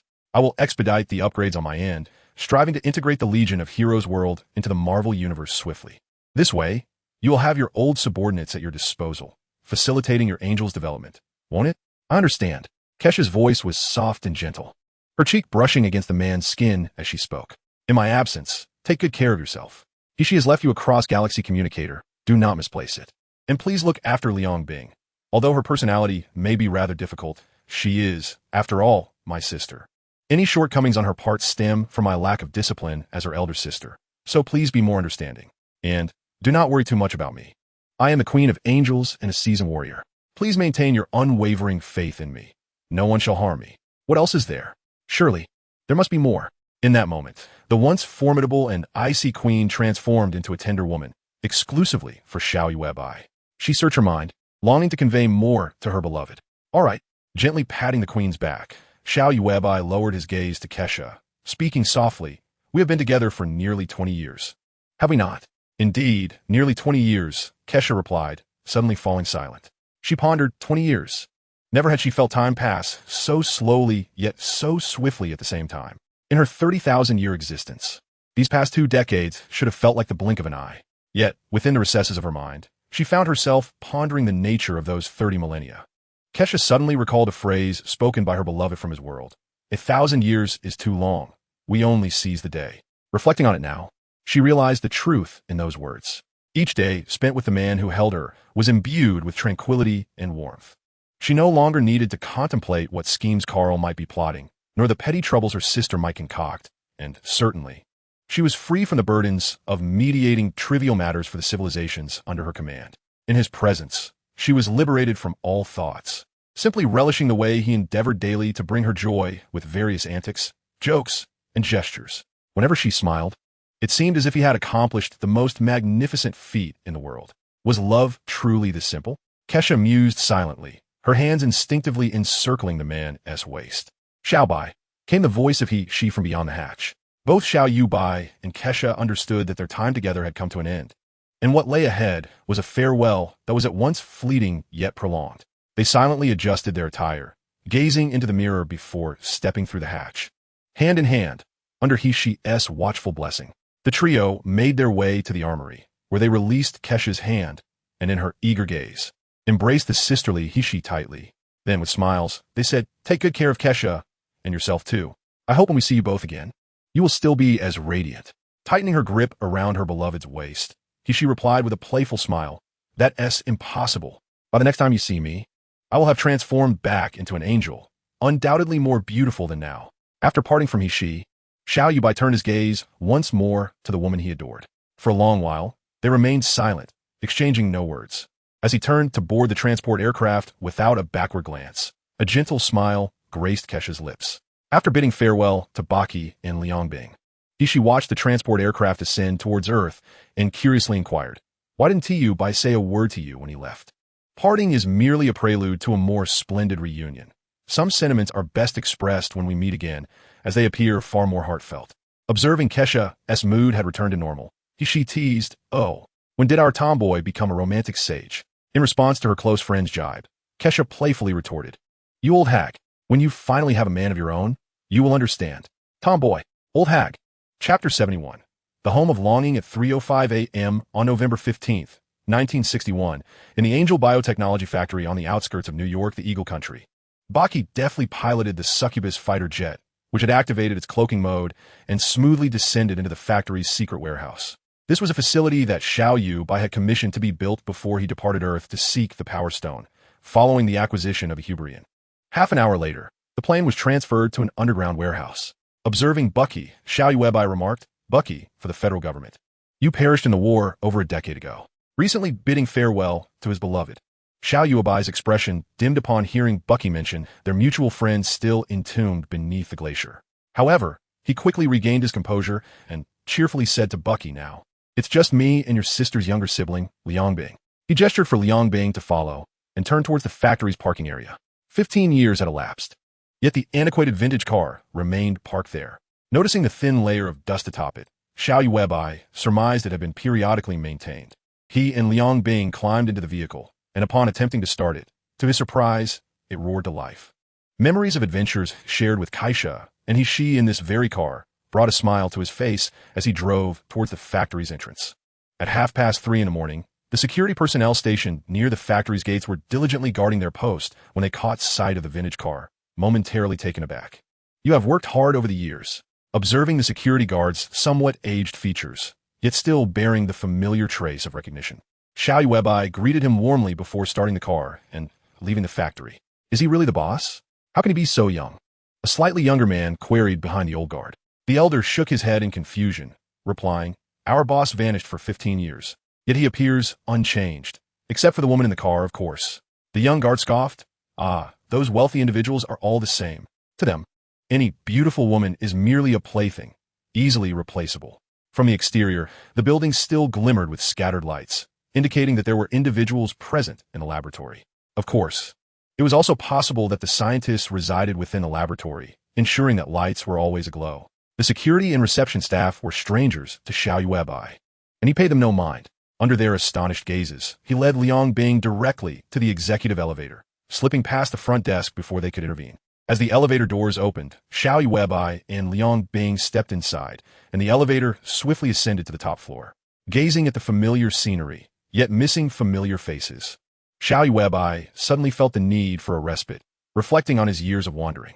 He then addressed Liang Bing, saying, "The innermost room was mine and your sister's. The next is she's, and the other room was where your sister stayed before we were together. You may occupy that one for now. As for the decor, if you wish to make changes, I will contact someone tomorrow to assist you. You shall have the final say on the modifications. By the way, the adjacent elevator is for our exclusive use. My office is one floor above, and she's laboratory is below. Do refrain from visiting the top floor. If you do, please ensure nothing is damaged. The renovations are quite costly." After imparting this information, Xiao Yuebai disregarded Liang Bing and made his way towards his own room. Liang Bing also realized that she would be accompanying her rather inexpensive brother-in-law for an extended period. Thus, she refrained from her usual retorts and quietly observed the somewhat forlorn figure of this man as he stepped into the innermost room. After Xiao Yuebai entered his chamber, he closed the door behind him and suddenly felt a tightness in his chest. He opened the floor-to-ceiling window, allowing a rush of fresh air to stir up thick clouds of dust. Gazing at the sheets on the grand bed, he reminisced about the moments shared with Kaisha since his arrival in this world. A tender smile graced his lips as he washed the cloth in the bathroom, quietly tidying up the room. Half an hour later, daylight had fully arrived, and Xiao Yuebai lay on the bed, contemplating the events that lay ahead. Perhaps for him, this was the only way to ward off an overwhelming sense of solitude. Gradually, he began to ponder how he might engage with the future to secure greater benefits, enabling a reunion with his beloved sooner rather than later. The year 1962 was fast approaching, and with the intensification of the Cold War between the Eagle Nation and the Northern Bear, alongside the emergence of mutants in this world, coupled with his own departure from Earth for 15 years, the narrative akin to X-Men, First Class was destined to unfold. He needed to consider how to extract greater advantages from the forthcoming events. First and foremost, he must avoid excessively disrupting the storyline of First Class, as it would lead to the introduction of numerous key characters. For instance, he held a fondness for Wolverine's healing factor, and in 1973, Wolverine would come with a consciousness of the future to alter the Sentinel robot's fate. Moreover, he aspired to recruit Psylocke and Angel among the future horsemen of Apocalypse. This necessitated that he continue to hide in the shadows, patiently awaiting the opportune moment to emerge and reap the rewards of his endeavors. In this context, he might also consider expanding the functions of S.H.I.E.L.D., for these mutants were indeed a manifestation of the supernatural. Should Nick Fury be allowed to act recklessly, this world would never find peace. A cataclysmic confrontation between mutants and humans, not to mention the future Avengers, would inevitably ensue. Thus, if feasible, he must reach an accord with Stark and Peggy to reclaim matters concerning mutants from Fury's grasp. This way, when a significant crisis besets the Earth, mutants and the Avengers could stand united against Thanos and other malevolent forces. As these thoughts swirled in his mind, Xiao Yuebai gradually closed his eyes and drifted into a tranquil slumber. Chapter 72. The Earth's Current State on December 5, 1961. In the capital of the Eagle Nation, Washington, D.C., Xiao Yuebai had just disembarked from the plane. He was driving a new model provided by his company's branch in Washington as he traversed the highway from the airport into the city. His busyness stemmed from the necessity to reacquaint himself with the company's operations, for after 15 years away, there was much to learn anew. With the conclusion of World War II, the Cold War between the United States and the Soviet Union began to intensify, casting a looming shadow of nuclear conflict over the world. The angelic biotechnology company founded by Xiao Yuebai garnered particular attention from the American military, as the ability to temporarily enhance soldiers' physical capabilities could prove crucial in times of war. Concurrently, prior to her departure from Earth, she had also marketed health supplements aimed at the American elite, further increasing their popularity. As the company continued to expand, it officially rebranded itself as Angel Biotechnology Group 6 years ago. The stock market performance of the company flourished, buoyed by the robust growth of the biopharmaceutical sector alongside other industries. In summary, the current landscape of American enterprise is dominated by Howard Stark Industries and Xiao Yuebai's Angel Biotechnology Group as the two principal powerhouses. Xiao, the proud owner, could finally boast that one of his superpowers was his wealth. The headquarters of SHIELD, still referred to as the Strategic Scientific Reserve, was discreetly nestled within an unremarkable office building known as the Piddle Tower in Washington. To the outside world, the building appeared utterly ordinary amidst the capital's architectural landscape. Various companies occupied the numerous offices within the 170-story structure, conducting their daily operations.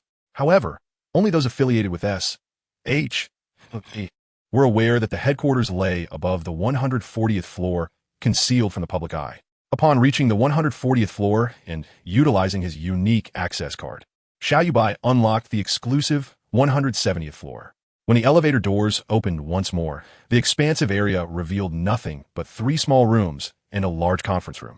A sudden sound broke the silence. The door to an office swung open, revealing a female agent clad in professional attire, her curly hair framing a face adorned with striking crimson lips. She approached Xiao Yuebai after a long, scrutinizing gaze, and after sharing a warm embrace, she exclaimed, "Hey, Byron, it's been ages." The agent, seemingly untouched by time, was a testament to the effects of the super soldier serum developed by she. Returning her embrace, Xiao Yuebai responded with a smile, "My goodness, Peggy, it's been over a decade, and you haven't changed a bit." He continued, "Well, it's all thanks to you and she. Now, whenever I go out to meet people at this," Peggy gestured playfully at her face and added with a smile, "one must always present a more mature appearance." Though she feigned complaint, the joy radiating from her expression suggested she took pride in her appearance.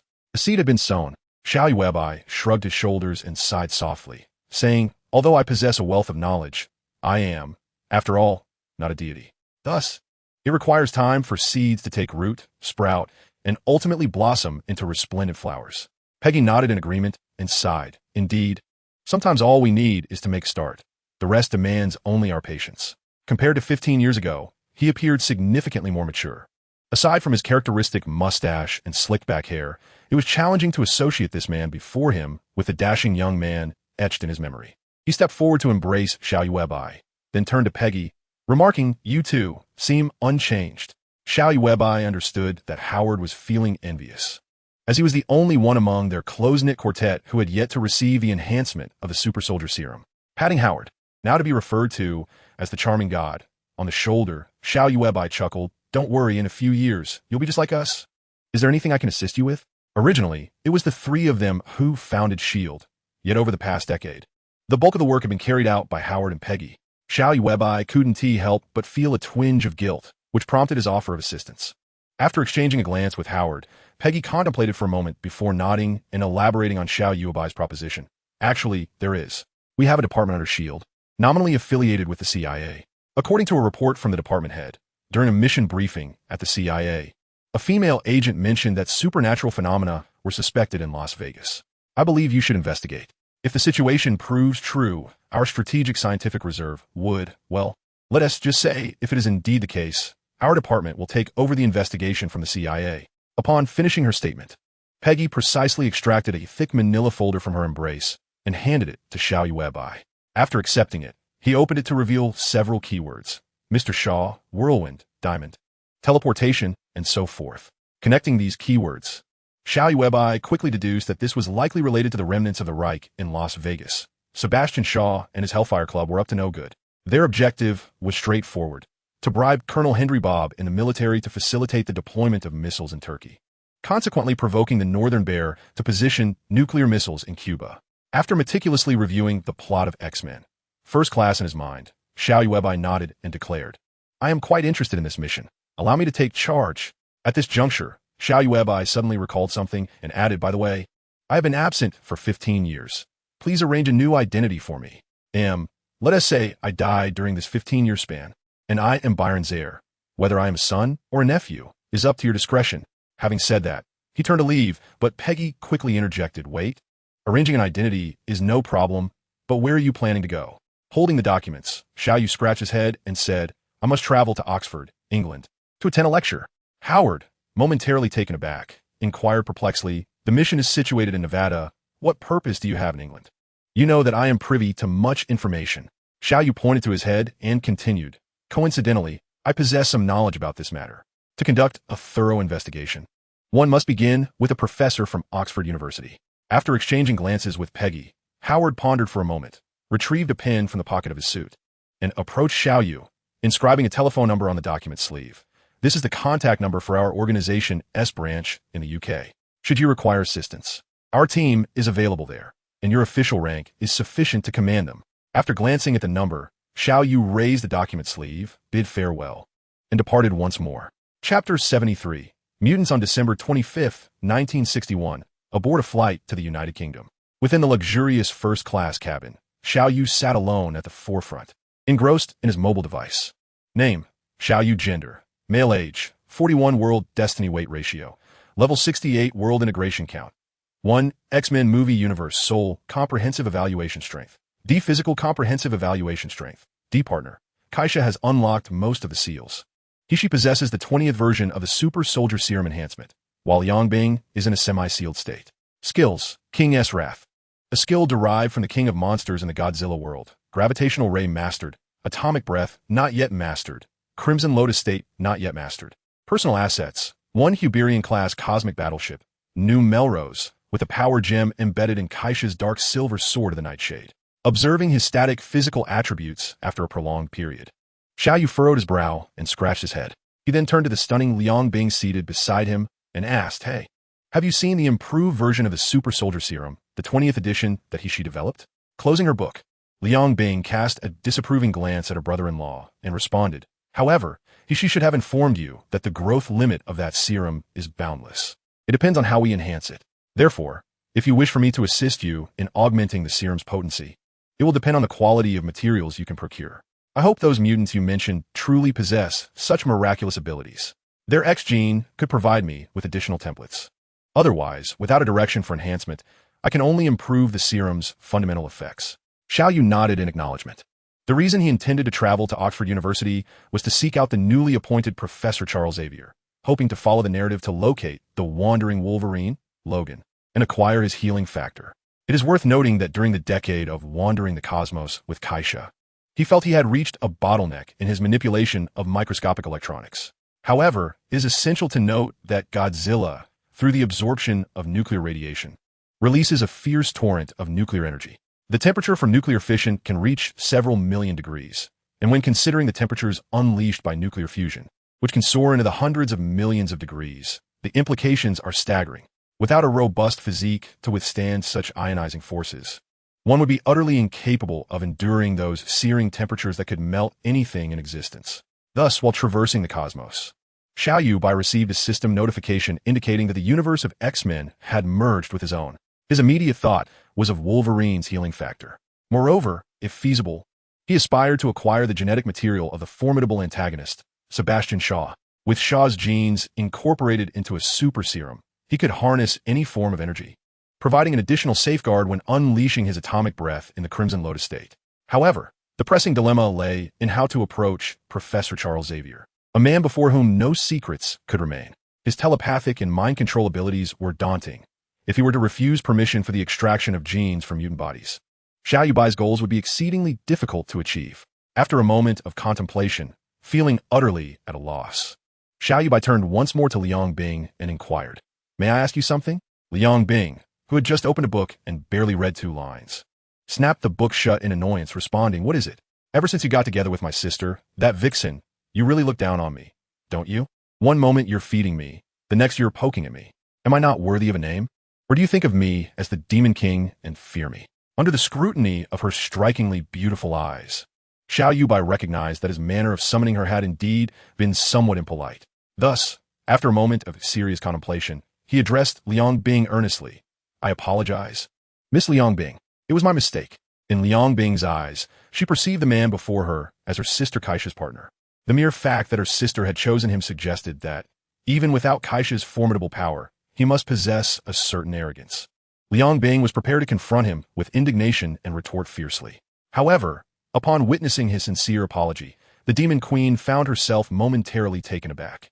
Xiao Yuebai, seemingly oblivious to the inner turmoil of the Demon Queen, assumed she had accepted his apology and pressed on.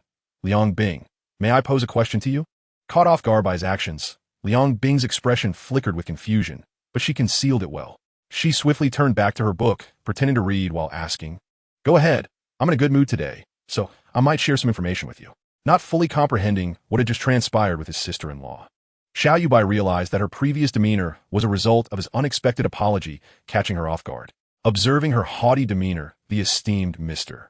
Xiao chose not to confront her directly, instead continuing with his inquiry, "I wish to ask, do you possess any means to prevent our memories and consciousness from being manipulated by others?"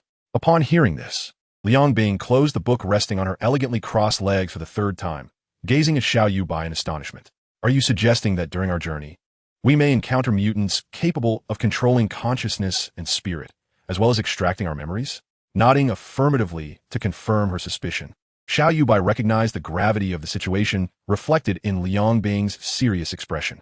After all, in this amalgamation of the X-Men cinematic universe with the MCU, aside from Peggy and Howard, only the Ancient One was privy to their origins from alternate realities. Should this knowledge fall into the hands of too many, the situation could become exceedingly unpredictable, a scenario neither Xiao Yuebai nor Liang Bing wished to witness. Thus, after considerable contemplation, Liang Bing shook her head. "This remains uncertain. I need to observe the other party, and I must construct a wave detector to ascertain how such mutants operate." In response, Xiao Yuebai nodded thoughtfully and suggested, "Upon our arrival in London, let us first attend the lecture on the promotion thesis. It would be ideal if you can make your observations there. If not, I know of another occasion where he will undoubtedly utilize his abilities, and you must remember to scrutinize carefully then." After hearing Xiao Yuebai's plan, Liang Bing silently nodded, only to suddenly recall something and added, "Before I devise a strategy, we must not attract the other's attention. As for you, I'm unaware of your secrets. However, I cannot allow them to probe too deeply. Otherwise, should the contents of my mind be unveiled, it could throw this universe into chaos." Chapter 74. Professor Charles Francis Xavier on September 7, 1962, in the public lecture hall of the University of Oxford, London.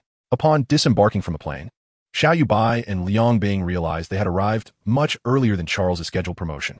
According to Xiao Yuebai's investigations, his promotion was set to occur 6 months hence.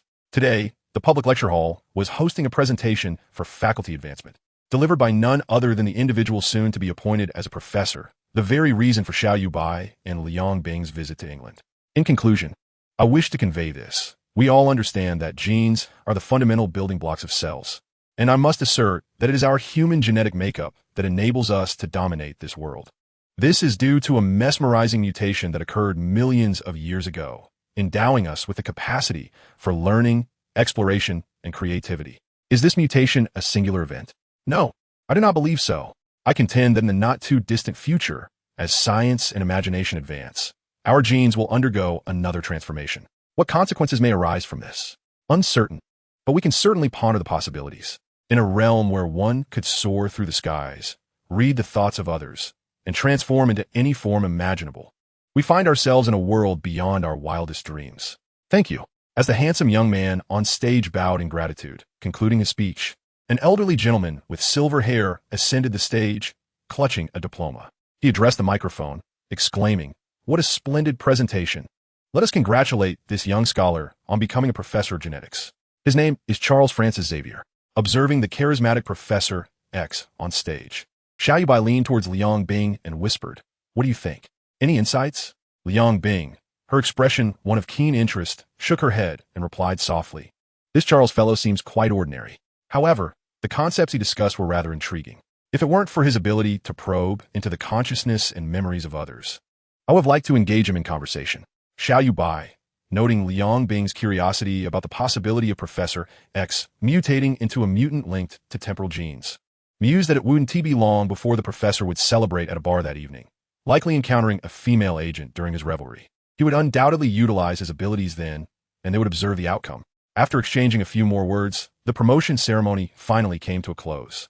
Liang Bing linked her arm with Xiao Yuebai's, both appearing as an ordinary couple. In the vibrant and open atmosphere of the university, a pair of young people walking together might seem somewhat conspicuous, whereas a couple would attract far less attention.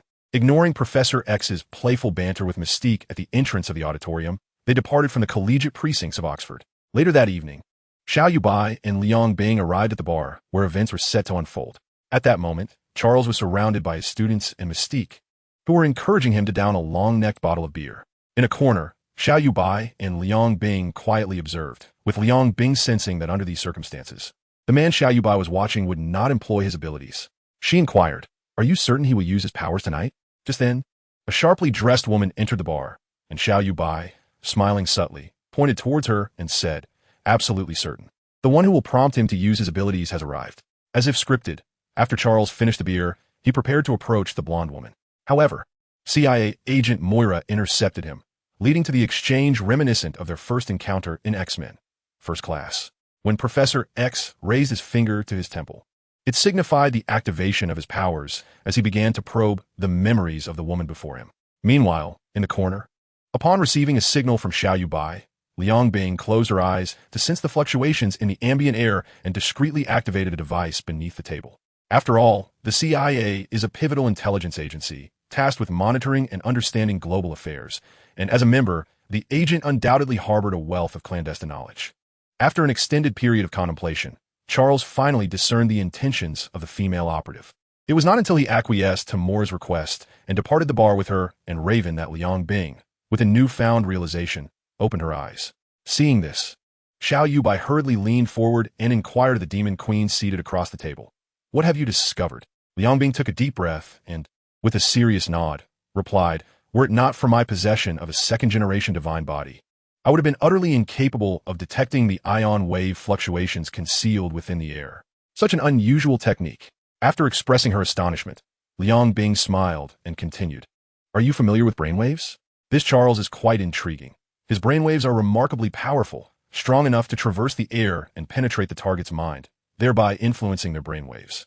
He achieves this by harmonizing the bioelectric frequencies within the target's brain, leading them to believe that their actions are self-motivated rather than controlled by an external force." Upon hearing this, Xiao Yuebai pondered for a moment and remarked, "What you describe sounds akin to a form of hypnosis transmitted through brainwaves. While reading someone's thoughts involves understanding the frequency of the brainwaves used during memory retrieval." Liang Bing snapped her fingers, gazing at Xiao Yuebai with a sense of pride. "Precisely." Encouraged by her affirmation, Xiao Yuebai further queried, "And what about you? Do you possess a solution?" "That's good." Xiao Yuebai smiled slightly at Liang Bing, and then rose from his seat, continuing, Liang Bing, upon hearing this, quickly interjected, "There's no need for such formality. I can accomplish it right here." "I know." Observing Liang Bing's demeanor, Xiao Yuebai sighed and retorted, "Sister, my primary objective is not him, but rather back home. Our main purpose in meeting him is to address his abilities. Otherwise, he will undoubtedly disrupt our future endeavors." "Oh." After listening to Xiao Yuebai's explanation, Liang Bing promptly stood and followed him out of the bar. Chapter 75. First Encounter, September 25, 1962, CIA Secret Research Base. Xiao Yuebai drove to this location and met the unnamed, rotund individual in charge, as depicted in the original narrative. "Byron Xiao, are you the one sent from headquarters to replace me?" This was the first inquiry from the plump man upon seeing the esteemed Xiao. After briefly displaying his fabricated level 10 official certificate, Xiao Yuebai smiled and nodded. "Indeed. Headquarters has assigned me to succeed you in investigating supernatural phenomena related to the CIA. Correctly, this CIA secret research facility is a facade for the S.H.I.E.L.D. organization operating under a department governed by the military's oversight of the CIA. After shaking hands with Xiao Yuebai, the man expressed his delight. It appears I shall no longer be regarded as an eccentric by those CIA fools who only believe in myths and legends. Releasing their handshake, Xiao Yuebai, somewhat resigned, responded, "There is little we can do. Despite widespread disbelief, our department is tasked with handling such matters." Indeed, after a careful examination, the portly manager inquired with utmost courtesy, "Since you have taken over, may I ask if there is anything I can assist you with?" After a moment of contemplation, Xiao Yuebai unexpectedly requested a pen and a notepad from a passing individual carrying documents. After jotting down a few lines, he handed the note to the rotund manager, stating, "I need you to communicate with headquarters and prepare an elite team. Once I give the command, you will be responsible for tracking a particular individual, but it is imperative that you do not disturb him." The manager's expression shifted to one of astonishment as he glanced at the paper in Xiao Yuebai's hand, suddenly realizing that it contained a series of numbers indicative of the internal ranking codes of the SHIELD agency. Typically, only officials ranked above level 10 possess such a code, while even the head of a department holds merely a level 7 status. Thus, the portly manager prudently memorized the code before tearing the note into pieces and stowing it away, affirming, "Understood, sir. I will find a way to dispose of the fragments.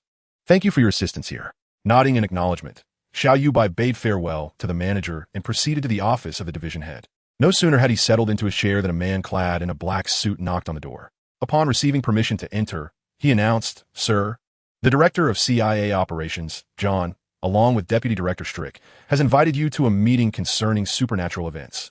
Xiao Yuebai nodded in recognition of the news. Once the agent departed his office, a peculiar smile crept across his lips. Indeed, there's a saying that timing is everything.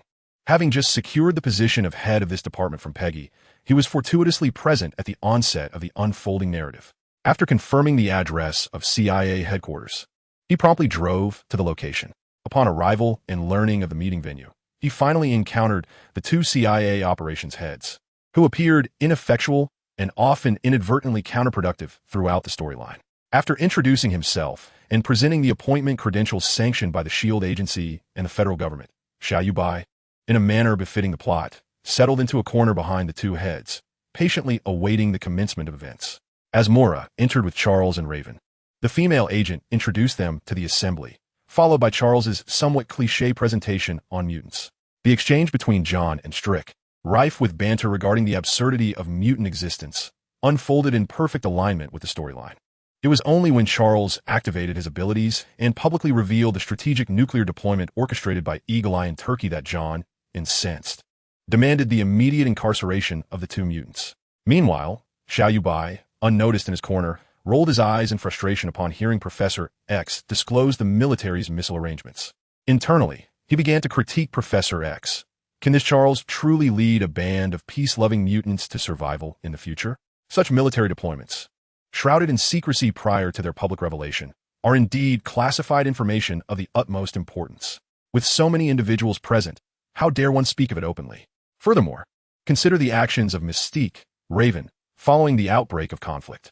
Of all forms to assume, why choose that a striker? Who is he, if not the deputy director of the CIA's operations division, a figure privy to numerous military secrets?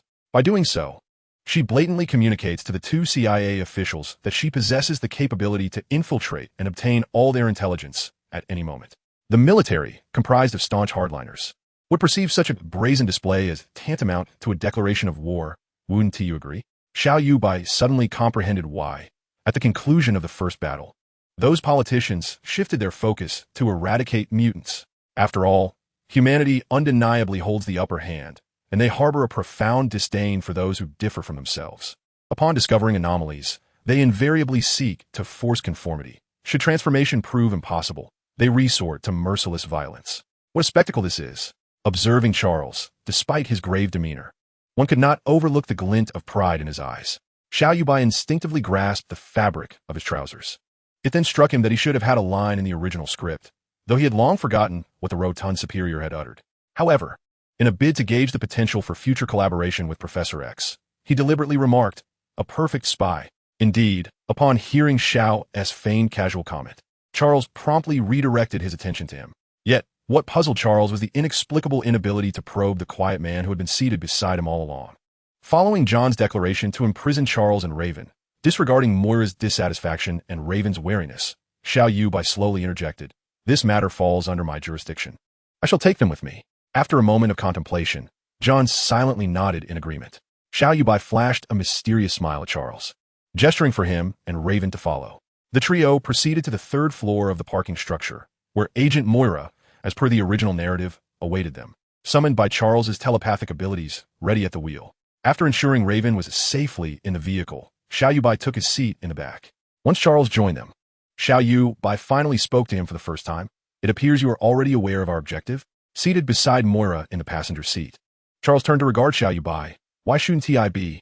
Raising a hand to forestall the professor's forthcoming inquiry, Xiao Yuebai wore a mysterious smile, saying, "Your conduct today has been rather impulsive. After all, we are in a government facility. Some knowledge is best kept unspoken, and probing deeper may not serve your interests well. I believe our immediate priority should be tracking Sebastian Shaw. If he escapes, locating him again will prove exceedingly challenging." Upon hearing Xiao Yuebai's words, Charles had no choice but to suppress the inquiries he wished to voice. Then, under the perplexed gazes of the two women, the female agent Moira ignited the engine and departed from the CIA headquarters. Chapter 76. The Acquisition of the Self-Healing Factor on October 2nd, 1963. At a clandestine CIA research facility, a week had elapsed since Charles and Xiao Yuebai had formally acquainted themselves. That evening unfolded as per the narrative, culminating in their target, Sebastian Shaw, escaping aboard a submarine alongside the White Queen, Emma Frost, and the Whirlwind. Additionally, that night, apart from meeting the future Magneto, Eric Lenscher, Xiao also uncovered Hank, who would eventually become the Beast, concealed within this secret research facility. Throughout the span of 7 days, Xiao Yuebai meticulously adhered to the role assigned to the corpulent head of the operation, refraining from intervening in any decisions concerning the mutants. However, this did not imply that he was devoid of possessions. Presently, before him lay a box containing several items: the hair of Mystique, Raven, along with shards of glass stained with his blood, remnants of an incident when Magneto inadvertently triggered one of Zhao's traps while pilfering documents from the research facility, and various genetic samples from other mutants. These items represented his objectives among this group, alongside blueprints for a brainwave amplifier devised by Hank, which had been retrofitted from radar technology. As for the cells and genes of Professor X, it was not a matter of disdain. Rather, Xiao recognized his limitations. In the X-Men cinematic universe, Charles had explicitly stated that to wield the power of telepathy, one must also endure the myriad emotions experienced by others throughout their lives. Delving into a person's memories meant momentarily becoming that individual, sharing in their lifelong torment, be it psychological or physical, a burden too formidable for Xiao Yuebai. Unlike Kaisa, He-Shi, and Liang Bing, who possessed lifespans spanning 30,000 years and hearts tempered to unyielding strength, he was merely an exceptionally robust, ordinary man. Thus, the prospect of Professor X's telepathic abilities was summarily dismissed from his considerations. As he closed the suitcase before him, Xiao Yuebai propped himself against the desk, gazing out at the white sphere that shrouded what was, in fact, the radar. The previous night, Eric, having gathered the secret files concerning Shaw, prepared to embark on an independent course of action. Xiao, concealed in the shadows, observed as Charles professed his affections to his lifelong friend, a relationship marked by love and conflict over the ensuing decades. Soon, Charles would arrive, at which point Xiao would apprise him of the brainwave amplifier. "Hey, Byron, I hear you were looking for me." Charles' voice preceded him, entering the room before he did. Xiao Yuebai smiled, gesturing toward the chair before his desk, inviting Charles to take a seat. Once settled, he pointed to the brainwave amplifier outside the window, stating, "Hank has transformed that radar into a signal transmitter, enhancing your brainwaves to amplify your perceptive abilities. We hope you can assist us in locating other mutants to join our cause." As Xiao Yuebai articulated his request in accordance with the original narrative, Charles fell into a contemplative silence. At that moment, Eric unexpectedly appeared at the office door, questioning what they do not wish to be found. Subsequently, in order to expedite the emergence of the mutants he sought, Xiao Yuebai reluctantly engaged in a negotiation with Eric, ultimately feigning resignation and acquiescing to the demands of Eric and Charles. The ensuing moments became Charles's solitary performance. Having adapted to the cerebral wave intensifier that augmented his abilities, he commenced the mission of recruiting mutants. Among those he discovered, there was Angel, who possessed 2 pairs of dragonfly wings capable of emitting high-temperature acidic projectiles, Darwin, who could thrive in any environment, Sonic, who could unleash ultrasonic waves, and the Ravager, who could emit red lasers. All were summoned to the CIA's clandestine research facility overseen by Xiao Yuebai. From the building across the way, observing the children pondering over what code names they might adopt, Xiao Yuebai understood that Charles and Eric's next target would be none other than his objective, Wolverine, Logan Howlett. With a peculiar smile curling at the corners of his lips, Xiao Yuebai stepped away from the window and approached the telephone at his desk, picking up the receiver and dialing a series of numbers. Upon the call being answered, he issued his orders with an impassive demeanor. Commence action, and remember, it is imperative that the target remains unaware. In a tavern in Edmonton, Canada, Charles and Xavier entered side by side, approaching a middle-aged man with a bushy beard. Smoking a cigar, they commenced their self-introduction. Pardon the intrusion, I am Eric Lenshare. Charles Xavier. Wolverine, adhering to the script, uttered a few words. After silently employing his abilities, Charles confirmed that the man before them was entirely oblivious to their conversation. He exchanged a knowing glance with his close friend, and they discreetly exited the bar. Wolverine, somewhat perplexed, glanced back at the 2 who had just departed, inwardly musing. Who were those 2? Unable to comprehend the encounter, he shrugged off the incident and finished his whiskey, signaling the bartender for another glass. Nearby, a man who had just finished his drink raised his hand to indicate he too wanted a refill and then turned to Wolverine, inquiring, what were those 2 about? Perhaps due to Canada's vastness and sparse population, individuals often go long stretches without encountering others. Thus, when they find kindred spirits in the city, they're inclined to engage in conversation. Who cares? If they disturb my drinking, I'll shove them up their own rear ends. After this declaration, the 2 men erupted into boisterous laughter. Time flies, and before long, Logan felt that his moment of relaxation was drawing to a close. He had thoroughly enjoyed the afternoon conversing with his drinking companion. After exchanging a brief gesture with the stranger, the lone wolf turned and exited the bar. As he traversed 2 streets, he suddenly encountered a woman walking toward him, engrossed in her books. Having just experienced a pleasant afternoon, Logan paid her little mind until they collided with considerable force, causing him to feel a sharp pain in his arm. It was only upon hearing her hurried apologies that he realized the person he had bumped into was indeed a woman. After she crossed 3 intersections, she entered a vehicle and retrieved a blood-stained dagger from her sleeve. The driver produced a clean plastic bag and carefully wrapped the dagger before the car set off. Entering the underground garage of a building, the woman cautiously tucked the wrapped dagger into her coat and followed the driver upstairs, where she picked up the phone and dialed a series of numbers. The goods were secured. She awaited her superior's orders. After a considerable pause, instructions were relayed. Depart immediately for New York in Eagle Sauce Country. Locate the Kaisha building, find Liang Bing, and deliver the items. The one issuing the orders was none other than Xiao Yuebai from the CIA's clandestine research facility. Chapter 77. Faking death to escape following a strategic meeting with Moira and 2 ministers from the CIA's operations division regarding the imminent capture of the Black Emperor in North Bear Country. Consensus was finally achieved on the use of mutants to confront Sebastian. Upon returning to his office, Xiao Yuebai stood behind the floor-to-ceiling window, surveying the chaos below, where Charles and Eric looked on with disappointment at the recruits.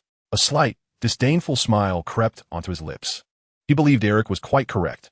These young mutants had no inkling of the challenges that lay ahead. As Eric, Charles, and the female agent Moira departed, Xiao Yuebai understood that they were heading to North Bear Country in search of Zhao's whereabouts. However, aside from the White Queen, Emma, they would find nothing of substance. His current priority was to devise a plan to procure Emma from the CIA. After all, lacking telepathic abilities himself, he required a capable partner endowed with such gifts. Thus, it became evident that the White Queen, Emma, was the most coveted asset for Xiao Yuebai. Of course, even if her abilities were unnecessary, having her close by would be a visual delight. As these thoughts crossed his mind, he chuckled softly, though a wave of guilt washed over him as he thought of his beloved wife, Kaisha, tirelessly traversing the cosmos to rebuild her race. Consequently, the astute boss promptly concluded his musings and picked up the phone, dialing a familiar number with practiced ease. Moments later, Liang Bing's voice resonated through the receiver. Hello. What do you want from me? The familiar, fierce tone dispelled any lingering guilt from Xiao Yuebai's mind. How is your research progressing? I have acquired the gene responsible for the self-healing factor and have already arranged for it to be sent to you. In response to the inquiries of my rather frugal brother-in-law, Liang Bing reluctantly remarked, there are no results for the time being. Just wait.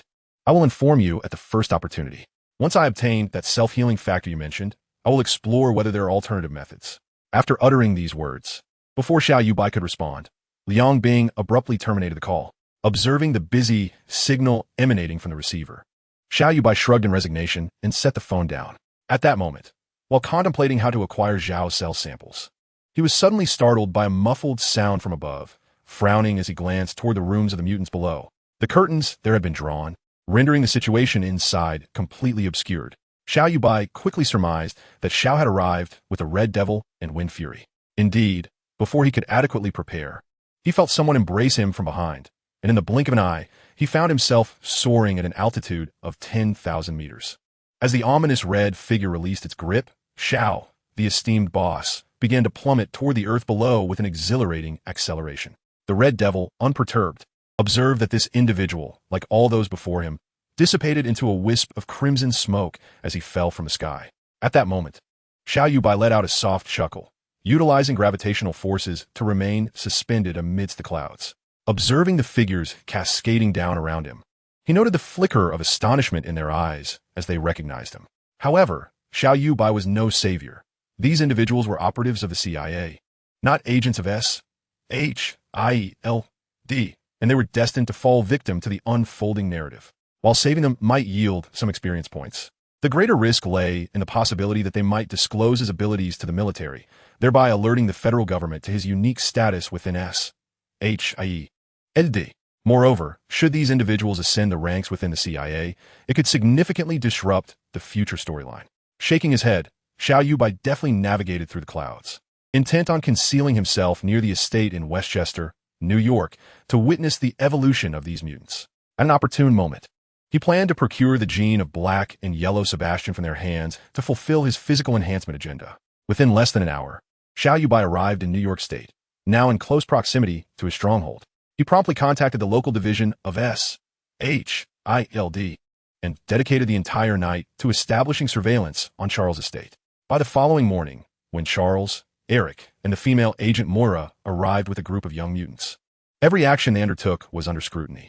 The objective was to meticulously gather data on their abilities, archive the findings, and relay them to the Washington headquarters, instructing the authorities to compile the X-files to store the capabilities of these mutants.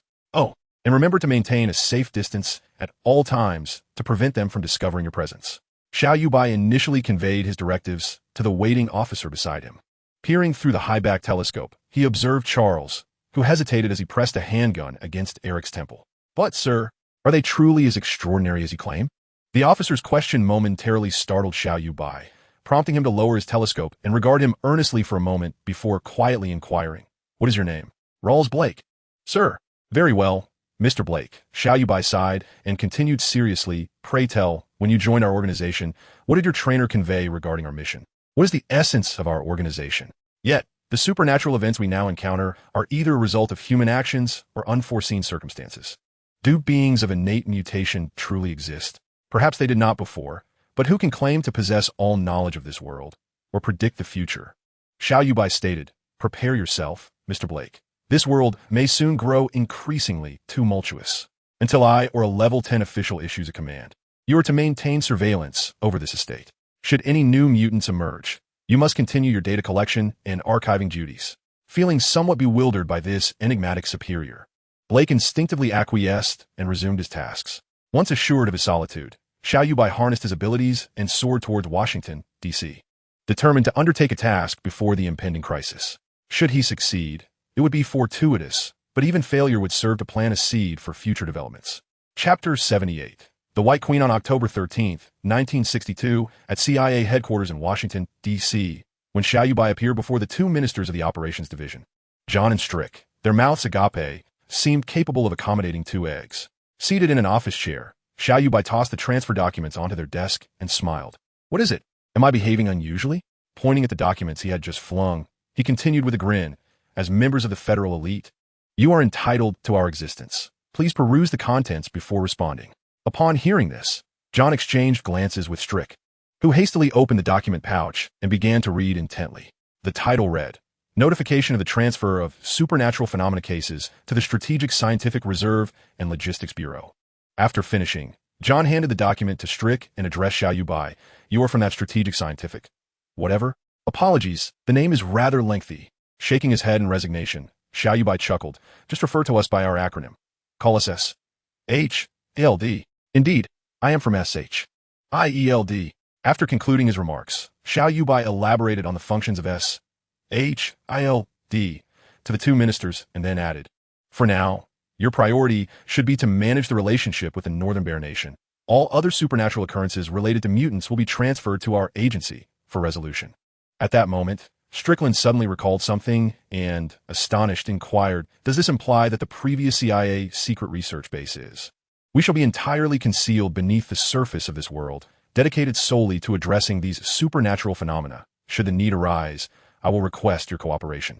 Observing the ministers exchange incredulous glances, Xiao Yuebai spoke again. Might I have the opportunity to meet that woman? They were compelled to surrender the individual they had apprehended to this organization they had never heard of before. Accompanying the ministers to the interrogation room, Xiao Yuebai noticed workers replacing a shattered pane of glass, the previous one marred by a large, circular hole. He recognized that it had been created by the White Queen, Emma, using her diamond form. With a gentle smile, he addressed the two ministers. Thank you both for your cooperation. I have some inquiries for this woman. It would be rather inconvenient for you to remain here. Might you provide me with some assistance? John and Strickland instantly felt an urge to explode in outrage. They were to relinquish a CIA detainee and vacate a CIA facility, all while being asked to leave by someone of Xiao Yuebai's stature. Yet, these thoughts remained unvoiced. For these politicians dared not offend a figure of such considerable influence, one capable of uniting three departments in issuing directives, a power beyond their comprehension. Once the ministers departed with the installation crew, Xiao Yuebai entered the chamber where the White Queen was detained. At that moment, Emma, who had been reclining on the bed, abruptly sat up. Quietly observing the impeccably dressed man before her, she attempted to harness her abilities to discern his origins. To her astonishment, she found that her telepathy was utterly ineffective against him. She could not even gauge the most basic emotions of joy, anger, sorrow, or pleasure. What's the matter? Are you puzzled because my presence renders your abilities useless? Xiao Yuebai remarked playfully, studying Emma's striking features. He pulled a table closer and placed it before her, then casually took a seat on a chair. After adjusting his earphones, he continued with a smile. Actually, I share your surname, Xiao, though it differs from the one you know. My lineage stems from the Xiaos of Huaxia, contrasting significantly with the Aryan surname you are familiar with. He prefers wearing a helmet, whereas I favor earphones. Yet we achieve the same effect, do we not? You are acquainted with Charles, the telepath with whom you once shared a distant encounter. When I wear these earphones, even he cannot discern my thoughts. Noticing Emma's continued silence, Xiao Yuebai suddenly adopted a different tone, cheerfully stating, Oh, by the way, I hear you have the ability to transform into a diamond form. Could you demonstrate that for me? If I could acquire a few fragments, I believe they would fetch a considerable sum. In this contemporary era, Xiao Yuebai, with a flippant tone, remarked that discussing a woman's body is an egregious affront to femininity. As anticipated by the astute Xiao, Emma's emotions surged. Suddenly, a pristine arm transformed into a translucent entity, darting straight towards Xiao Yuebai's heart. Should Emma succeed in her endeavor, he believed that this exquisite arm could easily pierce through his heart. Yet that was precisely the effect he desired. With her fury reaching its zenith, Emma had barely taken 2 steps when she felt as though her body had been burdened by a weight of several tons, collapsing to the ground, unable to rise. Meanwhile, Xiao Yuebai squatted before her, intrigued, lifting the delicate visage of the White Queen and playfully remarked, The X gene is indeed remarkable. As Xiao said, You are simply the most wondrous thing in this world. Upon hearing the mention of Xiao from this man, Emma's fury intensified, and she struggled to rise from the ground. Yet, even if she transformed her entire being into diamonds, she could not alter her current predicament. Gravity, what an astonishing force. From behind the half-installed glass, Xiao Yuebai discovered a bottle of whiskey. Chuckling as he approached to retrieve it along with 2 glasses, then seated himself to pour a drink. He gently swirled it before taking small sips, then feigned surprise at having someone sprawled at his feet, addressing Emma. You know, the reason humanity thrives on this great sphere is due to the gravity beneath us. The warmth of the sun and the brilliance of the stars are all thanks to this very force. So, tell me, with the Earth's gravitational pull on you increased tenfold, what are your thoughts? Do you have something to share with me? Gazing at the nonchalant man before her, Emma struggled once more and, with great effort, uttered, Let me go, what do you want from me? With a snap of his fingers, Xiao Yuebai gestured toward the chair opposite him, pouring another glass of whiskey and setting it before her. Once Emma was seated, he casually stated, "Nothing much. I simply feel that as the president of Angel Biotech, I am in need of a secretary, and I believe you would be quite suitable. What do you think? Are you interested? You are Byron Xiao?" Emma paused, astonished as she looked at Xiao Yuebai.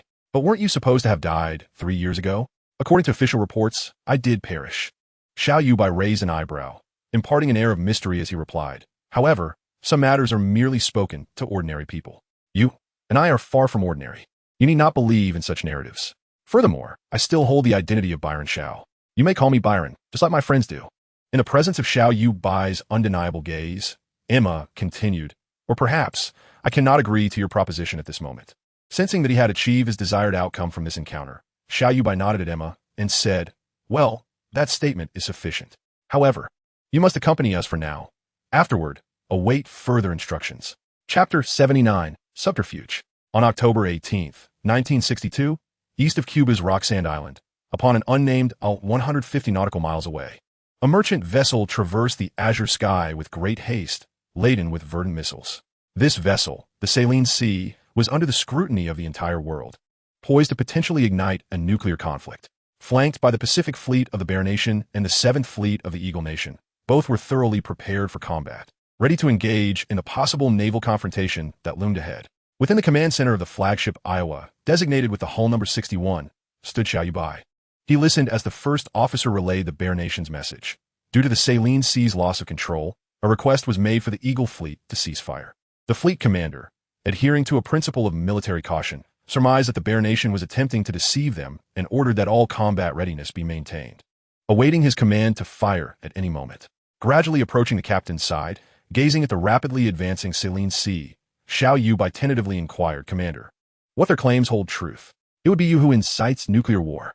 The countdown was interrupted as the commander set aside his telescope, scrutinizing the unprotected Asian man before him, and replied earnestly, "I fail to comprehend why the Navy Department permitted someone like you to follow us into battle without heeding any orders. However, I believe it is I who holds authority here, is it not?" At that moment, from a distant missile cruiser within the Bear Nation fleet, a Tomahawk missile was suddenly launched. Turning away from the bridge, Xiao Yuebai remarked, "You are indeed correct. It appears this war shall not unfold, and your countdown may cease." Boom! Meanwhile, our esteemed Xiao had ascended to the command center of the Iowa, ensuring no one was observing him before harnessing gravitational energy to leap swiftly into the azure sky above, quietly floating on the clouds. Gazing down at the all-black Blackbird aircraft, sound waves erupted from its cargo bay before swiftly plunging into the sea. Xiao Yuebai tilted his head with a smile and then soared toward the distant shore. Once he penetrated the dense foliage, he perched upon a lofty branch, peering through the gaps to observe the ocean below. Magneto, Eric, stood upon the Blackbird's front landing gear, extracting the submarine piloted by Sebastian Shaw, hidden in the depths of the sea. The vibrant sunlight illuminated the silver exterior of the submarine, its gleaming surface seemingly attesting to the marvel wrought by mutants. "Absolutely magnificent," Xiao Yuebai exclaimed, leaning against the stout trunk beside him. As the narrative progressed, a raging tempest unleashed a formidable tornado, disrupting Hank's piloting of the Blackbird while both submarine and aircraft began their descent toward the coastline. As the submarine hovered just before its descent, Xiao Yuebai ascended into the air, radiant gravitational rays erupting from his 10 fingertips, directed towards the vessel. While floating backward, he deftly maneuvered the submarine into the depths of the forest, where countless sturdy trees were crushed beneath its immense bulk. With a force that could shatter the very roots of nature, the submarine glided approximately 5 meters deeper into the woodland narrative. Meanwhile, Charles and Eric remained oblivious to Zhao's actions, preoccupied with safeguarding themselves from the plane's crash. Peeking just above the submarine, Xiao Yuebai noted that he had not drawn any attention. He swiftly slipped into the chaos for where the gusts of wind had recently emerged, concealing himself in the shadows. He hesitated to enter immediately for 2 reasons. First, he was uncertain if he could match Xiao, whose ability to absorb energy rendered gravitational forces within his realm of control. This realization meant that he and Charles would inevitably part ways, a scenario Xiao Yuebai was keen to avoid. Should they become aware of his presence, these 2 allies, upon discovering the existence of SHIELD and individuals like himself, would undoubtedly join forces for self-preservation. creating a united front of mutants, an outcome Xiao Yuebai did not desire. As soon as Xiao Yuebai concealed himself, he heard the creaking from the opposite side of the submarine. It was the unmistakable sound of Magneto, Eric, tearing through the submarine's hull, signaling that Eric was poised to exact his vengeance. Although Xiao Yuebai could not witness the ensuing events, he was certain they would unfold in accordance with the narrative of X-Men. First Class. Under Charles's obstruction, Eric pierced Sebastian Shaw's head with the Führer's coin, fulfilling one of his lifelong ambitions. Today we cease our infighting, echoed Eric's voice amidst the sound of tearing steel, prompting Xiao Yuebai to realize that it was his moment to act. After lingering in the submarine's corridor, he soon encountered a familiar sight, traversing the cockpit into Shaw's chamber, leading to the reactor room housing nuclear fuel rods. After a meticulous search, he discovered the blood-stained Führer's coin, with tweezers drawn from his pocket. He carefully lifted the object from the ground and placed it into a prepared sterile bag. Countless projectiles and missiles, trailing long tails of fire, appeared to come to an abrupt halt above the beach, akin to a vehicle that had suddenly slammed on the brakes. Without warning, they veered around, hurtling back towards the fleet at a rapid pace. Amongst the throng of missiles, a few plummeted into the ocean below, yet their speed towards the fleet never waned. Ultimately, amidst the atmosphere of despair enveloping the fleet, all projectiles and missiles, as per the narrative, descended into the sea. However, everyone, including Xiao Yuebai, had relaxed prematurely. Amidst the falling bombs and missiles, a Tomahawk missile suddenly surged upwards and swiftly flew towards the sea between the USS Iowa and the flagship of the Northern Bear Nation. Only Xiao Yuebai regained his composure in that instant. He realized that it was his decision to retract the submarine that had altered the course of events. Ignoring his current position, he leaped onto the deck of the Iowa, propelled by the yellow currents coursing through his body. With a sudden motion, 5 robust bolts of lightning erupted forth, detonating the missile at a height of over 20 meters from the two vessels. The fleets of both nations stood in stunned silence for several seconds before erupting into cheers. Meanwhile, Xiao Yuebai was lost in self-reproach. Reflecting to himself, it seems that unless absolutely necessary, I must never alter the narrative again. Chapter 8. Another secretary on November 16, 1962. In the capital of the Eagle Nation, Washington, D.C., at the headquarters of the SHIELD Bureau in the Baydell Building. In an interrogation room on the 165th floor, Xiao Yuebai sat with Peggy, who was adorned in middle-aged makeup, gazing across at the White Queen, Emma. So, you wish to have her as your secretary? Peggy awkwardly glanced at Xiao Yuebai while observing Emma's adorably rapid blinking. At that moment, Xiao, the big boss, feigned an expression of being utterly charmed and replied to Peggy, "What's the matter?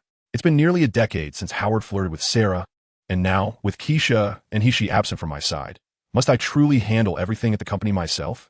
Surely it can't be her." Peggy, with a somewhat exaggerated demeanor, urged Xiao once more. "You must understand, this woman previously followed Shaw and aimed to instigate a global nuclear war." "Ah, I am aware."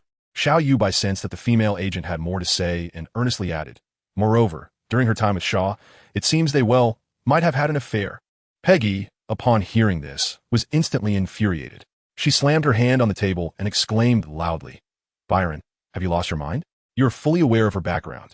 Do you still want her to be your office secretary?" Just then, the door to the interrogation room creaked open, and Howard stepped inside. Observing the bickering friends, he boldly interjected, "Hey, Peggy, if you think it unwise for Byron to oversee Emma, how about I take on that role?"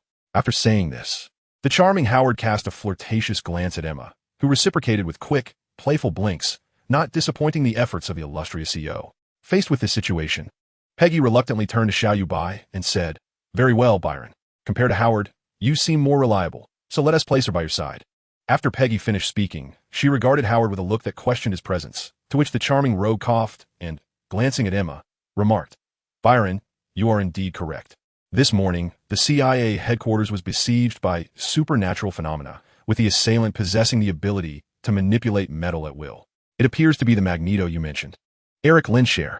In the astonished gaze of the other 3 individuals in the room, Xiao Yuebai suddenly sat up and innocently explained, "Why do you look at me like that? It's quite an obvious conclusion. Isn't it? He just had a falling out with his close friend over differing ideologies. So naturally, he would seek to recruit allies against us and his former companion. With a telepath by his side, everything becomes exceedingly convenient. After all, Magneto is no fool." At this point, Xiao Yuebai suddenly pointed at Emma and continued, "Why would he seek out others when he has such a capable telepath available? He would undoubtedly approach her first. Will you truly not hand me over to anyone else and guarantee my safety? Emma, who had remained silent until now, finally spoke. Why not? Observing Emma's growing interest, Xiao Yuebai transformed into a metaphorical grandmother figure, enticingly stating, "First, your abilities are remarkable. Whether at HLD, or within my company, we would greatly benefit from your assistance. Unlike others, we are an officially recognized organization operating discreetly beneath the surface of the world, fully capable of ensuring your protection. Thirdly, and most importantly, you are beautiful. You possess charm. Thus, you deserve another opportunity. Trust us, in my company, you would officially serve as my secretary, while privately assisting HLD with mutant affairs. This arrangement would not only help conceal your identity as a mutant, protecting you from harassment by ordinary humans, but would also allow you to live openly and freely." What a bargain.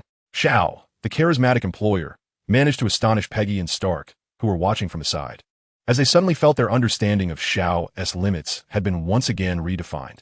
However, they were even more surprised when Emma, after a moment of contemplation, nodded in agreement. "I can join you, but I have one condition." Upon hearing this, expressions of realization that things were not as simple as they seemed appeared on Peggy and Howard's faces. Just as they were about to press Emma for her demands, Xiao, without a moment's hesitation, declared, "I agree. I know exactly what condition you wish to propose." Byron. Xiao's thoughtless promise finally provoked the ire of his friends, Peggy and Howard, who simultaneously shouted his English name in frustration. Don't be angry."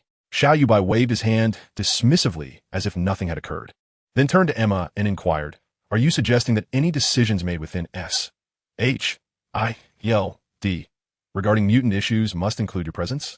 Moreover, that you would oversee the management and training of all mutant personnel under SHIELD?"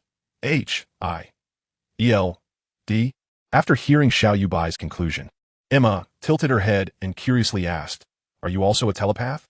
This almost certain remark truly left Peggy and Howard in awe of Xiao's analytical prowess. Fortunately, they did not, like Emma, mistakenly believe that Xiao Yuebai was a mutant. Thus, Peggy furrowed her brow and inquired, "Have you deduced this again? Have you not reviewed Emma's dossier? Emma Frost, born into a prosperous family, and, considering your first love was your tutor, I sense you have quite the affinity for teaching, judging by her interactions over the years aside from Xiao." After speaking, Xiao Yuebai abruptly turned to Emma, flashed a mysterious smile, and asked, "Am I correct?" Upon Emma's affirmation, Xiao Yuebai leaned back against his chair and addressed Peggy and Howard. "What do you think? Any further questions?" The debonair Howard initially shook his head, but after a moment's contemplation, he queried, "If we were to involve her in SHLD's affairs regarding mutants, should we not assign her status? What level should it be?" Upon hearing this, Xiao Yuebai concurred that Emma should indeed be given a SHIELD identity and directed his gaze towards Peggy. After careful consideration, the agent raised her head and said to Emma, "Since both of them believe it is essential for you to join us, I hereby approve your membership as the head of the Strategic Scientific Reserves Operations Division, with a level 55 official status, and grant you a level 9 official title." After Peggy's declaration, she instructed Xiao Yuebai and Howard, "Tomorrow, I will draft a proposal for the establishment of a department dedicated to handling mutant affairs within our organization, which will require both of your signatures. Once the department is established, Emma will serve as the head, and as for staffing, we will allocate some personnel, while the remainder will be for Emma to recruit." Peggy's proposal quickly garnered unanimous agreement from the other three in the interrogation room. Thus, Emma, once an accomplice captured by the CIA, transformed into the head of the Mutant Affairs Division within SHIELD, while also serving as Zhao's secretary. Chapter 81. Enhancement Program on November 31st, 1962, atop the Kesha Building in Manhattan, New York. As the elevator doors for the president opened, Xiao Yuebai introduced the uppermost private space belonging to him and his associates to the White Queen, Emma, who followed closely behind. After examining the surroundings clad in white leather, Emma teased, "So, wealthy individuals like you truly evoke envy. Ordinary people cannot fathom the extravagance of your lifestyle. Your statement is rather peculiar. It sounds as if you did not hail from a wealthy family. Just look at that white leather ensemble. Surely, it isn't from a bargain bin?" At that moment, another elevator door on the top floor opened, and the coolly dressed Liang Bing stepped out. Upon spotting Xiao Yuebai and Emma, she paused momentarily, then, pointing at Emma in her white attire, hesitantly asked, "Who is this? She can't possibly be one of Kesha's sycophants, can she?" "Mind your manners." Xiao Yuebai chided Liang Bing with a furrowed brow, then proceeded to introduce the female demon. This is Emma, possessing similar abilities to that Charles. She is now under my employment as my secretary. Excuse me? Upon hearing this, Liang Bing widened her mouth in confusion and then asked her inexpensive brother-in-law, is there yet another person capable of peering into the depths of one's soul? How many such individuals exist in this world? Extending 2 fingers, Xiao Yuebai, somewhat embarrassed, clarified, currently there are only 2, and you've already met them. With a slight pout, Liang Bing indicated her understanding and prepared to lower her head and depart. Observing this, Xiao Yuebai hurriedly called out to her, hey, by the way, how is your research on those blood samples progressing? At this, Liang Bing halted her steps and replied with a tone of resignation.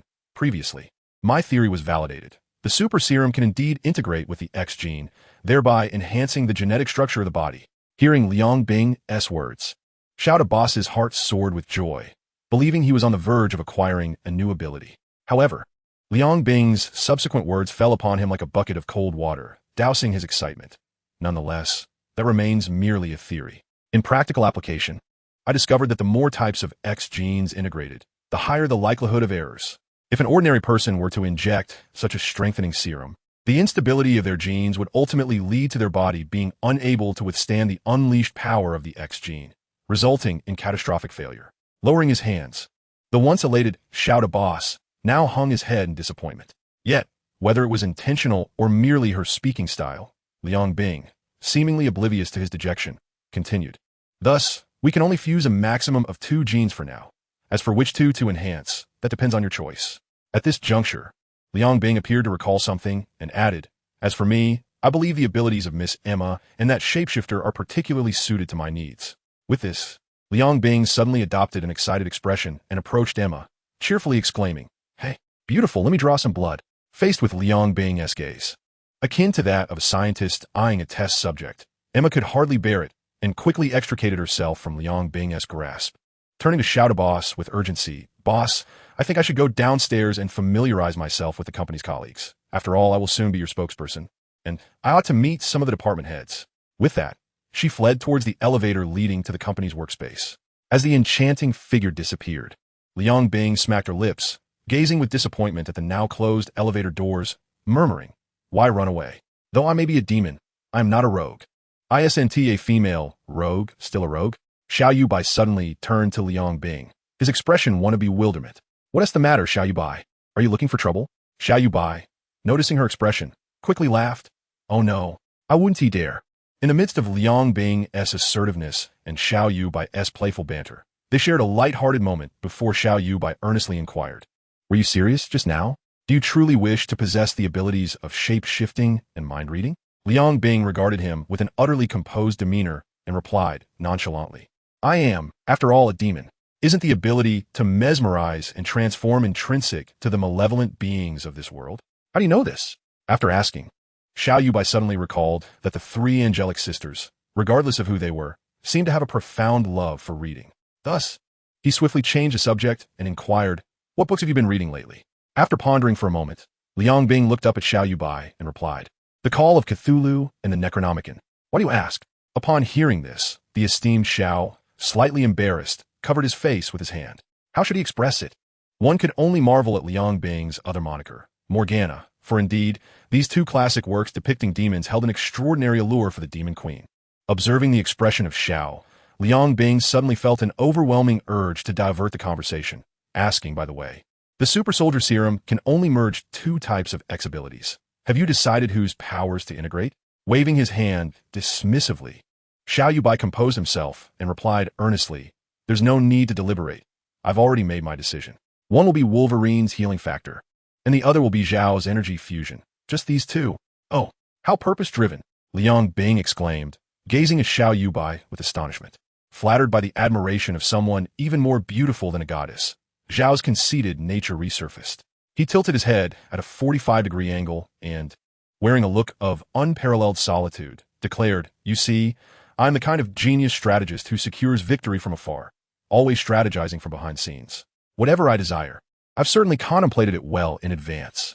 Rolling her eyes at him, Liang Bing retorted dismissively, please, if you're going to act this way, just because I called you out on your weight, you might as well float away. If it weren't for my sister insisting I assist you, I would have long since abandoned you. Seeing that the female demon was not cooperating in the slightest, Xiao Yuebai resigned himself to ending his self-indulgent reverie, adopting a more conciliatory demeanor as he asked, "Oh, the stunningly formidable Miss Liangbing. Might I inquire when I can enhance my new custom super soldier serum?"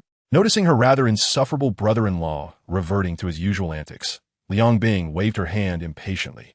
"Just wait over there. It will be ready in a few days. Miss Liangbing, I shall await your good news with great anticipation. Get lost. You're utterly repulsive. Please. No. Go away." Chapter 82. Super Soldier Serum version 40 December 8th, 1962, on the top floor of Kaisha Building, Xiao Yuebai's office. "Boss, here is the additional order from the military for this month." Emma, donned in a white work uniform, placed a document on Xiao Yuebai's desk. Having grown accustomed to her role, Emma looked at Xiao with an expression akin to that of observing a monster and said, "Boss, do you not know that the Eagle Nation is currently at war with the Monkey Kingdom in the east?" "What?" Upon seeing Emma's incredulous gaze, Xiao Yuebai finally recalled that during his time in space, due to the Cold War between the Eagle Nation and the Northern Bear, a conflict had erupted in Southeast Asia. "Please inform the sales department that we shall no longer accept additional orders from the military during times of war, including the current order. Subsequently, reach out to our affluent anti-war clients and offer them a discount of 20%. Furthermore, instruct the production department to reduce the supply to the military by 30% starting next month." Emma appeared increasingly puzzled. She could not comprehend why her superior had suddenly lost his temper, so she cautiously inquired, "Why? Isn't this an opportunity for us to profit?" Xiao Yuebai shook his head, and after careful consideration, he replied, "This is an unjust war, and we have no obligation to become their accomplices. Moreover, I believe that by taking this stance, we can cultivate a favorable reputation in the future. It is likely that, before long, the true nature of this war will be recognized, leading to a surge of anti-war sentiment among the civilians." Observing Zhao's clear and logical analysis, Emma felt a flicker of doubt. Perhaps her superior's assertions held some truth.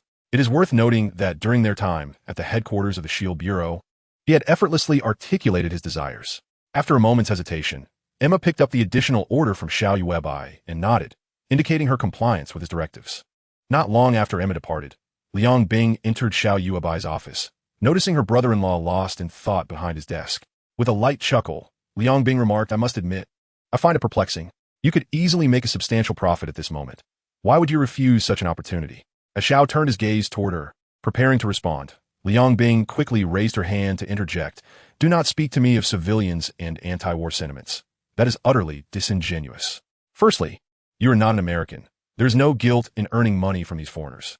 As for the prospect of gaining a good reputation through future anti-war sentiments, do not bother me with such notions. You are one of the most influential capitalists in this country. Would you truly care for the opinions of the common people?" Seeing Liangbing reclining with her arms crossed, observing him with a bemused expression, Xiao Yuebai suddenly realized that these immortal beings possess a keen insight into matters. After a moment of silence, he finally spoke candidly. "You have interacted with Rose and are aware of the nature of our compatriots. Of course, I do not mean to disparage our Chinese people. On the contrary, I take great pride in it. Now that I hold power and influence in the United States, I feel compelled to contribute to my homeland. Only by doing so can I align with my values and find some semblance of peace within myself."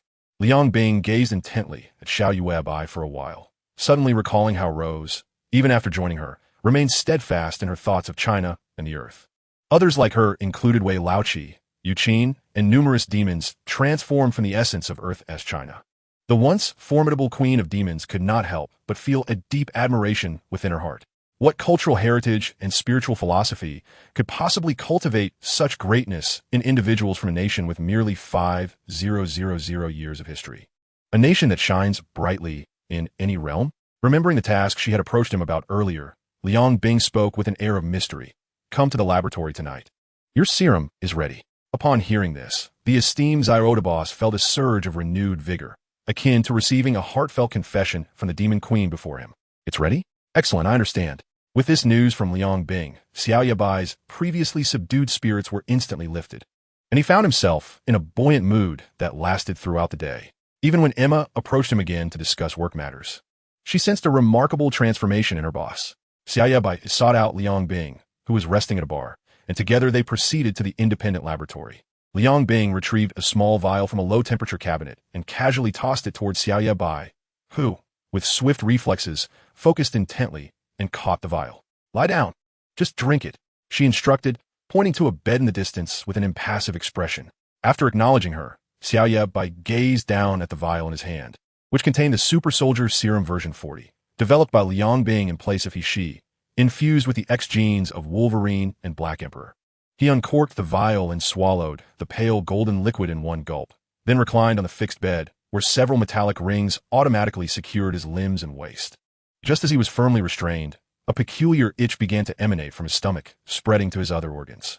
Xiao Yuebai longed to scratch, but was hindered by his restraints, forcing him to endure. "Is it not too bothersome?" Liang Bing remarked coolly from a distance. "This is merely the visceral reaction. As the body exchange system disseminates, it will soon spread throughout your entire being." Indeed, as Liang Bing's words echoed, the sensation coursed through his muscles, cheeks, and even his brain, ultimately reaching his bones. It felt as if billions of ants were crawling restlessly within him, their incessant buzzing overwhelming. This is a critical moment. Your genetic coding is being rewritten. This process is swift, yet it is the transformation of your corporeal cells that incites this sensation. Hang in there. Liang Bing's rare moment of kindness prompted Xiao Yuebai to conjure memories of warm days spent with Kaisha, and thus, he endured this painful yet euphoric experience for the next 3 hours. It was not until around 1 a.m. that the peculiar itch receded like tide. Just as Xiao Yuebai was about to express his gratitude, the demoness, seemingly conjuring a knife from thin air, plunged it mercilessly into the artery of her own arm. As blood splattered forth, Xiao Yuebai was startled, but upon witnessing the wound heal instantaneously, he recalled that he now possessed the self-healing factor inherited from Uncle Wolf. Just as he was about to boast to Liang Bing, he was taken aback to see the female demon preparing to hurl a small golden pumpkin in his direction. Chapter 83. Atomic Breath Transformation. Stop right there. Xiao Yuebai knew Liang Bing's intentions, yet he dared not allow her to proceed. With a face full of indignation, he continued, "I'm willing to test my new abilities, but you can keep that grenade to yourself. This is a nitro-molecular bomb left behind by Howard in this independent laboratory. It has the potential to obliterate everything within a radius of 500 to 600 meters. I cannot risk using this to test my energy absorption capabilities." After descending from a bed, Xiao Yuebai ignited an alcohol lamp on the experimental table, all while Liang Bing looked on in confusion. He then placed his hands on either side of the flame, saying, "If I am to test my abilities, let us start with something like this." Fixating intently on the flickering flame, Xiao Yuebai delved into the recesses of his mind. As a faint warmth enveloped him, he suddenly experienced an illusory hunger, as if consuming the heat within his consciousness would alleviate his discomfort. Thus, in that moment, his brain commanded his body to ingest, while Liang Bing observed as the flame from the alcohol lamp began to spread before abruptly vanishing, leaving only a solitary wisp of green smoke. Gazing at the now wide-eyed Xiao Yuebai, who was still trying to comprehend what had just transpired, Liang Bing offered a faint smile. "It seems you have mastered both the self-healing factor and energy absorption." Taking a deep breath, Xiao Yuebai smiled back at Liang Bing, feeling as though a weight had been lifted from his heart. "I have acquired the two most crucial abilities, but my ultimate goal remains unfulfilled. Would you care to join me in exploring a different location for further experimentation?" Upon finishing his sentence, Xiao Yuebai began striding toward the elevator, piquing Liang Bing's interest. "Are you suggesting a one-on-one challenge?" After Liang Bing spoke, she followed closely behind Xiao Yuebai, and the two took the elevator from the CEO's office to exit Kaisha Tower, finding an uninhabited corner before soaring into the sky. Above the clouds, the pair swiftly traversed the land below, reaching the territory of Maple Leaf Country, then turning eastward towards the vast North Atlantic. The tumultuous North Atlantic was predictably engulfed in stormy weather with towering waves. It reminded Xiao Yuebai of his previous experiment with the gravitational ray, accompanied by Kaisha. Observing Liang Bing's silhouette before him, he pondered how he would perform in this sparring session with her sister. With her mechanical-style demon wings fluttering behind her, Liang Bing crossed her arms, gazing intently at Xiao Yuebai. Upon hearing the words, Liang Bing's lips curled into a beguiling smile as she slowly extended her arms. With a ripple in the air, a pair of demonic claws, each approximately 10 meters in length, materialized beside her. As the female demon gradually retracted her delicate fingers, the claw on her right side also clenched into a formidable fist. Fixating her gaze intently on Xiao Yuebai, Liang Bing thrust her right hand forward, the demonic claw following suit with terrifying momentum towards the esteemed figure of Xiao. The speed at which the claw traversed the air carved a distinct mark between the heavens and the sea, the descending raindrops unable to fill the void left behind. A brief yet thunderous sound erupted as the claw's fist collided with Xiao Yuebai's seemingly frail palm. It is known that sound is a form of wave energy produced by the vibration of particles in the air. Thus, the echo of this collision was fleeting, absorbed entirely by Xiao. Nevertheless, Liang Bing, being the demon queen, retained enough force in her colossal fist to send Xiao Yu by reeling backwards 5 or 6 meters, despite having absorbed 999 units of kinetic energy. With his left hand bracing against the monstrous claw, Xiao Yuebai channeled the absorbed energy into his right hand, delivering a powerful punch to one of the claw's fingers. The demonic appendage, still brimming with the same ferocity, soared towards Liang Bing. After executing a swift turn to dissipate the immense power, Liang Bing crossed her arms once more, observing Xiao Yuebai. "How much power did you use?" he inquired. 70%. Quite impressive. Nodding in acknowledgement, Xiao Yuebai slowly closed his eyes, attuning himself to the dormant flames within. With grave seriousness, he stated, "I am about to enter a particular state. The initial preparation time is lengthy. Should anything go awry, immediately cast me into the sea." Recognizing the gravity of his words, Liang Bing understood that Xiao Yuebai's forthcoming actions would be significant and undoubtedly perilous, prompting her to nod solemnly. Xiao Yuebai raised his gaze to the stormy clouds above, then abruptly lifted his hands. Yellow gravitational rays surged forth from his 10 fingers, piercing through the cloud cover. After a mere 3 seconds, he ceased the emission, while Liang Bing regarded the skies above with curiosity. Suddenly, a thunderous roar echoed, followed by a crack. After a brief silence, the tumultuous clouds above the ocean resumed their cacophony, the previously brewing blue lightning transforming into a vibrant yellow. In that moment, the tempest over the North Atlantic seemed to quiet, as if it were brewing something terrifying.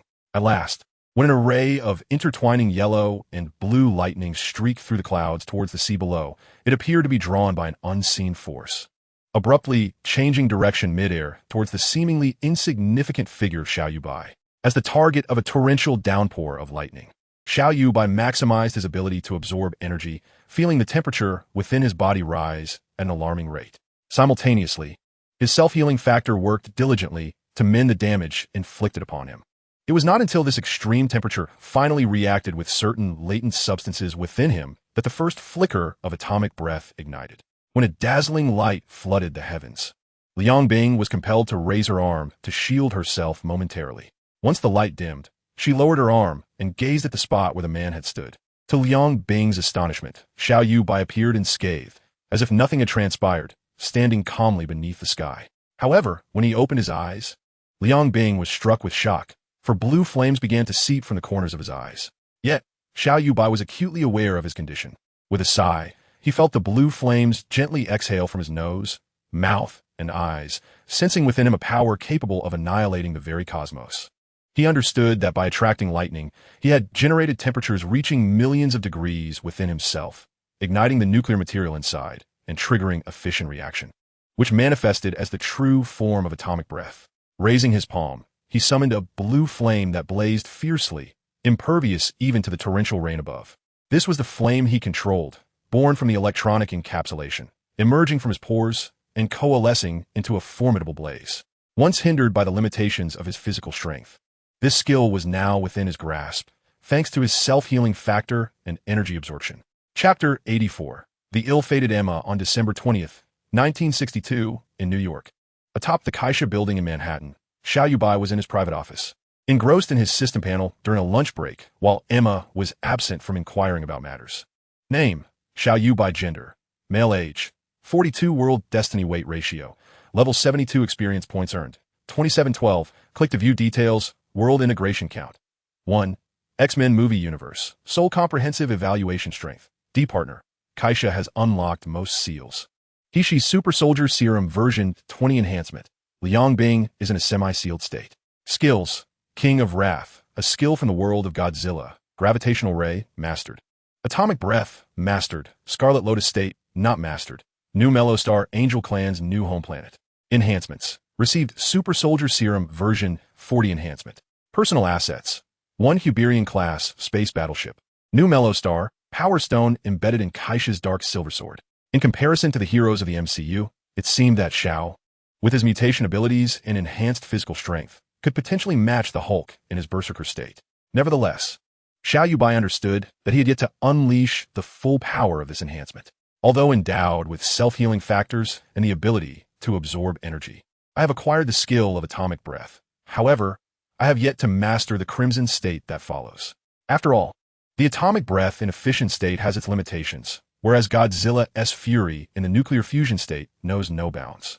In the film Godzilla, King of the Monsters, it was precisely through the nuclear fusion crimson state that Godzilla, previously overwhelmed by Ghidorah, managed to turn the tide effortlessly, regardless of the dimension or universe. The power of the sun remains one of the foremost forces. Moreover, an essential issue persists. Although my physical prowess has ascended, my soul's strength remains at the D tier. After mastering atomic breath, I can distinctly sense that I am unable to fully absorb the nuclear flames surging within me. Were it not for the self-healing factors, I might have been reduced to ashes long ago. This uncertainty is one of the reasons I hesitate to venture into the more advanced crimson state. Ultimately, it stems from my inability to maximize the potential of my energy absorption ability. Thus, I must focus on enhancing the overall strength of my soul, particularly regarding the interaction frequency of my brainwave pulses and my perception. Fortunately, there is a glimmer of hope regarding this enhancement, as I have a soul expert by my side. Reflecting on Emma, I cannot help but feel a tinge of pity for this beautiful girl. Perhaps Liang Bing has genuinely begun to take an interest in the legendary demonic powers of humanity, or more precisely, in telepathy and shape-shifting. Lately, I have often seen Emma running ahead, with Liang Bing pursuing her closely. I can't shake the feeling that this formidable woman, having lost Rose, has fixated on Emma as a means to fill the void in her heart, relentlessly pursuing our White Queen. The most significant experience I have gained has come from the military, as the Eagle Nation is currently in a state of war with the Monkey Nation in Southeast Asia. Consequently, I have received thousands of such notifications from the military. A soldier from the Eagle Nation has used your serum on the battlefield of the Monkey Nation, successfully preserving it until the end of the battle. You have gained an actual fate weight experience of 0.05. This experience alone has elevated my fate weight level by more than one tier. The remainder of my experience stems from the events of X-Men, First Class. For instance, acquiring the X-gene sample of Black Emperor Sebastian Shaw granted me an additional 50 experience points. Similarly, the X-gene sample of Wolverine Logan also contributed another 50 points. The combined samples from Magneto and Mystique yielded a modest total of 15 experience points. Other mutant samples contributed a mere 5 points collectively. Additionally, 3 significant events have awarded me a substantial portion of experience, altering Professor Charles Xavier's destiny concerning his wheelchair, which rewarded me with 50 experience points. Moreover, the narrative has taken an unexpected turn with the reappearance of the White Queen, Emma, thereby altering her fate and granting the illustrious CEO, Xiao, a commendable 75 experience points. The most significant development, however, lies within the internal deliberations and establishment of a department dedicated to mutant affairs within S.H. Wielding, which directly elevated Xiao's standing by an additional 100 experience points. Beyond these accomplishments, Xiao surprisingly reaped an unexpected benefit. Initially, due to personal emotional turmoil, he had resolved to reduce the supply of temporary enhancement drugs to the military. The modified world system, in turn, bestowed upon him a modest reward: the restoration of the Southeast Asian battlefield situation, resulting in an experience points increase of 5. Upon reading this notification, Xiao could not help but smile like a madman. The decision to limit supplies to the American military was born purely from a sense of discomfort, a desire to hinder their success in Southeast Asia. Covering his face with his hand, Xiao found himself secretly reveling in joy even in the solitude of his office. "Boss." Emma's gentle and melodious voice resonated as the office door swung open, lifting his gaze to behold the White Queen, still adorned in her signature white attire. Zhao's already elevated spirits soared even higher. With a faint smile illuminating his features, he addressed the enchanting figure approaching him.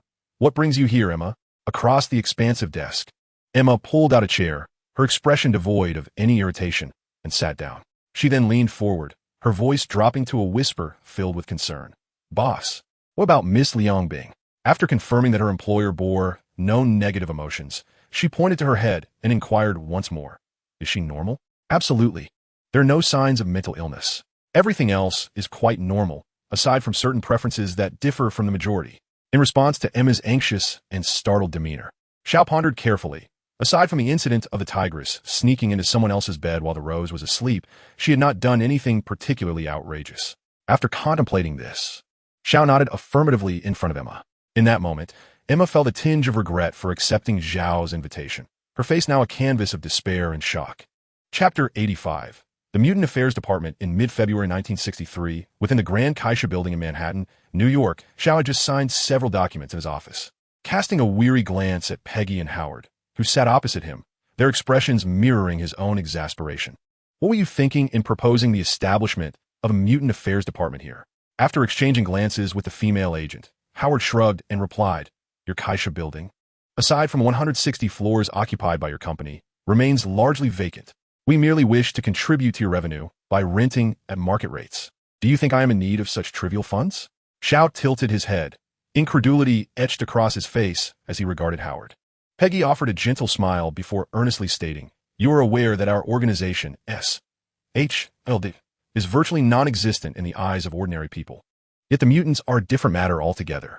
Although the recent incident was not widely known among the common folk, many individuals within the upper echelons of society have become aware of the existence of mutants. Therefore, we have decided to establish the headquarters of the Mutant Affairs Department in your building, presenting it to the public as a rental secured by Emma with official support. This arrangement will not only maintain the company's secrecy, but also ensure that mutants receive a modicum of equitable treatment. Peggy, being a pragmatic individual, urged Xiao Yuebai to carefully consider her words. After a thoughtful silence, he nodded and added, You make a valid point. My company, with its official backing and focus on biotechnological research, serves as a commendable choice for the Mutant Affairs Department. Howard retrieved a document from his briefcase and placed it before Xiao Yuebai, stating, This is the document approved by the United Nations Council for the establishment of the Mutant Affairs Department. Please review it and sign to activate it. Upon opening the document, Xiao Yuebai meticulously examined its contents, which were comprehensive. It primarily outlined the necessity for the approval of the World Security Council regarding certain personnel functions appointed by the SHIELD for the Mutant Affairs Department, alongside the requisite approvals from various relevant departments. Furthermore, it detailed the functions of the Mutant Affairs Department and provided several guiding principles. Ultimately, it outlined a substantial organization concealed within both SHIELD and the world at large. This structure guarantees that both the Minister of Mutants and those capable of nominating ministers, whether mutants or ordinary individuals, are subject to a system of checks and balances among the heads of all relevant departments, ensuring that all key personnel are exceedingly reliable. After perusing the document, Xiao Yuebai picked up a pen from his desk and, while signing his name, remarked, Overall, this plan appears sound. For the time being, the First Minister of Mutants will require our appointment from SHIELD. What are your thoughts on Queen White, Emma? Since Emma's arrival at Xiao Yuebai's company, Peggy and Howard had initially been quite observant of their interactions. Fortunately, the former subordinate of the Black King, the White Queen, had remained quite composed. After deliberation, Peggy and Howard concurred with Xiao Yuebai's suggestion without further contemplation and nodded in agreement. He gestured reassuringly to the two figures standing at the entrance of his office, indicating that they could trust him to handle matters, and then watched as they departed. Once the two had left, a knock echoed on Xiao Yuebai's office door, and the figure of Emma, the White Queen, appeared before him. Observing her composed demeanor as she sat across from him, Xiao Yuebai smiled and inquired, What brings you here? Have you received news that prompted your visit? With a playful glint in her eyes, Emma, adorned with a charming smile, replied, You know that those two individuals hold significant positions. Although you provided them with brainwave blocking headsets, I cannot ascertain their intentions.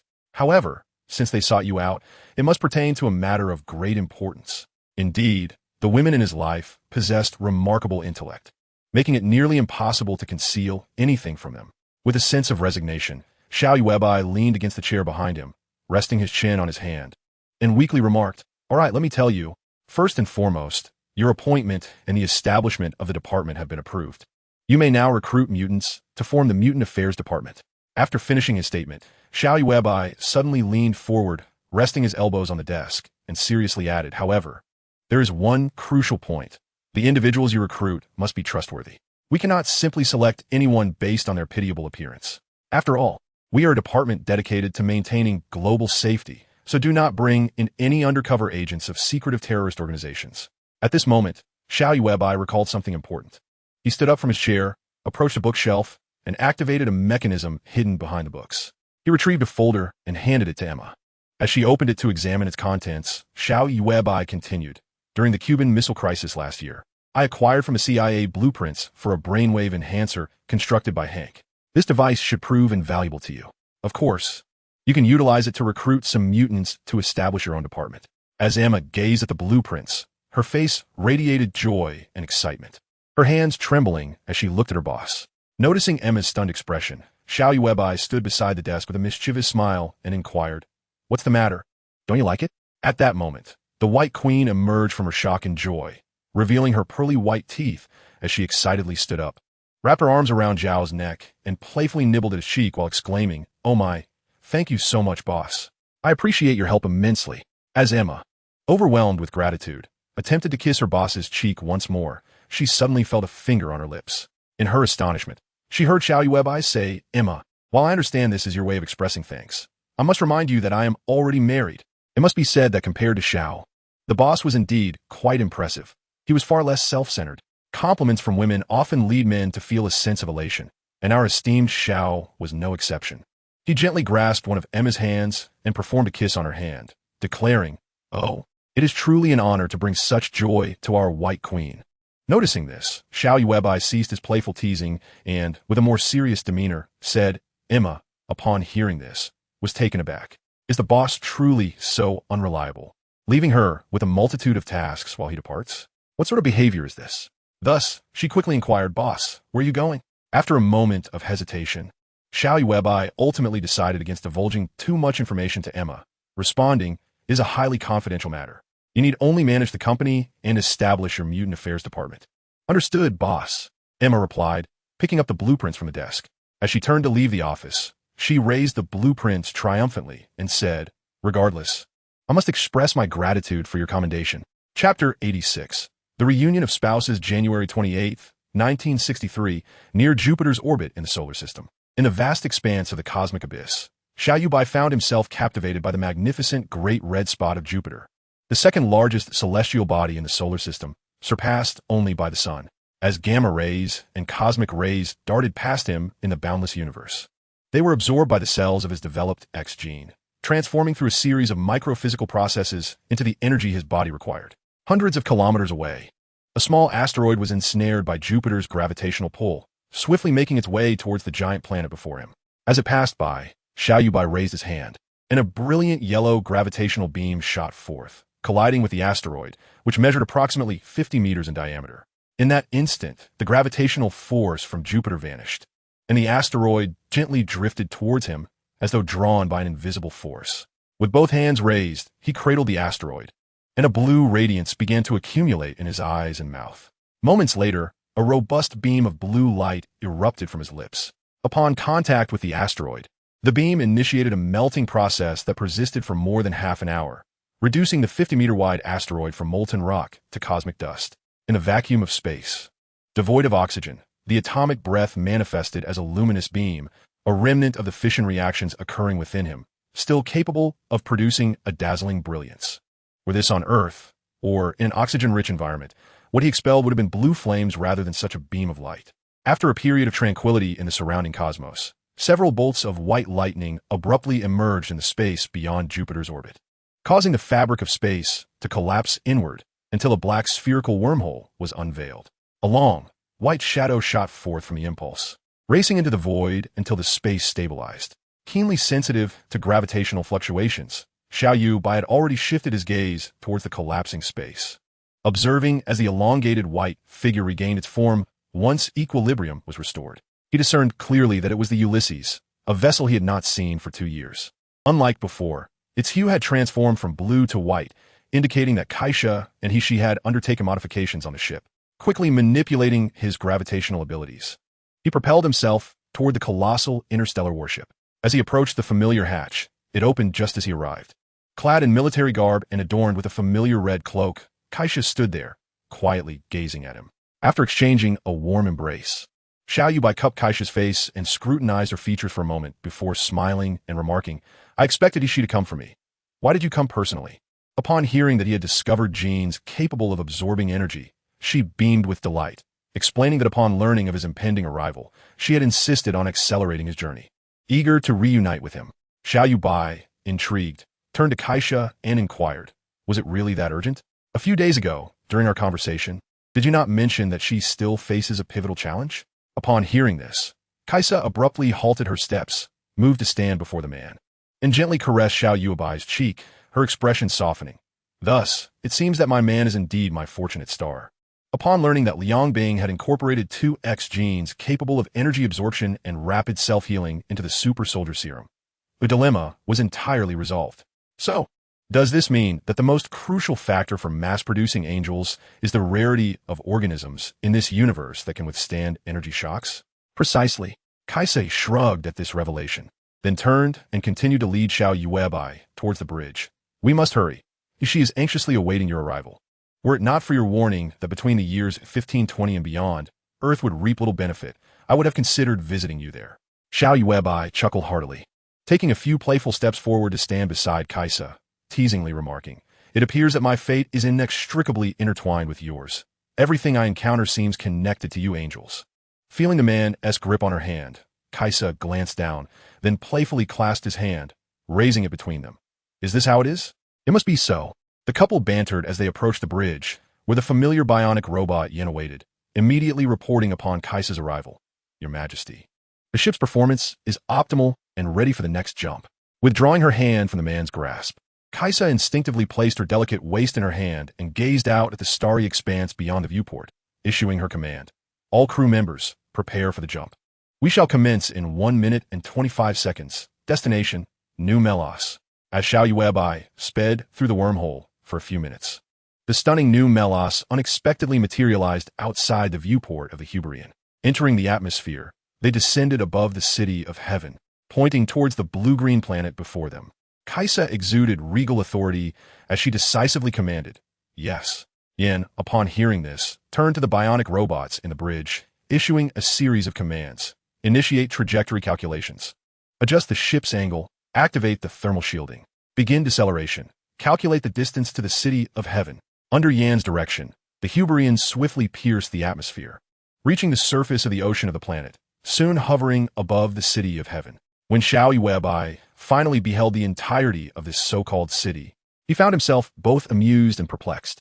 It turned out that the city merely had a rough outline, with numerous densely packed bionic robots gradually constructing it. At Kaisa's invitation, the two quickly departed the bridge, arriving at the hatch, and leapt down from the Huberian. Once they landed securely on the ground, Kaisa gestured to the surroundings. This is the fruit of our labor over the past 2 years, the city that she and I have envisioned together. Currently, only bionic robots are engaged in the construction of a city destined for our future angels. Observing the bustling construction site around him, Xiao Yuebai glanced briefly before turning to Kaisa and inquired, so, you two have been occupied with this endeavor for the past 2 years?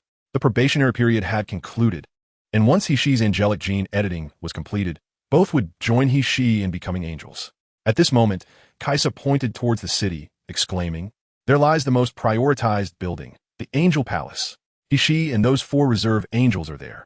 Following Kaisa's gesture, a magnificent cluster of palatial structures came into view, resplendent in golden splendor. Chapter 87. The Power of Xiao Yuebai. Earth date, February 1st, 1963, Kaisa Palace, New Melos Star City. Under the guidance of Her Majesty the Queen, Xiao Yuebai ascended the grand steps leading to the palace entrance, revealing a vast square before him. At first glance, he beheld 3 exquisite statues resembling white jade. Upon closer inspection, he recognized them as representations of King Kaisa, King He-She, and King Liang Bing. Noticing Liang Bing on the far right, adorned in knightly armor, Xiao Yuebai chuckled and teased, what brings Liang Bing's statue here? You too. With a long sigh, Kaisa gazed at her sister and replied wistfully, I know what you are implying. Our relationship is indeed quite complex. At our worst, we wish to eliminate each other. Yet, I cannot deny that from the Battle of the Angry Sea until the arrival of the Divine River's legacy, the development of the angelic lineage and her contributions were inextricably linked. After admiring Kaisa's stunning visage for a moment, Xiao Yuebai playfully retrieved his phone, displaying Kaisa's attribute panel and remarking, look at your final halo attribute. Upon receiving the phone, Kaisa glanced at it before leaning in for a closer examination. bursting into laughter. No wonder, during the previous universe, Little Bing could never best me. Our combined attributes bolster the angels. Though she represents formidable demons, she lacks enhancements. Ha ha! Hey, tomboy! Are you this thrilled because your man has arrived? Sauntered she, clad in an off-shoulder ensemble, her silver hair cascading elegantly. She first greeted Xiao Yuebai, then turned to Kaisa, offering a respectful nod. After addressing the matter at hand, she cast a sidelong glance at Xiao Yuebai and teasingly remarked, provided that the enhanced serum your man brought truly aids in cellular energy absorption. Ha, what, do you doubt me? Raising an eyebrow in playful challenge. Xiao Yuebai extracted a vial of serum from his pocket and handed it to Shi, then directed his attention to Kaisa. Say, my dear, deliver a punch for me at 60% of your strength. Are you certain? Trust me. After declaring this, Xiao Yuebai assumed a stance, preparing for the queen's strike.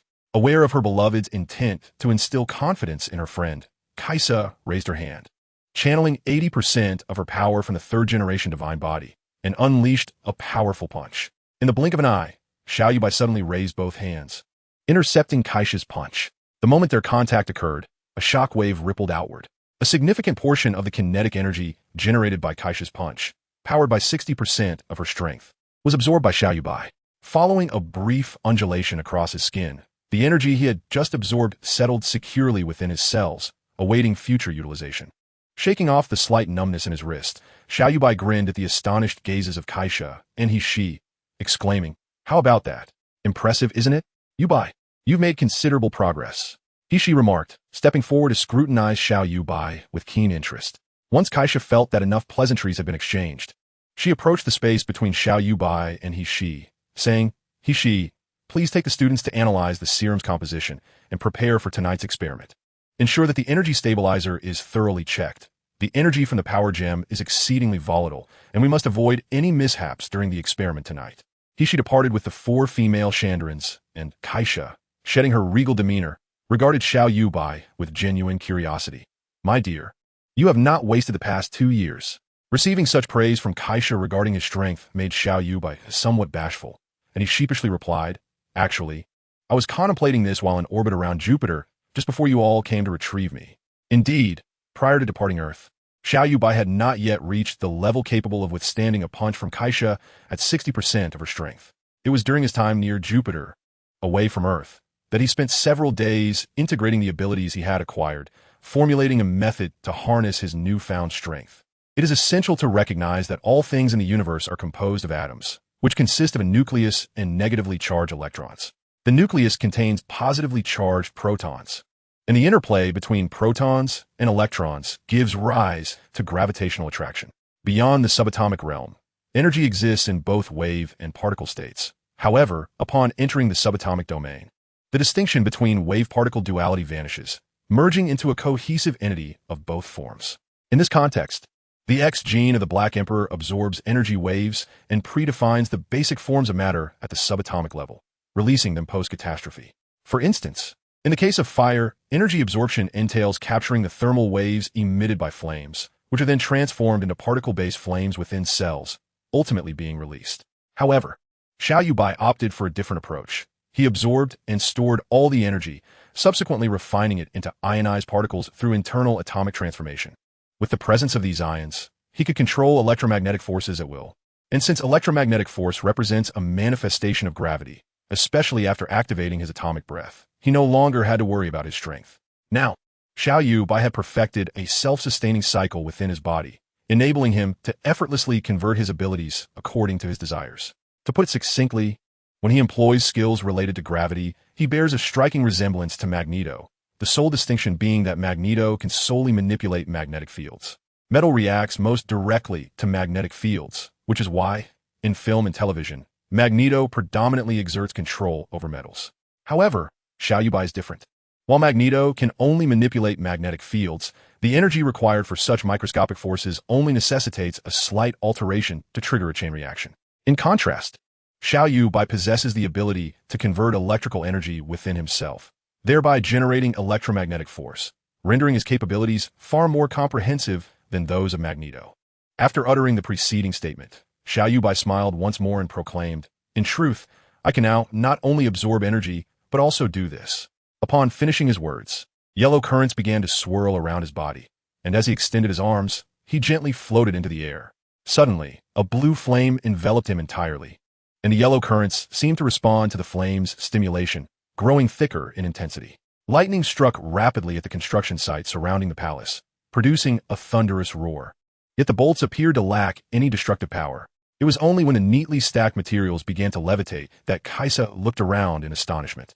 Both rocks and metals gradually accumulated along the avenue in front of the palace, and a towering building rose swiftly as though assembled from blocks. As the esteemed Xiao descended gracefully, Kaisa's eyes sparkled with excitement as she gazed at her beloved and exclaimed, "Oh, are you controlling their gravity by infusing them with powerful electromagnetic forces?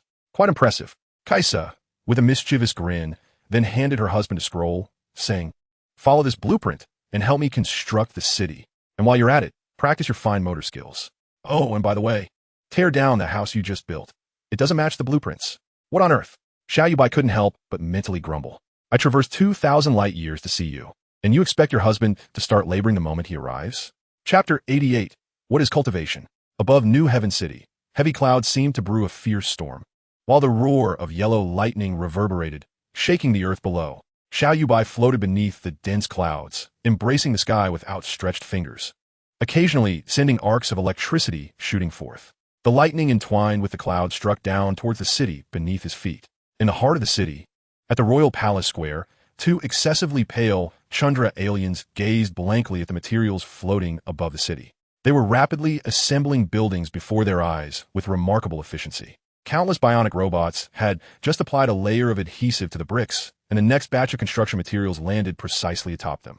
Houses, intricately carved statues, and innumerable metal supports were all struck by yellow lightning, lifted into the air, and then gently placed in their rightful positions, ultimately secured by the diligent work of the bionic robots. The entire process left the two Chandar aliens in the royal square utterly astonished, as if they were gazing upon a divine miracle, their eyes transfixed on the silhouettes of the city and the sky. "Xiao Yuebai."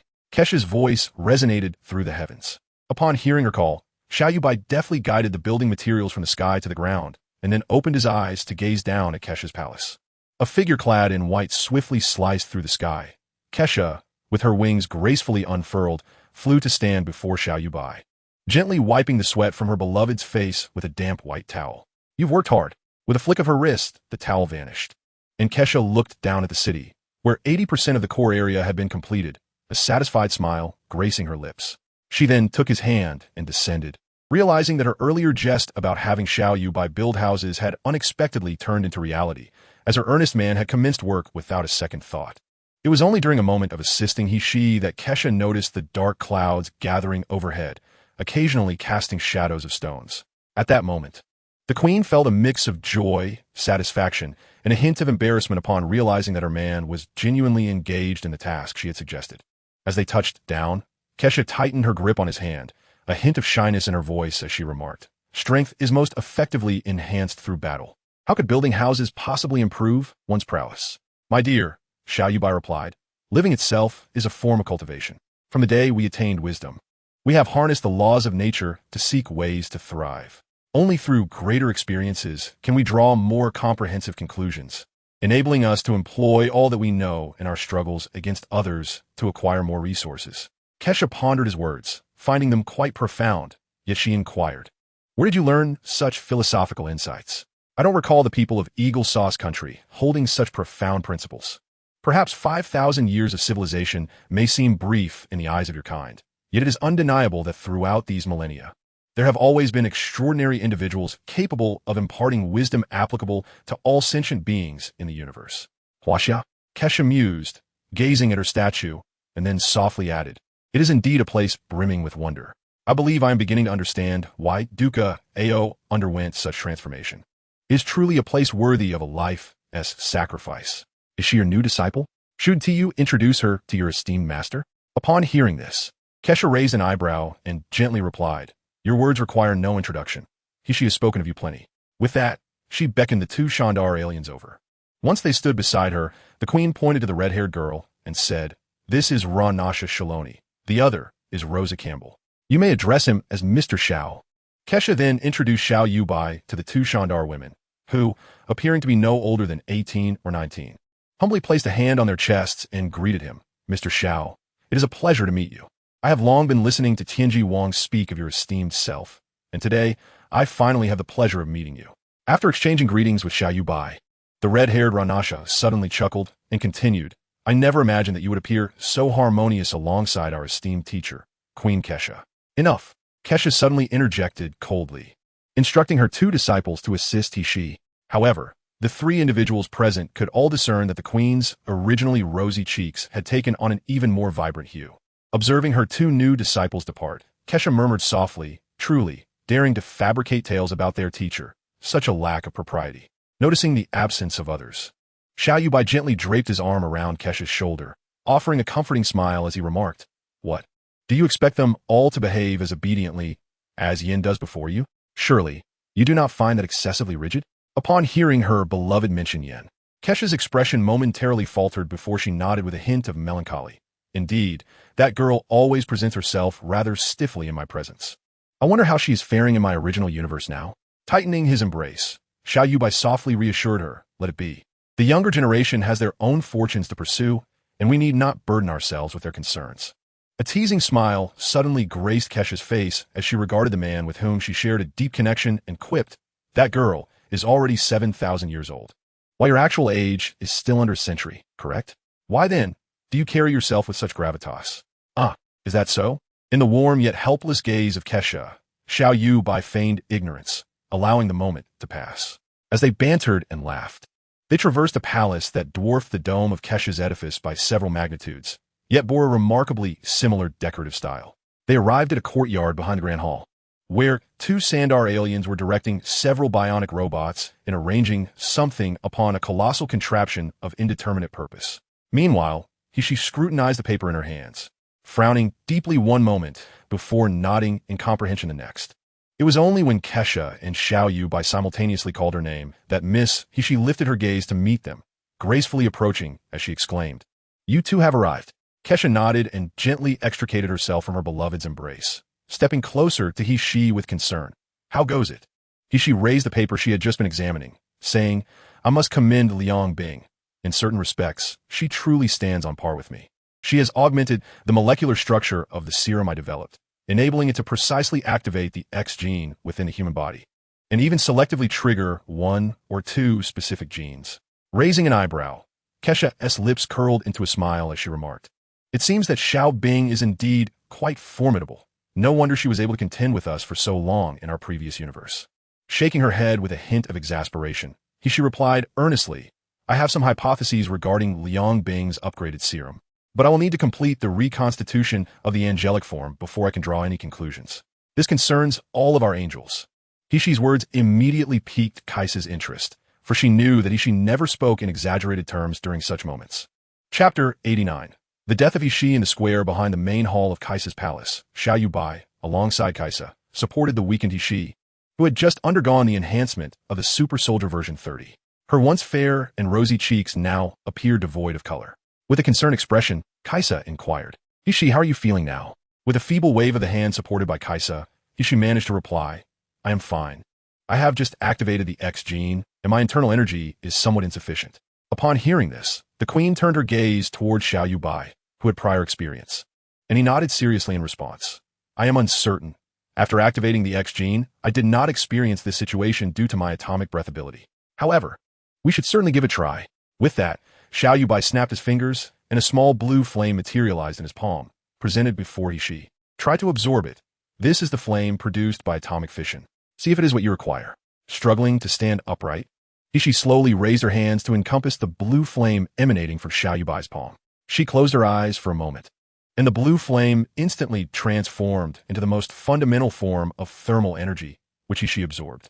Taking a deep breath, her complexion quickly returned to its previous rosy hue, and with a slight smile, she declared, I feel much better now. Let us prepare for the next experiment. What? Faced with He-She's seemingly reckless plans, both Kaisa and Xiao Yuebai exclaimed simultaneously. Kaisa hurriedly added, He-She, won't you rest for a night? Having just undergone an enhancement, you need to adjust both mentally and physically. It's nothing. He-She shook her head vigorously, her expression resolute. Manly woman, since we met, you have known that I've always taken pride in being an angel. Now, having lived in this human form for nearly 20 years. I do not wish to wait any longer. She, but if you proceed like this. Xiao Yuebai began to persuade her further, but Kaisa suddenly grasped his arm, looking intently at her dear friend. Are you certain? Upon receiving a positive affirmation, Kaisa smiled and nodded, then turned to Xiao Yuebai and said, My dear, we are angels. I can understand she's sense of honor. We must respect her choice, shall we? Seeing the expressions of Kaisa and she, Xiao Yuebai realized he could not alter their minds, and thus nodded, watching as she turned towards the massive apparatus. Manly woman, Yuebai, if I fail, do not be disheartened. And remember, do not open this hatch again. The fundamental particles of my body cannot escape through it. Kaisa nodded in silence, brandishing the dark silver sword embedded with power gems that appeared in her hand, and called out to she, Do not lose heart, you old fool. You shall succeed. If you were to perish, it would render my existence rather dull. With a retort, Hishi's mood improved significantly. He then stepped through the hatch of the apparatus, while Kesha's disciple, Ranasha, swiftly secured the door from the outside. Once Kesha confirmed that all preparations were complete, she approached a pedestal, the designated slot for the dark silver sword embedded with power gems. This machine was also an upgraded energy extraction and conversion device, developed based on the research of the Hydra organization.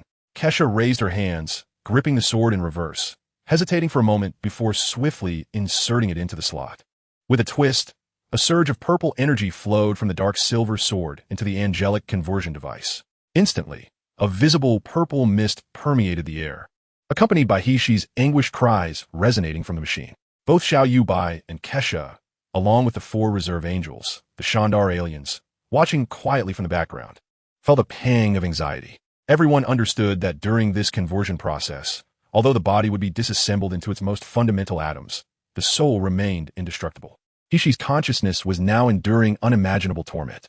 Following a pre-edited genetic and cellular sculpting program, the angel's body would be gradually reconstituted, with the machine ensuring that the transformed individual's consciousness existed in its most basic ionic form. This meant that from the beginning to the end of the transformation, the subject would experience immense suffering, requiring tremendous willpower to endure. At the very onset of the experiment, Kesha instinctively grasped Xiao Yuebai's hand, unknowingly exerting all her strength, deeply concerned for her friend.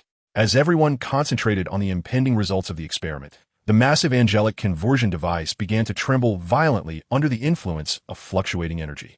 It was then that Xiao Yuebai realized that the apparatus was not anchored to the ground, and if the situation escalated, it could bounce erratically.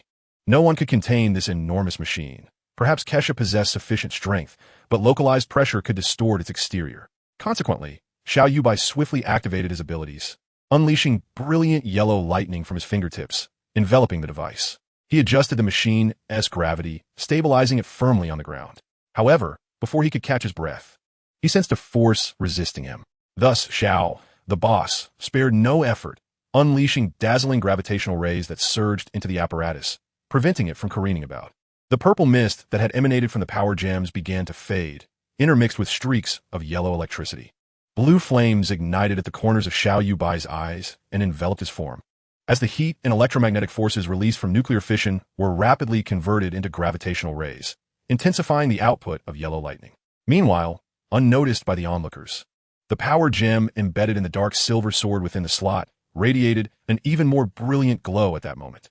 Suddenly, a blinding beam of purple light, more dazzling than the sun, emerged, a pale yellowish-purple column that expanded the heavens and the earth. It pierced through the atmosphere of New Melos, shooting into the depths of outer space. This abrupt phenomenon quickly subsided, and the angel transformation device finally ceased its operations. Ronasha and Rosa hurried to the door of the transformation chamber, observing intently. Both turned to their teacher, Kesha, with expressions of despair, shaking their heads in unison. Witnessing this scene, Kesha trembled, a single tear gliding down her cheek. She could hardly fathom that her closest friend for 30,000 years, her most capable assistant, the celestial monarch she was lost in an instant. However, unbeknownst to everyone, in the outer orbit of New Melos, after the light beam dissipated, the inky void began to explore inward, forming an exceedingly small black hole. Unlike typical black holes, this one did not draw in surrounding matter. Instead, it seemed to be emitting something outward. Chapter 90. Secrets of Rebirth. Xiao Yuebai held his phone, with a modified world system displayed Hishi's attributes, marked with the inscrutable words, unable to discern. Kesha, like Xiao Yuebai, fixated on the screen. Apart from the tear she shed moments ago, the queen swiftly regained her composure. After all, her life had spanned over 30,000 years, and since she chose to resist the tyranny of WWII, familiar figures around her had departed one by one, never to return. Now, Hishi's temporary absence was merely another in the long line of comrades who once stood resolutely behind her. Moreover, the queen felt that her beloved's comforting words were not unfounded. Hishi was merely fatigued, and she ought to grant her some time to rest. "Teacher, look!" exclaimed Rosa, the red-haired Sandalarian. Upon hearing her, Xiao Yuebai and Kesha followed her pointed finger to the sky. They beheld a dark substance descending from the cloud layer, recently breached by the energy column, gently landing upon the angel transformation device before them. In a state of confusion, Kesha quickly activated her eye of insight, her once bright eyes now enveloped in a white glow. Moments later, her face was overtaken by incredulity. She raised her hand, pointing at the black dust still falling onto the transformation device, exclaiming in astonishment, "How is this possible? What is wrong?" Xiao Yuebai inquired anxiously. "Within this black matter, I discerned Hishi's data. But from where did these come?" Kesha's revelation left Xiao Yuebai equally perplexed. If this were the original universe of Xiong these substances concealing Hishi's information could potentially have been prearranged by the Celestial Monarch. Yet, this was the MCU world. From the birth of the universe to the present billions of years, there was no connection to Hishi. These materials bearing the Celestial Monarch's data could not have been hidden by her previously. Another familiar cry echoed, before anyone could react. The chamber door was suddenly struck with a loud bang, as if collided with something, instantly detaching from the transformation device and flying far away. "Did you shed tears for me just now, manly woman?" The familiar voice prompted Kaisha to instinctively call out the name of its owner, Hishi. With her flowing long hair and once revealing outfit, Hishi now donned an imposing knight's armor forged from dark metal, complemented by a blue cloak as she emerged from the transformation device. At that moment, she stood with one hand resting on her waist, elegantly holding a finely crafted longsword, her expression playful as she observed Kaisha and Xiao Yuebai. Behind her, a pair of pristine white wings unfurled. With a mere thought, they fluttered gently, bringing her before the two. "Have you succeeded?" After scrutinizing Hishi for a while, Xiao Yuebai seemed to struggle with disbelief, hesitating before asking. With a slight shake of her sword-bearing hand, Hishi retracted the long sword into her dark space, contemplating before responding. "It's a success, but not entirely." Under the concerned gazes of Kaisha and the curious look from Xiao Yuebai, Hishi continued, "Actually, you both should take a day to rest. I have just undergone serum enhancement, and my cells and genes are quite unstable. Coupled with the wild energy of the power gem, the energy converter is also somewhat erratic. So I would say it's a failure. However, one could say it's a blessing in disguise. When Yuebai stabilized the converter, the power gem amplified his gravitational force. Later, the energy beam shot into the cosmos, triggering a spatial collapse and forming a reverse black hole. From this reverse black hole emerged entities related to me, leading to the recombination of my genes and cells." At this point, Hishi suddenly smiled mysteriously and added, "Moreover, I have not only regained my angelic form, but also acquired unexpected gains." Furthermore, in Xiao Yuebai's perception, he could sense that the energy levels within Hishi were hardly inferior to his own in atomic breath state. Raising her hand to gesture towards the palace, Hishi cheerfully proposed, "Let us take a rest inside." She led the way into the palace while conversing about how she managed to reconstruct her angelic form despite the apparent failure. Pondering the origins of the materials from the cosmos that had come to her aid, it turned out that the gratitude was owed to the power gem and Xiao Yuebai's gravitational rays. The energy generated from the combination of these two forces was exceedingly high, resulting in excess energy being expelled into space. At a certain point in space, influenced by the augmented gravitational rays from the power gem, a reverse black hole was opened. Unlike a black hole that consumes all matter, a reverse black hole ejects substances, among which were the data from Hishi's existence within the Xiong universe. These data fortuitously resonated with Hishi's presence in this universe, the MCU, and due to their proximity, they directly passed through the atmosphere to reconstruct her physical form. Does this mean you have upgraded to a divine body? So, does this imply that your ultimate fate in the Xiong universe has transformed into that of a sacred atom? Xiao Yuebai and Kaisa simultaneously voiced their inquiries, while Hishi gazed at her two friends with a subtle smile, then nodded in acknowledgement. At that moment, Kaisa quickly grasped her beloved's arm, exclaiming, "Darling, hasten to examine Hishi's status panel. What are her attributes at present?" Hearing this, Xiao Yuebai promptly retrieved his phone, awakened screen, and summoned Hishi's attribute panel. Name, Hishi gender. Female age, 30, 221 years soul comprehensive strength. A with deficiencies. Can be restored to S. Physical comprehensive strength. With deficiencies, can be restored to S. Beauty. S description. Originating from the world of the Valkyrie Legion. One of the three kings of angels, the king of the Foundation. She unexpectedly acquired the original data from the Valkyrie Legion world, thus restoring her original prowess. However, the data sustained damage in the void, leaving her with only 70% of her original strength. Halo, radiance of the three kings. Gathering the three kings of the Valkyrie Legion world and all angels of the angelic race in this universe enhances combat power by 33. Kaisa, who sat beside Xiao Yuebai, peering at the phone screen, remarked after reviewing Hishi's description, "It appears that in your original world, your ultimate outcome seems rather unfavorable, you ageless one." Xiao Yuebai nodded in agreement and addressed Hishi, saying, "Prior to my arrival in this world, the last narrative I encountered regarding you was that WWII, accompanied by Sima Li and Ruaning, was preparing a massive assault on Tianshang. It seems this event led to your predicament. Did you perhaps suffer defeat?" Shaking her head, Hishi replied, "How should I put it? My current memories contain some information regarding Hua Ye's incursion into Tianshang, which deviates from your speculation." At this juncture, the three had arrived in a reception room within the royal palace. Once seated, Xiao Yuebai glanced at his phone again and, upon habitually checking his level, suddenly exclaimed, "Wow, I am at level 74 with 9,996 experience points." Chapter 91. My Queen in the Rear Hall of the Angelic Palace. Within the communal lounge of Kaisa and Hishi, Xiao Yuebai sat beside the queen, listening intently as Miss Hishi recounted the developments of the Valkyrie Legion that were unknown to him. She continued her narrative until she disclosed that, in order to alleviate the crisis of the Miluxiang court, she had voluntarily entered a black hole to analyze and dismantle the data contained within it. Observing Hishi across from him, who was quenching her thirst with tea, Xiao Yuebai pondered carefully before speaking. Hishi set down her teacup, contemplated for a moment, and nodded, stating, "Indeed, including the current Liang being on Earth, she is merely a projection of our original world. However, Kaisa and I differ. We have transformed into sacred atomic fusion entities, akin to becoming a form of life that transcends the confines of the box. Yet, this assertion is not entirely accurate." At this point, Hishi took a moment to reflect before continuing.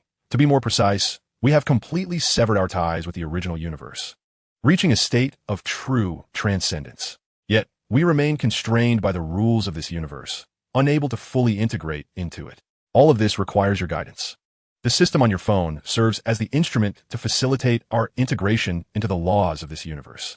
Exchanging a glance with Keisha beside him, Xiao Yuebai picked up the mobile phone resting on a marble table before him and chuckled. Just as Hushi mentioned the phone, "I am on the verge of an upgrade. Please grant me a revelation shortly."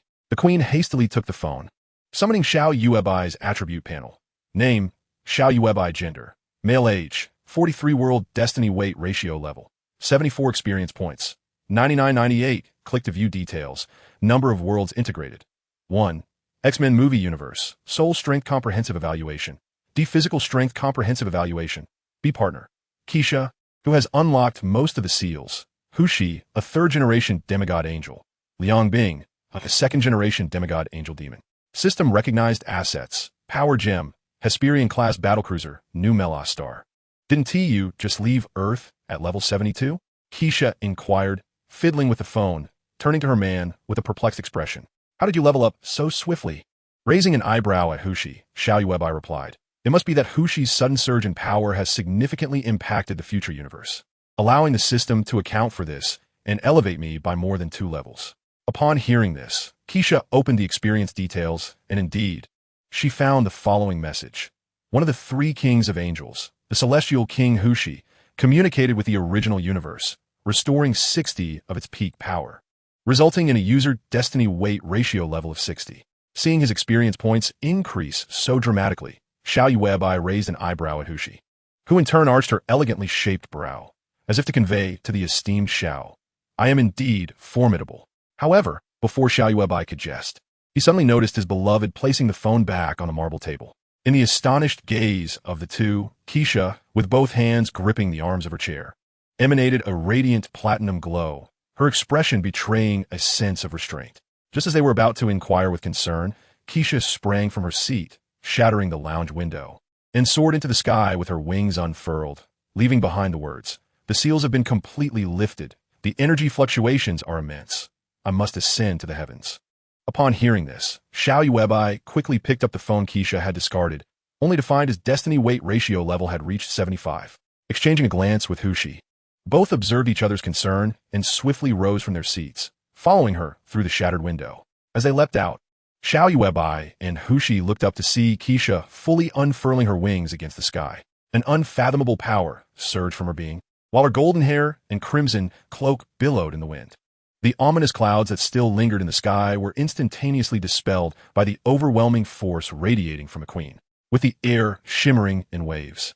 A pair of colossal steel wings materialized behind the queen, and a fully armored metal angel stood respectfully at her back, accentuating the majesty of the angelic sovereign. With the clouds no longer obscuring the sky, the blinding sunlight illuminated Keisha, who donned a suit of dark metallic armor that radiated a dazzling brilliance. The mightiest among the angelic lineage, the Blade King Keisha basked in the divine light of her supremacy within the MCU universe.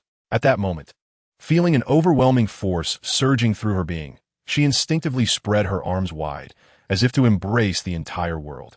A joyful smile graced her lips, subtly curling upward, complementing her flawless visage, physique, and poise as she reveled in showcasing her most beautiful self to the heavens. Below her, in her opulent palace, she gazed intently at the figure in the sky. As Keisha displayed her power, a sudden radiance sparkled in Hishi's eyes. The celestial king folded his wings, raised his right hand to his chest, and bowed his perfect waist with reverence, his resonant voice echoing throughout the royal palace. "We welcome our queen. Justice shall illuminate the cosmos." Not only she, but even her two avatars, who were adjusting the angelic transformation apparatus from afar, along with 4 female reservists from the planet Sandar, simultaneously expressed their allegiance to Keisha, just as she did. Witnessing his beloved unveil her beauty, Xiao Yuebai's lips curled into a knowing smile as he glanced at his phone, taking note of Keisha's current attributes. Name, Keisha. Gender, female. Age, 30, 302 years. Soul comprehensive strength, SS. Physical comprehensive strength, SS. Charm. And notes, originating from the world of Xiong Bing Lian, possessing profound genetic scientific theories, and endowed with the 4th generation divine body, the sacred atomic form, immortal and indestructible. Keisha's repository of knowledge, fully unlocked, and her arsenal of weapons, fully unlocked. She is the supreme ruler of the angelic civilization. With a soft thud, the sound of her heels meeting the ground interrupted his reverie. Xiao Yuebai locked his phone screen and looked up, only to find Keisha standing there, her face alight with joy as she gazed at him. Approaching her, the queen, under Hishi's watchful blessing, lifted her hands to cradle Xiao Yuebai's face, pressing her forehead against his. "Yuebai, thank you for your efforts." In the face of the queen's sudden tenderness, Xiao Yuebai could distinctly feel the excitement emanating from her heart through their touching foreheads. Gently wrapping his arms around her slender waist, he responded in the softest tone, "It is my honor, my queen." Chapter 92. The art of carefree wind control. In the same public lounge as before, several bionic robots were busy replacing the shattered windows caused by Keisha. Meanwhile, the recently unsealed S-rank queen sat comfortably in her chair, legs crossed, savoring her tea, listening to the commotion outside, where she was instructing her 4 students on repairing and enhancing the transformation apparatus. A subtle smile played upon Keisha's lips. Indeed, the queen's mood was exceptionally buoyant. Observing this, the astute Xiao, seizing the opportunity, eagerly clasped his phone with both hands and grinned. "My dear, fortune smiles upon you. Could you grant me a gift package?" Gently placing the teacup down, she cast a flirtatious glance, imbued with myriad charms, at her man, and then, with a playful smile, accepted the phone. Inquiring in a languid tone, "What do you desire?" Grasping Kesha's idle hand, she pondered thoughtfully while tenderly caressing the warm, soft jade in her grasp, and remarked, "At present, my physical strength suffices. However, it would be splendid to obtain something that enhances the soul, preferably something with growth potential." "All right." Relishing the affection from her beloved, Kesha's fair thumb delicately tapped the phone screen twice. Suddenly, her brow furrowed as she scrutinized the screen, perplexed, and asked, "What is this Xiao Yufeng Ju?" The queen's inquiry left the esteemed Xiao boss equally bewildered. He examined the phone and pressed the activation button, causing a somewhat yellowed ancient tome to materialize upon the table. Xiao Yuebai picked up the ancient text, while Kesha, her exquisite visage tinged with curiosity, leaned closer to his shoulder, and together, they prepared to delve into its contents. Opening the yellowed pages, The first page boldly bore a line written in cursive. When a great rock rises with the wind, it soars to an altitude of 90,000 miles. Even more astonishing was the signature inscribed at the end, Li Tai Bai. The name Li Bai is a well-known one among the Chinese. Recognized as a celebrated poet of the Tang dynasty, revered as the immortal poet. These lines are extracted from one of Li Bai's works titled Shang Kai Yong, where the opening couplet mirrors the words inscribed in the tome. If one rides the righteousness of heaven and earth and navigates the differentiations of the six energies to wander boundlessly, how can one be treated poorly? Thus, it is said, the ultimate person has no self, the divine person has no achievements, the sage has no name. This phrase originates from the Xiao Yuebai, a distinguished figure of the Taoist school during the spring and autumn period. What does this mean? Leaning on Xiao Yuebai's shoulder, Kesha gazed at the text for a long while, yet failed to grasp its essence. Each character, when deconstructed, was familiar to her, but when woven into such a sentence, the queen, unversed in classical Chinese, found herself utterly confounded. After listening to her beloved's explanation, the queen surprisingly nodded in earnest. That makes quite a bit of sense. Huh. Xiao Yuebai was momentarily taken aback. This was clearly a compendium of mystical martial arts, and how could Kesha, a being crafted from scientific principles, possibly comprehend its intricacies? Why do you look at me like that? I truly understand. Casting a somewhat exasperated glance at Xiao Yuebai, Kesha earnestly stated, "Isn't it akin to our scientific research, utilizing our findings to enhance ourselves?" With a wry smile and a shake of his head, Xiao Yuebai turned the page at Kesha's urging.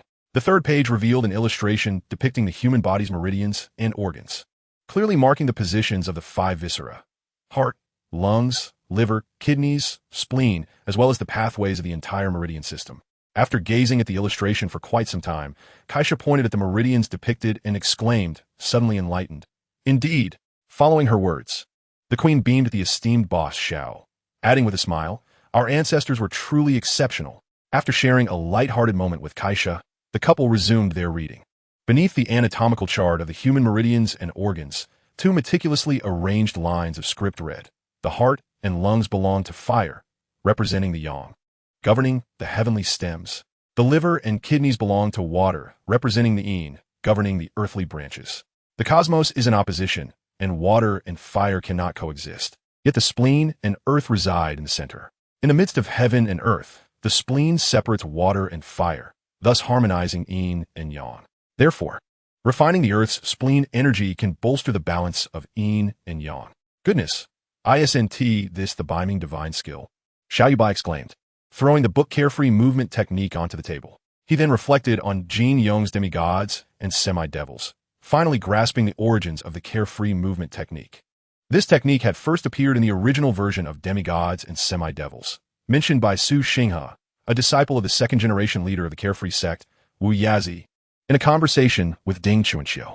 The original text described how, while explaining to Su Zhu why Ding Chunxiu did not kill him, Su Xinghe remarked, "Ding Chunxiu, although your martial arts currently surpass those of your master and senior brother, you have yet to touch the profound essence of the Carefree sect's deepest skills. Should we consider exploring the Carefree movement?" Su Xinghe then told Su Zhu, the reason the sect is called the Carefree sect is because of the Carefree movement. In essence, Su Xinghe implied that all martial arts of the Carefree sect are derived from this book. To simplify, techniques such as the beaming divine skill, 6 yang palms of Tian Shan, supremacy technique, and minor formless skill are merely a fraction of the Carefree movement technique. In subsequent versions of Demigods and Semi-Devils, both in the text and related adaptations, the Carefree movement was scarcely mentioned. Xiao Yuebai was aware of this because he once sought to write a martial arts novel and, in search of a suitable protagonist's martial arts, stumbled upon the Carefree sect through a Baidu search, learning about the Carefree movement technique. To his astonishment, the system had indeed bestowed this technique upon him. At this moment, Xiao Yuebai could only utter, "My goodness, the queen's luck is simply extraordinary." Chapter 93. An unexpected turn. They planned to seek out other women with suitable dispositions, aiming to add new members to the angelic lineage. The night is fleeting, and the day rises high. Henceforth, the king shall not attend the morning court. However, this king was not Xiao Yuebai himself, but rather our queen. In truth, this had little to do with Kaisha. It was merely that our esteemed boss, Xiao, had completely succumbed to the queen's captivating beauty. Only at night, when the royal chamber was left with just the two of them, would the queen reveal her most enchanting and wild side to her man. During the daylight hours, Xiao Yuebai was not idle. He devoted most of his time to diligently studying the Xiao Yuebai. After all, prior to his extraordinary journey, as a model youth nurtured under the red banner, the concepts of internal energy and cultivation seemed almost fantastical. Although he had perused numerous web novels on the subject, they were merely the figments of the author's imaginations. Now, having unexpectedly encountered such matters, he had to begin from scratch. This included understanding the functions of the body's meridians, the correspondence of the 5 organs with the heavenly stems and earthly branches, as well as the vast array of classical texts from Taoism, Confucianism, and eclectic studies that he needed to thoroughly review. For instance, he delved into ancient classics such as the I Ching, Tao Te Ching, and Huangdi Neijing, and even gathered a considerable amount of material from the 4 books and 5 classics, along with medical and miscellaneous scholarly works. Whenever Xiao Yuebai encountered unfamiliar phrases in the Xiao Yuebai, he would scour the books strewn across the floor of Kaisha's chamber in search of the knowledge he sought. Indeed, persistence bore fruit, and after a month of dedicated effort, he could nearly comprehend the entirety of Xiao Yuebai. He had grasped the concepts of the 5 organs, the 6 energies of heaven and earth, and the methods of cultivating the spleen, as well as an understanding of the ultimate potential of this technique. With all theoretical knowledge at his disposal, Xiao Yuebai settled on the grand bed he shared with Kaisha, preparing to embark on his first cultivation attempt.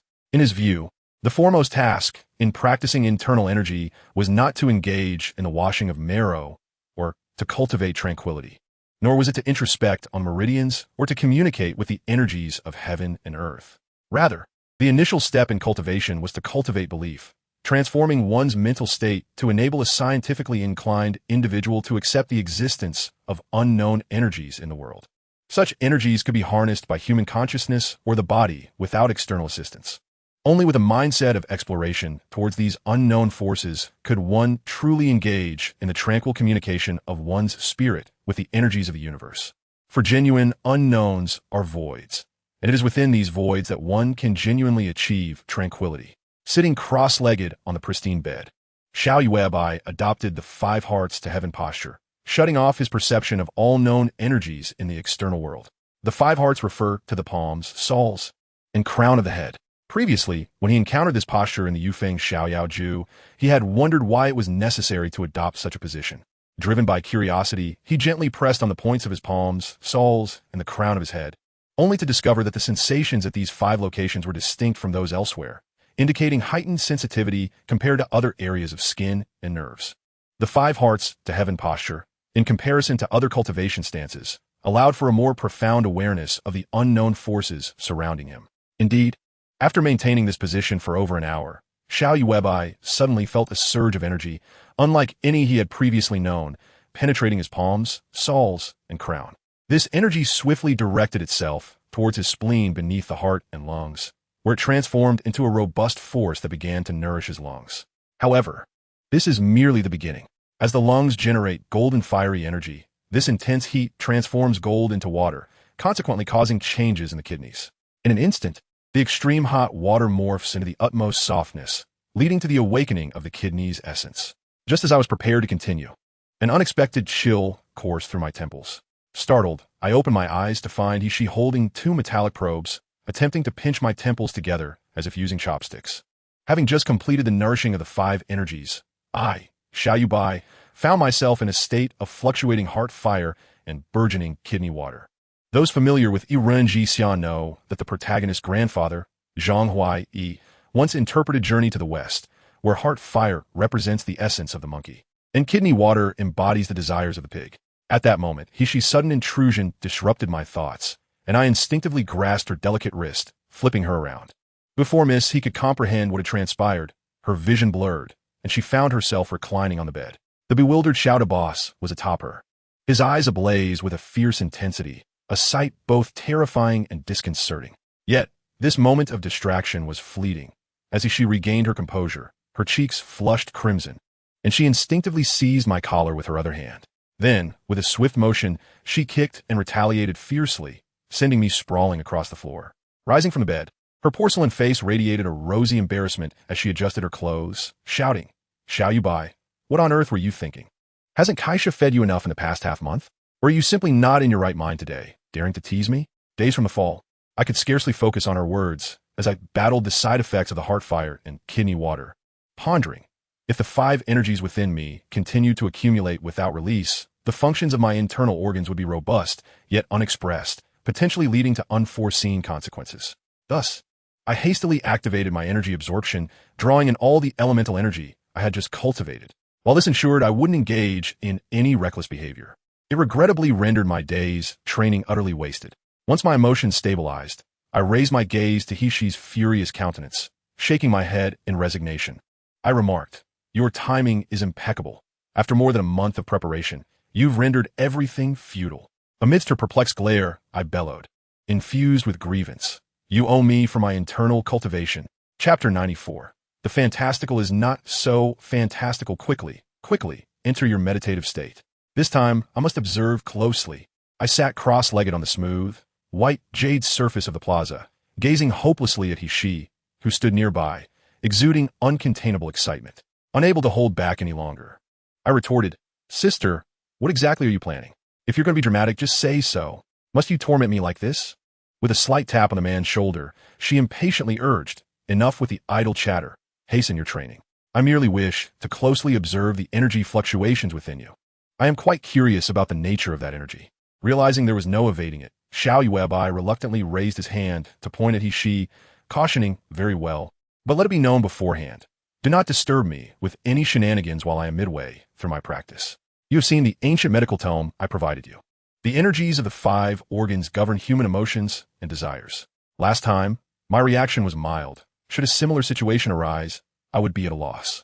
This is what the ancient sages of our culture refer to as losing oneself in the practice. Enough with the delays, let us proceed," Hishi exclaimed, her bright eyes enveloped in a luminous veil. "This time, I shall not touch you. I will merely observe with my eye of insight. We will converse once you conclude." With that, Miss Hishi turned and walked to the side, summoning a chair from her hidden space with a wave of her hand. Reclining with her legs crossed as she watched Xiao Yuebai. Once assured that there were no disturbances in the vicinity, the esteemed Xiao removed his shoes and socks, adopting the 5 hearts toward heaven posture, and closed his eyes to commence his practice. Having had prior experience, he swiftly shut off his awareness of the external energy, clearing his mind to fully embrace the sensations of the 5 hearts. Soon, that mysterious energy infiltrated his 5 hearts once more, guiding this power into his spleen, subsequently nourishing the 5 organs in accordance with the cycle of the 5 elements. This process was completed with remarkable swiftness. Last time, Xiao Yuebai had been interrupted at this juncture, causing a significant shift in his temperament. However, after a brief pause to ensure all was well, he proceeded to the next phase. This stage was fraught with peril. Should the balance of yin and yang be disrupted, 3 dire consequences could ensue. Excessive yang could lead to damage of the heart and lungs, resulting in a volatile temperament characterized by arrogance and jealousy. Conversely, excessive yin could harm the liver and kidneys, plunging one into insatiable greed, gluttony, and desire. Even if yin and yang remained balanced, an overabundance of wood energy in the central spleen could render one lethargic and unambitious. The ideal state of harmony between yin and yang is one where they nourish each other while remaining distinct. Through Xiao Yuebai's cautious efforts, he ultimately managed, under the control of his consciousness, to cultivate 2 perfectly balanced energies of yin and yang, separated by the earth energy of the spleen. As these 2 essences manifested, a transformation occurred. The yang energy, formed from the heart and lungs, flowed upward through the spine's 3 gates, directed toward the jade pillow point at the crown of his head, connecting to the upper dantian. Meanwhile, the yin energy emerged from the spine and descended, settling into the lower dantian at the base of the spine. This corresponded to the vigorous gallop of the tiger's strength and the deliberate, cautious pace of the sheep's strength in the 3 gates of the cart. Yet, it appeared as though some obstruction hindered the flow of the yin and yang energies. Just as they exited the spine's gate, both streams were utterly depleted. Was it finished? At this moment, Hishi leaned on the armrest of the chair with one arm, resting her chin on her hand, her gaze fixed intently on Xiao Yuebai. The brilliance that had earlier sparkled in her eyes had faded, replaced by a pair of autumn-like, luminous orbs focused on the man. Upon hearing her words, Xiao Yuebai nodded, then donned his shoes and stood up, stretching his body. Instantaneously, he felt as though his chest was bathed in the relentless sun of a frigid winter, while his abdomen resembled the cool waters of a summer stream. With a comfortable sigh, he gently tossed his head toward He and inquired, "What have you discerned?" "I have made an intriguing discovery," He replied, rising from her chair. After tucking it away, she continued, "I have observed through the eye of insight that initially, it seemed your brain's electromagnetic pulse frequency resonated with the external dark energy, thereby allowing you to absorb an extremely faint trace of it from surroundings. Logically speaking, while your divine river physique has undergone enhancement, it should not be capable of direct utilization like we angels can. However, it is curious that after your absorption, you employed a method to weaken the dark energy, extracting a portion beneficial to your body, while expelling the majority of it back into the environment. Subsequently, this energy, after being filtered and transformed through your heart, lungs, liver, spleen, and kidneys, miraculously reconstituted into an energy strikingly akin to dark energy. Although this energy is exceedingly weak, it is undeniable that all your organs have undergone fortification in the process. To be candid, if we angels were to achieve such a feat, it would necessitate conscious manipulation via a genetic engine. Yet you accomplished this solely through willpower, which indeed astounds me.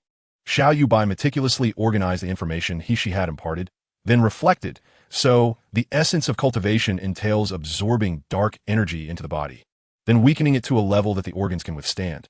Following this, through an internal process of energy reshaping, one enhances the organ's capacity to endure energy, thereby strengthening the body, organs, and soul, correct? She pondered for a moment before affirmatively nodding, replying earnestly, "Indeed, I find this line of thought rather fascinating. Perhaps I could devise a technique for us angels." With a teasing glance, Xiao Yuebai rolled his eyes at He and strode towards the main hall of the Kaisha Palace. He, noticing his departure, hastily called out, "Hey, where are you going?" "I'm off to find a place to build my own house," he responded. "Why?" she asked, feeling as though she had been unjustly wronged. The previous disturbance to Xiao Yuebai's cultivation seemingly forgotten. However, watching the man's retreating figure, she refrained from voicing any objections. She understood that now that Xiao Yuebai grasped the true nature of cultivation, he would need an environment free from interruptions in the future. As for the earlier disturbances, neither she nor Xiao Yuebai were the types to harbor petty grievances.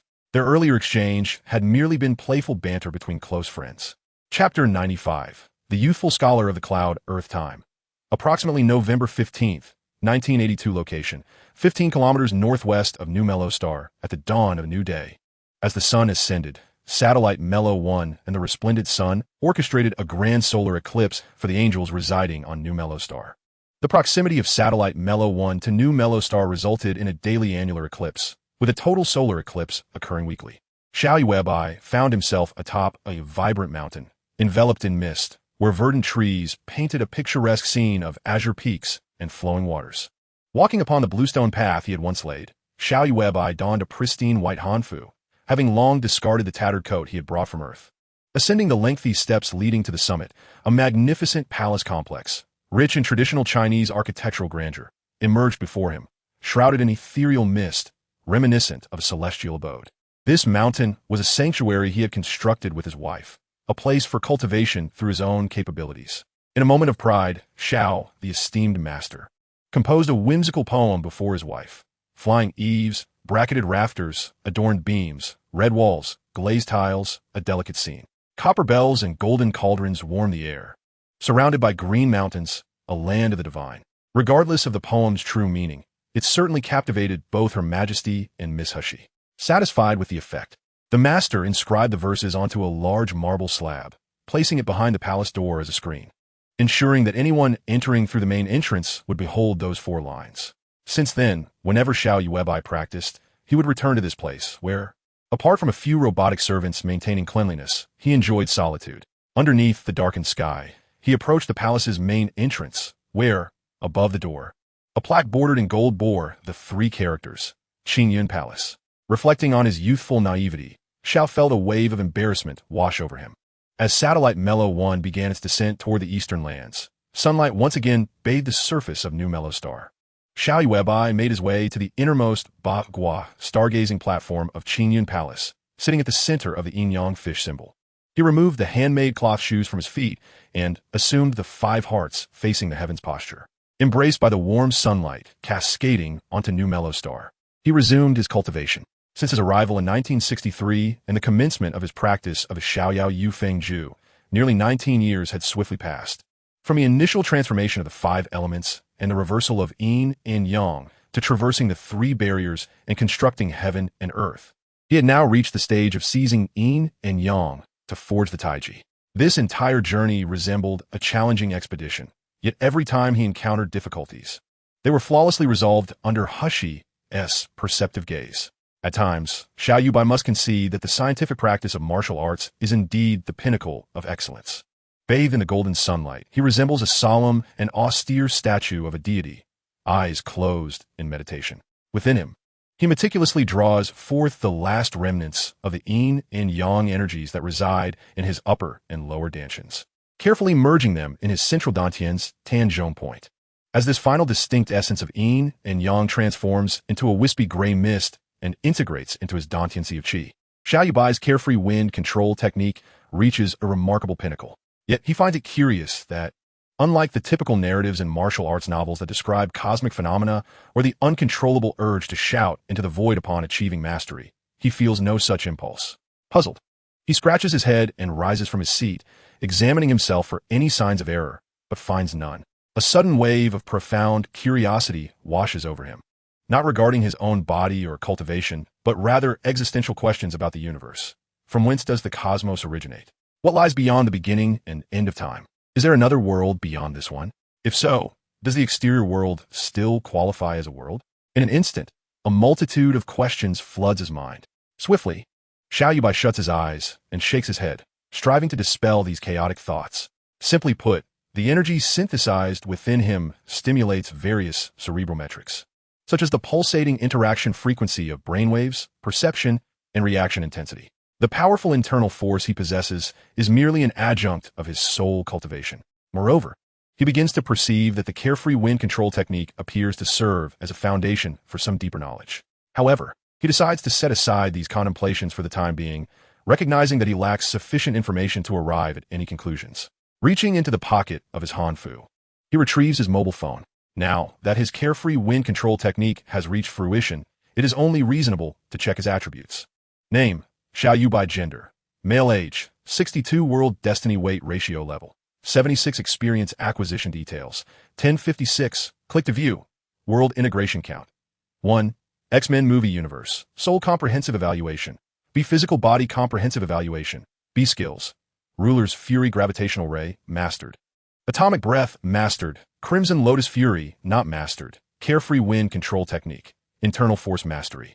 Enhancements: Super Soldier Serum version 40 enhancement, possesses special gene, self-healing factor, energy absorption, personal assets, power gem, USS Hubellion battle cruiser, modified, new Melrose star, Angel Race's homeworld in this universe. After nearly 2 decades of cultivation, he has elevated the overall assessment of his own soul, thereby concluding his previous shortcomings.